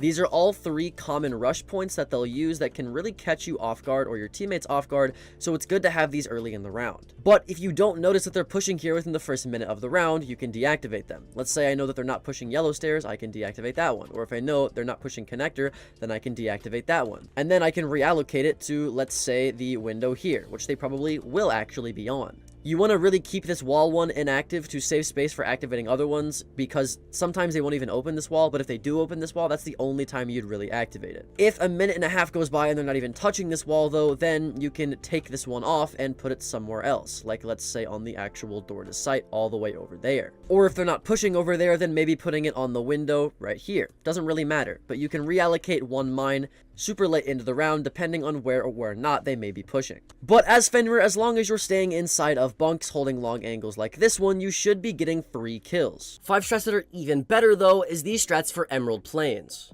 Now as you can see, you want a vaultable rotate next to the reinforced wall on the coffin wall. The reason that you do this is because it allows you to rotate obviously with the wall, which makes it to where you can castle this door so your roamers still have a way to get back to site, and you aren't exposed to this hallway if you want to play off of this wall for the orange stairs. Having this castled off also ensures that nobody gets on that window and holds a long angle into sight, and if they do, you'll know about it so you can easily be into sight and hold that long angle instead. More importantly, however, this vaultable rotate also serves as a way for you to hold an angle from the top of the stairs onto this rotate so that you can shoot anybody on the wall when it gets open. If you see, that is the outside wall. You can see it all the way from the top of orange stairs, and if you make the rotate a little bit more to the left like I did here, you can see it even clearer, and they're never gonna see this coming. But where do your other 2 castles go? Well, as castle, you're actually going to be playing top floor. The reason that you play top floor is because you're going to come into the utility closet here and open up the floor just like this. Once you've opened up this part of the floor, you can get a long angle onto the wall that we just talked about earlier. I get tons of kills from this spot because not many people know about it due to the fact that I actually invented this angle. And if you reinforce the walls to your right, then now they can't easily soft breach it and you can get cover for the angle that you're trying to hold. The only issue is they can get on this door, so your third castle barricade is going to go on this door. But also, they can go on this door. So, you guessed it, your last castle is going to go on this door just like this. These 2 castles here will provide you all the cover you need to hold this angle right here passively, and if anyone tries to break it or you're getting heavily contested, then you always have the route on orange stairs that you can take with the rotate that we talked about earlier to get back to site safely. The only issue is they can come in this hallway and make it to where you're not able to do that, so having your proximity alarm on this doorway will alert you if anyone is doing that. But what I like to do personally is just open up the hatch, because a lot of the times they won't even think to take upstairs, and if they do, it's usually only 1 to 2 people, and you can waste a lot of time, so then you can just drop the hatch back into sight, and then hold the hatch, so they can't use it. And because a lot of this right here is not breakable, they can't even really use the hatch to its fullest advantage, because this wall prevents them from looking onto deep into dining. So either way, if they get the hatch, you can kind of just contest it. It doesn't give them much control anyways, so I like to break it and use it late in the round for a late round rotation. If you, however, choose to take this rotate back to site instead of the hatch, then your last proximity alarm will go somewhere in the hallway, preferably like right there. This proximity alarm will alert you if anybody comes in the bathroom door or the reception door, or if somebody shoots it, that will alert you if anybody's in the hallway. So either way, you'll know if someone's in the hallway pretty easily. So if you choose to take the hatch or you choose to take this rotate, you will know if enemies are there and you'll have cover. So it's a pretty good strategy if you want to get some really long angles that most attackers don't know about. An even better strategy though is this Valkyrie strat for top floor. Your first Valkyrie camera is actually going to go on this light right here next to the wall that leads into the painting gallery. As you can see, it kind of just looks like the actual light bulb, so nobody's going to look at that and think, yup, that's a Valkyrie camera. It looks kind of like a Valkyrie camera because I have ultra settings on, but with even lower settings on, no one's going to think that that's a Valkyrie camera, not a single person. And as you can see when you get on this camera, not only are you able to see the window hop in for the site plant and the window and the hallway, but you can also see the staircase as well, which is very nice. The next Valkyrie camera, you're going to go to the double window here and aim it at the top of the chandelier chain right there and throw it. It should land high up on the chain, and it blends in pretty well, contrary to what you might think, because no one's going to be having their crosshair all the way up there to look for a camera, and it can see pretty much everywhere on the map. This camera's pretty ridiculous. It can see in the window, it can see all of Green Hall, it can see into hunting, it can see into library, it can see bottom fireplace. It's a really, really nice camera for a lot of passive information in case that default camera right there gets shot. The only place that you have minimal information on is the green hallway. Now that camera did see a little bit of it, but not much, and because this is the most common place for attackers to push, you want a good camera for it. Well, the camera under this drum bench right here does the job just fine. This camera can see the door walk up for Green Hall, it can see every single room and cubby that leads into Green Hall, as well as even the green stairs, as well as anybody trying to get the wall open. So it's a multi-purpose camera that can be used even for just sound calls, and if you want to get maybe a nitro below next to the doorway to site here, you can easily put a nitro cell right here downstairs, and as soon as you hear them get on the door or see them get on the door, you can blow it up for a free kill. But now that we're already upstairs, let's go over this Aruni strat for the painting gallery. Now, when making any Aruni strat, you need to know the top 3 most common places for attackers to push. In this case, it would be the door leading into statue and gallery, the door from Orange Hall, and the door from admin. Now, an Aruni gate for this door here specifically is good, because a lot of people will send smokes through this door to smoke off the little archway here to get a plant down behind one of the display cases. So having an Aruni gate to burn one or more of those smokes is great for you. Having an Aruni gate on this door as well is pretty good, because a lot of people like to rush from up orange stairs to get free kills, but having an Aruni gate here to stop them, or at least give you information when they break it, is also really nice. However, you don't want an Aruni gate on this door, even though people commonly will push from it. And we'll come back to why this is later. But for now, you want to make a rotate in between the sides. I personally like making it on the right side instead of the left side, because they can get on that window and watch the left side of this rotate. But if you make it on the right side, you have cover from behind the stone wall. It also makes it to where if you want to hide behind this corner while leaning to the left, you can easily kill anybody who walks in without your permission, and not be exposed to a rotate in the process. Once you've barricaded this double window to make sure they don't get a line of sight from library, then you'll put the third Aruni gate down, which won't be on this door, it will actually be on this door. The reason you put it on that door and not this door is because you actually typically rotate through this door, because you typically want control of this room as well. That's why people will reinforce these 2 walls, so they can easily rotate in this door without an attacker line of sight blocking them from doing so. Also, taking control of this room with optional feet holes right here as well makes it to where if somebody walks into the site to your left right here, then you can easily shoot their feet through the feet holes and they can't get the plant down. Optionally as well, I see people who have head holes right here, so you can do the exact same thing but from a longer distance, but a lot of the times in solo queue, your teammates will die because of these head holes because they don't know that they're here, so I honestly don't recommend doing this. Just put the feet holes here so that you can prone and do the exact same thing and make your teammates not die as easily. This Aruni gate right here also gives you information if they try to push your doorway and take control from you, so that's why I recommend you put it on that door and not this door. Also, if you're trying to rotate between these 2 rooms, the Aruni gate will actually deactivate making a sound, so you don't want that. Now with Aruni, I like bringing her bulletproof camera, and where I would put her bulletproof camera is on this wall. The reason you put it on this wall is because you can open up holes right here, and now you have a long line of sight onto anybody on the door, as well as an angle that you can use as a defender behind the bomb chassis to get some free peeks and some free kills. As you can see when I get on the camera, you can clearly see the door and zap any drones that come through. But we've been talking about nothing but defender strats. So let's go over this attacking 0 strat for top floor. Now this can work for any of the top floor sites, but specifically this was made for the CEO office site. Now typically, a lot of people will push Green Hall, so as 0 you can give your teammates cameras when they push here. The first thing you're going to do is open up the window that goes into Hunting Hall. Then you're going to shoot a 0 camera exactly right here.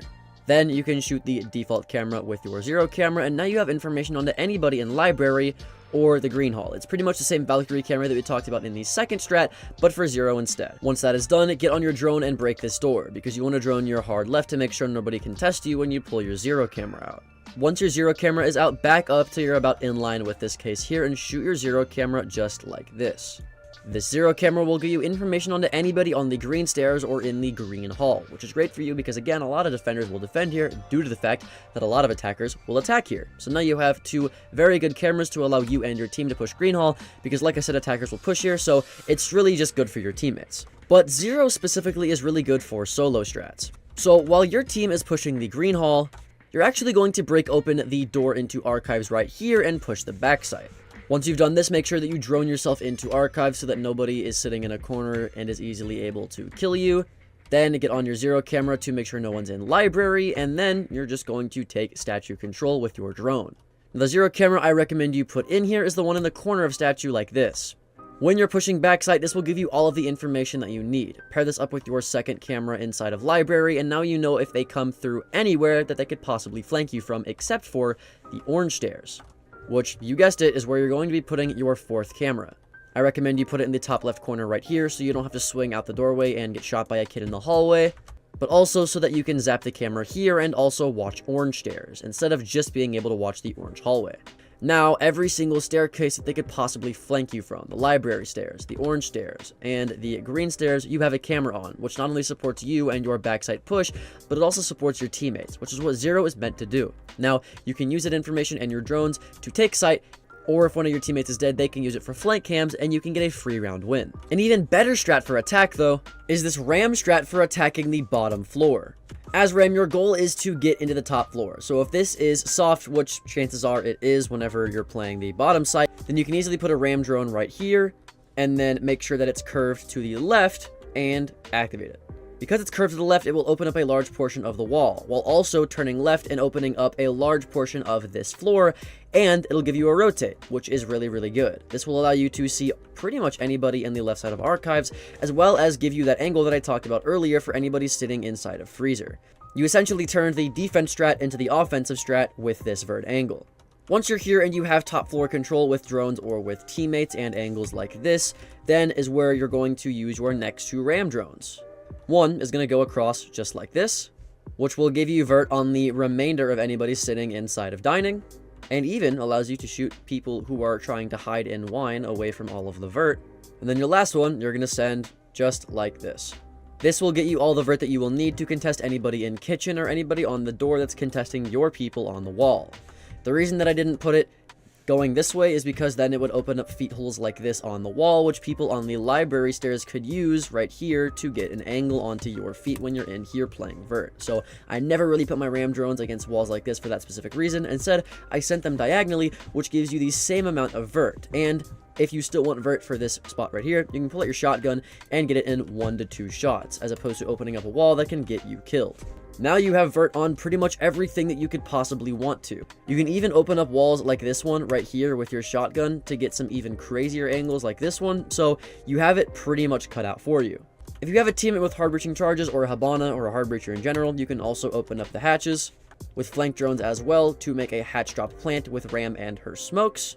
Or if you have flashes and your teammates don't have hard breaching charges, you can make your way down orange stairs after shooting that default camera and have the same exact approach. It doesn't really matter because either way you'll have smokes to get the plant down, so it should be a free round win. Wrapping it up with the newest addition to the ranked pool, let's go over layer. As Legion, your primary objective is to sit behind the common reinforcement head hole wall right here that leads into this room, which leads into the outside and where they spawn. You do this by putting Legion mines around you so that you can swing off of them. The first 2 Legion mines I recommend are going on the left and right side of this door. This is just because if they shoot one, there'll be another one waiting for them, so either way they're going to get hit by a Legion mine. Not only this, but because you have head holes here that you're peeking and playing off of, chances are they'll walk in the doorway, get hit by a Legion mine, and then back out. So then when they come back in the doorway, they'll get hit by another Legion mine and then have to back out, so it just wastes a bit more time. Also, putting one below this window right here isn't a terrible idea for the exact same reason. You just want to be making them hit Legion mines for information and to slow them down, because people love to rush from this area. If you want as well, when you get a 4th Legion mine, you should be putting one right here next to the walkway, because sometimes people won't walk all the way around. They'll walk right here, and that Legion mine will get them 9 times out of 10.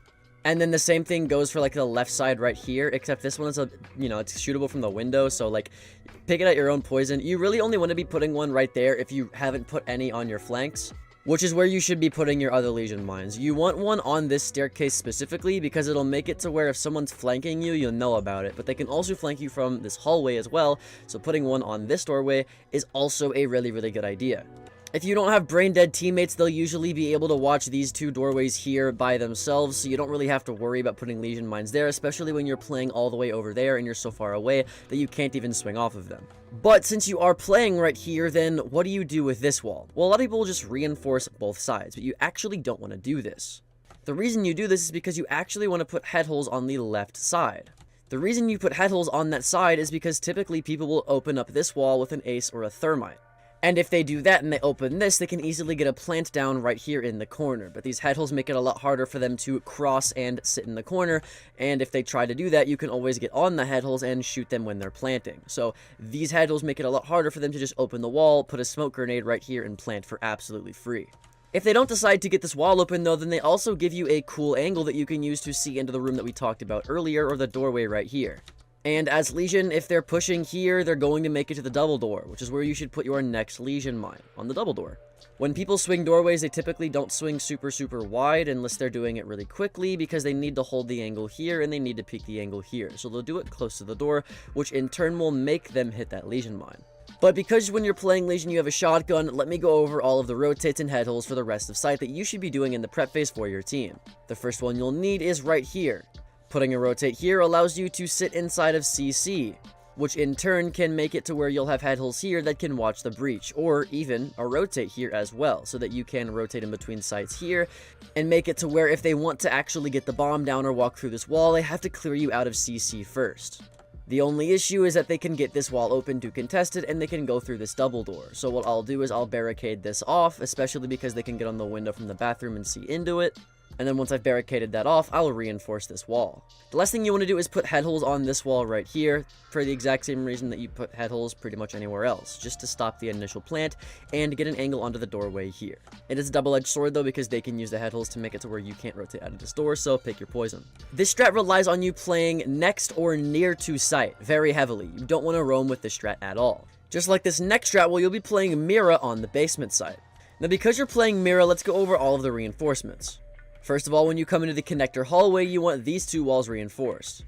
This is because if they open this wall, they can get a long angle onto this doorway, which gives them a long angle onto that doorway and the rotate, which is bad. Then you want to make sure that this wall right here is reinforced.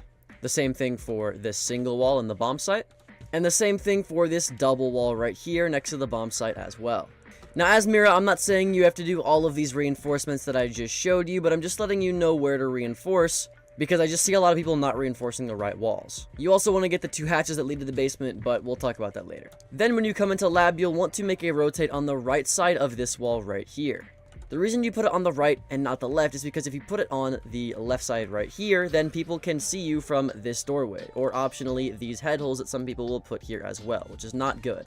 If you put it on this side, however, they won't be able to see you from that doorway. So I think it's way better to put it on this side. The only issue with this is they can now see you from that doorway when you rotate. So, pick your own poison. But this is actually good for you, because what you're going to do is reinforce the left side of this wall where this rotate is, and then put a mirror on it. This will allow you to be able to shoot people on the door because you have a rotate here, and the mirror right here will also provide you that same information. People will also commonly plant behind this desk, so you can shoot out the little cardboard wall right here, as well as the other one right here to make sure they can't hide anywhere without you knowing where they're crouched. And now as you can see, it's much more dangerous for them to push that door, and push that door from the door over there, and it's a lot easier for you to hold the bomb site. The next mirror window I suggest you put down is in the same exact room, but on the other side on this wall next to the door. This mirror will allow you to watch this side. Oh, accidentally meleeed it, sorry. But you get the idea. You can see outside the mirror and shoot from the doorway with the information that it provides for you. It's very, very nice, and overall, if you just stay inside of here playing both of your mirrors, you should be pretty much set up for success. It's very, very passive, unlike its attacking strat with Ram. Now, this strat specifically is if they're playing inside of the basement. As Ram, what you'll want to do is spawn on the north or west side of the building, and then come into this door that you can see right here. Once you've done this, drone out the area, make sure no one's above you, and make sure no one is on the first floor. Once you've droned out the area, you've droned out the comms room, you've droned out projector, you can then walk in and shoot this default camera and commence your plan. If the hatch here is soft, you can open it. This will lead into a hallway leading into the basement side, which is really powerful for you. What I then recommend you do is go to the left side of the hatch and throw a ram gadget just like this. This ram gadget will give you vert onto anybody in the hallway, it will give you vert onto anybody inside of sight, or anybody trying to use the common rotate that we talked about earlier. It's a really good line of sight with a ram gadget. Then come into the comms room and do the exact same thing, pointing it at this wall just like this. This will give you vert onto that same connector room, but this time onto the other part of the basement, which is lab, and it will also give you a rotate, which you can then use with your shotgun to create further vert, which is really nice. Your last ram gadget will go next to your first one, so you should throw it just like this into the doorway in front of you. This ram gadget will give you the rest of the vert that you need to completely secure lab control for absolutely free. Pair this up with the vert that you just made earlier, and lab is no longer a safe place at all for any defender to sit. Now that you've done this, you can come downstairs to the yellow stairs. After you come downstairs, destroy the default camera here and move onto the doorway to your right. Once you've droned and secured this area, you're going to move to this doorway and use your smoke grenades to smoke off the door to your right, maybe the door to your left or the rotate right there, or the common head holes right here, but you know, you could just smoke close to you as well, and then get the bomb down. Because you have so much vert above lab that we talked about earlier, you have this vert, you have all of this vert, it'll make it a lot easier for you to plant if you have teammates playing off of your vert, and it'll make it a lot easier for you to get the bomb down and play the post plant when you can play off of all of this vert as well. Because there's so much soft floor above both of these sides, there's a lot of wiggle room with how you can do this strat. You can do vert anywhere you want to, it doesn't really matter. It's all dependent on what you want to do, which is not the case for this ace strat when attacking the top floor. As ace, it doesn't matter where you spawn, just get to the top of the building just like this. Then you're going to jump down next to the wall right here. What you're going to do then is open up a breach on the right side. That's crouch height just like this. That way, it actually gets the breach open, but it makes it to where you can crouch through and not have to vault through, and then put another ace charge just like this, and then shoot the bottom section just like that. What this does is it gives you head holes to contest the head holes that we talked about earlier with that Legion strat. But also if you want to crouch behind cover so you're not exposed to those head holes, you're able to do so because you shot out the other ace charge right here. If maybe it's too low, you can always throw the first ace charge a little higher so that you really can't be seen by the head holes, and it should be free easy gunfights that you can easily abuse.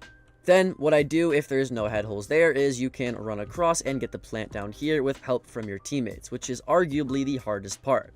But once you're here, you can get the bomb down and then just stay here. If this wall is reinforced, you can ace it open. Same thing for this wall, and now you have a lot of angles that you can use to contest anyone trying to stop you from keeping the bomb from being defused, which is really good for you, as you can see right here. Now I can stop anyone from trying to contest me whenever I get the bomb down, and I can just shoot people. It's very nice.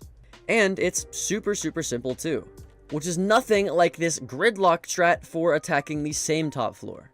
As gridlock, what you'll do is you come onto the roof and then drop down one level until you're at this door, which is where we had our Legion strat earlier. Now because there's typically head holes here with somebody contesting you, as gridlock you can bring smoke grenades or frag grenades to contest where they're sitting so that you can easily push up, which is what your first step is going to be. Once this happens, make sure that you're contesting your doorway so that no one's peeking it. Make sure that you're contesting your head hole so no one's peeking it. And then I would wide swing this doorway and then watch your hallway just like this. This is because the first thing you're going to do is throw gridlock tracks into this hallway. These gridlock tracks will make it to where they can't rotate from the staircase or from this hallway onto where you're playing and trying to get the bomb down. And because people will typically have head holes in a reinforcement here, you can pull out your super shorty and make this into a rotate for yourself to get the bomb down at the default spot right here. And because, as you can see, the angle doesn't even peek you if they have head holes here, you can get it down for absolutely free. It's very nice. But wait, before you get the bomb down, make sure that you throw gridlock tracks somewhere in front of you, kind of like there.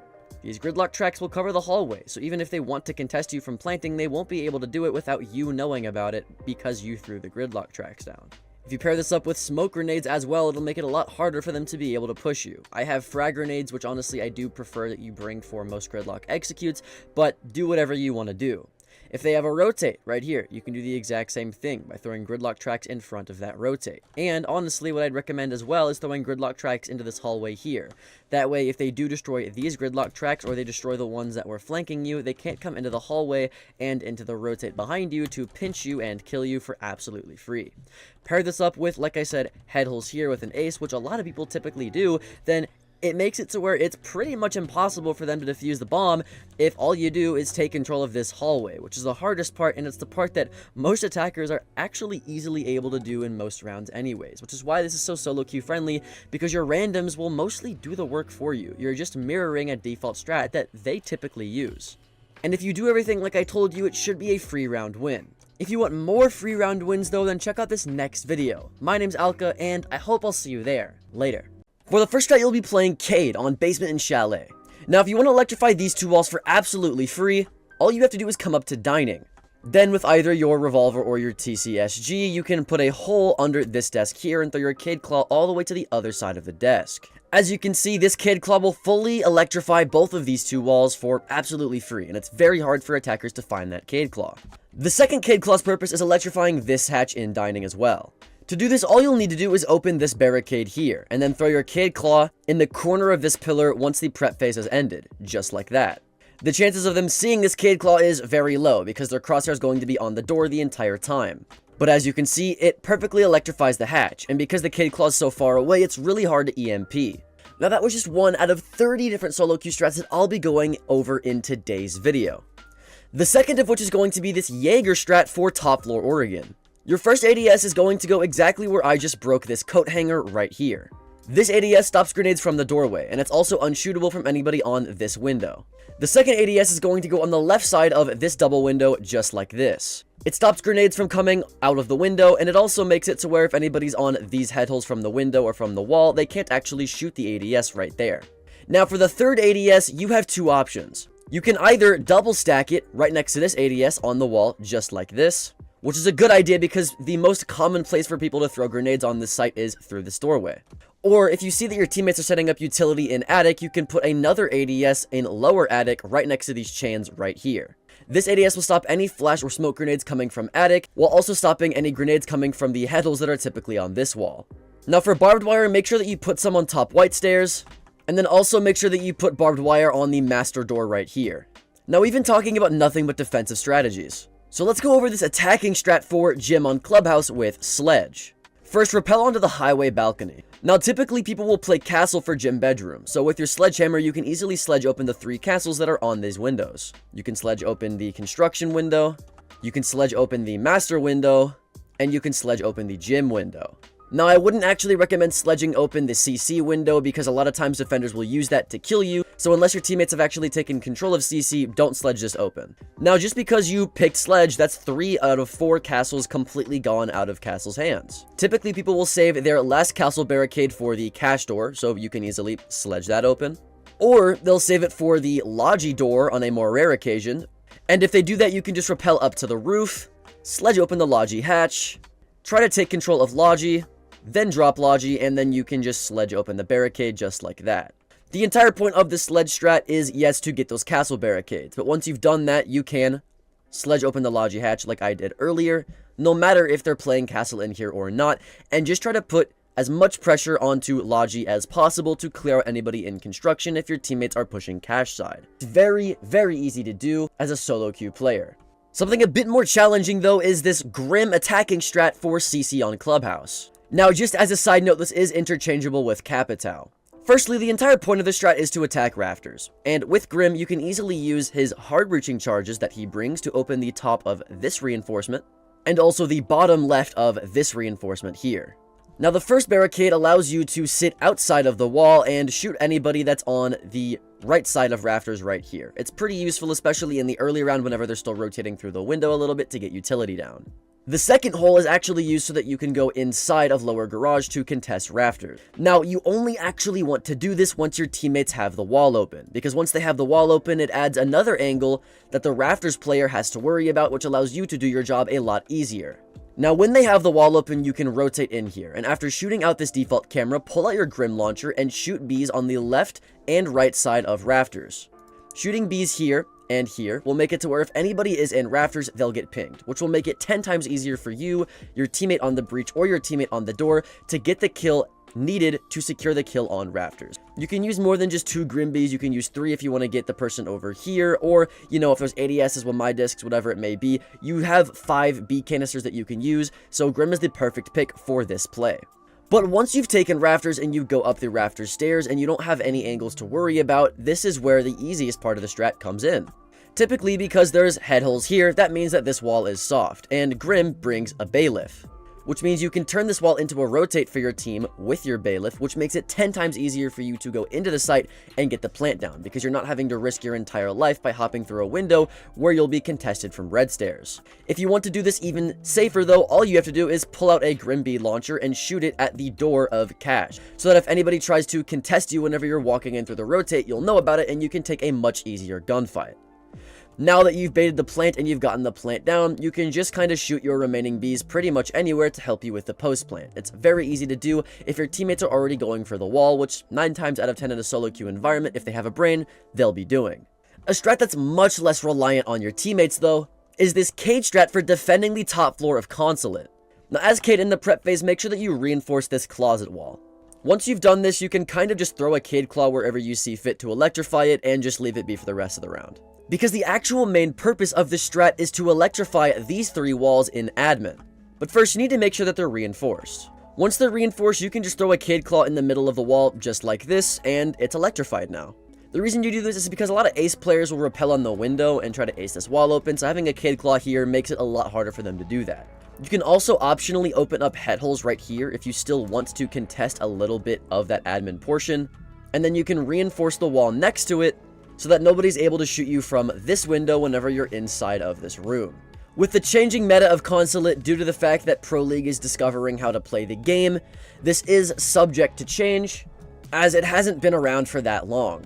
A strat that's pretty old and well known though is this castle strat for defending reading on Cafe. Now as you can see, the first part of this castle strat is barricading the reading door just like this. It makes it to where they can't just open the hell door and run in for absolutely free. They have to at least waste some time or utility, which gives you time to react to. If they end up having a soft breacher though, you should put a prox alarm next to the door so that if they do end up fast breaching it, you'll at least know about that too.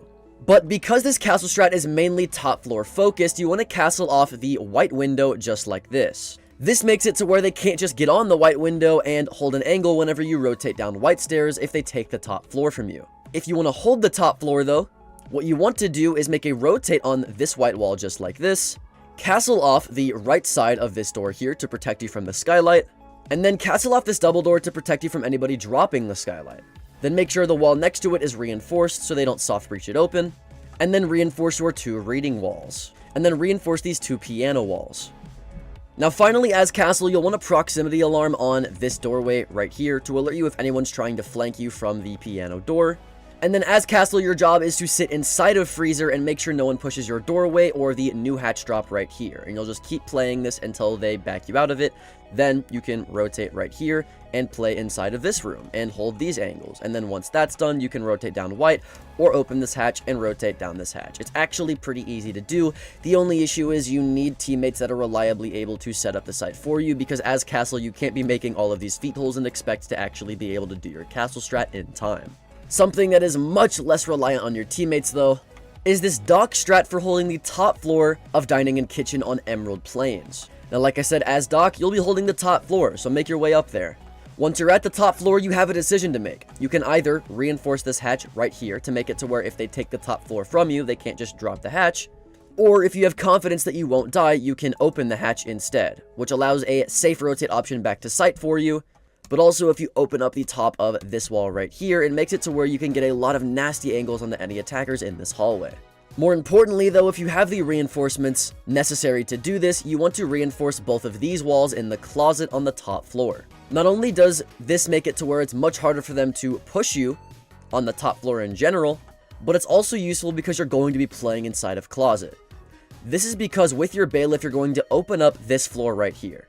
Once this portion of the floor is open, you have a clear line of sight onto anybody trying to go on the freezer wall, which is typically seen as the default wall for pushing the bottom floor. You can get a lot of free kills doing this. I know I have plenty of times. So I definitely recommend that you do this for as long as you possibly can, because chances are they have no idea where you're going to be shooting them from. Now the only issue you really have to face is getting flanked from top floor, but if you want to counter this, all you'll need is barbed wire on this door right here, and barbed wire or a barricade on this door right here as well. And you're pretty much set for this strat. It's pretty self-sufficient and you don't need any teammates to do this. Moving it back to the attack though, let's talk about this Flores strat for attacking hookah on coastline. As Flores, the first thing you should do is rappel up to the roof of the building. This is because if you get on your drone, you can see there's an air duct right here that leads to the cool vibe stairs. You're going to use this because typically there's a deployable shield right here. The reason this is important is because you can get a Flores drone, drive it into the vent, drop down the vent, and then immediately you have access to this deployable shield and it's very easy for you to blow up. As you can see, super easy. Not only this, but typically people love to play a zombie for this site. So if you don't want to go through the air duct, or maybe there's a mute jammer there, you can instead hop your Flores drone through this door right here, and immediately have access to the Azami that's typically on the couch. As you can see, the explosion right here definitely would have hit that Azami. If they have the typical Azami on this pink table right here to protect their rotate, you can go to the other air duct right above Aqua, get on your Flores drone and drop it down the air duct, turn around and explode your device right on top of the table, which should easily explode right there. Now, of course, where you drive your Flores drones is entirely dependent on what utility they have and where they have it, but because having a shield or a zombie, or even Fenrir for that matter, on this site specifically is so popular, I guarantee you every round you'll do this, you'll get some sort of value. A much more situational strategy is this thermite strat for attacking initiation on theme park. First of all, after avoiding the numerous amount of spawn peaks and runouts, you're going to rappel on the rightmost window for break room, and then you're going to break it open. Once you've broken it open and you've sent a drone in right through here to make sure no one is in break room, or inside of bunks for that matter, then you can rappel into the window. Now, if they didn't shotgun open this entire wall to counter this strat, what you can do is put a thermite charge on the right side of this wall. The reason that you'll do that is because typically they'll have these two walls reinforced with electricity on it, but if you want to counter that, the proximity of this thermite explosion right here will blow up both of the walls and you won't have to worry about the electricity on this wall. Now, if you have smoke grenades or if you have flashes, you can easily smoke off the left right here, or flash it off, doesn't matter, run in and get the plant down behind right here. Then you can re-smoke yourself just like that, run out, and then now you have a great angle onto anyone trying to defuse the bomb. Speaking of thermite proximity breaches though, you can do the exact same thing when attacking kitchen on Oregon. For this strat, rappel up to the roof on small tower. Then make a hole right here and send your drone through. Once you've droned out all of the top of small tower, you can then break open the other window just like this and hop in. Then put your thermite charge next to this ladder in small tower. Activating this thermite charge will blow open the kitchen wall for absolutely free. So if they have any electricity on it, it won't matter. And if they try to impact it from below, then you'll have a hole right here that you can use to shoot any bandits or arcades, and then you can just get the thermite on the wall the normal way. So either way, this wall is free 90% of the time. You can then use smokes to smoke off the kitchen door, just like that, and maybe even one on the couch to smoke off the shower rotate and the door right here, hop in, get the bomb down right here, and it should be a free round win. Moving it back to the defense though, let's talk about this cage strat for the basement of Nighthaven Labs. Now in the basement, one of the most important walls to keep closed is this single wall right here.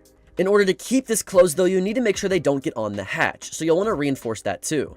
In order to keep this hatch closed though, you'll need rafters control to make sure they don't Hibana it open. So what a lot of Pro League players have adapted to doing is reinforcing these two walls next to the hatch. Now, just having these walls reinforced makes it a lot harder for attackers to get the hatch open, but it also tricks them into thinking that you're playing here in the first place, which will slow them down. If you want to electrify these walls without them being able to find the Cade Claw at all you have to do is throw a Cade Claw just like this. As you can see on the camera, that Cade Claw electrifies those two walls. Now, unfortunately, there isn't a way that you can get a Cade Claw to reach this wall and the two walls upstairs, but you can always just throw your second Cade Claw on this wall instead, or on the hatch. It's up to you. But once you've done that, I highly recommend as Cade, you definitely play on the top of rafters just to make it so much harder for them to get that hatch open. And if they're really pushing your teammates on site, and you don't need to worry about this, then you can always rotate back to site. Speaking of the rafters on Nighthaven Labs though, let's talk about how to attack it with Capitao. Now, just like the rafters on Clubhouse, this is interchangeable with Grim. What you'll do is you'll spawn on this side of the building, then walk up these stairs and open this window. What you can do from here is send a drone through the window, and if you do it correctly, it won't just land on rafters. It'll land downstairs where it won't as easily be shot. Then you can go up the stairs with your drone and hop it into the leaves just like this. You can also do this in the prep phase, which I do recommend doing. So if you're able to do that, then you can just skip this step entirely in the action phase. Now, just like attacking rafters on Clubhouse, this strat is way more effective if you just wait for your teammates to open this wall here, because then the people on rafters have two angles to worry about instead of just one that they can easily take a gunfight with. Once your teammates have the wall opened and they're starting to put pressure on the rafters player, you can easily send in fire through the window. This will really help you flush out the person in rafters, and then you can just hop in and kill the player. The only issue with this strat is that it's pretty hard to do this. So if you want, you can easily go through this door and do the same thing by firebolting the left and the right just like this to make it to where they have zero place to hide. The only issue here is the gunfight that you'll be taking is way more risky, and also Capital bolting this is way more risky as well because you'll have to expose yourself to numerous amounts of angles. So it's really a pick your own poison type of deal. Once you've taken rafters, really the hardest part is over. Typically people will have this wall reinforced, so if you brought hard breaching charges, you can open up this portion of the wall just like this. Another thing that's very common is people will put head holes here and head holes all along this wall, so you need to watch out for any angles that can be contesting you when you're getting this wall open or you're trying to get into the site.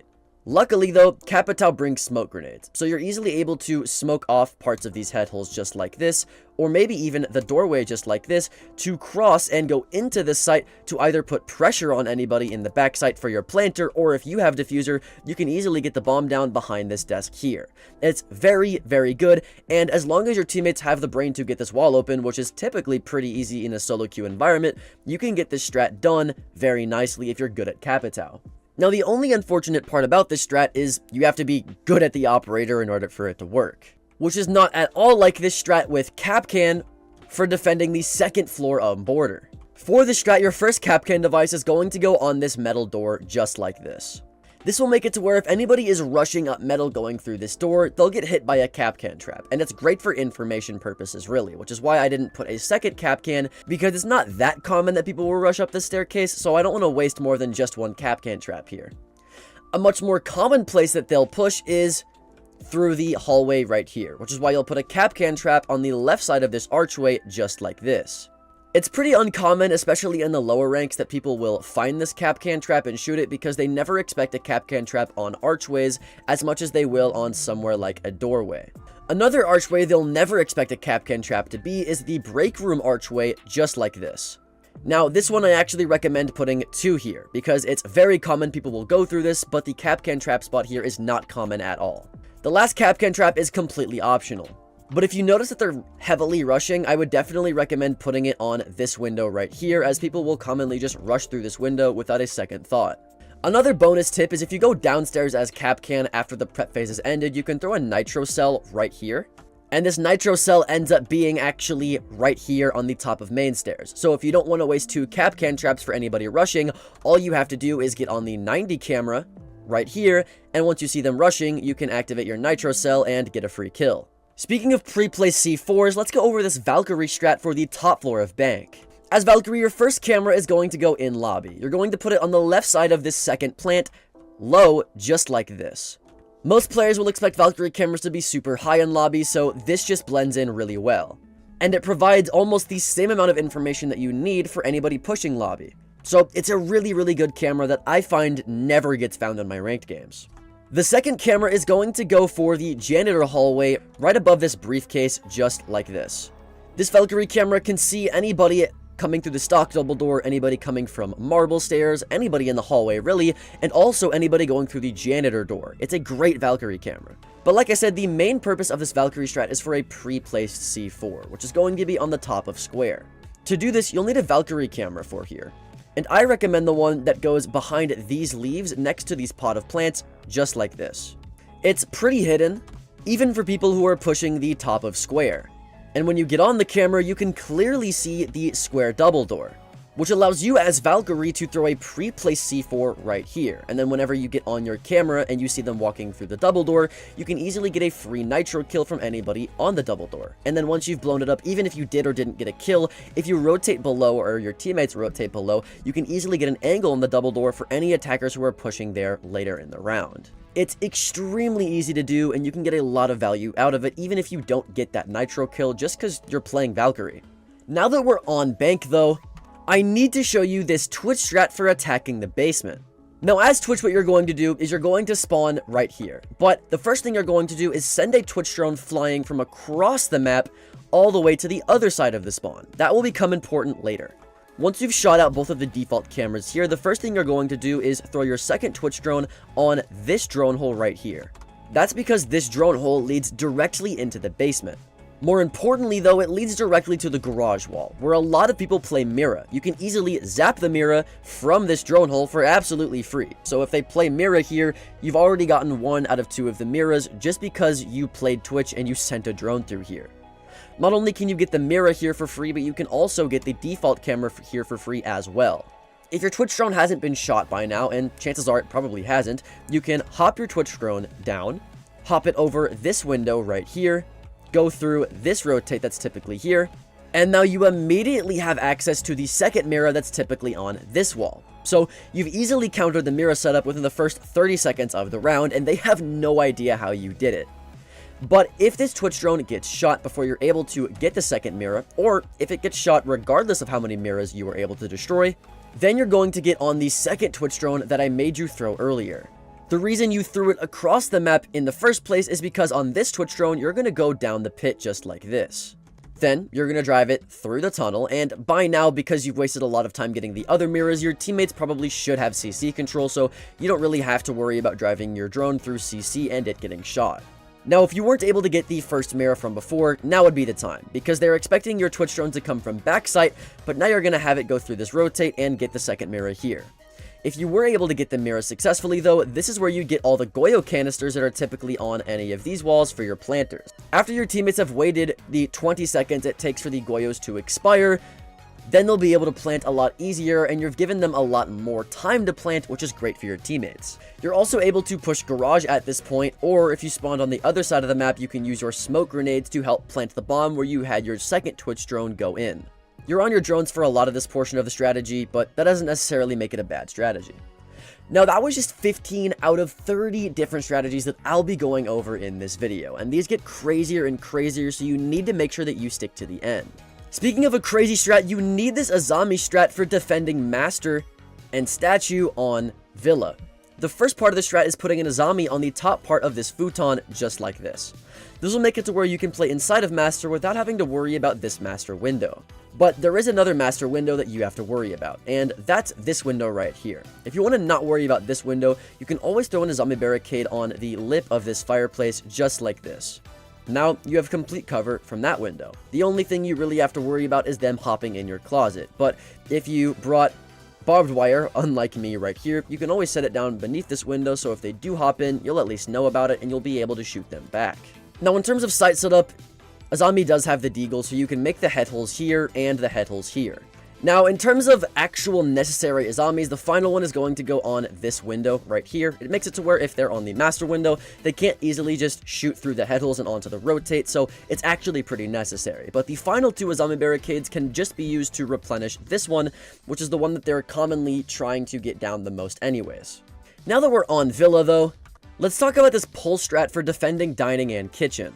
Now, because you're playing Pulse, you don't really have any utility to set down in the prep phase, so I'd recommend reinforcing walls. Your first reinforcement will go on the pantry wall here. Your second will go in the middle of this China wall right here. Your third will go on this museum wall right here if there's a rotate next to it. And then the final two walls you'll want to reinforce on the museum wall here. Now, after about 5 or so reinforcements, the prep phase should have ended, and your teammates have probably done the majority of the other side setup that you'll need. Now, as Pulse, you're actually going to pre-place a C4, right exactly here. Now, this pre-placed C4 allows you to get on your scanner and see if anybody hops in closet, which is on the other side of this wall around right here.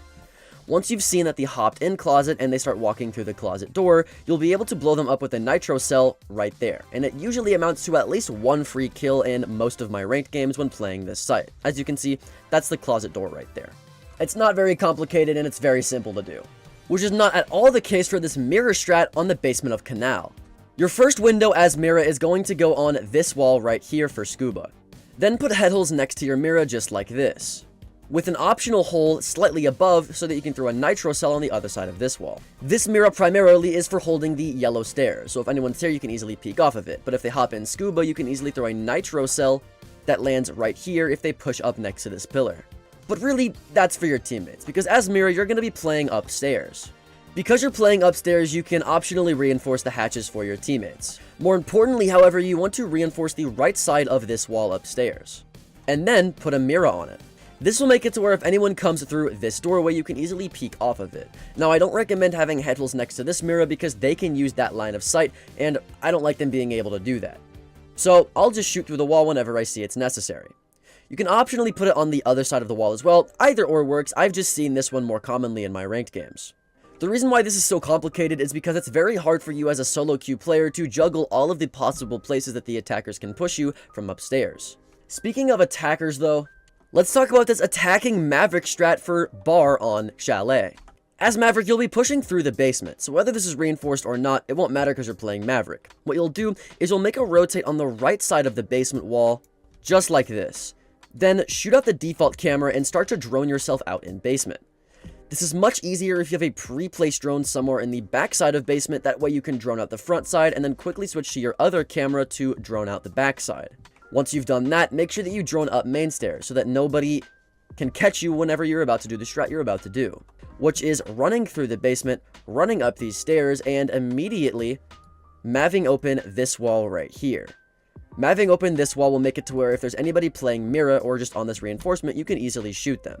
It's very fast paced and you want to do it early in the round when they're still kind of setting up sight, that way you can get a free kill. And because it's so silent and a little bit far away from where they're playing, as you can see about 13 meters away, you can get a lot of free and silent kills this way. It's pretty easy to do. A strat that's even easier though is this nomad strat for attacking laundry on top floor outback. What you'll do is you'll spawn fuel pumps. Then get on top of this side of the map and immediately shoot an air jab at the top of this window just like this. This makes it to where if they hop out the window when you're playing on this side of the map, they'll get air jabbed and you can get a free kill. The reason that you'll want to bring Nomad over Claymores is because Nomad brings 3 air jabs, whereas Claymores only have 2. And because there's a lot of runouts, you need as many runout stoppers as you can get. Because the second runout you need to be worried about is this bull window runout, which you can easily put an air jab on right about here. Now, typically, I don't air jab this window because it's right next to where you're playing, so you'll be able to hear it. And I don't air jab this door either because they don't even need to run out. They can easily still just see you from this door. So what I'll air jab instead is actually this window right about here. Because you can't see this window, it's pretty hard to hear, and it makes for a really good run out. But now that you've air jabbed everything, you can kind of just attack it like you would normally. So that's it for the strat. It's very, very quick. Which is not the case for this Aruni strat on Office in Skyscraper. Now, as Aruni, your first gate is going to go on the terrace door, just like this. A lot of people love to throw flash grenades through here to take midi bar control, so this is just a good gate to have. Now, hopefully, as Aruni, you brought a bulletproof camera, because as Aruni, you're going to reinforce the middle sight wall just like this. Then, punch 2 holes with your fist in the wall just like this, and put your bulletproof camera inside. Putting it inside of the wall makes it to where it's a lot harder for them to shoot the sides of the bulletproof camera to destroy it, so this is a really good bulletproof camera that can watch if anyone hops in through the breach. It also can see if anyone is droning through these 2 doorways, so you can zap it and easily shoot the zapped drone, so it's a great bulletproof camera. Now, in terms of actual Aruni gate placement, your second one is going to go on this door here. This again is another very common entry point for attacker utility, so it's just great to have an Aruni gate here. Your third gate is going to go on this window, because this again is just another common attacker entry point for utility. Now, as Aruni, you're going to be playing inside of Dragon. To make this a lot easier, all you need to do is barricade the T door right here, then reinforce the 2 T walls right here, then make sure that this drum door is barricaded as well, and then optionally you can put feet holes all along this wall to watch if anybody tries to hop in from the karaoke window or the karaoke wall. The last place you'll want a hole is on the top of this door in terrace right here. because it allows you to get a long angle onto anybody on this door. Now that we're already on Skyscraper, let's talk about this cage strat for defending the bedroom. Now for this site, you want the bathroom walls reinforced. Once these are reinforced, you want to cage it off.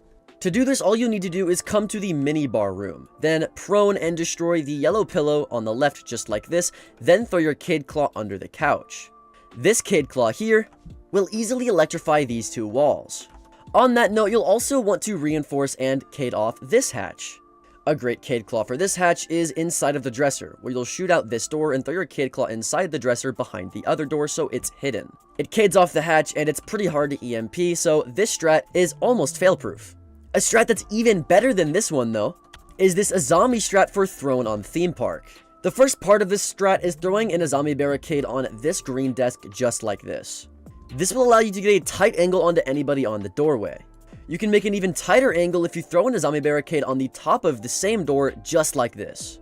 Now, when attackers see an Azami'd off door like this, they don't instinctually break it. They usually will just crouch under it. And if you have feed holes on this wall, they won't be able to safely break it anyways, because they'll get shot from the feed holes. And because they're crouching through this door, all you have to do is aim crouch level, and you'll get a headshot 100% of the time. The same logic also applies for the split door just like this. You'll be able to sit in fireplace and get a free crouched headshot just like that. And as long as your teammates aren't dumb and they're not roaming and just staying on site keeping the walls electrified and closed, this will 100% of the time get you a free round win. All that's left now as Azami is to replenish this Azami barricade or the other two that you put down with your final two Azami barricades you have left in your pocket.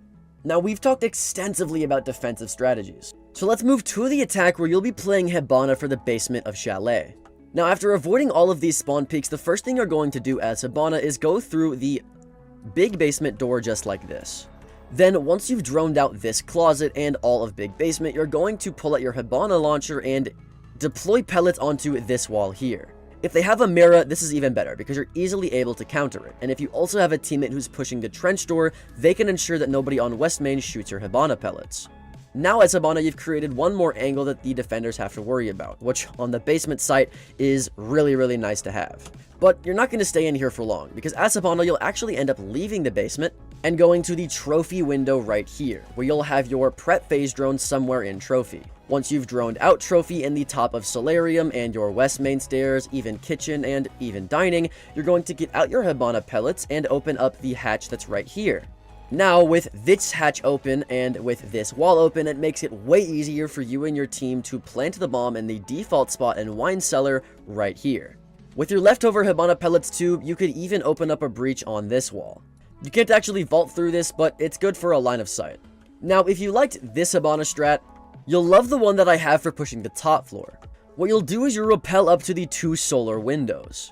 Then after opening the left side solar window, typically the left side of this wall will be reinforced, so you as Hibana can open it up. Now, having this wall open does a multitude of things for you. For one, you now have an angle onto the closet and the closet rotate, which is pretty powerful if you sit here on rappel for a good minute or minute and a half of the round. But if your teammates are also pushing solar, then you can eventually hop in this window, and it makes it way easier for you to plant next to this couch and then get back on the window to deny them from defusing the bomb.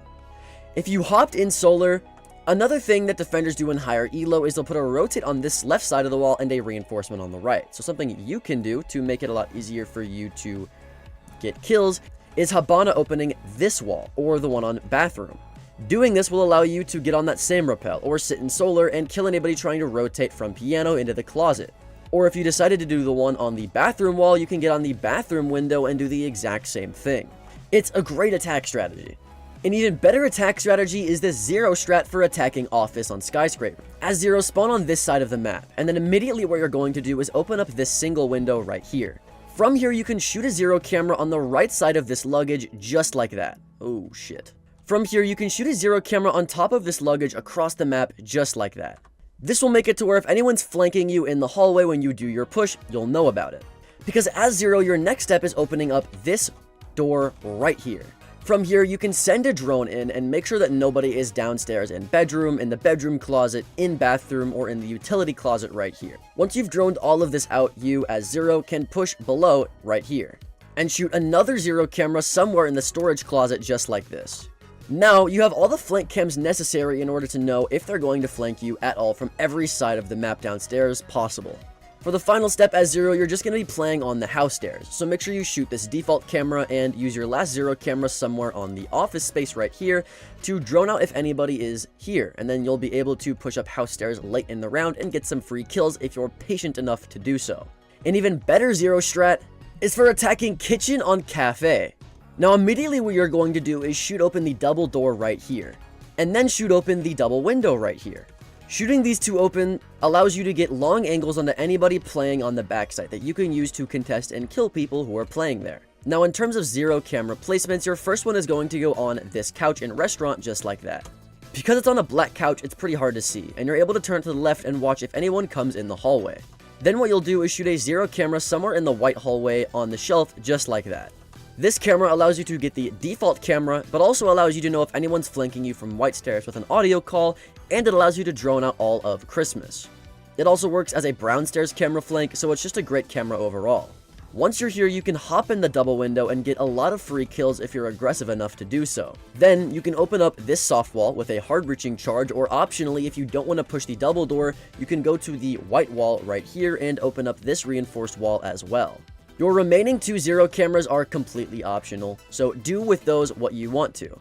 And if your other two end up getting shot, you can always use your final two to replenish those ones. It's a very good strategy if you're in a lower rank and you want to attack the backside due to the fact that nobody really holds it, and you can get a lot of free space and free kills doing so.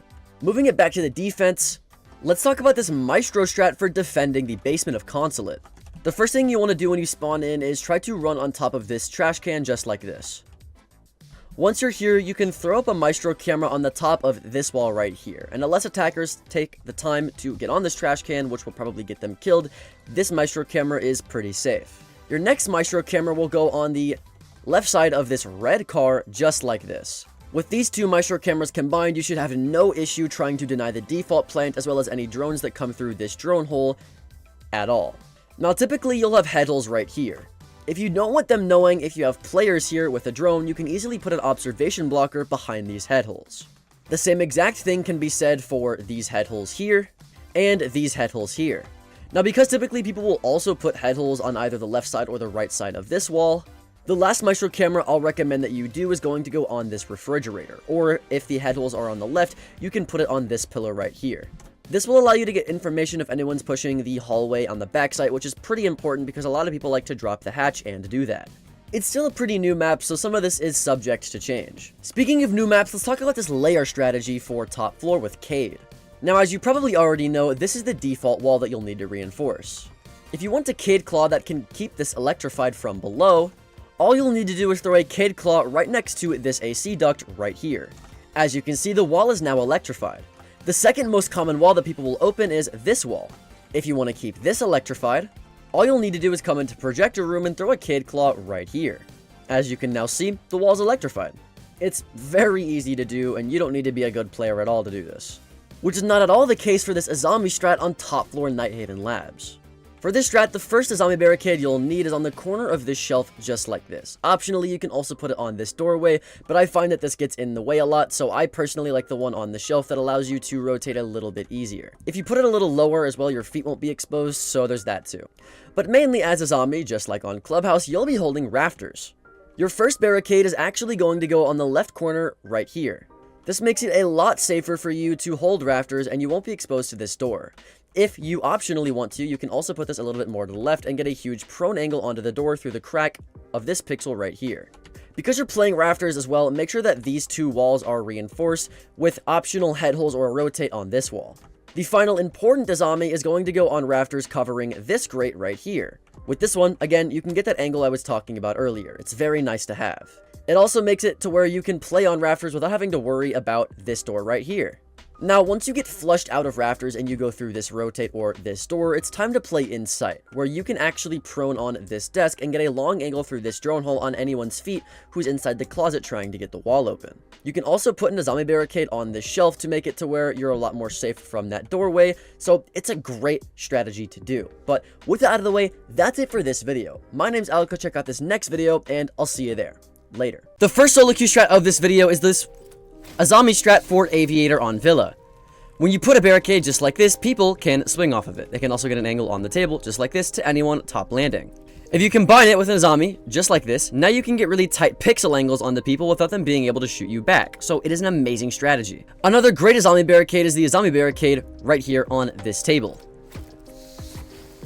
What this does is it makes it to where if anyone is on this window, they can't see top main. And you can also sit here before they get on this window to contest the door here. So it's really nice for that reason as well. If you're ever stuck here and they open the window and you can't really run away, you can always bring impact grenades to open the hatch and then fall down, and then you should be fine. So that is one of the best SoloQ strats for top floor villa. Now that was just one out of 60 different SoloQ strats that I'll be going over in today's video. The second of which being this Capitao strat when attacking rafters on Clubhouse. First of all, bring hard breaching charges. What you're going to do with these hard breaching charges is open up the top right of this wall right here, and then get off the rappel and open up the bottom left of this wall right here. You want to make sure as well that you're looking down as much as you can, and it will allow you to deploy it, so that you can just crouch through the breach instead of having to vault through the breach if you put the breaching charge too high. But first of all, what this breach does is it makes it to where you can see anybody on the rafters window or anybody that's R90. You can also shoot a flame bolt from here onto anybody there, but I don't recommend doing that for reasons I'll show you later. The second breach is so that you can actually go in rafters. You can shoot the default camera here, shoot anybody that's lower garage or on the staircase here, and then pull out your crossbow. This is where the strat's going to come into mind. You're going to shoot a Capitao firebolt on this pipe right here, and the second one on these pipes here. Now, that fire will cover all of R1 and R2, and that will cover all of R90. So if you have a guy on the wall, a guy on the door, which is usually pretty common in most ranks, or if you just swing out, you can shoot them as they're burning. If they decide to shoot you and kill you instead, they'll burn to death. So either way, it's a pretty guaranteed kill. Once you have rafters control, whether it be through the head holes here or through the window here, you can smoke off red, just like this, hop in the window, and then you can smoke off cash, just like this. Now, I'd recommend putting it at the top of the door because you can see them, but if they walk into smoke, they can't see you, even if they crouch. So it's a one-way angle that you can get a lot of free kills from that they can't really do much about. Then get the bomb down, and it's a pretty free win for you. Optionally as well, if no one's bringing EMPs for wall, you can bring secondary EMPs and just get the wall open. You won't have hard breaching charges for the walls here, but you can also just get on this door here and shoot the flame bolts the same. It's a little more dangerous, but it is doable. Now, to be fair, this strat is pretty reliant on teammates doing their job, which is not at all the case for this layer strat with Maestro. If you want to do this strat, make sure you're playing weapon maintenance room. First of all, you're going to hop on top of this green drone case like this, then shimmy your way onto the table, then go to this black box and crouch. You're going to look down until you get a vault prompt, just like this, and vault over. Now, you should be in between the black box here and the bomb here. Now what you can do, get a Maestro cam out, look all the way up, just like this. The farthest up it'll allow you to look, then place your camera. Now, unless your enemies know the exact pathing that I just talked about, they're never going to be able to reach and knife that camera, which is why it's so good. Next, as Maestro, put your other cam on this shelf here. This camera will watch the backside door, just like that. Now, because smoke plants happen the most commonly in this site, this is where you're going to put your next camera. Due to the fact that you'll usually have a rotate here and a reinforcement here, you're able to put your last camera on that reinforcement as well. So now you have two Maestro cameras that can watch that plant, or one Maestro camera that can watch this plant. One thing that's super underrated on Maestro as well is bringing observation blockers. The first observation blocker you're going to put behind this desk to cover the second Maestro camera I showed you earlier. The second Maestro camera you're going to put behind the blue table here. Now if they decide to drone in, they can't actually drone any player right here. For your final camera, I'd put it behind this table. It's pretty optional for this one, but I do it like this, just so that they can't drone out any players who are playing behind this reinforcement. Now as Maestro, you can sit in sight on your cameras, zap people who are planting, just like this. And usually, at least for me, it's a free round win every single time. An even better strat for SoloQ though is this ram strat for attacking the basement of Chalet. All you have to do is open up the barricade right here, whether it be with your bullets, your knife, or with a ram device, it doesn't really matter. What I would do next is throw the ram device just like this. You can then curve it to the left, and then it'll be able to open up all of this floor, and then all of the floor over here as well, which is a lot of vert that you can get out of just one ram device. It's absolutely insane. You now have a vert onto the wall, you have vert onto connector, you have vert onto the backside of wine. It's really, really powerful. Then you can create even more vert with a straight line, just like this, so that you can see anybody tucked on this wine case here, or on the rotate. With ram shotgun as well, if this wall isn't reinforced, I would open it at some point, which will come important later. Your final ram device literally does not matter. But if I had to give a suggestion, I'd just throw it through this canine window here, and activate it. Now you can sit on multiple layers of vert, which is way harder for anybody to contest than any regular vert that they may actually try to contest you on. From this point forward, if your teammates are on the vert, you can use your smoke grenade to go for a plant. If anyone's on main stairs trying to contest you doing that though, then you can get on this hole that I talked about earlier and get an angle onto main stairs. You can also use this hole to roll out smoke grenades onto the rotate very safely, as you can see, just like this. And then you can smoke off connector like this and go for a plant right here. It is a great strat to get the bomb down. If you want to prevent the bomb from getting down though, then you need to play Fenrir on Armory in Theme Park. The reason that this bomb site is so good is because there's only 2 entrances into sight unless you get a wall open. So obviously, naturally, you want to put a Fenrir device on both of these doors. One on that door, and one on the highest you can do on this door. You put it super high up so they can't shoot it from the hatch. Then have these mines activated at all times. This makes it to where if they want to go in the bomb site and try to rush, they won't be able to. Your next Fenrir device should go on the left side of this breach here, just like that. The reason you put it on the left is because if you put it on the right, they can shoot it from vert right here. But if you put it on the left, they can't, and it still covers a majority of the wall here. And then your final 2 Fenrir devices can go both for the maintenance wall and for the barrels wall. So now if they try to go through any of the walls, you have Fenrirs covering them, or if they go through the doors, you have Fenrirs covering them. Now, like I said, you want these 2 activated at all times, and because typically in ranked, people will only open up one wall, you can save your 3rd Fenrir for either one of the walls that they decide to open. They want to go on the maintenance wall, activate the maintenance one. If they get 2 walls open, then you can activate the one that's closest to you, and then you can hold a long angle onto the yellow one. Either way, it works out pretty well. Finally, put barbed wire on your Armory to Dragon door right here with feed holes all along this wall. Then put barbed wire under the hatch drop on the right side of the split door, just like this. Now, as Fenrir, you can sit and play Furnace, and then you can go onto these feed holes and shoot anybody who gets Fenrir mined just like that, or anybody on the bottom of Dragon.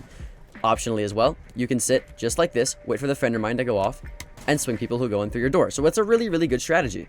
An even better strat though is this Blackbeard strat for attacking dining and kitchen on Villa. If they ever make it to downstairs, you can rappel on this pantry window here. With Blackbeard's DMR, never run the AR by the way, it sucks. With Blackbeard's DMR, you can open up this wooden panel on the pantry like this. Open up this one as well.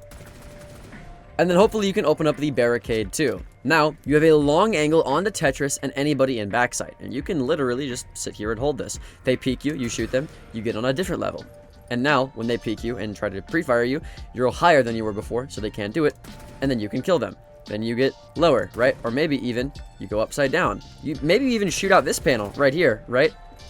And then you can get a little tiny little angle right there, right? So you can do all kinds of crazy stuff with this angle. I find that it actually works because no one expects it, and it's one of the very few times that Blackbeard is actually playable. A much better operator, though, is Goyo. This strat's for the basement of Oregon. The first Goyo canister that you're going to put down is on the right side of this pillar right here. This allows the person who's playing an elbow to shoot the Goyo canister and spread fire all over elbow to prevent them from getting rushed. With Blitz being super good right now, it's very common that a Blitz player will come through here, so this fire can prevent that. You can also put Goyo fire on the left side of the door as well. So in case they're not rushing elbow, but they're trying to rush the wall or anything crazy like that, you can shoot the one on the left from the doorway and do it safely without having to peek the double door and slow down the rush that way. It's another great Goyo to have. I also recommend bringing proximity alarms, so you can have one for your back stairs in case you're actually playing on this door and you don't want to get flanked. Then what you'll want to do is barricade this door here in the prep phase. Having this barricaded is pretty common, especially in higher elo, to stop people from rushing down the staircase without you knowing about it. Them breaking this barricade just kind of acts as a sound cue for you. But you'll also want to put a Goyo on this barricade, because if they're breaking this barricade and rushing, chances are they're rushing really fast, and a Goyo right here to stop them from rushing is very powerful for you. Now, your last Goyo is actually completely personal preference. What I would do though is I would put a Goyo canister on the bottom of elbow just like this. What this does is if you're playing pillar right here, maybe holding a long angle just like that, you can easily shoot the Goyo. If they open up your hatch and maybe they're flashing, like you know they're about to drop because they're using utility, you can shoot it and stop them from dropping. The reason I put it diagonal as well is so if people in the site actually want to shoot that, they can shoot it too, and it just stops them from being able to drop, and now their legs are on fire. So I think it's a great solo queue strat. Also, little bonus tip here, your second proximity alarm I would put on the bottom of freezer stairs. You don't want to put it at the top because no one can swing off of that information. But if they're already all the way down the stairs, the person on the box right here can easily swing once they hear that prox alarm and still shoot them for free. Overall, it's definitely one of my most favorite SoloQ strats for Oregon. One of my favorite SoloQ strats for Clubhouse, though, is this Hibana strat for attacking the basement. What you'll do is spawn construction. After shooting this default camera here, break the barricade into freezer. Now, typically, they'll have this hatch reinforced, and sometimes as well, they'll even have it electrified or be impact tricking. Now, you can counter this solo. All you have to do, if there's a Kate on the hatch, is put 2 pellets next to the hatch, just like this. And then the explosion from the Hibana pellets through the floor will actually get the electro claw, and because they're not on the hatch, they won't get electrified, and you essentially take the Cade Claw out for free. Now, if they're impact tricking, you can do the same thing, but instead of putting it on the side of the hatch, just put it on the hatch. If they impact trick, they're only impact tricking 2 pellets instead of 4, so you essentially only waste 4 pellets in total instead of 8. And now, you have the hatch open for free. Typically as well, you'll have pellets left over for other hatches, so if the bar hatch isn't electrified, you can easily get that one open as well, because they can't impact trick that one. So boom, you have that hatch. And then make sure that in the prep phase, you have a drone in lounge, so that you can get on this drone, be like, okay, no one's here, I can quickly run into blue, and get that hatch open. And now, you have all of the hatches open for free. From here, you have a lot of options. You can either flash down into church and do a moto drop down this hatch. You can do the exact same thing from the blue hatch as well if you want to drop here. Or if you have diffuser, you can flash into dummies just like this, drop the hatch, and then go for a plant behind the bomb just like this. Either way, it's a really versatile strat with a lot of different options that you can take depending on how the defense is set up, which is why it's so good. An even more flexible strat though is this Mozzie strat when you're on the top floor of Emerald Plains. Your job as Mozzie is to roam and hold off Painting Gallery and Ceramic Gallery for as long as possible. To do this, you want to make sure you don't get drone from this door in Archives. Then put a drone on your orange door here, and make sure that your 2 closet walls are reinforced. With these 2 walls reinforced, they can only actually come to get you from that door and that door. If I had to recommend a final Mozzie pest, I would put it on the door somewhere like here, I'd say. So if they try to drone you through this hallway, if they open the wall here, for example, they can't. Or if they try to drone from this hallway into sight, they also can't do that. It's just a pretty easy to use Mozzie pest. From here, you can waste a lot of time. You can nitro over both of these paintings here if they're in Archives for pretty free. And you can also reinforce these 2 walls so they can't get on a window and shoot you if you have the reinforcements to spare it. It's really good if you like to get into gunfights and be super aggressive. Speaking of aggressive strats, you'll want to use this Amaru strat when attacking the top floor of Oregon. To do this, make sure that in the prep phase, you're able to get your drone all the way up main stairs and then into Armory. Wherever in Armory, doesn't really matter, just get it in here and make sure it doesn't get shot. Then, make your way to the Armory window, making sure you get that default cam along the way. Get on this camera, make sure your Armory is clear, make sure your Armory hall and your main stairs is clear, and then you can fast take Armory just like this. Once you have Armory control, you effectively make it to where they can't flank up main stairs for the rest of the round, which is really powerful, especially if you have that drone I was talking about earlier to watch your flank.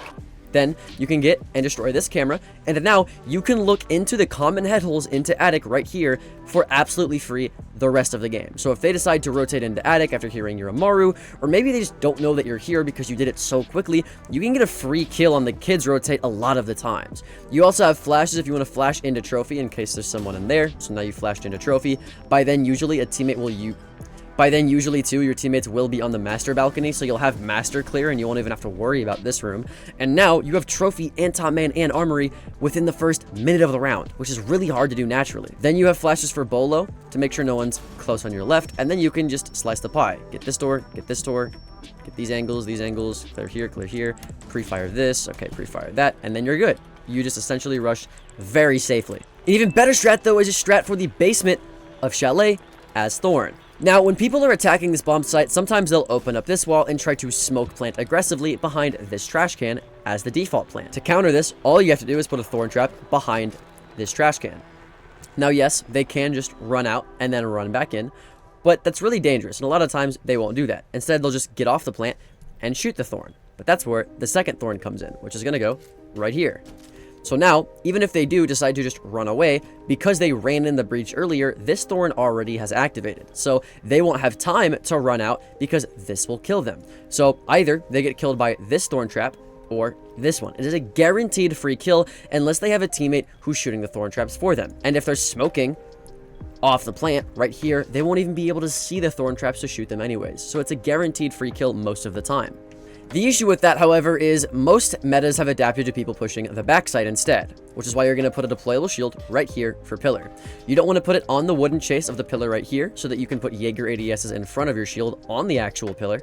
And then your final thorn trap's actually going to go on this wine case. That way, if they try to rush up, you'll get a sound cue for it, or if they try to plant right here on the default spot after knifing this barrel, they'll die to that too, or they'll have to run and re-expose themselves to your shield. So it's just a great tool to make them re-expose themselves for absolutely no reason and get you a free kill. Something else that can get you free kills a lot of the time is this Nomad strat for the kitchen of cafe. The first thing you want to do for this strat is rappel up to the balcony here. Then you're going to put an air jab on both of these windows.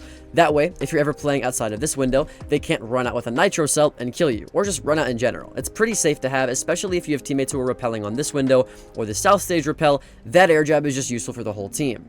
Next, while your teammates are pushing bakery, you're going to get on the small bakery window. After making sure no one is in small bakery, whether it be through flashes, through getting a kill, or through droning, you're going to put an air jab at the top of this door above this thing right here. Just like that. And now, that air jab will make sure no one can flank your players in bakery from small bakery. And you can passively sit on the window like this, wait for the air jab to go off, swing, and kill the person who's downed. Your last air jab literally does not matter. As long as you have those two, this Nomad air jab strat is pretty nice. However, if you do want a suggestion, if you manage to get the plant down, I'd air jab this door above the light right here as well, just to make it that much more hard for them to defuse the bomb. An even better strat though is this pulse strat for defending hookah and billiards. As pulls, because you don't really have much to do in the prep phase, just help your team set up site. Once the prep phase is ended, make sure there's no drones in sunrise because this is where you're going to be playing. The first thing you should do the second the prep phase ends is get on default cameras. If you notice no one shoots out this ruins cam, then I would actually rotate to blue bar and do the strat there. If they do shoot out this camera though and you notice that they're pushing, then all you have to do is play inside of sunrise. Waste as much time as possible. I'd even recommend actually barricading off the kitchen door so that they can't flank you from kitchen. And then you can barricade off this door as well so they can't flank you from reception. If they decide to go through the reception double windows, you'll at least hear the vault prompt, so you don't need to barricade that. And you should have control of blue bar as well for most of the round, because that's another place that they could be planting that you could deny with your pulse scanner. So no matter where they try to go, depending on where they plant, either blue bar or above sunrise, you can easily get a nitro from below with your scanner to win a free round. Bringing it back to the attack, let's talk about this Ying strategy for attacking karaoke and tea on skyscraper. What you'll want to do is make sure that your drone in the prep phase is somewhere downstairs, whether it be actually in the bathroom where you'll be hopping in, or somewhere in restaurant to make sure that there's no roamers here. Either way, just have a drone near here in the prep phase. Then once you've droned out at least to this window and you've made sure that it's clear, you can actually go inside of bathroom and then make sure that you re-drone yourself in, going into sushi bar, making sure no one's actually behind the bar, making sure no one's in barbecue. And then once you've done that, you can easily drone right here into this hallway, make sure no one's on your black stairs, and then now you have a flank drone for when you go up the black stairs, because that's what you're going to do. You're going to push up black stairs while your team hopefully is on the black top area here. You can then throw a fully cooked Yin Candela, just like this, onto anyone onto your balcony so they can't swing you, maintaining crosshair placement into T for the only other angle they could possibly shoot you from. Optionally as well, you can throw a smoke grenade just like this into the hallway to make it to where you don't even have to watch that angle, and now your teammates on blacktop can cross all the way onto the common rotate here, and then now you're actually in sight. You can throw a non-cooked Yin Candela here. The reason you don't cook it is to waste as much time as possible for you to get the bomb down just like this. Once the bomb is down, re-smoke your hallway for the same purpose, and then use your remaining Candelas to waste as much time as possible, spacing them out just like that, and then throwing another one. And now you've essentially won the round for absolutely free. If you want to be able to counter a Ying though, make sure you try out this Warden strat for Archives and Armory on top floor border. Obviously you'll run Warden, but in terms of reinforcements, what you want to do is reinforce the two Archives wall here, is reinforce this Archives wall, and this Archives wall, because primarily you're going to be in Archives. What I like to do as well to assert dominance in the early round is break open this window after the prep phase ends. Then if you put your crosshair exactly right here, anybody coming up the ladder to get on top of the van, you can shoot for absolutely free. Once that's done though, you can just sit in Archives. Whether you get on top of this TV to get on top of the shelf just like this, doesn't really matter to me as long as you're making your presence known. If they try to smoke off this area here for a smoke plant, you can activate your goggles, contest the window. Okay, no one's there. I can contest this. Okay, boom, get a free kill, right? Or you can get on this doorway, do the same thing. Swing this window. Okay, now swing this door. Or if your team makes holes here, which is pretty common, you can peek the holes as Warden. Either way, pretty good usage of Warden. You also have a nitro cell if they go for a plant, because maybe your goggles aren't up, to get a free nitro kill, just like this. Either way, just playing Warden inside of Archives, even if you don't know if they're going to rush here with Ying and Monty, is always a good idea to counter those smoke grenades that you probably know are going to be coming. Someone else who gets countered by Warden is Sens. Now, this strat is considering that you've already taken Piano and you've already taken Cigar. So do that first before doing the strat. But if you want to learn how to do the strat, all you have to do with Sens is roll a Sens device towards that bar right there, just like this. Now, you can easily go from the new hatch onto the default plant, just like this. You don't have to worry about any of the angles. All you have to do is do that Sens lineup and then go to new hatch. However, if you want to walk through the door instead, and you don't have to want to go all the way around to the hatch, you can roll the Sens gadget on top of the long bar, just like this.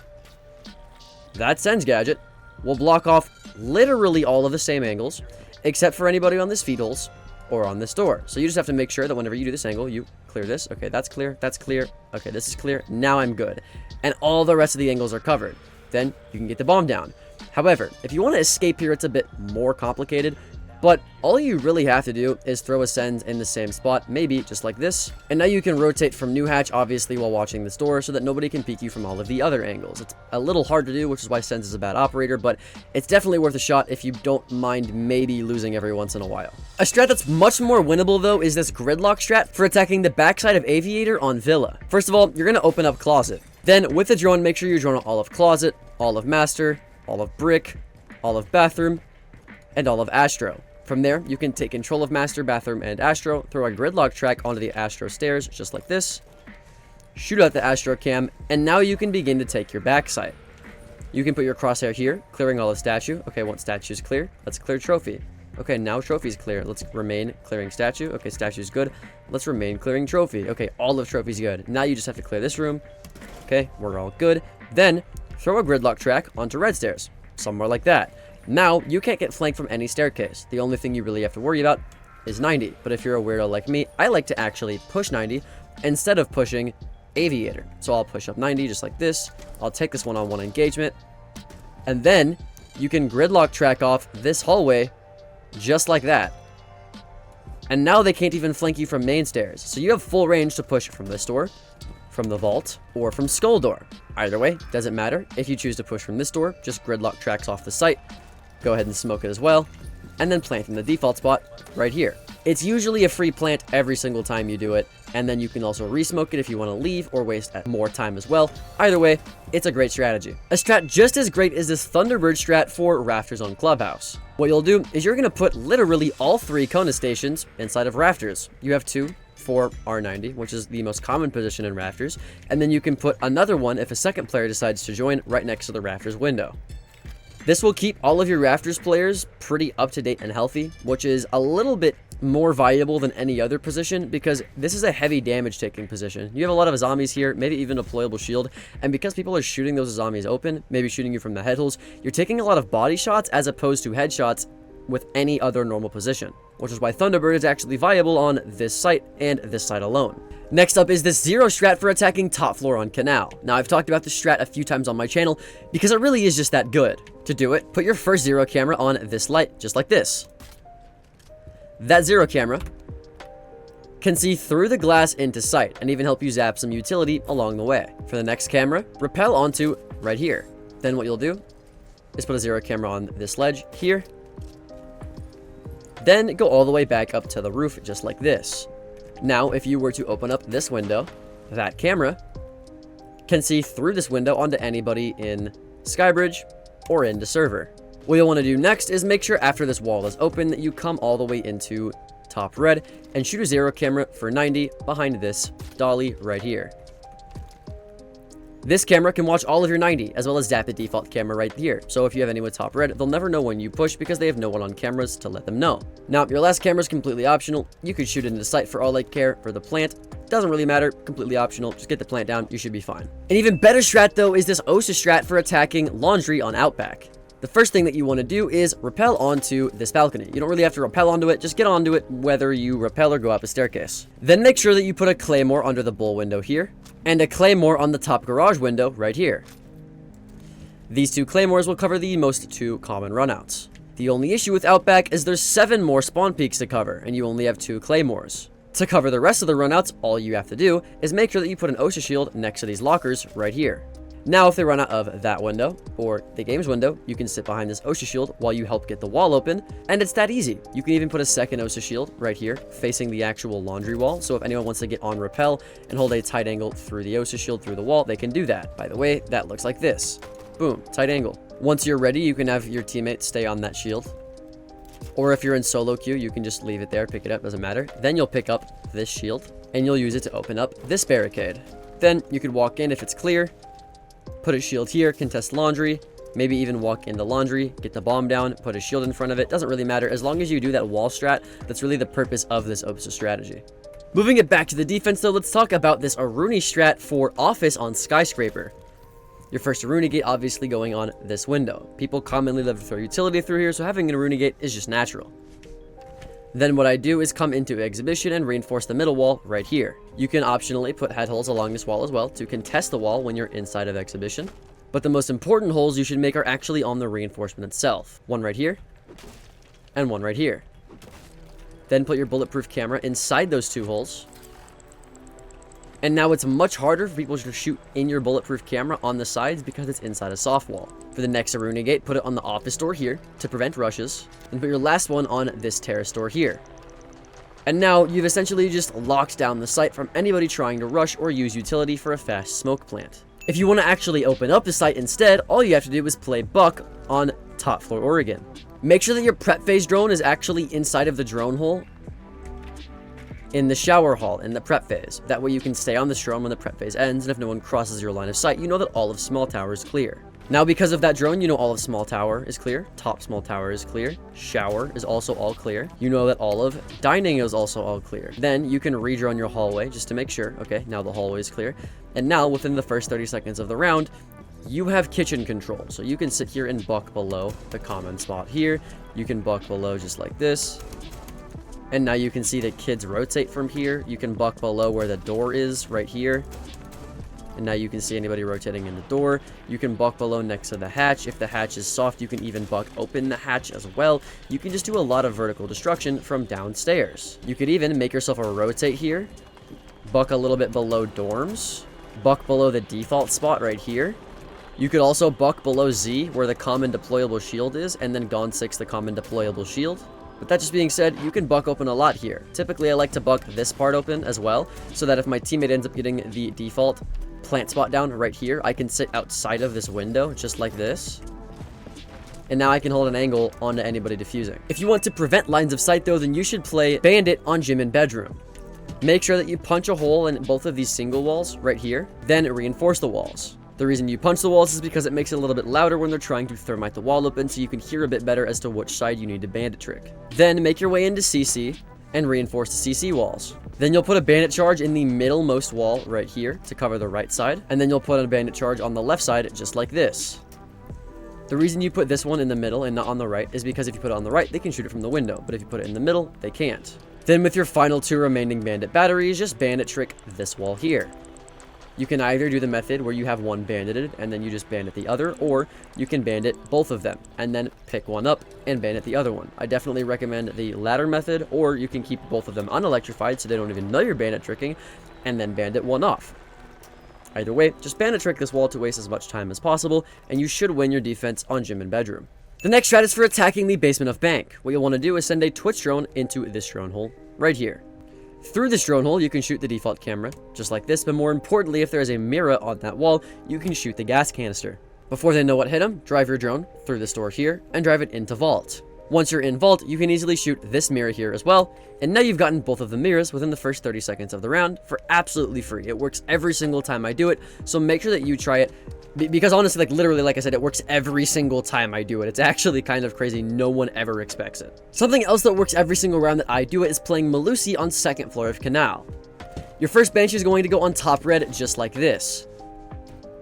This will cover the red stairs, but also anybody trying to walk in through this doorway and rush the site. If you also have a hole right here, you can watch and play off of this Melusi that's on top red. You'll also want a Melusi for top green stairs right here. The reason you put it on the left side and not on the right side is because if they want to shoot the Melusi, they have to put their crosshair just like this, which exposes them from anybody in server. However, if you had it right here, they can easily do this and then split back over to here, which is much safer for them. So make sure you put it on that side instead. With your other impact grenade, make a rotate in the sight, and put your final Melusi Banshee somewhere for Skybridge. I personally like to put it on this black box here. Now, all you have to do is sit inside of server. If they push Skybridge, you can swing here. If they push top red, you can swing here.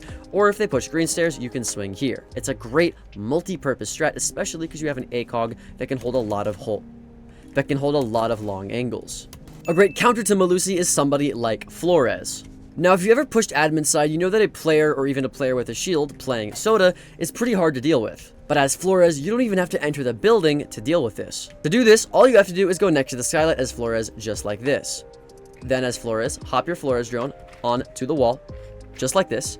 And then you'll be able to hop your Flores drone through the window. And then kill anybody who's on Soda, or at least destroy their deployable shield. If you get quick with it enough, you can even get people who are actually behind the vending machine too. You can also use your Flores drones through the skylight, just like this, for even more added destruction. Let's say you don't want this desk to be here anymore. Now, the desk doesn't have to be there anymore, and you can shoot people through the desk, which is so powerful to you, especially if you're on this skylight. Moving into the defense, let's talk about this mirror strat for the basement of Clubhouse. First of all, bring out your shotgun and make a rotate into blue. Then reinforce the middle wall next to your rotate, facing into church. You're going to put feed holes right here next to that mirror, with a mirror window on the reinforcement right here. Then put a hole on the top of this wall here, and break chairs onto the table. You can then get on this table, and through this hole, look at the staircase right there. Then reinforce this wall here, facing main. Then reinforce the wall next to that one. Put a mirror on that wall, with head holes next to that. Then make sure that you put holes above your reinforcements here. And these holes allow you to throw your nitro cell above the wall, just like that, onto anybody on main stairs. For the next strat, we're going to be playing Brava on top floor Nighthaven Labs. To do this, before the wall gets opened, get on your drone and send it through this door here. From this door, you can immediately hop up. From here, you can immediately just hack the default cam. From here, you're able to hack a lot of utility that's on rafters pretty much immediately, or you can cut this corner and hack anything on the wall and leave before anybody on rafters notice. Because usually if you don't shoot this door down, they're not going to be ADS at the door. They're going to be ADS, lower at that door. So being able to just come through here, boom, hack, come all the way over here, and then you're done is a pretty easy thing to do. Not only that, but if no one is in rafters, you can also go and hack the default camera right here. Being able to hack this camera is nice because then you have a drone hole straight into sight, and you can hack more things into sight. Instead of going through the door, if that's too dangerous over here, you can also just break this window, send it through this window, hack the camera here, then immediately go through the drone hole, and now you have a bunch of access to gadgets in here. So it's pretty good if you just want to get free gadgets in rafters or into the site, because this drone hole is just like super close to where you spawn. So it's a really good strategy. An even better strategy though is this one, my strat for top floor aviator and games. As well, you have a bunch of options to put magnets down. You can put one on the top of these wooden chases right here, that one and this one, to catch any grenades from the door or the window onto this door, or just for the wall. In general, this is good for catching ace charges as well if they want to get your mirrors. So, while my magnets all across here are great, I love putting proximity alarms on the door here as well, specifically on the left side so they can't shoot it from the window over here. You can also put one for top main or in the library hall on this archway, just like this. Either way, prox alarms are all good here, especially because you're going to be aggressively playing on this door, throwing your Mive magnets inside of study where you see fit. Another great place you can put a magnet is actually outside of the study balcony right here. If they're throwing grenades from rappel or just from outside in general, they're never going to spot that. So throwing that the second the prep phase ends is not a terrible idea either, but if you want to play a bit more passively, having them inside of study is also a good idea as well. Better strat though is this ace strat for attacking top floor Oregon. This one's pretty default, but if you don't know about it, here you go. Open up this barricade into master just like this. If there's a reinforced wall here with no electricity, you can easily throw an ace charge just like this from the balcony.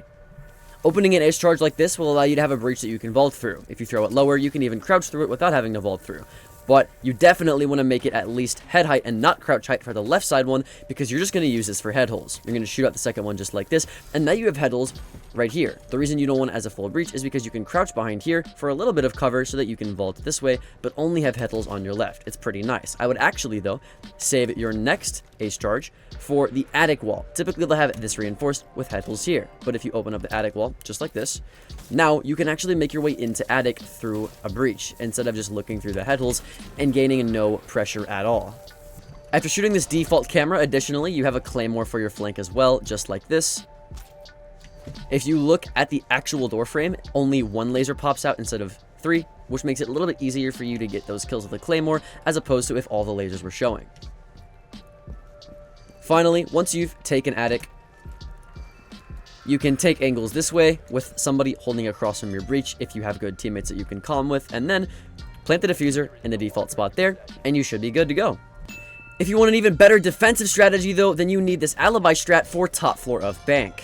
As alibi, you're going to be bringing observation blockers. Your first observation blocker is going to go right here. Then you'll put another one down, just like this. And then you'll put an alibi clone on this window here. If you barricade these windows as well, it's much more likely that they'll shoot your alibi clones because they're going to be shooting them through a barricade when they try to open the barricades. For the next alibi clone, I recommend putting one on this double door, just like this. It stops any drones in this hallway from being able to see anybody in this hallway, which is why it's so good. You can also put a punch hole right here with an alibi clone behind it, just like this. So if they try to pre-fire what they think is a player on a punch hole, they'll pre-fire an alibi clone instead. And then with that info, you can pre-fire them or swing them to get a free kill. Also, it's pretty common for high-rank players to have holes just like this across this wall and look into stock. You can use this to your advantage by putting an alibi clone on the table and making them think that there's an actual player on these holes, when really it's just you. So now when they pre-fire that clone, you can just sit here and kill him. Now, we talked about earlier how to defend gym and bedroom on Clubhouse, but we haven't actually talked about how to attack it. Now, it's pretty standard that people will castle off this window, and that window,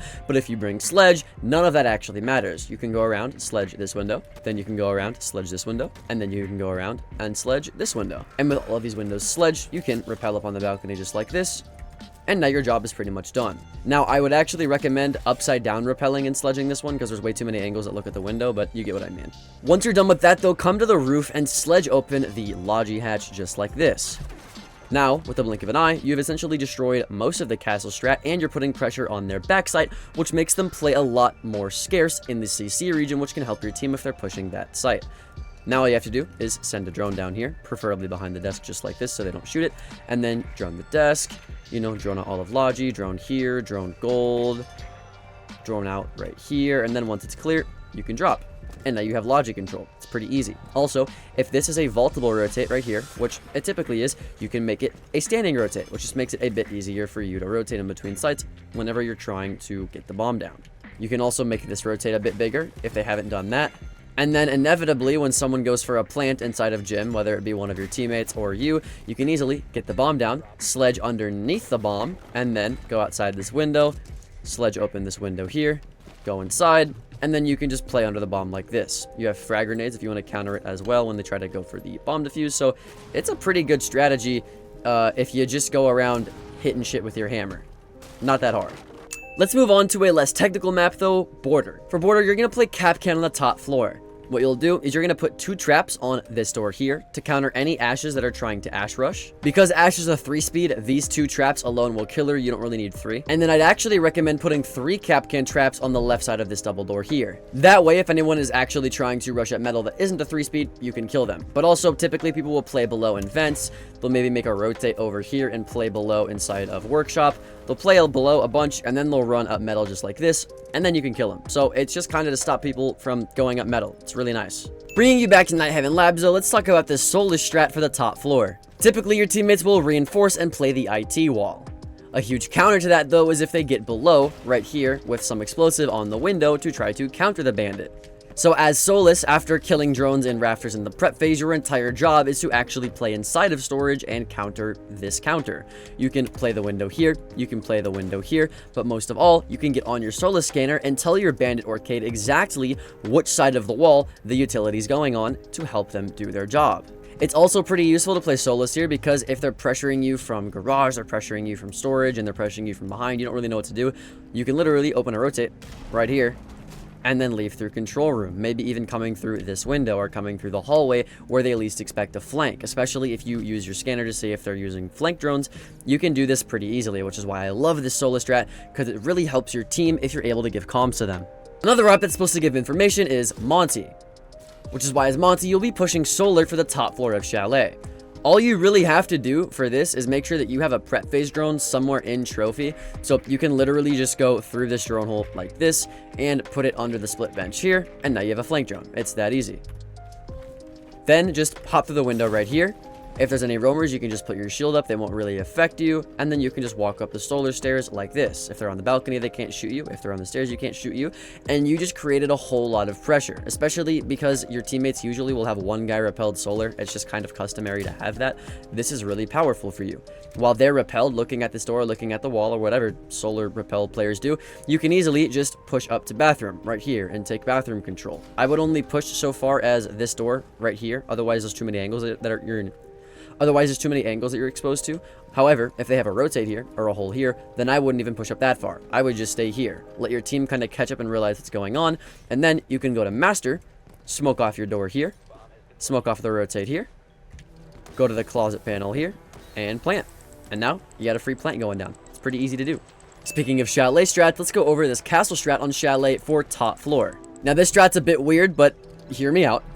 You're going to castle off this double door here. Not only is it going to be used for your strat, but also if they get on this window, they can't shoot your mez player, so this castle's not bad. Then you're going to put feet holes all across this wall here, all across this wall here, and all across this wall here.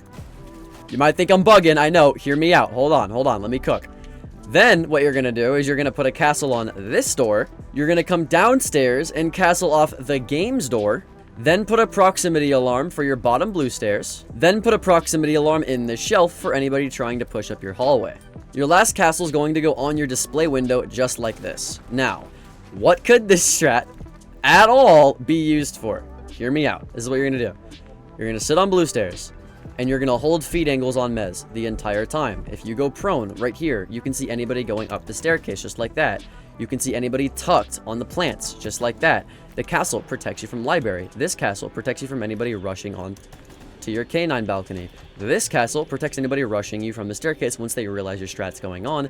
That proximity alarm stops anybody from coming in through mud or through the hallway. This prox alarm stops anybody from flanking you. And that's pretty much it. It's like a solid strat. Now, normally I wouldn't suggest something as crazy as this, but this shit worked against me in a ranked game. On my stream. Go check my stream out, by the way, link in the description. But this worked on me. Like, it definitely does work because no one expects it, and you'll get a few free kills from it. But I wouldn't use it more than once in a ranked game. But it definitely works, for sure. It's a little weird, but it definitely works. Another super weird strat is this glass strat when attacking service on coastline. If you open up this barricade right here, you rappel on the door, and then you upside down rappel, you can get a huge angle onto anybody on the bomb site. It's pretty nice. You can also pair this up with a smoke grenade, just like this. Smoke as close to you as possible.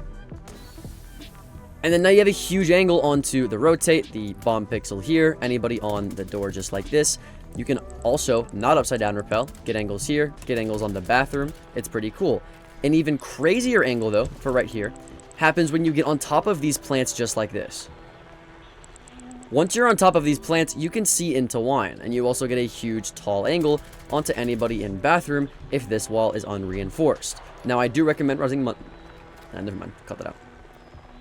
No one really expects this angle because it's super rare that anybody will use it, but you can definitely get some free kills, and then once you use this angle, I would then move on to the upside down rappel strat right here. Once you've gotten a few kills from this, or you've applied enough pressure on the bathroom, you can easily put a smoke grenade onto the kitchen door, just like that, and then get the bomb down right here in the default spot. Let's move on to a more reliable strat though, which is this Legion strat for the basement of Consulate. The whole point of this strat is to hold backside. So what you want to do naturally is put Legion mines that contest your backside. One on the stairs, right here.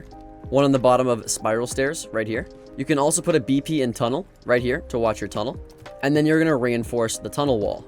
Now, a lot of people will actually recommend that you reinforce this hatch. I don't recommend that. The reason being is because you're going to bait the hatch. Put a Legion mine under the hatch, here. And then what you're going to do is you're going to shotgun open this floor, just like this. And now if anybody comes in through this door, you get a free kill, which they're going to do because you didn't reinforce this hatch. You can put additional lesion mines wherever you see fit, one on the bottom of the staircase right here maybe. You can also reinforce this wall so they don't just easily go into the hallway without you knowing in case they don't hit your lesion mine on the top of these stairs. You can make yourself a rotate just like this, and then reinforce this wall to sight. That way when you're in here, you have a bit more wiggle room as to where you can pop out. And then I'd recommend just putting lesion mines literally everywhere else. You can put one on this doorway here, under this hatch, on this doorway, on the rotate. Doesn't really matter. Just play backside as much as you can. And if they aren't pushing backside, at least you have intel on if they push backside later in the round because of your goo mines. Now let's bring you back to Nighthaven Labs. If you're ever attacking the dining kitchen site, which is below this floor here, there's a cool fuse strat you can do. To do the strat, just put your fuse cluster charge on the leftmost side of the wall as high as you can, just like this. Then activate it. Now you're going to do literally the exact same thing, then activate it. Now once you open the wall, you can clearly see that you've made a bunch of vert for yourself for absolutely free. It was no risk to you. You can do the exact same thing if you put a cluster charge on the leftmost side of this window right here. Then fuse in the middle, just like this, just to get some free kills or some free utility.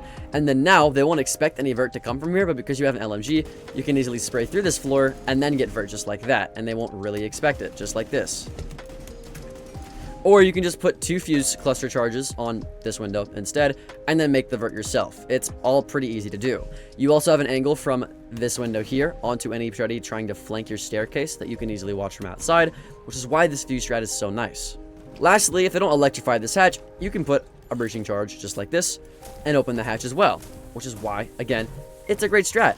You can also fuse this hatch too, if you think anybody's in there. Maybe you get a guy in the window, tell him to watch this, fuse it so he either dies to a fuse or he dies to your guy in the window. Pretty good strategy. An even better strategy though is this echo strat for reading room on cafe. If you're ever on this site, all you have to do is throw an echo camera in the shelf right here. Then throw your second camera under the green train just like this. With these 2 cameras, you have a clear line of sight onto both of the places that you could enter to get into the bomb site. Not only this, but if they're trying to plant inside of the site, then you can easily just drive your drone through here, just like this, hop it up, stun the planter. Same thing with this one. You can easily drive your drone through this. There's even a drone hole you can use instead of the door. Hop it up, defuse. Or if they're going on the other actual reading room over here, just drive it from the shelf, just like this, through the door, hop it up, then leave. And then the cool part is you can drive it back into the shelf. Or maybe you drive it under the shelf right here, and then it's just hidden the entire time. You can also hop up on the roof just like this and stun anybody on the 3rd floor, hop it back down, and then leave because the roof is at the perfect height for an echo camera. So there's a lot of versatility that you can get by just playing echo on any one of these bomb sites actually. If you find yourself attacking the statue and trophy site on Villa, you need to know this ash strat right here. All you have to do is rappel onto the Astro window just like this. If it's castled, you can put a breaching charge just like this and breach it open. From here, you can shoot the default camera. From here, you can shoot the default camera just like that if it didn't get exploded by your breaching charge. And then you can literally just hold an angle here. If you notice your team is pushing bathroom, just sit here. Once the bathroom kid leaves or gets pressured out, you get a free kill. Also, 9 times out of 10, people forget to reinforce these 2 walls leading into trophy. So you can get your ash charge out just like this and shoot open the soft walls here. One right there and one right there. Now you can sit on rappel and kill anybody inside of trophy because most people forget to reinforce these 2 walls. Don't do that, by the way. You want to reinforce them. But if they don't, a lot of times it's a free kill. You can also upside down rappel and watch the Astro stairs here. So I just feel like it's a really powerful angle that a lot of people don't utilize, especially in the lower ranks. The next strat is for initiation on Theme Park. You're going to be playing Oryx for this strat. What you'll do is open up headholes on the rightmost quad wall inside of daycare. Then you're going to open up the bunk hatch here. You're going to Oryx open this wall here. Then make yourself a rotate into the top arcade hallway. Once you've done this, put a proximity alarm on the upper arcade window. Then put a prox alarm somewhere that covers the arcade stairs, like right here. Now as Oryx, you have a pretty good setup to roam inside of daycare. You can use the headholes here, then peek off of the box, and they'll never know which one you'll peek next. This Oryx hole makes it to where they can't just thermite proximity breach this soft wall to open up this hard wall. This rotate allows you to contest anybody inside of arcade once you hear the proximity alarms. You can also make a rotate from bunk into daycare for even more added pressure and rotation options. And this hatch allows you to go down here once the prep phase ends, shoot open a portion of the barricade, break this barricade twice, and once they're, once they've wasted about 3 seconds, you can hop out, get a free kill, hop back in, and then hop up the hatch that you destroyed earlier to reclaim your roam presence. You won't have to roam clear though if you're playing Blitz attacking the basement of Lair. To do this, make sure you spawn on the northmost spawn. Then you're going to head into this door here, break it open with your shield, and then you can immediately, after clearing this room, cut right into this room, lockers, and then you're in sight. It's a very easy Blitz rush to do because that doorway has almost no congestion. If there's anybody in this room, they're either going to be on the left or they're going to be on the right. Not many angles you have to worry about. Then, once you're here, you probably don't even have to worry about You probably don't have to worry about that door because they're not even going to realize it's happening until it's too late. Then, all you do is you smoke off your left, you smoke off the rotate, and you get the bomb down right here. And it's so easy to do because no one expects a Blitz rush that fast through that door over there. Let's bring it back to Border though, where I have a mute strat for the bathroom and tellers of Border. Your first mute jammer is going to go inside of the second stall right here. The reason you do this is because if they want to go through this drone hole, they can't, because you got a mute jammer right there. And if anybody tries to Dokubi call or line scan someone on site, they can easily sit in this mute jammer safely inside the stall without having to worry about it. Next, you're going to make a rotate from bathroom into workshop. Then you'll put a mute jammer on this single door on the left side right here. This stops anyone from droning in to workshop, and they have to send drones in through this rotate that you'll be making right here. Your next mute jammer is going to go on this door, just like this. Now, they can't drone you from the left either. And if your team did their job, hopefully they reinforce the site wall because you're going to put a mute jammer on it so they can't get a fast plant when they breach it open with a thermite. And that's the strat. Pretty simple. Next up, we have a strat for attacking the rafters of Nighthaven Labs, and you're going to do it as Grim. The easiest way to do it is by pushing the north side of the building all the way to the south side of the building, and then doing it from below here. But because that's boring and I like to take gunfights because I'm weird, I go through the warehouse door. Then I'll take gunfights here. I'll shoot a Grim Bee here. I'll shoot one here. And then, with that information, my teammates on the wall have better information that I can also use to swing and get kills off of. So using Grim Bees to take rafters is a pretty efficient way to take rafters. Once you've actually taken rafters, though, typically there's going to be head holes here as well. A lot of players like to play close with a shotgun, so what I will do is I'll set my Grim Bees to bounce mode. I'll bounce it off of here, and then that'll see if anyone's close with a shotgun. If no bees go off, I know I'm fine, so now I can swing and actually start to clear angles. Once I'm here, I can use my bailiff to open up the rest of this wall, just like that. And now I have a rotate into sight. I can use my Grim Bees onto pillar, just like this, so that I know it's safe and no one's pillar. And then I can get a plant down right here. Next, let's move it to coastline, where I have a Jaeger strat for kitchen. What you'll do first is put a Jaeger ADS on the reception door, just like this. This will stop any glass players from smoking the door to do the glass strat. Then, put an observation blocker on this door and window right here, so they can't actually drone it. And then, put an ADS on that as well. This will stop any frag grenades from destroying your deployable shield. Finally, put your last Jaeger ADS on this window to stop people nading through the window. Put an observation blocker on the bomb right here to stop people on that drone hole over there from being able to drone through the door. And then put your last observation blocker on this door right here next to the reinforcement. That way, if they pass either one of your other observation blockers, there's a secondary one that stops them even if they drive past it. And if they drive past it, it'll probably get shot. So this one really does all the work, while these two are just for show. An even more useful strat though is this thermite strat when attacking meeting on Oregon. First of all, you want to take tower control. So make sure that you have a prep phase drone somewhere in tower, like T2 over here or whatever it may be. Then repel in through T3 after droning it, drone out the rest of your T2, drone out the rest of lower T1, and then, because these two walls are typically reinforced, you can open up this wall with a thermite breach. Opening this breach means that nobody can sit on top of this hatch, which is typically open, in order to deny anybody who's trying to plant in meeting. So it's great to open up this wall and flush people out of attic to get the bomb down. Next, you want to thermite open this wall here. Typically, there's feet holes next to this wall right here, and there's usually a bandit charge on the wall. Well, how can it be a SoloQ strat if there's bandits on the wall and you need EMPs? That's a great question. Here's the thing. Typically, if people are playing inside of attic, they have this hatch open. But if you take attic from them and this hatch is open, you can shoot the bandit charges on that wall and then open it. Now, you got the wall open completely by yourself. And because you have smoke grenades, you can smoke off the rotate here. You can smoke off the left side of split here. And then get the bomb down behind this desk here.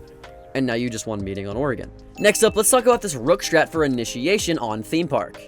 It's a little similar to the Oryx one that we went over because you're making head holes and daycare still, but it's not the exact same. The whole point of this strat is to hold long angles, which you should be doing on Rook anyways. The reason you hold long angles with Rook behind cover is because let's say you lose this gunfight and you get downed. Well, because you're behind cover and you are holding a pixel angle, you can safely self-revive yourself. So you have a long angles you can hold here. You have a long angle you can hold here. You can go all the way back into bunk and hold a long angle onto the yellow stairs. You can go all the way into waiting room. Typically, there's head holes on this wall here, and now you have a long angle onto here. You can also get a long angle onto this door. So there's just a lot of long angles on this site, which is perfect for Rook because, like I said earlier, you need long angles if you want to safely revive yourself behind cover. So as Rook, what you'll do first is whenever they start droning in, you'll hold this angle. You shield a drone. Once they realize you're on the head holes, you'll switch and you'll go to the black box. Once they realize you're there, you switch and go to the door. And then you just keep recycling the three and they'll never know where you're going to come from next. You could even throw some crouches, some prones into there. And either way, like, this is just a great place to play Rook until they flush you out. Let's say they have a guy on the staircase here or the staircase here. Then you easily get on this doorway, you back up, and you'll hold another long angle. Boom. Here, you hold a long angle through the head holes here. Boom, boom, boom. You're just playing as many long angles and wasting as much time as you can. Now you're backed up to sight, right? Now, let's hold a long angle here. Boom, boom, boom. Okay, they're on my door. Let me back up. There's a rotate right here typically. Let's hold a long angle onto the door. Boom, boom, boom. Let's sit in bathroom maybe. Hold a long angle onto anybody in cash through here. Just like that. I get down. Boom. I'm able to revive myself right here. As Rook, hold a shit ton of long angles because on this site there's a lot of long angles in general, and you will be able to play Rook so much more effectively, I promise you. Let's bring it back to Chalet though, where I have a Valkyrie cam set up for the basement of Chalet. Your first Valkyrie camera is going to go in this light beneath the plant leaves right here. Because there's plant leaves all around and there's a light drowning out the Valkyrie camera, this is almost impossible to see. But when you get on it, you can clearly see that it sees all of the top floor. It's pretty popular for people to ram through here, so being able to see that is pretty nice. Next, you want a Valkyrie camera for blue stairs. I recommend putting the one on the light bulb here. Valkyrie cameras on light bulbs are always good because they just look like they're part of the light bulb if you don't know the Valkyrie camera is there. This camera can see all of blue stairs and the blue hallway, which is why it's so good. Finally, I'd put the last Valkyrie camera on that wooden chase there. That way, if they plant the bomb behind the trash can, you can see it, but they can't actually shoot it from the breach right here. And then also, if they're planting in the corner next to the rotate right here, you can see that too. So overall, just great Valkyrie cameras. And you can use the one upstairs to get a free nitro kill from below as well, which is why it's so versatile. Next up is this Tachanka strat on the basement of Bank. As Tachanka, make all the necessary site setup you need, like a rotate on the left here, a vaultable rotate on the right here, head holes across the CC wall, head holes all along here, and then put your deployable shield next to the bomb chassis. As Tachanka, your main job is to deny the default plant right there. There's a multitude of ways that you can do this. You can bounce it off the roof, just like this, and the fire will land in the default spot. You can bounce it off of the bomb, just like this, and it will also land in the default spot as well.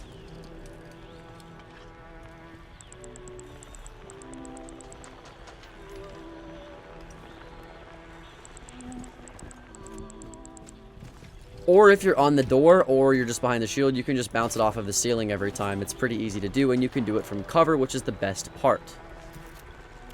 If they end up pushing garage or the bottom of marble stairs, you can easily shoot one over the arc right there, and it'll land at the bottom of marble stairs.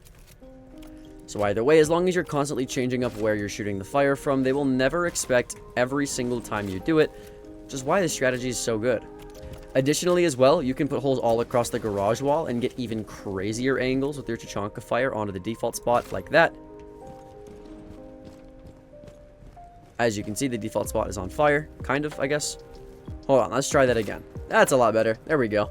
But you get the idea. There's just a bunch of styles and lineups that you can do with Tachanka's fire that makes this strat almost impossible to counter because they never know where you're going to come from next. Now let's actually stay at Bank for a moment because I want to show you a knock strat that's even more impossible to counter for the top floor of Bank.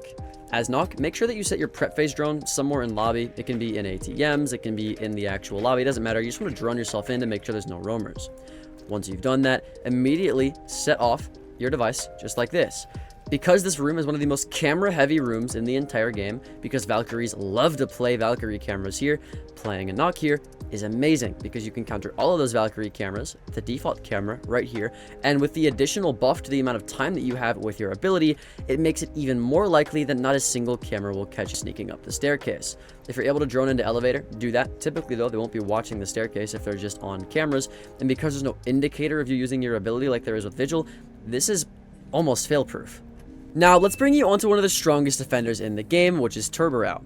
As Turbo, play the basement of Canal. What you'll do is if they ever try to rush tunnel or just have people in tunnel in general right here, you can easily throw a canister on this doorway, which they can't shoot by the way, and then throw a nitro cell just like this, and then throw a nitro cell outside like this, and then you're able to throw a nitro cell outside while the Turbo canister is still active, and the nitro cell won't get frozen if you do it correctly.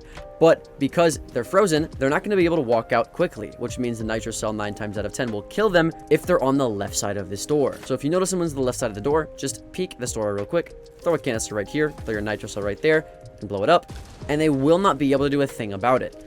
You also can make holes on the wall here, and now you can sit in sight and hold a long angle onto the stairs. You can throw a canister on the staircase to make them slower too, to kill people with that a long angle, and there's so many other places you can do this with Turbo on this site, which is why I love playing Turbo on this site specifically. If you want to attack the Aviator Games bomb site, bring IQ. The reason you want to bring IQ is, let's say that I go below just like this to attack the bomb site. All of the floor in this bomb site is completely soft. You have all of the floor of Aviator completely soft. You can shoot the mirrors through it. You can shoot any utility in it. All of Vault is completely soft too. This is Vault right here. And then you have all of the bar wall completely soft.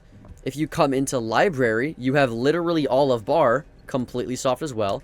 And then not only that, but if you come into this room, 90 soft as well. So literally all of this is soft. So if there's ever any utility operators like Echo, IQ, whatever it may be, playing this operator is one of the best ideas you could have. Let's bring it back to the defense though, where I'm going to talk about this cage strat for Geisha on Skyscraper. First of all, if you are on this bomb site, you got to reinforce the Geisha wall here. Being able to find the Electro Claw or Bandit on this wall is crucial if they want to take this room and win the round, which is why you're actually going to be putting your Cade Claw below. You're going to come into Pantry and put your Cade Claw right here. That Cade Claw will electrify the wall upstairs. Then come into bar, go onto this waves wall, and put a claw just like this. So not only is the wall here electrified in Geisha, but if you were to reinforce the T-walls, they would also be electrified.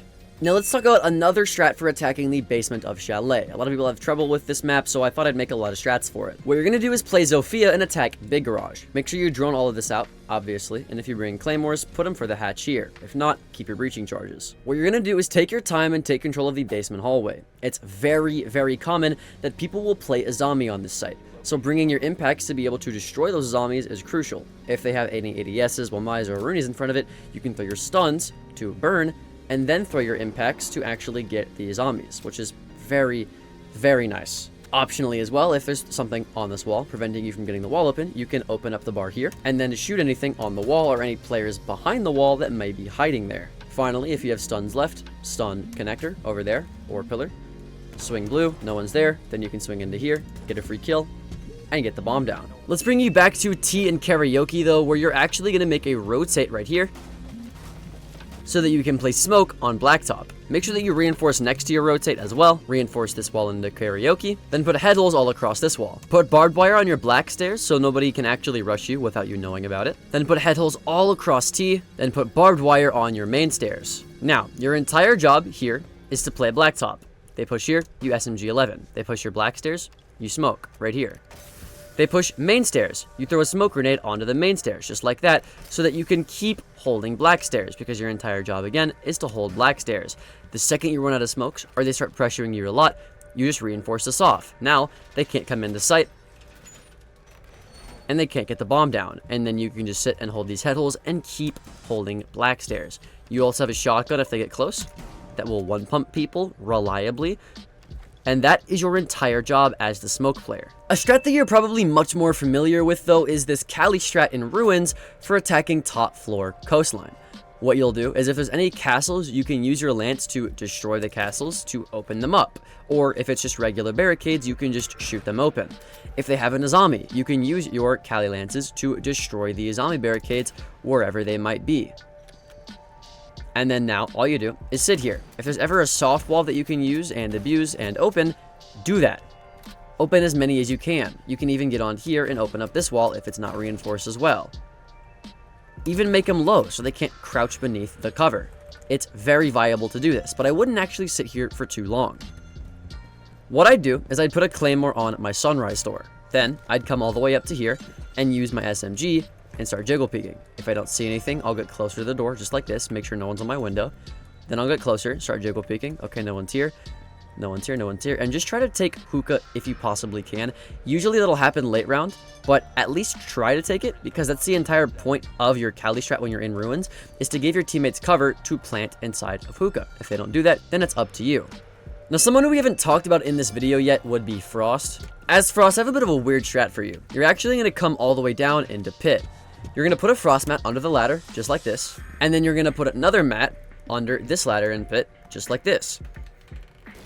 Now, if they see that there's a frost player, they're going to expect the frost to be under windows, not on the bottom of oil pit. And because they drop straight down, it's hard to miss these frost mats physically, but mentally, it's very easy to miss, as they blend in with the floor and you only see them until it's too late.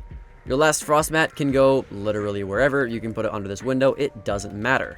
Then what I like to do is I'll put a frost mat on this door, but I'll back it up in case we have a Jaeger, or if we don't, I'll actually just put it on this pillar here.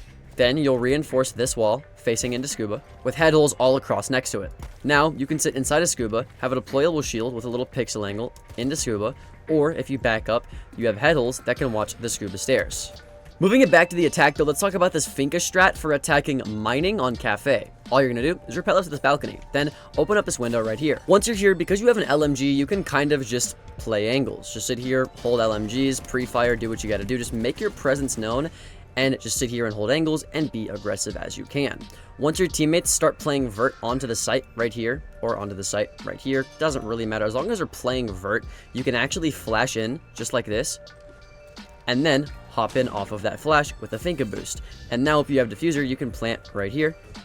Or if you have a teammate that's planting, you can cover them with an LMG. But the whole point of the strat is that you have this really good LMG that you can spray through all of these soft walls with. Look, there's 1, 2, 3, 4, 5, 6, 7, 8, 9 soft walls you can spray through just one window. So being able to do that is pretty powerful. You can also upside down rappel and do the exact same thing. So it's really powerful being able to just pre-fire and wallbang people if you ever get information, just to be a nuisance in their backsides so they don't feel safe running around in sight when people are playing vert on them. For the final strat, I have a crazy strat for dining and kitchen on Emerald Plains if you play Dock. What you want to do is immediately just go into the hallway. Put a bulletproof camera on this door right here so that you can see the hallway, but that'll become important later because you're immediately going to go up orange stairs to the top floor. Once you're here, open up this hatch. From this hatch, you can easily open up the top of the reinforced wall all along just like this. This is so if you get on your bulletproof camera and you see anyone in the hallway, you can get off and shoot them above the reinforced wall. If you're playing up here, there's an even crazier angle that I'll show you right after you reinforce these two walls so you can actually play the angle. Now, what you're going to do is you're going to shotgun open this floor. Now that you've shotgunned open this floor, you can easily see onto the default freezer wall. So if they open it, you can actually kill people who are here. I've actually aced doing this, so it's very much possible because a lot of the times they don't even think that you're shooting them from there. They think that you're shooting them from the rotate, so they don't actually ever find you because of how tight of an angle it is. But if you have an ACOG, which you will have on Dock, you can easily see them. So I recommend doing this 100% of the times that you go the downstairs floor on Emerald Plains. But with that out of the way, that is it for today's video. Check out this next video. My name's Alka, and I hope I'll see you there. Later. With an insane 75 operators in Rainbow Six Siege, you need to know how to play all of them. So in today's video, I'll be giving you the best solo queue strats for every operator right now. First up on defense, let's talk about Smoke. The best solo queue strat as Smoke is in Elbow on Oregon. As Smoke, it's pretty default for people to put a shield right here. And as smoke, if they're trying to rush you through barrels, which a lot of people do, you can easily throw a smoke grenade down and explode it. It also works for backside pushes too. Because of the area that you're naturally playing in, you can deny people who are trying to open the freezer wall. You can also optionally make a high hole right here to throw your smoke grenades into laundry, just like that, to delay anybody trying to push the laundry side, maybe really quickly in the round. You have holes here to deny pillar. You can also deny anybody trying to walk into the box from the hatch drop right here. There's just a lot of options with smoke, and he's very dynamic on the site, which is why this is the best SoloQ strat for smoke. Moving on to his SAS counterpart, let's talk about Mute. For this strat, you'll be playing top floor cafe. The first thing you want to do when you spawn in is start making holes for your team. Make one in the bar right here. Make one for the default trash plant right here. And if your teammates haven't done it, you can also make the rotate into bathroom, the rotate to top white right here, and then the rotate into cocktail. In terms of actual Mute jammers, your first one is going to go for the new hatch, just like this. This is because as Mute, you're going to be playing inside of the cigar box, so you don't want them to be able to drone behind you from the new hatch. Because you're playing in the cigar box, put a Mute jammer inside of the cigar box right here. If they try to Deimos track you, Dokkaebi call you, lion scan you, whatever, you have a Mute jammer here that can protect you. Also, put a hole here. This will allow you to one-pump shotgun anybody that drops the hatch, and you can also nitro cell and finish them off in case you downed them and didn't actually kill them. Your final two Mute jammers, the first one is going to go next to this cigar shelf. With this Mute jammer and the other Mute jammer combined, they can't drone this hallway. And then with these two walls reinforced and a Mute jammer on the far left side right here, they can't open up the wall either. So you've kept a wall closed, you made it to where they can't drone, and you have a free shotgun nitro cell combo right here that can easily get you some kills, which is why this is the best Mute strat. The best castle strat though is for top floor bank. The first castle barricade is going to go on the leftmost single window, just like this. The second castle barricade will go on the leftmost double window right here. With these two castles combined, it makes it way safer for you to actually play inside of the bomb site or to play inside of Trump, while limiting the amount of angles that they're allowed to have onto you. Then come into Trump, barricade the second most rightward window right here, castle barricade the window next to that, and then normal barricade the one next to that. You castle barricade the one in the middle because that's the most common one that people will shoot through, while the other two ones can be just normal barricaded, and because you're playing in here, this will at least give you a sound call when they try to break it. I leave this one open because it gives me a rotate option if I want to contest ATMs, so having this open is a must for castle. The final castle barricade is completely optional to what you want. Personally, however, I like to barricade the stock double door just like this. And then I'll put head holes on stock here, paired up with head holes in the conference desk right here, and now I can watch anybody trying to walk in stock through these head holes. You can put a prox alarm on marble to watch your run up, as well as a prox alarm on this chandelier if they try to come up these stairs, and now you have all of your bases covered. Let's move on to his FBI counterpart, Pulse, where you'll be playing dining and kitchen on Villa. As Pulse, it's pretty important that you don't get spotted here, so make sure that you start camping drone holes to shoot things or going to laundry to hide. Either way, you just don't want to get spotted. Once the initial drones are kind of dead, you can then start reinforcing because you don't really have much else to do in the prep phase. Personally, I'll reinforce the pantry wall. I'll reinforce the middle China wall. I'll reinforce one of these memorial walls, and then I'll reinforce these two site exterior walls. In terms of what the actual strategy is here, you want to pre-place your nitro cell exactly right here. And then the second the prep phase ends, get on your camera to see if anyone is spawning to go into master from this rappel. If they are, you can then get on your pulse scanner and watch them rappel. You're also able to watch if they get on the pantry window here, which is good for anybody roaming in the basement. And then if they hop into the closet and they try to run out of closet, which the closet door is right here, you can easily get a nitro cell kill from below, which usually nets me around actually 2 kills with 1 nitro cell because people love to stack in closet. It's a really easy strat to do. An even easier strat though is this dock strat for emerald planes in kitchen and dining. As dock, immediately you're just going to head upstairs. Put barbed wire in your orange hallway just like this, and then also put barbed wire in the conference room doorway just like this. Next, reinforce these 2 electrical closet walls. Then with your bailiff, destroy this floor right here.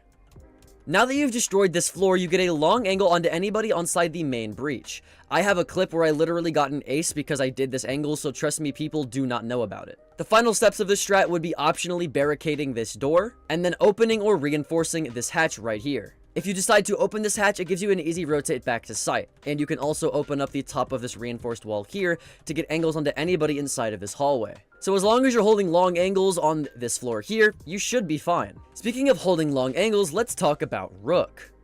where his best strat will be on initiation on Theme Park. Rook is very good at holding tight angles, because if you get downed, because it's a tight angle, naturally you have cover in front of you, so you have a safer self-revive. He also has an ACOG to further reinforce this long angle holding playstyle. And a site with a lot of long angles is this site. First of all, you have the long angle looking onto obviously the cafe door here. You have the long angle looking onto yellow stairs. You have an even longer angle from bunks looking onto the exact same thing. You can also sit in reception and have a long angle onto the cash double door, as well as a long angle looking onto top dragon. People typically will make a hole on this wall with a reinforcement on the left or vice versa, so now you have a long angle into cash, and all of these long angles have cover, which is perfect for self-reviving as rook. My next operator is Capcan, where you'll be playing the basement site on Canal. The first Capcan trap will go on the site door right here. This will prevent anybody trying to rush from tunnel into site, because a lot of the times they won't look for a Capcan trap here, especially if they're rushing. The second Capcan trap will go on the bathroom door, for literally the exact same reason. Some people like to rush into site, and some people aren't as stupid and they'll rush into bathroom instead, all the while still hitting a Capcan trap. Now, I'm not personally a fan of spreading around my Capcan traps too much, which is why the next 3 Capcan traps are all going to go on this door next to reception right here. If you also barricade this door after putting your Capcan traps down and unbarricade it, the barricade left over leaves a sliver of X barricade that helps you cover up your Capcan traps even more, so now people are more likely to fall for it. And if you hear them shooting your Capcan traps, you can have a nitro cell prepped below that you use to kill them if they thought that one explosive wasn't enough. Let's move on to his Spetsnaz counterpart, Tachanka. The best site for Tachanka is Gym Bedroom on Clubhouse. This is due to the fact that there's simply so many holes to make that Tachanka just suits this site perfectly. Tachanka can make all of the feet holes necessary for this wall. He can make the rotate on the right here. He can reinforce this wall and put a rotate on the left right here. The vaultable bathroom rotate. The logi rotate right here in the middle of this wall. The other logi rotate that's vaultable right here. The head holes for construction. And I haven't even used up one full mag yet. You can also make a rotate to red stairs right here if you plan on playing that. Some people even like to make head holes on this wall for whatever reason too. So again, I haven't reloaded once yet, and I was able to do all of this with Tachanka. So this is definitely a great Tachanka site. Not to mention the actual lineups you can get with his fire right here through these head holes. You can shoot fire through the feet holes to deny plants. You can shoot fire bouncing off of 2 walls to deny the main stairs right here. You can have fire that denies the actual wall by bouncing it off of this rotate right here. As you can see, there's just a lot you can do with Tachanka on this site. Someone who's perfect for this site, though, is Jaeger. Now, this is the basement of Bank. You'll put an ADS behind this desk right here, and a second ADS behind the same desk right here, with an observation blocker next to both of those ADSs. These 2 ADSs here will block both Ash charges trying to Ash open or Cali open the mirror here, so it's nice for protecting that. But if you don't even want to let them get in here, then your third ADS can go on the tunnel entrance right here. Pair this up with an observation blocker right behind this server rack, and now they can't even drone you when you're playing here, so you can get some free kills through this angle right there. Now, your final observation blocker will go on this doorway just like this. This observation blocker will stop Twitch drones from getting on this drone hole and zapping your mirror shortly after the prep phase ends, or at least make it a little bit harder for them to see exactly where they need to zap, so this observation blocker is great. Let's move on to his German counterpart, Bandit. The best Bandit SoloQ strat is for top floor of Nighthaven Labs. First of all, in higher elo, it's pretty standard to have a rotate on the left side of this wall with a reinforcement on the right. The reason that they do this is so that you can vault into this room and then Bandit trick this exterior wall right here. And that's just what you'll be doing. You'll be sitting here with a bandit battery on this wall, trying to bandit trick the other wall with your final remaining bandit battery. Now, why do I say the final remaining bandit battery? That's because your first 2 bandit batteries are actually going to go on the IT wall right here, and you want them on the outside of the wall, that way they have to get disabled by 2 EMP grenades and not 1. Now, this wall, believe it or not, is so hard to keep closed because they can play below from the window over here, and they just have so much utility. So, honestly, just putting bandit batteries here to waste time, not really keep the wall closed, is pretty much the only thing you can do. Which is why instead I recommend that you trick this wall. Now, if you ever get pressured off of this wall, whether they're about to open it, they're running through the hallway, they're on this wall here, whatever it may be, then you can pick up this 1 bandit battery, use this rotate to come back into sight, then reinforce this wall right here, and now you can trick this double wall instead, so you're wasting a lot of time with bandit batteries, and most of all, a lot of utility as well. Now, that was just 10 out of 71 different operators that I'll be going over in today's video, and these strats get crazier and crazier as the video goes on, so make sure you stick till the end to see it. The next operator of which being Frost, where you'll be playing her on Kitchen on Coastline. Your first Frost mat is going to go behind this desk just like this. Then you're going to put a rotate from here into Bathroom. Now, if any attacker sees that there's a rotate into Bathroom, a lot of the times they'll take that as the golden opportunity to rush up over this desk to take Bathroom through this rotate, but that's where you'll have a Frost mat on the other side waiting for them. Next, put a Frost mat under the kitchen window for pretty obvious reasons. Then put a Frost mat under the Sunrise bar right here. When attackers are pushing Sunrise, they don't want to expose themselves to this door, so a lot of the times they'll vault over this bar here to avoid that angle, and they'll die to your Frost mat. In terms of where your deployable shields go, you can put it on the bomb right here, which is pretty default and standard, so have fun playing Frost on this bomb site. The next operator is Valkyrie, where you'll be playing her in top floor bank. For the first camera, throw it on this spotlight right there. This Valkyrie camera can see all of lobby and even into loan office. It's a very good camera. For the next Valkyrie camera, throw it above this suitcase in the janitor hall right here. This camera can see into the actual stock hallway as well as the janitor door. For the final Valkyrie camera, throw it behind this plant of leaves right here. This will let you see anybody top square, and you can put a below nitro below this floor to kill people walking through the double door. The next operator is Caviera, where you'll be roaming for armory and throne. As Cav, immediately make your way upstairs. Most drones will be downstairs anyways, so you don't want to get droned out. Because you're already up here, you might as well get the sight hatch for your team. Once you've done this, you want to immediately hide somewhere, whether it be in a bathroom stall like this or behind a desk somewhere like here. It doesn't matter. You just want to hide so you don't get spotted. Then pick the ultimate hiding spot, which is behind this cash table. If people are trying to take vert for armory, they're going to have to come into this room, which means they're probably going to come from cash or top dragon, so you sitting behind this table means you'll be getting misdroned a lot, and you can easily sneak up on people and get some free kills. Next is Echo, where you'll be playing Kitchen on Cafe. For this, all you have to do is walk into this wheel in back coffee right here. Then break the glass on this shelf and put your crosshair in line with the bottom bar right here. Then throw your Echo drone inside of the cabinet. Once you've done this, you can drive your Echo drone inside of the cabinet here, and now it's completely hidden to the attacker eye. But if they try to plant behind the bomb chassis for a backside white wall take, you can just hop it out, put it on the roof, stun them, and then go for a kill. It's a very nice Echo camera. For the second Echo camera, come into the hallway right here. Then break the top of these two shelf doors just like this. Throw your Echo camera inside of the shelf right here, then drive it inside of the cabinet. Once you hear people pushing your double door, you can be sitting again in coffee right here. Get on your camera, and then once you hear them, you can push it out. Oh, why is it not pushing out? Then you can push your camera out just like this, and then hop it on the roof, stun them, and go for a kill. It's one of the best information strats out there. An even better informational strat is this mirror strat for Basement of Oregon. Firstly, reinforce the left side of the freezer wall right here.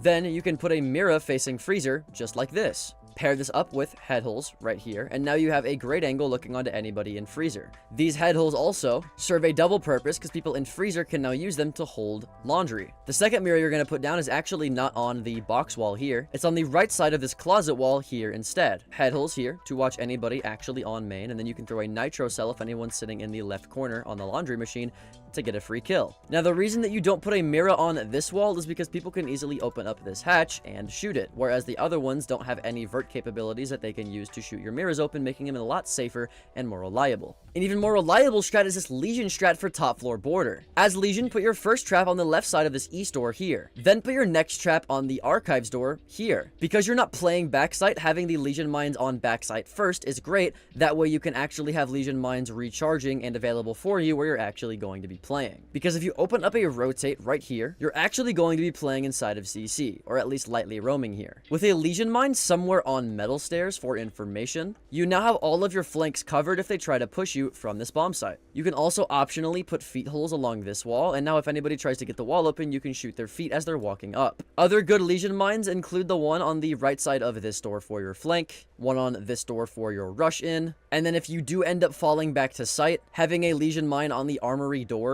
and then also the door leading from top metal here are great options. Speaking of trap operators, let's go over Ella, where you'll be playing Basement on Consulate. Firstly, you want to bring her shotgun. Make the necessary head holes on the site, like the head holes here, the head holes on the pipes wall here, the kitchen head holes, and even the site rotates as well. Then go to backsite, where you'll actually be playing. Put an Elemine for the Visa stairs, an Elemine for the spiral staircase, and your final but most important trap inside of the tunnel for the basement. The reason this is so important is because if they try to push backsite and swing you, you have a shotgun within super close distance to the information that that mine provides that you can swing off of and get free kills with. Now, if they don't end up pushing here, because you're playing so close to the mine anyways, you can just go up to it, pick it up, pull your pistol out, and now you have elemines for both of the staircase that they could possibly use to flank you while you're holding the front side of the site instead. With the elemine that you had earlier, you can throw it on the wall or on the yellow door, depends on where you want to do it, and then you have a deployable shield you can also put right here in the prep phase. It's an outstanding strat. An even better strat though is this vigil strat for layer, where the site will be basement and you'll be roaming on the top floor.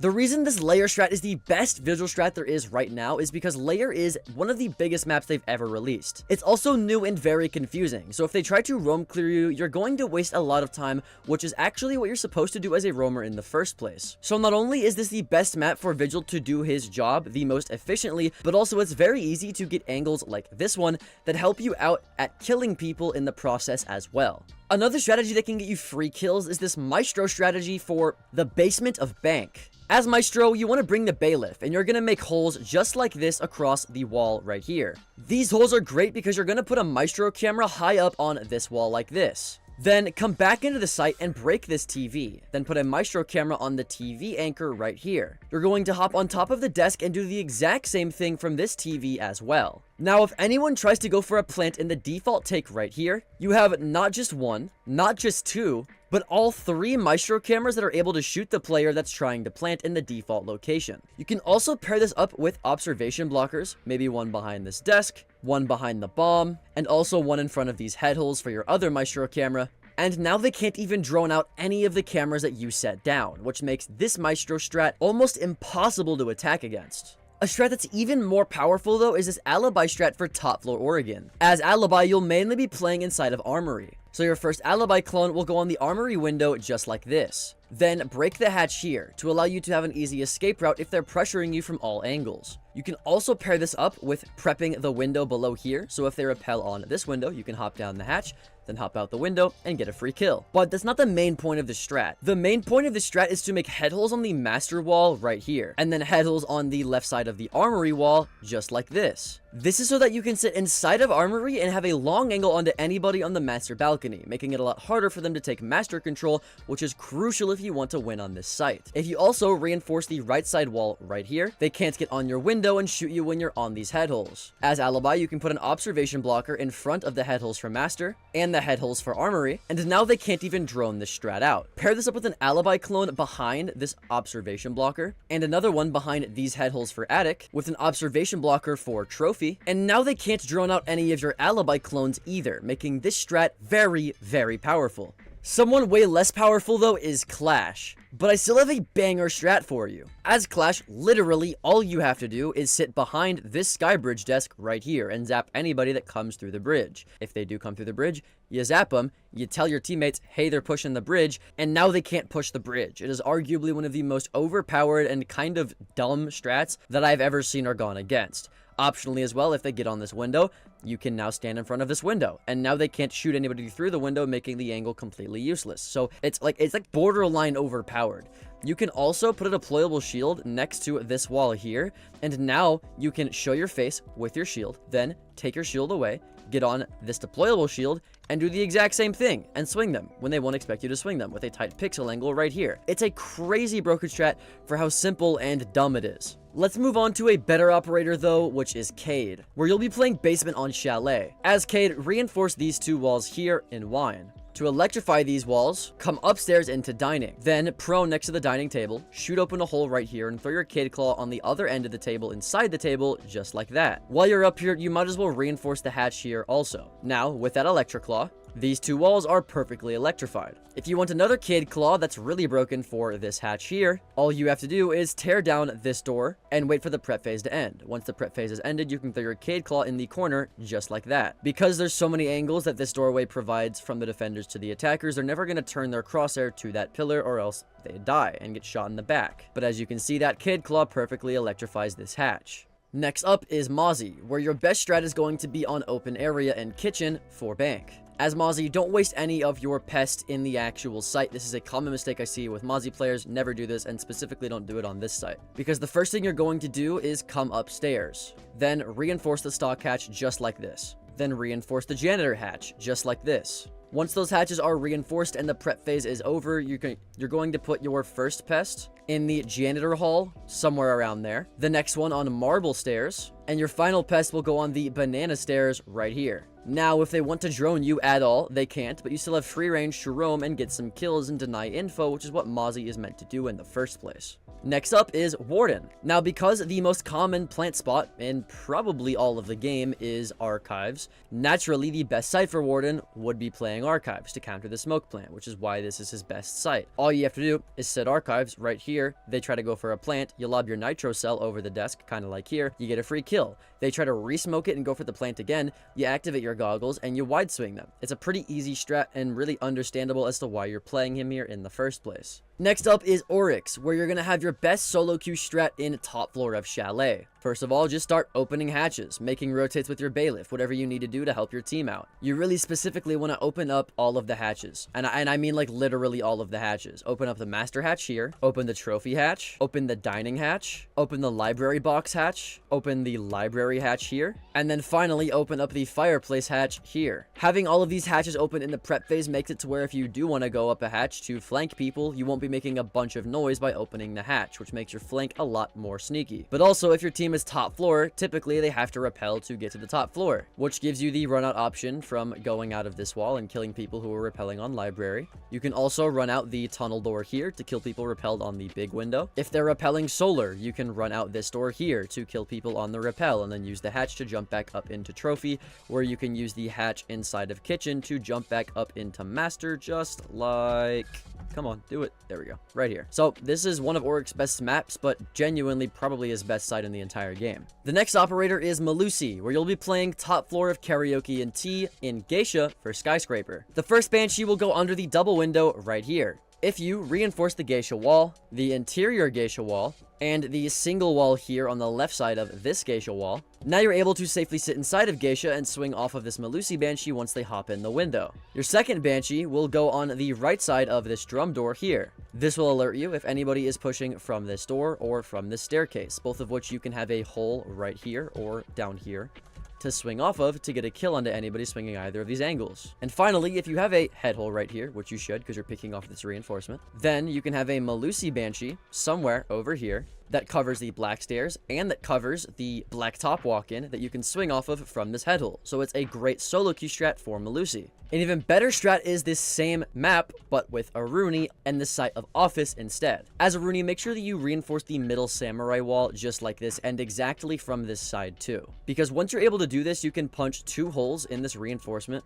Oh, come on, work with me. There we go. Just like this. And then you can put a bulletproof camera inside of these holes, just like that. And because it's inside the wall, it's much harder to shoot the sides consistently, so it makes it a little bit easier for this camera to stay alive. Your first actual Aruni gate will go on the minibar door here. Your second Aruni gate will go on the house door here. And your third Aruni gate will go on the site window here. These are the 3 most common places for people to throw utility and try to entrance into afterwards, so putting Aruni gates here naturally is just going to be the best fit. Someone a bit more aggressive though is Thunderbird. Now naturally Thunderbird's best map is going to be on a map that's very aggressive, because she's an aggressive fragger that has heals. And the site that I found that best suits her is Laundry and Piano on Outback. Your first healing station is going to go inside of the bathroom stall here. It's close enough to defenders where they can still safely get it, but not too close to where they accidentally heal it when somebody else needs more heals. The second Kona station is going to go on the left side of this laundry door here for the exact same reason. And then the third is going to go behind this black box in Piano. With these 3 Kona stations, if your teammates are anchoring and you're not, you'll still get some usefulness out of Thunderbird, but if you do decide to anchor, you'll get a lot of heals in very common positions that you'll be holding in the first place, which is why this is the best solo queue strat for Thunderbird. But let's move back to the basement of Chalet, where we'll be talking about Thorn. Your first Thorn trap is going to go on the top right of this double wall here. This makes it to where if they want to run in and go for a plant, this trap will activate and they'll run back out. Or they'll sit here and stick and commit to the plant, where they'll meet another Thorn trap behind the trash can. So they can either leave and hit the first one, or they can stay and hit the second one. But either way, it's a guaranteed kill, which is why this trap is so good. The final trap is completely optional. Personally, I like to put it on the blue stairs here to give myself a warning once somebody's pushed down the staircase. And you can also pair this up with barbed wire on blue stairs for even more of a sound call, and then barbed wire on the main stairs as well. Funny enough, the exact same site is also Azami's best site. There's just way too many pixel angles that Azami can create on this site for it to not be her best. So let's go over them. The first one you can get by putting in a zombie barricade on the top left of this desk here. As you can see, it creates this huge triangle that you can use to watch the door here. You can also get a second zombie barricade right here as well. That gives you another great angle onto the doorway, while also making it to where it's very tight for them to be able to walk into wine. This zombie barricade right here also allows you to be able to sit inside of sight and watch people coming down the blue stairs. And it slows them down a lot too, so it's just a great barricade. You can optionally also throw a barricade on top of this drone hole to stop them from droning. And then once the wall has been opened, you can throw one on the seat of the snowmobile and get a lot of cover once they've opened the wall. Now let's go to top floor Oregon. We'll be playing the most banned operator in Siege, Fenrir. Your first Fenrir mine, if he's somehow unbanned, will go on the keg right here, which covers anybody walking up through attic. You can also put barbed wire right here as well, and then open up the hatch to funnel them even more. The second Fenrir mine will go on the side of this bear right here. Pair this up with head holes, and you can sit in attic with this mine active and swing anybody who swings way too deep into trophy. Your third Fenrir mine will go on top white here. Pair this up with barbed wire just like this and activate the mine, and now if they try to walk up white stairs, it's a death trap. You can play off of that one and this Fenrir mine at the exact same time by sitting behind this bunk, so if they hop in the big window, you can swing and kill them. The only angle now that's uncovered is this breach, where you can put a Fenrir mine inside of the target display here, and if they walk in through the breach, they'll be done for. So it is arguably his best strat in the entire game. Moving on to our final defender of the video, let's talk about Turbo. If you've ever played Siege before, you know that most likely this wall is going to get opened. But with Turbo canisters lasting 12 seconds each, you can waste a lot of time before that happens. The only issue is some walls, when you turbo them, you're exposed to a lot of danger. But with this one specifically, you can sit top red, turbo it from afar, with no danger, and keep this wall closed for as long as possible. And you can also open up holes on the soft wall here before you reinforce it so that you can hear better. With that out of the way, let's move on to the attackers. The first of which being Sledge. The best strat with Sledge is attacking Gym Bedroom on Clubhouse. This is because typically people will castle off all three of these site windows, and as Sledge, all you have to do is Sledge 1, Sledge 2, and Sledge 3, and now that's 3 castle barricades out of 4 completely gone. Then you can rappel up to the ceiling, just like this, and Sledge open the Logi hatch right here, and now you've created tons of pressure on the site with just 4 swings of a hammer, which is super powerful. You can also grenade to the door right here after droning your left, drop down, and now you have logic control for absolutely free. It's that easy with just the best Sledge strat for SoloQ. Let's move on to his SAS counterpart, Thatcher, where you'll be attacking the basement of Nighthaven Labs. The one thing about this site that sucks is usually they'll have a bandit or a mute on this wall, and then a Kate or a bandit on this wall, which is 2 walls your hard breachers have to worry about, which means you need at least 2 sets of EMPs, and you can't rely on your teammates in SoloQ to do that. Instead, just bring Thatcher, which makes getting these walls a lot easier, which makes taking the site super easy, and because you did that, now your teammates have the hardest part about attacking the site completely taken care of. Next up is Ash, where you'll be attacking main stairs for the basement site of Oregon. Because there's typically a mirror here, one Ash charge can completely take care of that mirror. So that's why this is the best Ash strat. Not only this, but you can also open up the hatch for a rush, or you can rush in through the main door, rush in through garage. So if you want to do an Ash rush, this is arguably the quickest and most effective one to do, because you can Ash open this and then rotate up freezer stairs and Ash open the other mirror that's right here as well. Moving on to our FBI counterpart, let's talk about Thermite, where you'll be attacking Initiation on Theme Park. As Thermite, being wary of your runouts, rappel onto the break room windows here and open one of them. Once you've droned up break room, bunks, the arcade hallway, and the hallway to your right, you can hop inside of break room. Once you're here, if this soft wall is, of course, not shotgunned open, put a Thermite charge on the wall just like this. And now even if these 2 walls are reinforced and electrified, it won't matter because the proximity of this explosion will explode the wall anyway, essentially making any bandit or cage strat they have completely useless. Now you can get your smoke grenades, smoke grenade the left side double door here, and run in for a plant behind the shrine just like that. Next up is Twitch. Now we talked about the common mirror strat and Maestro strat for the basement of bank earlier. To counter this, all you need to do is throw a Twitch drone into the drone hole that's right here. Once you go all the way through this drone hole, you'll come out the other side right here. You can then zap the common mirror for absolutely free, zap the default camera, Then go through vault with your Twitch drone through this doorway. Go all the way through vault, go into gold, and from this hallway here, you can zap the second mirror. And now you've gotten both mirrors for absolutely free just because you spawned near a drone hole. It's absolutely broken. Let's move on to her French counterpart, Monty. The best strat with Monty for solo queue is pushing rafters for the CC objective on Clubhouse. As Monty, just extend your shield and walk up the rafter stairs once your teammates have the wall open. If your teammates have the wall open and you're pressuring the Azami on the staircase, she has to choose between facing a shield that's running at her that's going to knife her, or somebody with a gun shooting her in the face. And either way, if she kills you or she kills the guy on the wall, the next person is just going to refrag them. Once you've taken rafters, which should be extremely easy for you to do, all you have to do is throw a smoke grenade onto the door, and through these head holes, you can throw a smoke grenade onto the other door, and then just plant behind the bomb chassis right here. And now you have a free round because you chose to play Monty. The next operator is Glaz, where the best strat that you can do is attacking kitchen on coastline. As Glaz spawn in, shoot the default camera right here, then upside down rappel on this doorway. What you'll want to do is throw a smoke grenade. Oh, I didn't bring smoke, but you get the idea. Just throw a smoke grenade close to you, kind of right here. Then you can see through that smoke and shoot anybody on the bomb, on the doorway, on the little pixel right here behind the bomb, on the rotate. It doesn't matter. You just get a lot of free kills doing this because idiots will sit here and just peek you, when in reality, you're going to win every gunfight if you don't grenade yourself like I just did there. Now let's move on to his Spetsnaz counterpart, Fuse. As Fuse, you'll be attacking the basement of Chalet. First, rappel up to the K9 balcony. Then, you're going to put a fuse charge as high up on the double window on the left side as you possibly can. Then, fuse the window. Then put a fuse hole on the exact same hole that you just made. What this will essentially do is give you vert onto anybody inside of fireplace, but that's not actually like the main objective of what you're trying to do here. Because your third fuse charge is going to go on this metal pipe like this.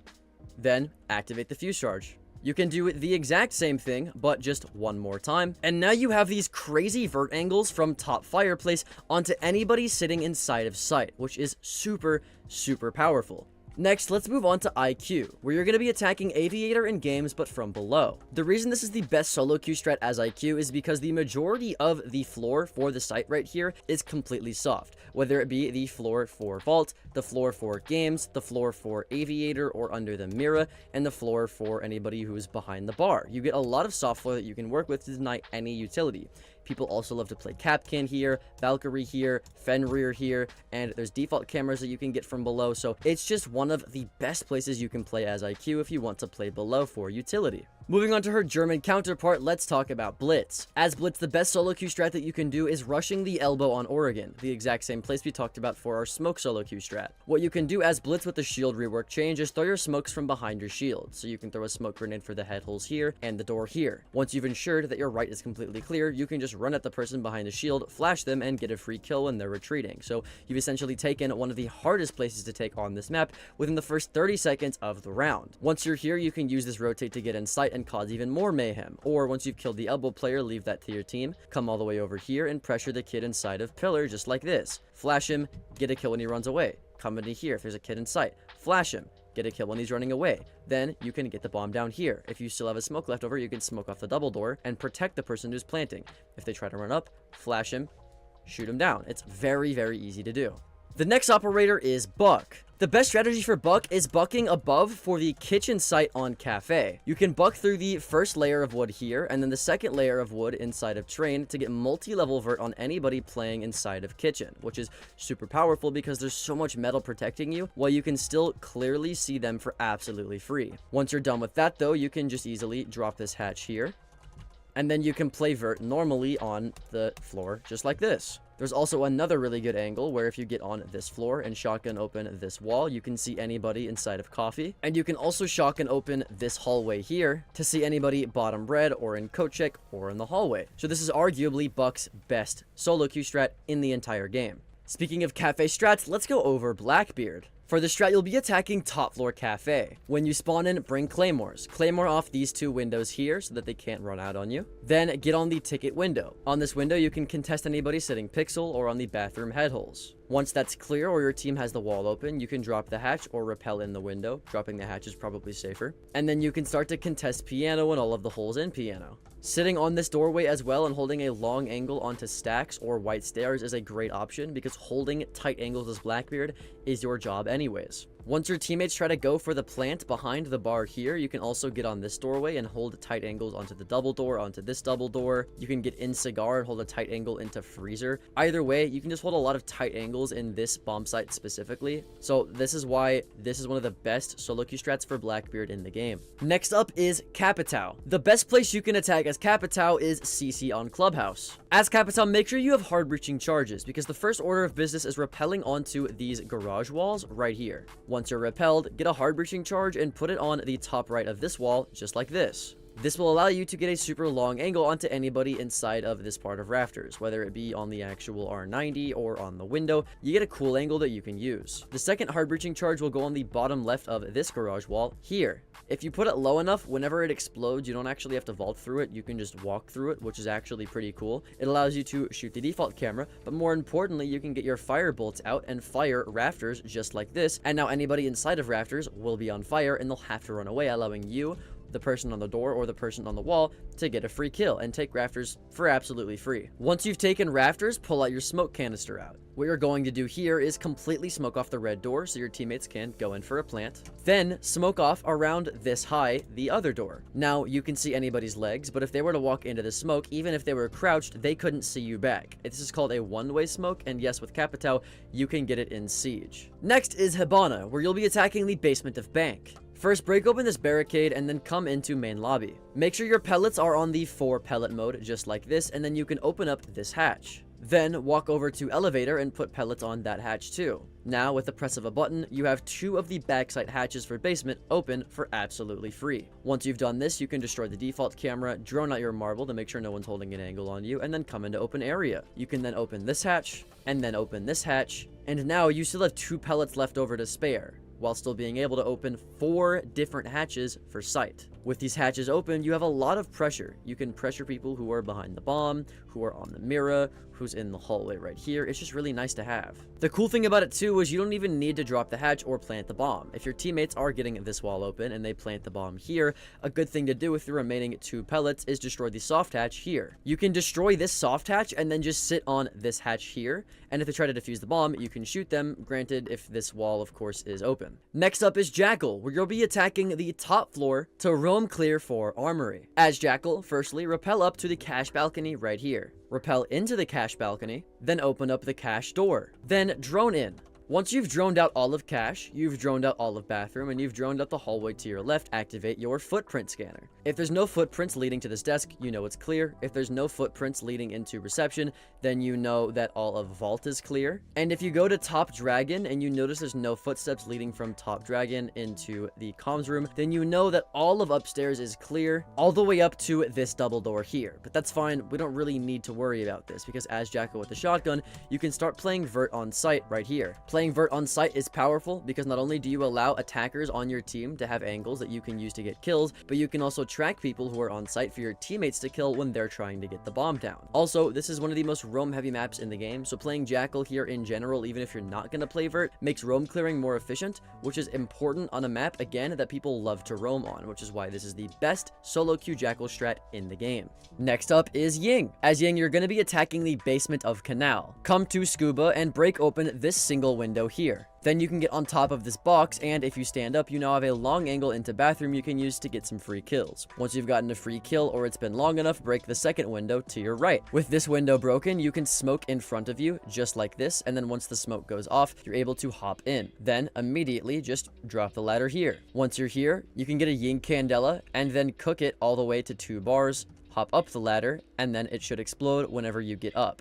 You don't want to cook it immediately because then the blinds will wear off by the time you reach the top of the ladder, so just cook it 1 to 2 bars, and then anybody in bathroom or in the stalls will be blind, so you can get some free kills and free control. Next, you can easily smoke off your right, just like this, get the default camera, and with your remaining Ying Candelas, you can take control of sight and get a free plant down. It's really risky, and it's pretty hard to do, but as long as you're good at the game, you can be good at the strat and win pretty easily with it. Next on the chopping block is Zofia, where you'll be attacking the top floor of Chalet. First, hop into Library Balk after shooting the default camera. Then open up both of the library windows. Typically, people will play a zombie and put in a zombie barricade behind this bookshelf. You, as Zofia, can break that zombie barricade for free. Then what you can do is shoot a stun into anybody on top fireplace. That will explode onto anybody on the actual balcony, and now you know if anyone's in the balcony, and if they are, they're stunned, and now you can hop in, get some free kills, and take control of library for pretty much free. It's the quickest way that I've found to take library, especially if they have a zombie playing here trying to hold down control.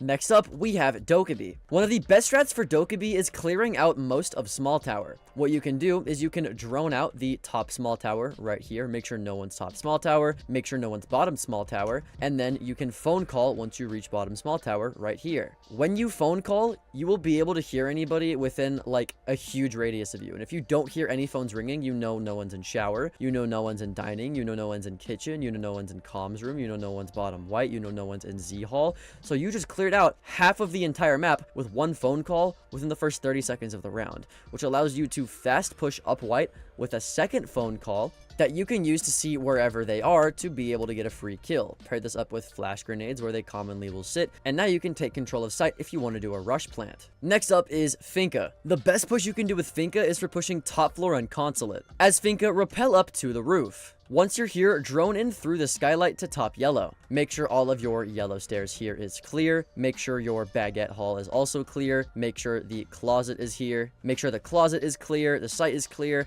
Once you've done that, you can activate a Finka boost, drop the yellow hatch, and just start pre-firing with your LMG as much as possible to get free site control once you've droned it out and made sure that it's clear. Even if it's not clear because you have an LMG, if you drop the skylight with a Finka boost, you can just spray with your LMG and there's nothing they can do because you just have so much ammo. Next, talk about Finka's friend, Lion. As Lion, what you'll do, firstly, is rappel up to Cafe, because you'll be attacking the top floor of Cafe. Firstly, open up this window. You can use a Lion scan to make sure everybody's sitting still, so you might be able to get a free kill in Pillar if you have a drone right here in the prep phase. If not, though, then just continue rappelling up here, because with your DMR, you're able to open up both of the site hatches, which is important because my SoloQ teammates, for one, don't open hatches for shit. Once you're here, drone out all of red. Make sure that you drone out all of New Hatch, Cigar, Cigar Box, Piano, anybody on Shiko, anybody in Bar, because then all you're going to do is you're going to drop, and then you're going to go New Hatch, and the second you drone out anybody and you spot them, you're just going to scan, and because you're scanning, they're going to sit still. Then you can pre-fire them. That's how you play Lion, but it's really good on this side specifically because all of the defender positions are really just out in the open. Like Heaven, out in the open. Anybody in Cigar, out in the open because of the double door. Anybody in Freezer, out in the open because of these doors. Anybody in Bar, out in the open because of this door, right? So if they're out in the open and they're sitting still with a Lion scan and you droned them, you get the most easy pre-fires of your life, which is why this is the best Lion strat for your SoloQ ranked games. Next up is Maverick, where you're going to be attacking the bar site for Chalet. To do this, first of all, make sure that your prep phase drone is somewhere inside of the basement, whether it be in wine or whether it be in blue. Those are your two options, because your prep phase drone is going to allow you to get a cam in one place, while your second drone will allow you to get a cam in a different place. So you can quickly and efficiently drone out the basement for your next step, which is just mavericking into the basement. Once you've maved a hole into the basement just like this and shut out the default camera, all you have to do is go up this staircase, reload your torch, and then open up a wall right here immediately. Once this wall is open, you can peek it, and usually, it's like an 8 out of 10 chance, but usually, you will catch a Mira just sitting with her Johnson in her hand right here for absolutely free. I don't know why it works so often, but because of the distance from the Mira to this mav hole, they can't actually hear the mav hole being made. I don't know why, but it's almost always a free kill because they're either on their cams or they're never expecting someone to be in the site so early, so they're just, you know, AFK on TikTok, whatever it may be. It's a free kill a lot of the times, which is why I find this is the best SoloQ Maverick strat, because it's a guaranteed free kill. Who wouldn't do this? For the next operator, let's talk about Nomad, where you'll be attacking the top floor of Cafe. I know I keep talking about this site, but I just love attacking this site. I don't know why. I'm a weirdo. Hate me. But anyways, your first air jab is going to go for these two double windows, just like this. It's very common for people to run out of these double windows, so having an air jab here is really helpful for your team if they're trying to repel. Speaking of repelling, Your next step is you're going to rappel. Open up this window, try to see if you can get a quick kill. If you can't, then get on the roof because that's not really your job anyways. Once you're on the roof, you're immediately going to go to the other side of the roof where you will be playing. Once you're here, rappel off of this roof, get your air jab out, and air jab exactly below this window, but above the door. That way, if they try to run out from either, they'll get air jab. Then get off the rappel and air jab below this window. Now what you're going to do is you're going to get on generator, and you're going to shoot open this part of the window and immediately try to see if you can get a kill on anybody who's sitting on pixel. If you can't, that's fine. It's not the point of the strat because the point of the strat is to rappel on this window. Now you have both of your runouts covered and your teammates' runouts covered, so now you can sit on this window and do a lot of damage. If they ever have a mirror on this wall, it's absolutely free for you. If they ever have a mirror on that wall, it's absolutely free for you. This strat specifically is meant to counter the mirror, but even if there isn't a mirror, you can kill anybody who's sitting inside of cocktail. You can kill anybody rotating freezer, anybody top white. It's really nice if your teammate is doing a normal take so that you can sit in the backside and give them support. You can flash people for them. You can flash people who are in the site and then hop in. You can just get really nice, nasty, tight angles. It's just a great strat if you want to be more supportistic for your team. Speaking of flank watch operators, let's talk about gridlock. If you're attacking the aviator bomb site on Villa, doing a backside take with gridlock is great. If you drone out closet, you drone out master, you drone out bathroom, you drone out aviator, you drone out statue, trophy, whatever it is, just drone it out. Then you can put your first gridlock track somewhere on the astro stairs. Your second set of gridlock tracks can go in the middle of the red stairs, just like this. And now both of the staircases they could possibly use to flank you when you're taking backside, they can't do anymore. And if they do, you'll hear it and you can get the kill. Next, what you'll do is you'll destroy the default camera here and take 90. You'll take 90 because you're actually going to gridlock track your hallway just like this. Doing this makes it to where they can't flank you from this side of the map either, because the actual side of the map you'll be taking is the aviator side right here. As gridlock, if you have smokes, you can smoke off this double, put gridlock tracks here, and then plant on the doorway just like this. Very easy to do, especially if you have SoloQ teammates who are pushing the front side, which they usually do, to add even more pressure. And because of how good this is for SoloQ, I find this is the most consistent gridlock strat that I'm able to do in my ranked games. Next, let's talk about Nook. Now, as Nook, one of the many things that is good about Nook is she can dodge cameras. The most amount of cameras in one place usually is bank lobby. So the best place that you can use Nook in a SoloQ setting is in lobby and bank. You can just sneak up without destroying any of these cams up the banana stairs, and because people aren't smart enough to sit lower lobby, you can get a lot of free kills by literally just walking in sight and shooting people because the Valkyrie can't see you. It's so broken and it works almost every single time that I do it, which is why I think it's definitely Nook's best SoloQ strat. Next, let's talk about Amaru. She's not typically seen as a viable operator, but you can make her viable with this SoloQ strat for attacking Geisha for the upstairs site in Skyscraper. What you do is first, you just Amaru up to the balcony right here. You can normal rappel if you want to, doesn't really matter. Then break this barricade and send a drone through right here. Once you've broken this barricade fully and you've droned out all of the downstairs site so that you know it's clear, you can then hop into barbecue. Once you're here, pull out your Amaru gadget and make sure that Geisha is clear. Whether your teammates have droned it, you've droned it, whatever it is. Even if it's not clear, that's fine. Amaru up the hatch and just send it. And then you can kill anybody in Geisha, and now you have Geisha control because you Amaru'd up a hatch, which no one will expect. This might seem dumb because it's a 50-50 shot whether you're living or whether you're dying, but if you're playing Amaru, you're taking that chance in the first place anyways, so who cares? Another operator that's not great is Kali, but with this strat, you can make her a little bit better. All you're going to do is you're going to sit ruins and coastline. It's a pretty common strat, but everybody loves to play castle and Azami on this strat. So if you see an Azami barricade, you can get your Kali lance open and shoot it. If you see the comment deployable shield that's in vase, get your Kali lance out and shoot it. If you see that they have Azami also with a Kali, you can just shoot it with your normal gun too now that Azami has been nerfed. If you can't see any from ruins, then all you have to do is rappel onto the actual site window, and then you can shoot this open and then shoot the Azamis. So either way, if you want to get rid of Azami, this is a great strat to do it. Next up is Yana. Now, a huge issue with Outback is there's not a lot of safe places you can go without the defenders being able to just shoot you, but Yana clones make this a lot easier, at least to scope out where they are so you can get a refrag. If you want to attack party and office, per se, on this strat, if you do that, you can just Yana clone all of restaurant, you can Yana clone all of shark stairs, then you can just run up the stairs like this, maybe throw a flash grenade on top shark through, you know, this little like wooden chase here, and then you can just run up and now you have shark control. It's pretty easy as long as you utilize the clones. And because of these huge arches above these walls, like these arches here, you can throw flash grenades from the other side of these arches after you drone people out, and now anybody in the site right here is completely blind because you just have these huge archways. So Yana clone in, get information, flash people behind desks, and then walk in and get a kill. As you can see, damn, I'm full white. That really, really works. Holy.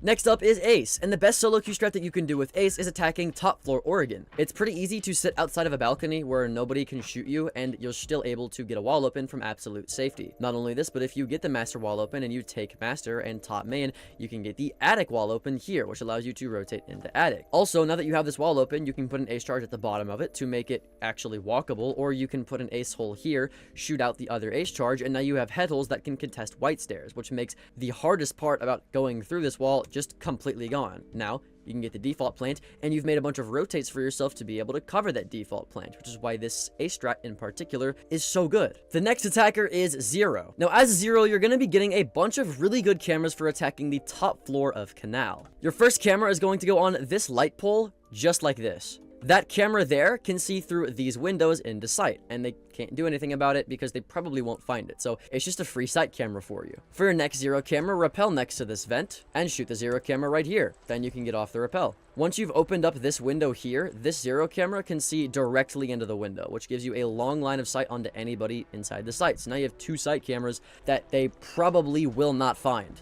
From here, if your team hasn't opened the wall, you're able to do it for them, or you can make your way into 90 through the windows or through this door and open up the 90 walls and just create pressure. Your final two Zero cameras, you can have one for the red stairs and also one for the green stairs, and now you have cameras for every possible staircase flank and cameras inside that they won't find, as well as a wall open, which pretty much spells a 1 round for you. Your next operator is going to be Flores. Like Cali, this is a strat for attacking the top floor bomb site of Coastline. Firstly, what you'll do by spawning pool is rappel up to the hookah window. Once you've broken the window, you can get any ADSs or mute jammers next to this door. But that's not really the strat, because for the strat, you're going to be on the roof. Why do you want to be on the roof? Well, if there's a zombie barricades in sight, or there's a deployable shield that's sitting in vase, you can literally just get your Flores drone, hop it down this vent, and now for free, you just took down that deployable shield. Or if you turn it into sight, you took down the zombie barricades. And if they see that coming, or they have a mute jammer on those stairs, you can do the exact same thing, but through this site door instead. Come all the way down here, go through the door, and get the zombie barricade that's right here, or get the one that's hookah bar. You get the idea. But Flores on this site is just the better version of Cali, pretty much. If you want to play Flores, I'd recommend that over Cali, but it's still a great solo queue strat nonetheless. The next operator is Osa. Now, as Osa, the best solo queue strat you can do is putting Osa shields on either side of this box right here whenever the wall is opened for the consulate basement. One on the right and one on the left. With EMPs as well, it makes it very, very easy. Oh, I have claymores, but you get the idea. With EMPs, it makes it really, really easy to get this wall open so that you can sit on one of them and your hard breach can sit on the other, and it makes contesting this wall way, way easier and arguably more attacker-sided than defender-sided.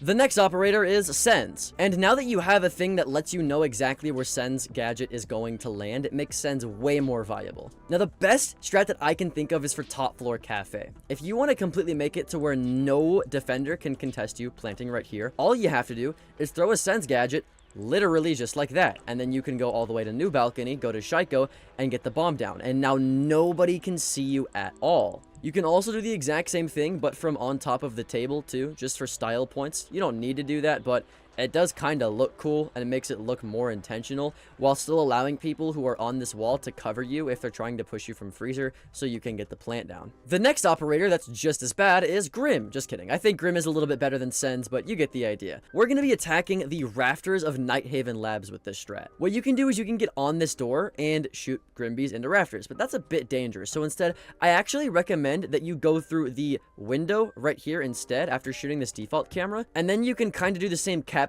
strat on Clubhouse, but as Grim, where you shoot Grim B canisters into rafters like this to make sure that nobody is in rafters that you don't know about, so then you can walk up here and then kill people for free once your team is on the wall and ready to shoot them with you. The best thing about this part as well is you have a bailiff. So if they have, you know, a rotate here, or if they don't have a rotate there, sorry, then you can make a rotate here and now you have site control. Or if this is reinforced, you can get hard breaching charges and open up the wall, and then you have site control. If you're not sure if there's a guy sitting in sight, you can then Grim B it. Or if you know there's someone pillar, you can Grim B them. But you get the idea.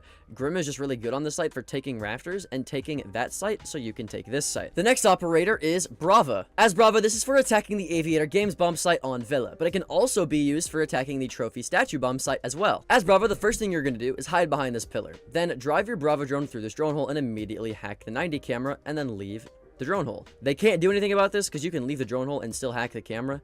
As you can see by me getting on the default camera right here, it's still hacked. So, I mean, this is really powerful. Not only that, but this is the best default camera in the entire map. So having this hacked for you is crucial if you want to attack successfully. It acts as a flank camera if you're attacking statue and trophy, or it acts as an informational camera if you're trying to attack aviator games and you need 9D control. Once you've done that, you can get your super shorty out and break open this window right here. Then throw your drone through the same drone hole, and then if there is a Fenrir or a Capcan, you can hack the Capcan trap here, hack the proximity alarm or the Fenrir mine here, the Fenrir mine here, any ADSs or Romai discs that are here, anything over here. You get the idea. Just start hacking stuff, and that's pretty much it for the strat. Just hack things. The next attacker is Ram. As Ram, the first thing you're going to do is throw a Ram gadget through this window and activate it, because you're going to be playing vert for bathroom on border. Now, for whatever reason, the floor on this bathroom floor is really glitched. Like, sometimes you'll be able to actually destroy it with a shotgun and with a Ram device, and sometimes you won't be able to. It's really, really inconsistent. Now, for some reason, I'm able to, but you get the idea. If it doesn't work, just keep trying. You'll get it eventually. But now you have vert for most of bathroom, but you can get even more vert with the second Ram device right here, which will give you the remaining vert for bathroom. It'll also make you a rotate like the other one did, and it'll give you all of the vert for the hallway as well. So these are two Ram devices that give you a lot of cover. The third one you're going to put down right here, and it's going to give you vert all the way through this doorway. Combine that with your ability to open up this hatch here, and now you have vert for even anybody trying to extend into workshop. So you can use all of this vert to your liking to get as many kills as possible. If your team is able to open up this hatch, which they usually do, then you're able to smoke off the rotate here. You're able to smoke off your doorway to your left if there's a hole here. If not, you can just drop and then smoke it off. And now you have a completely safe plant right here. So you essentially made it to where you have vert on the entire site and a free plant just because you did this one insane SoloQ strat.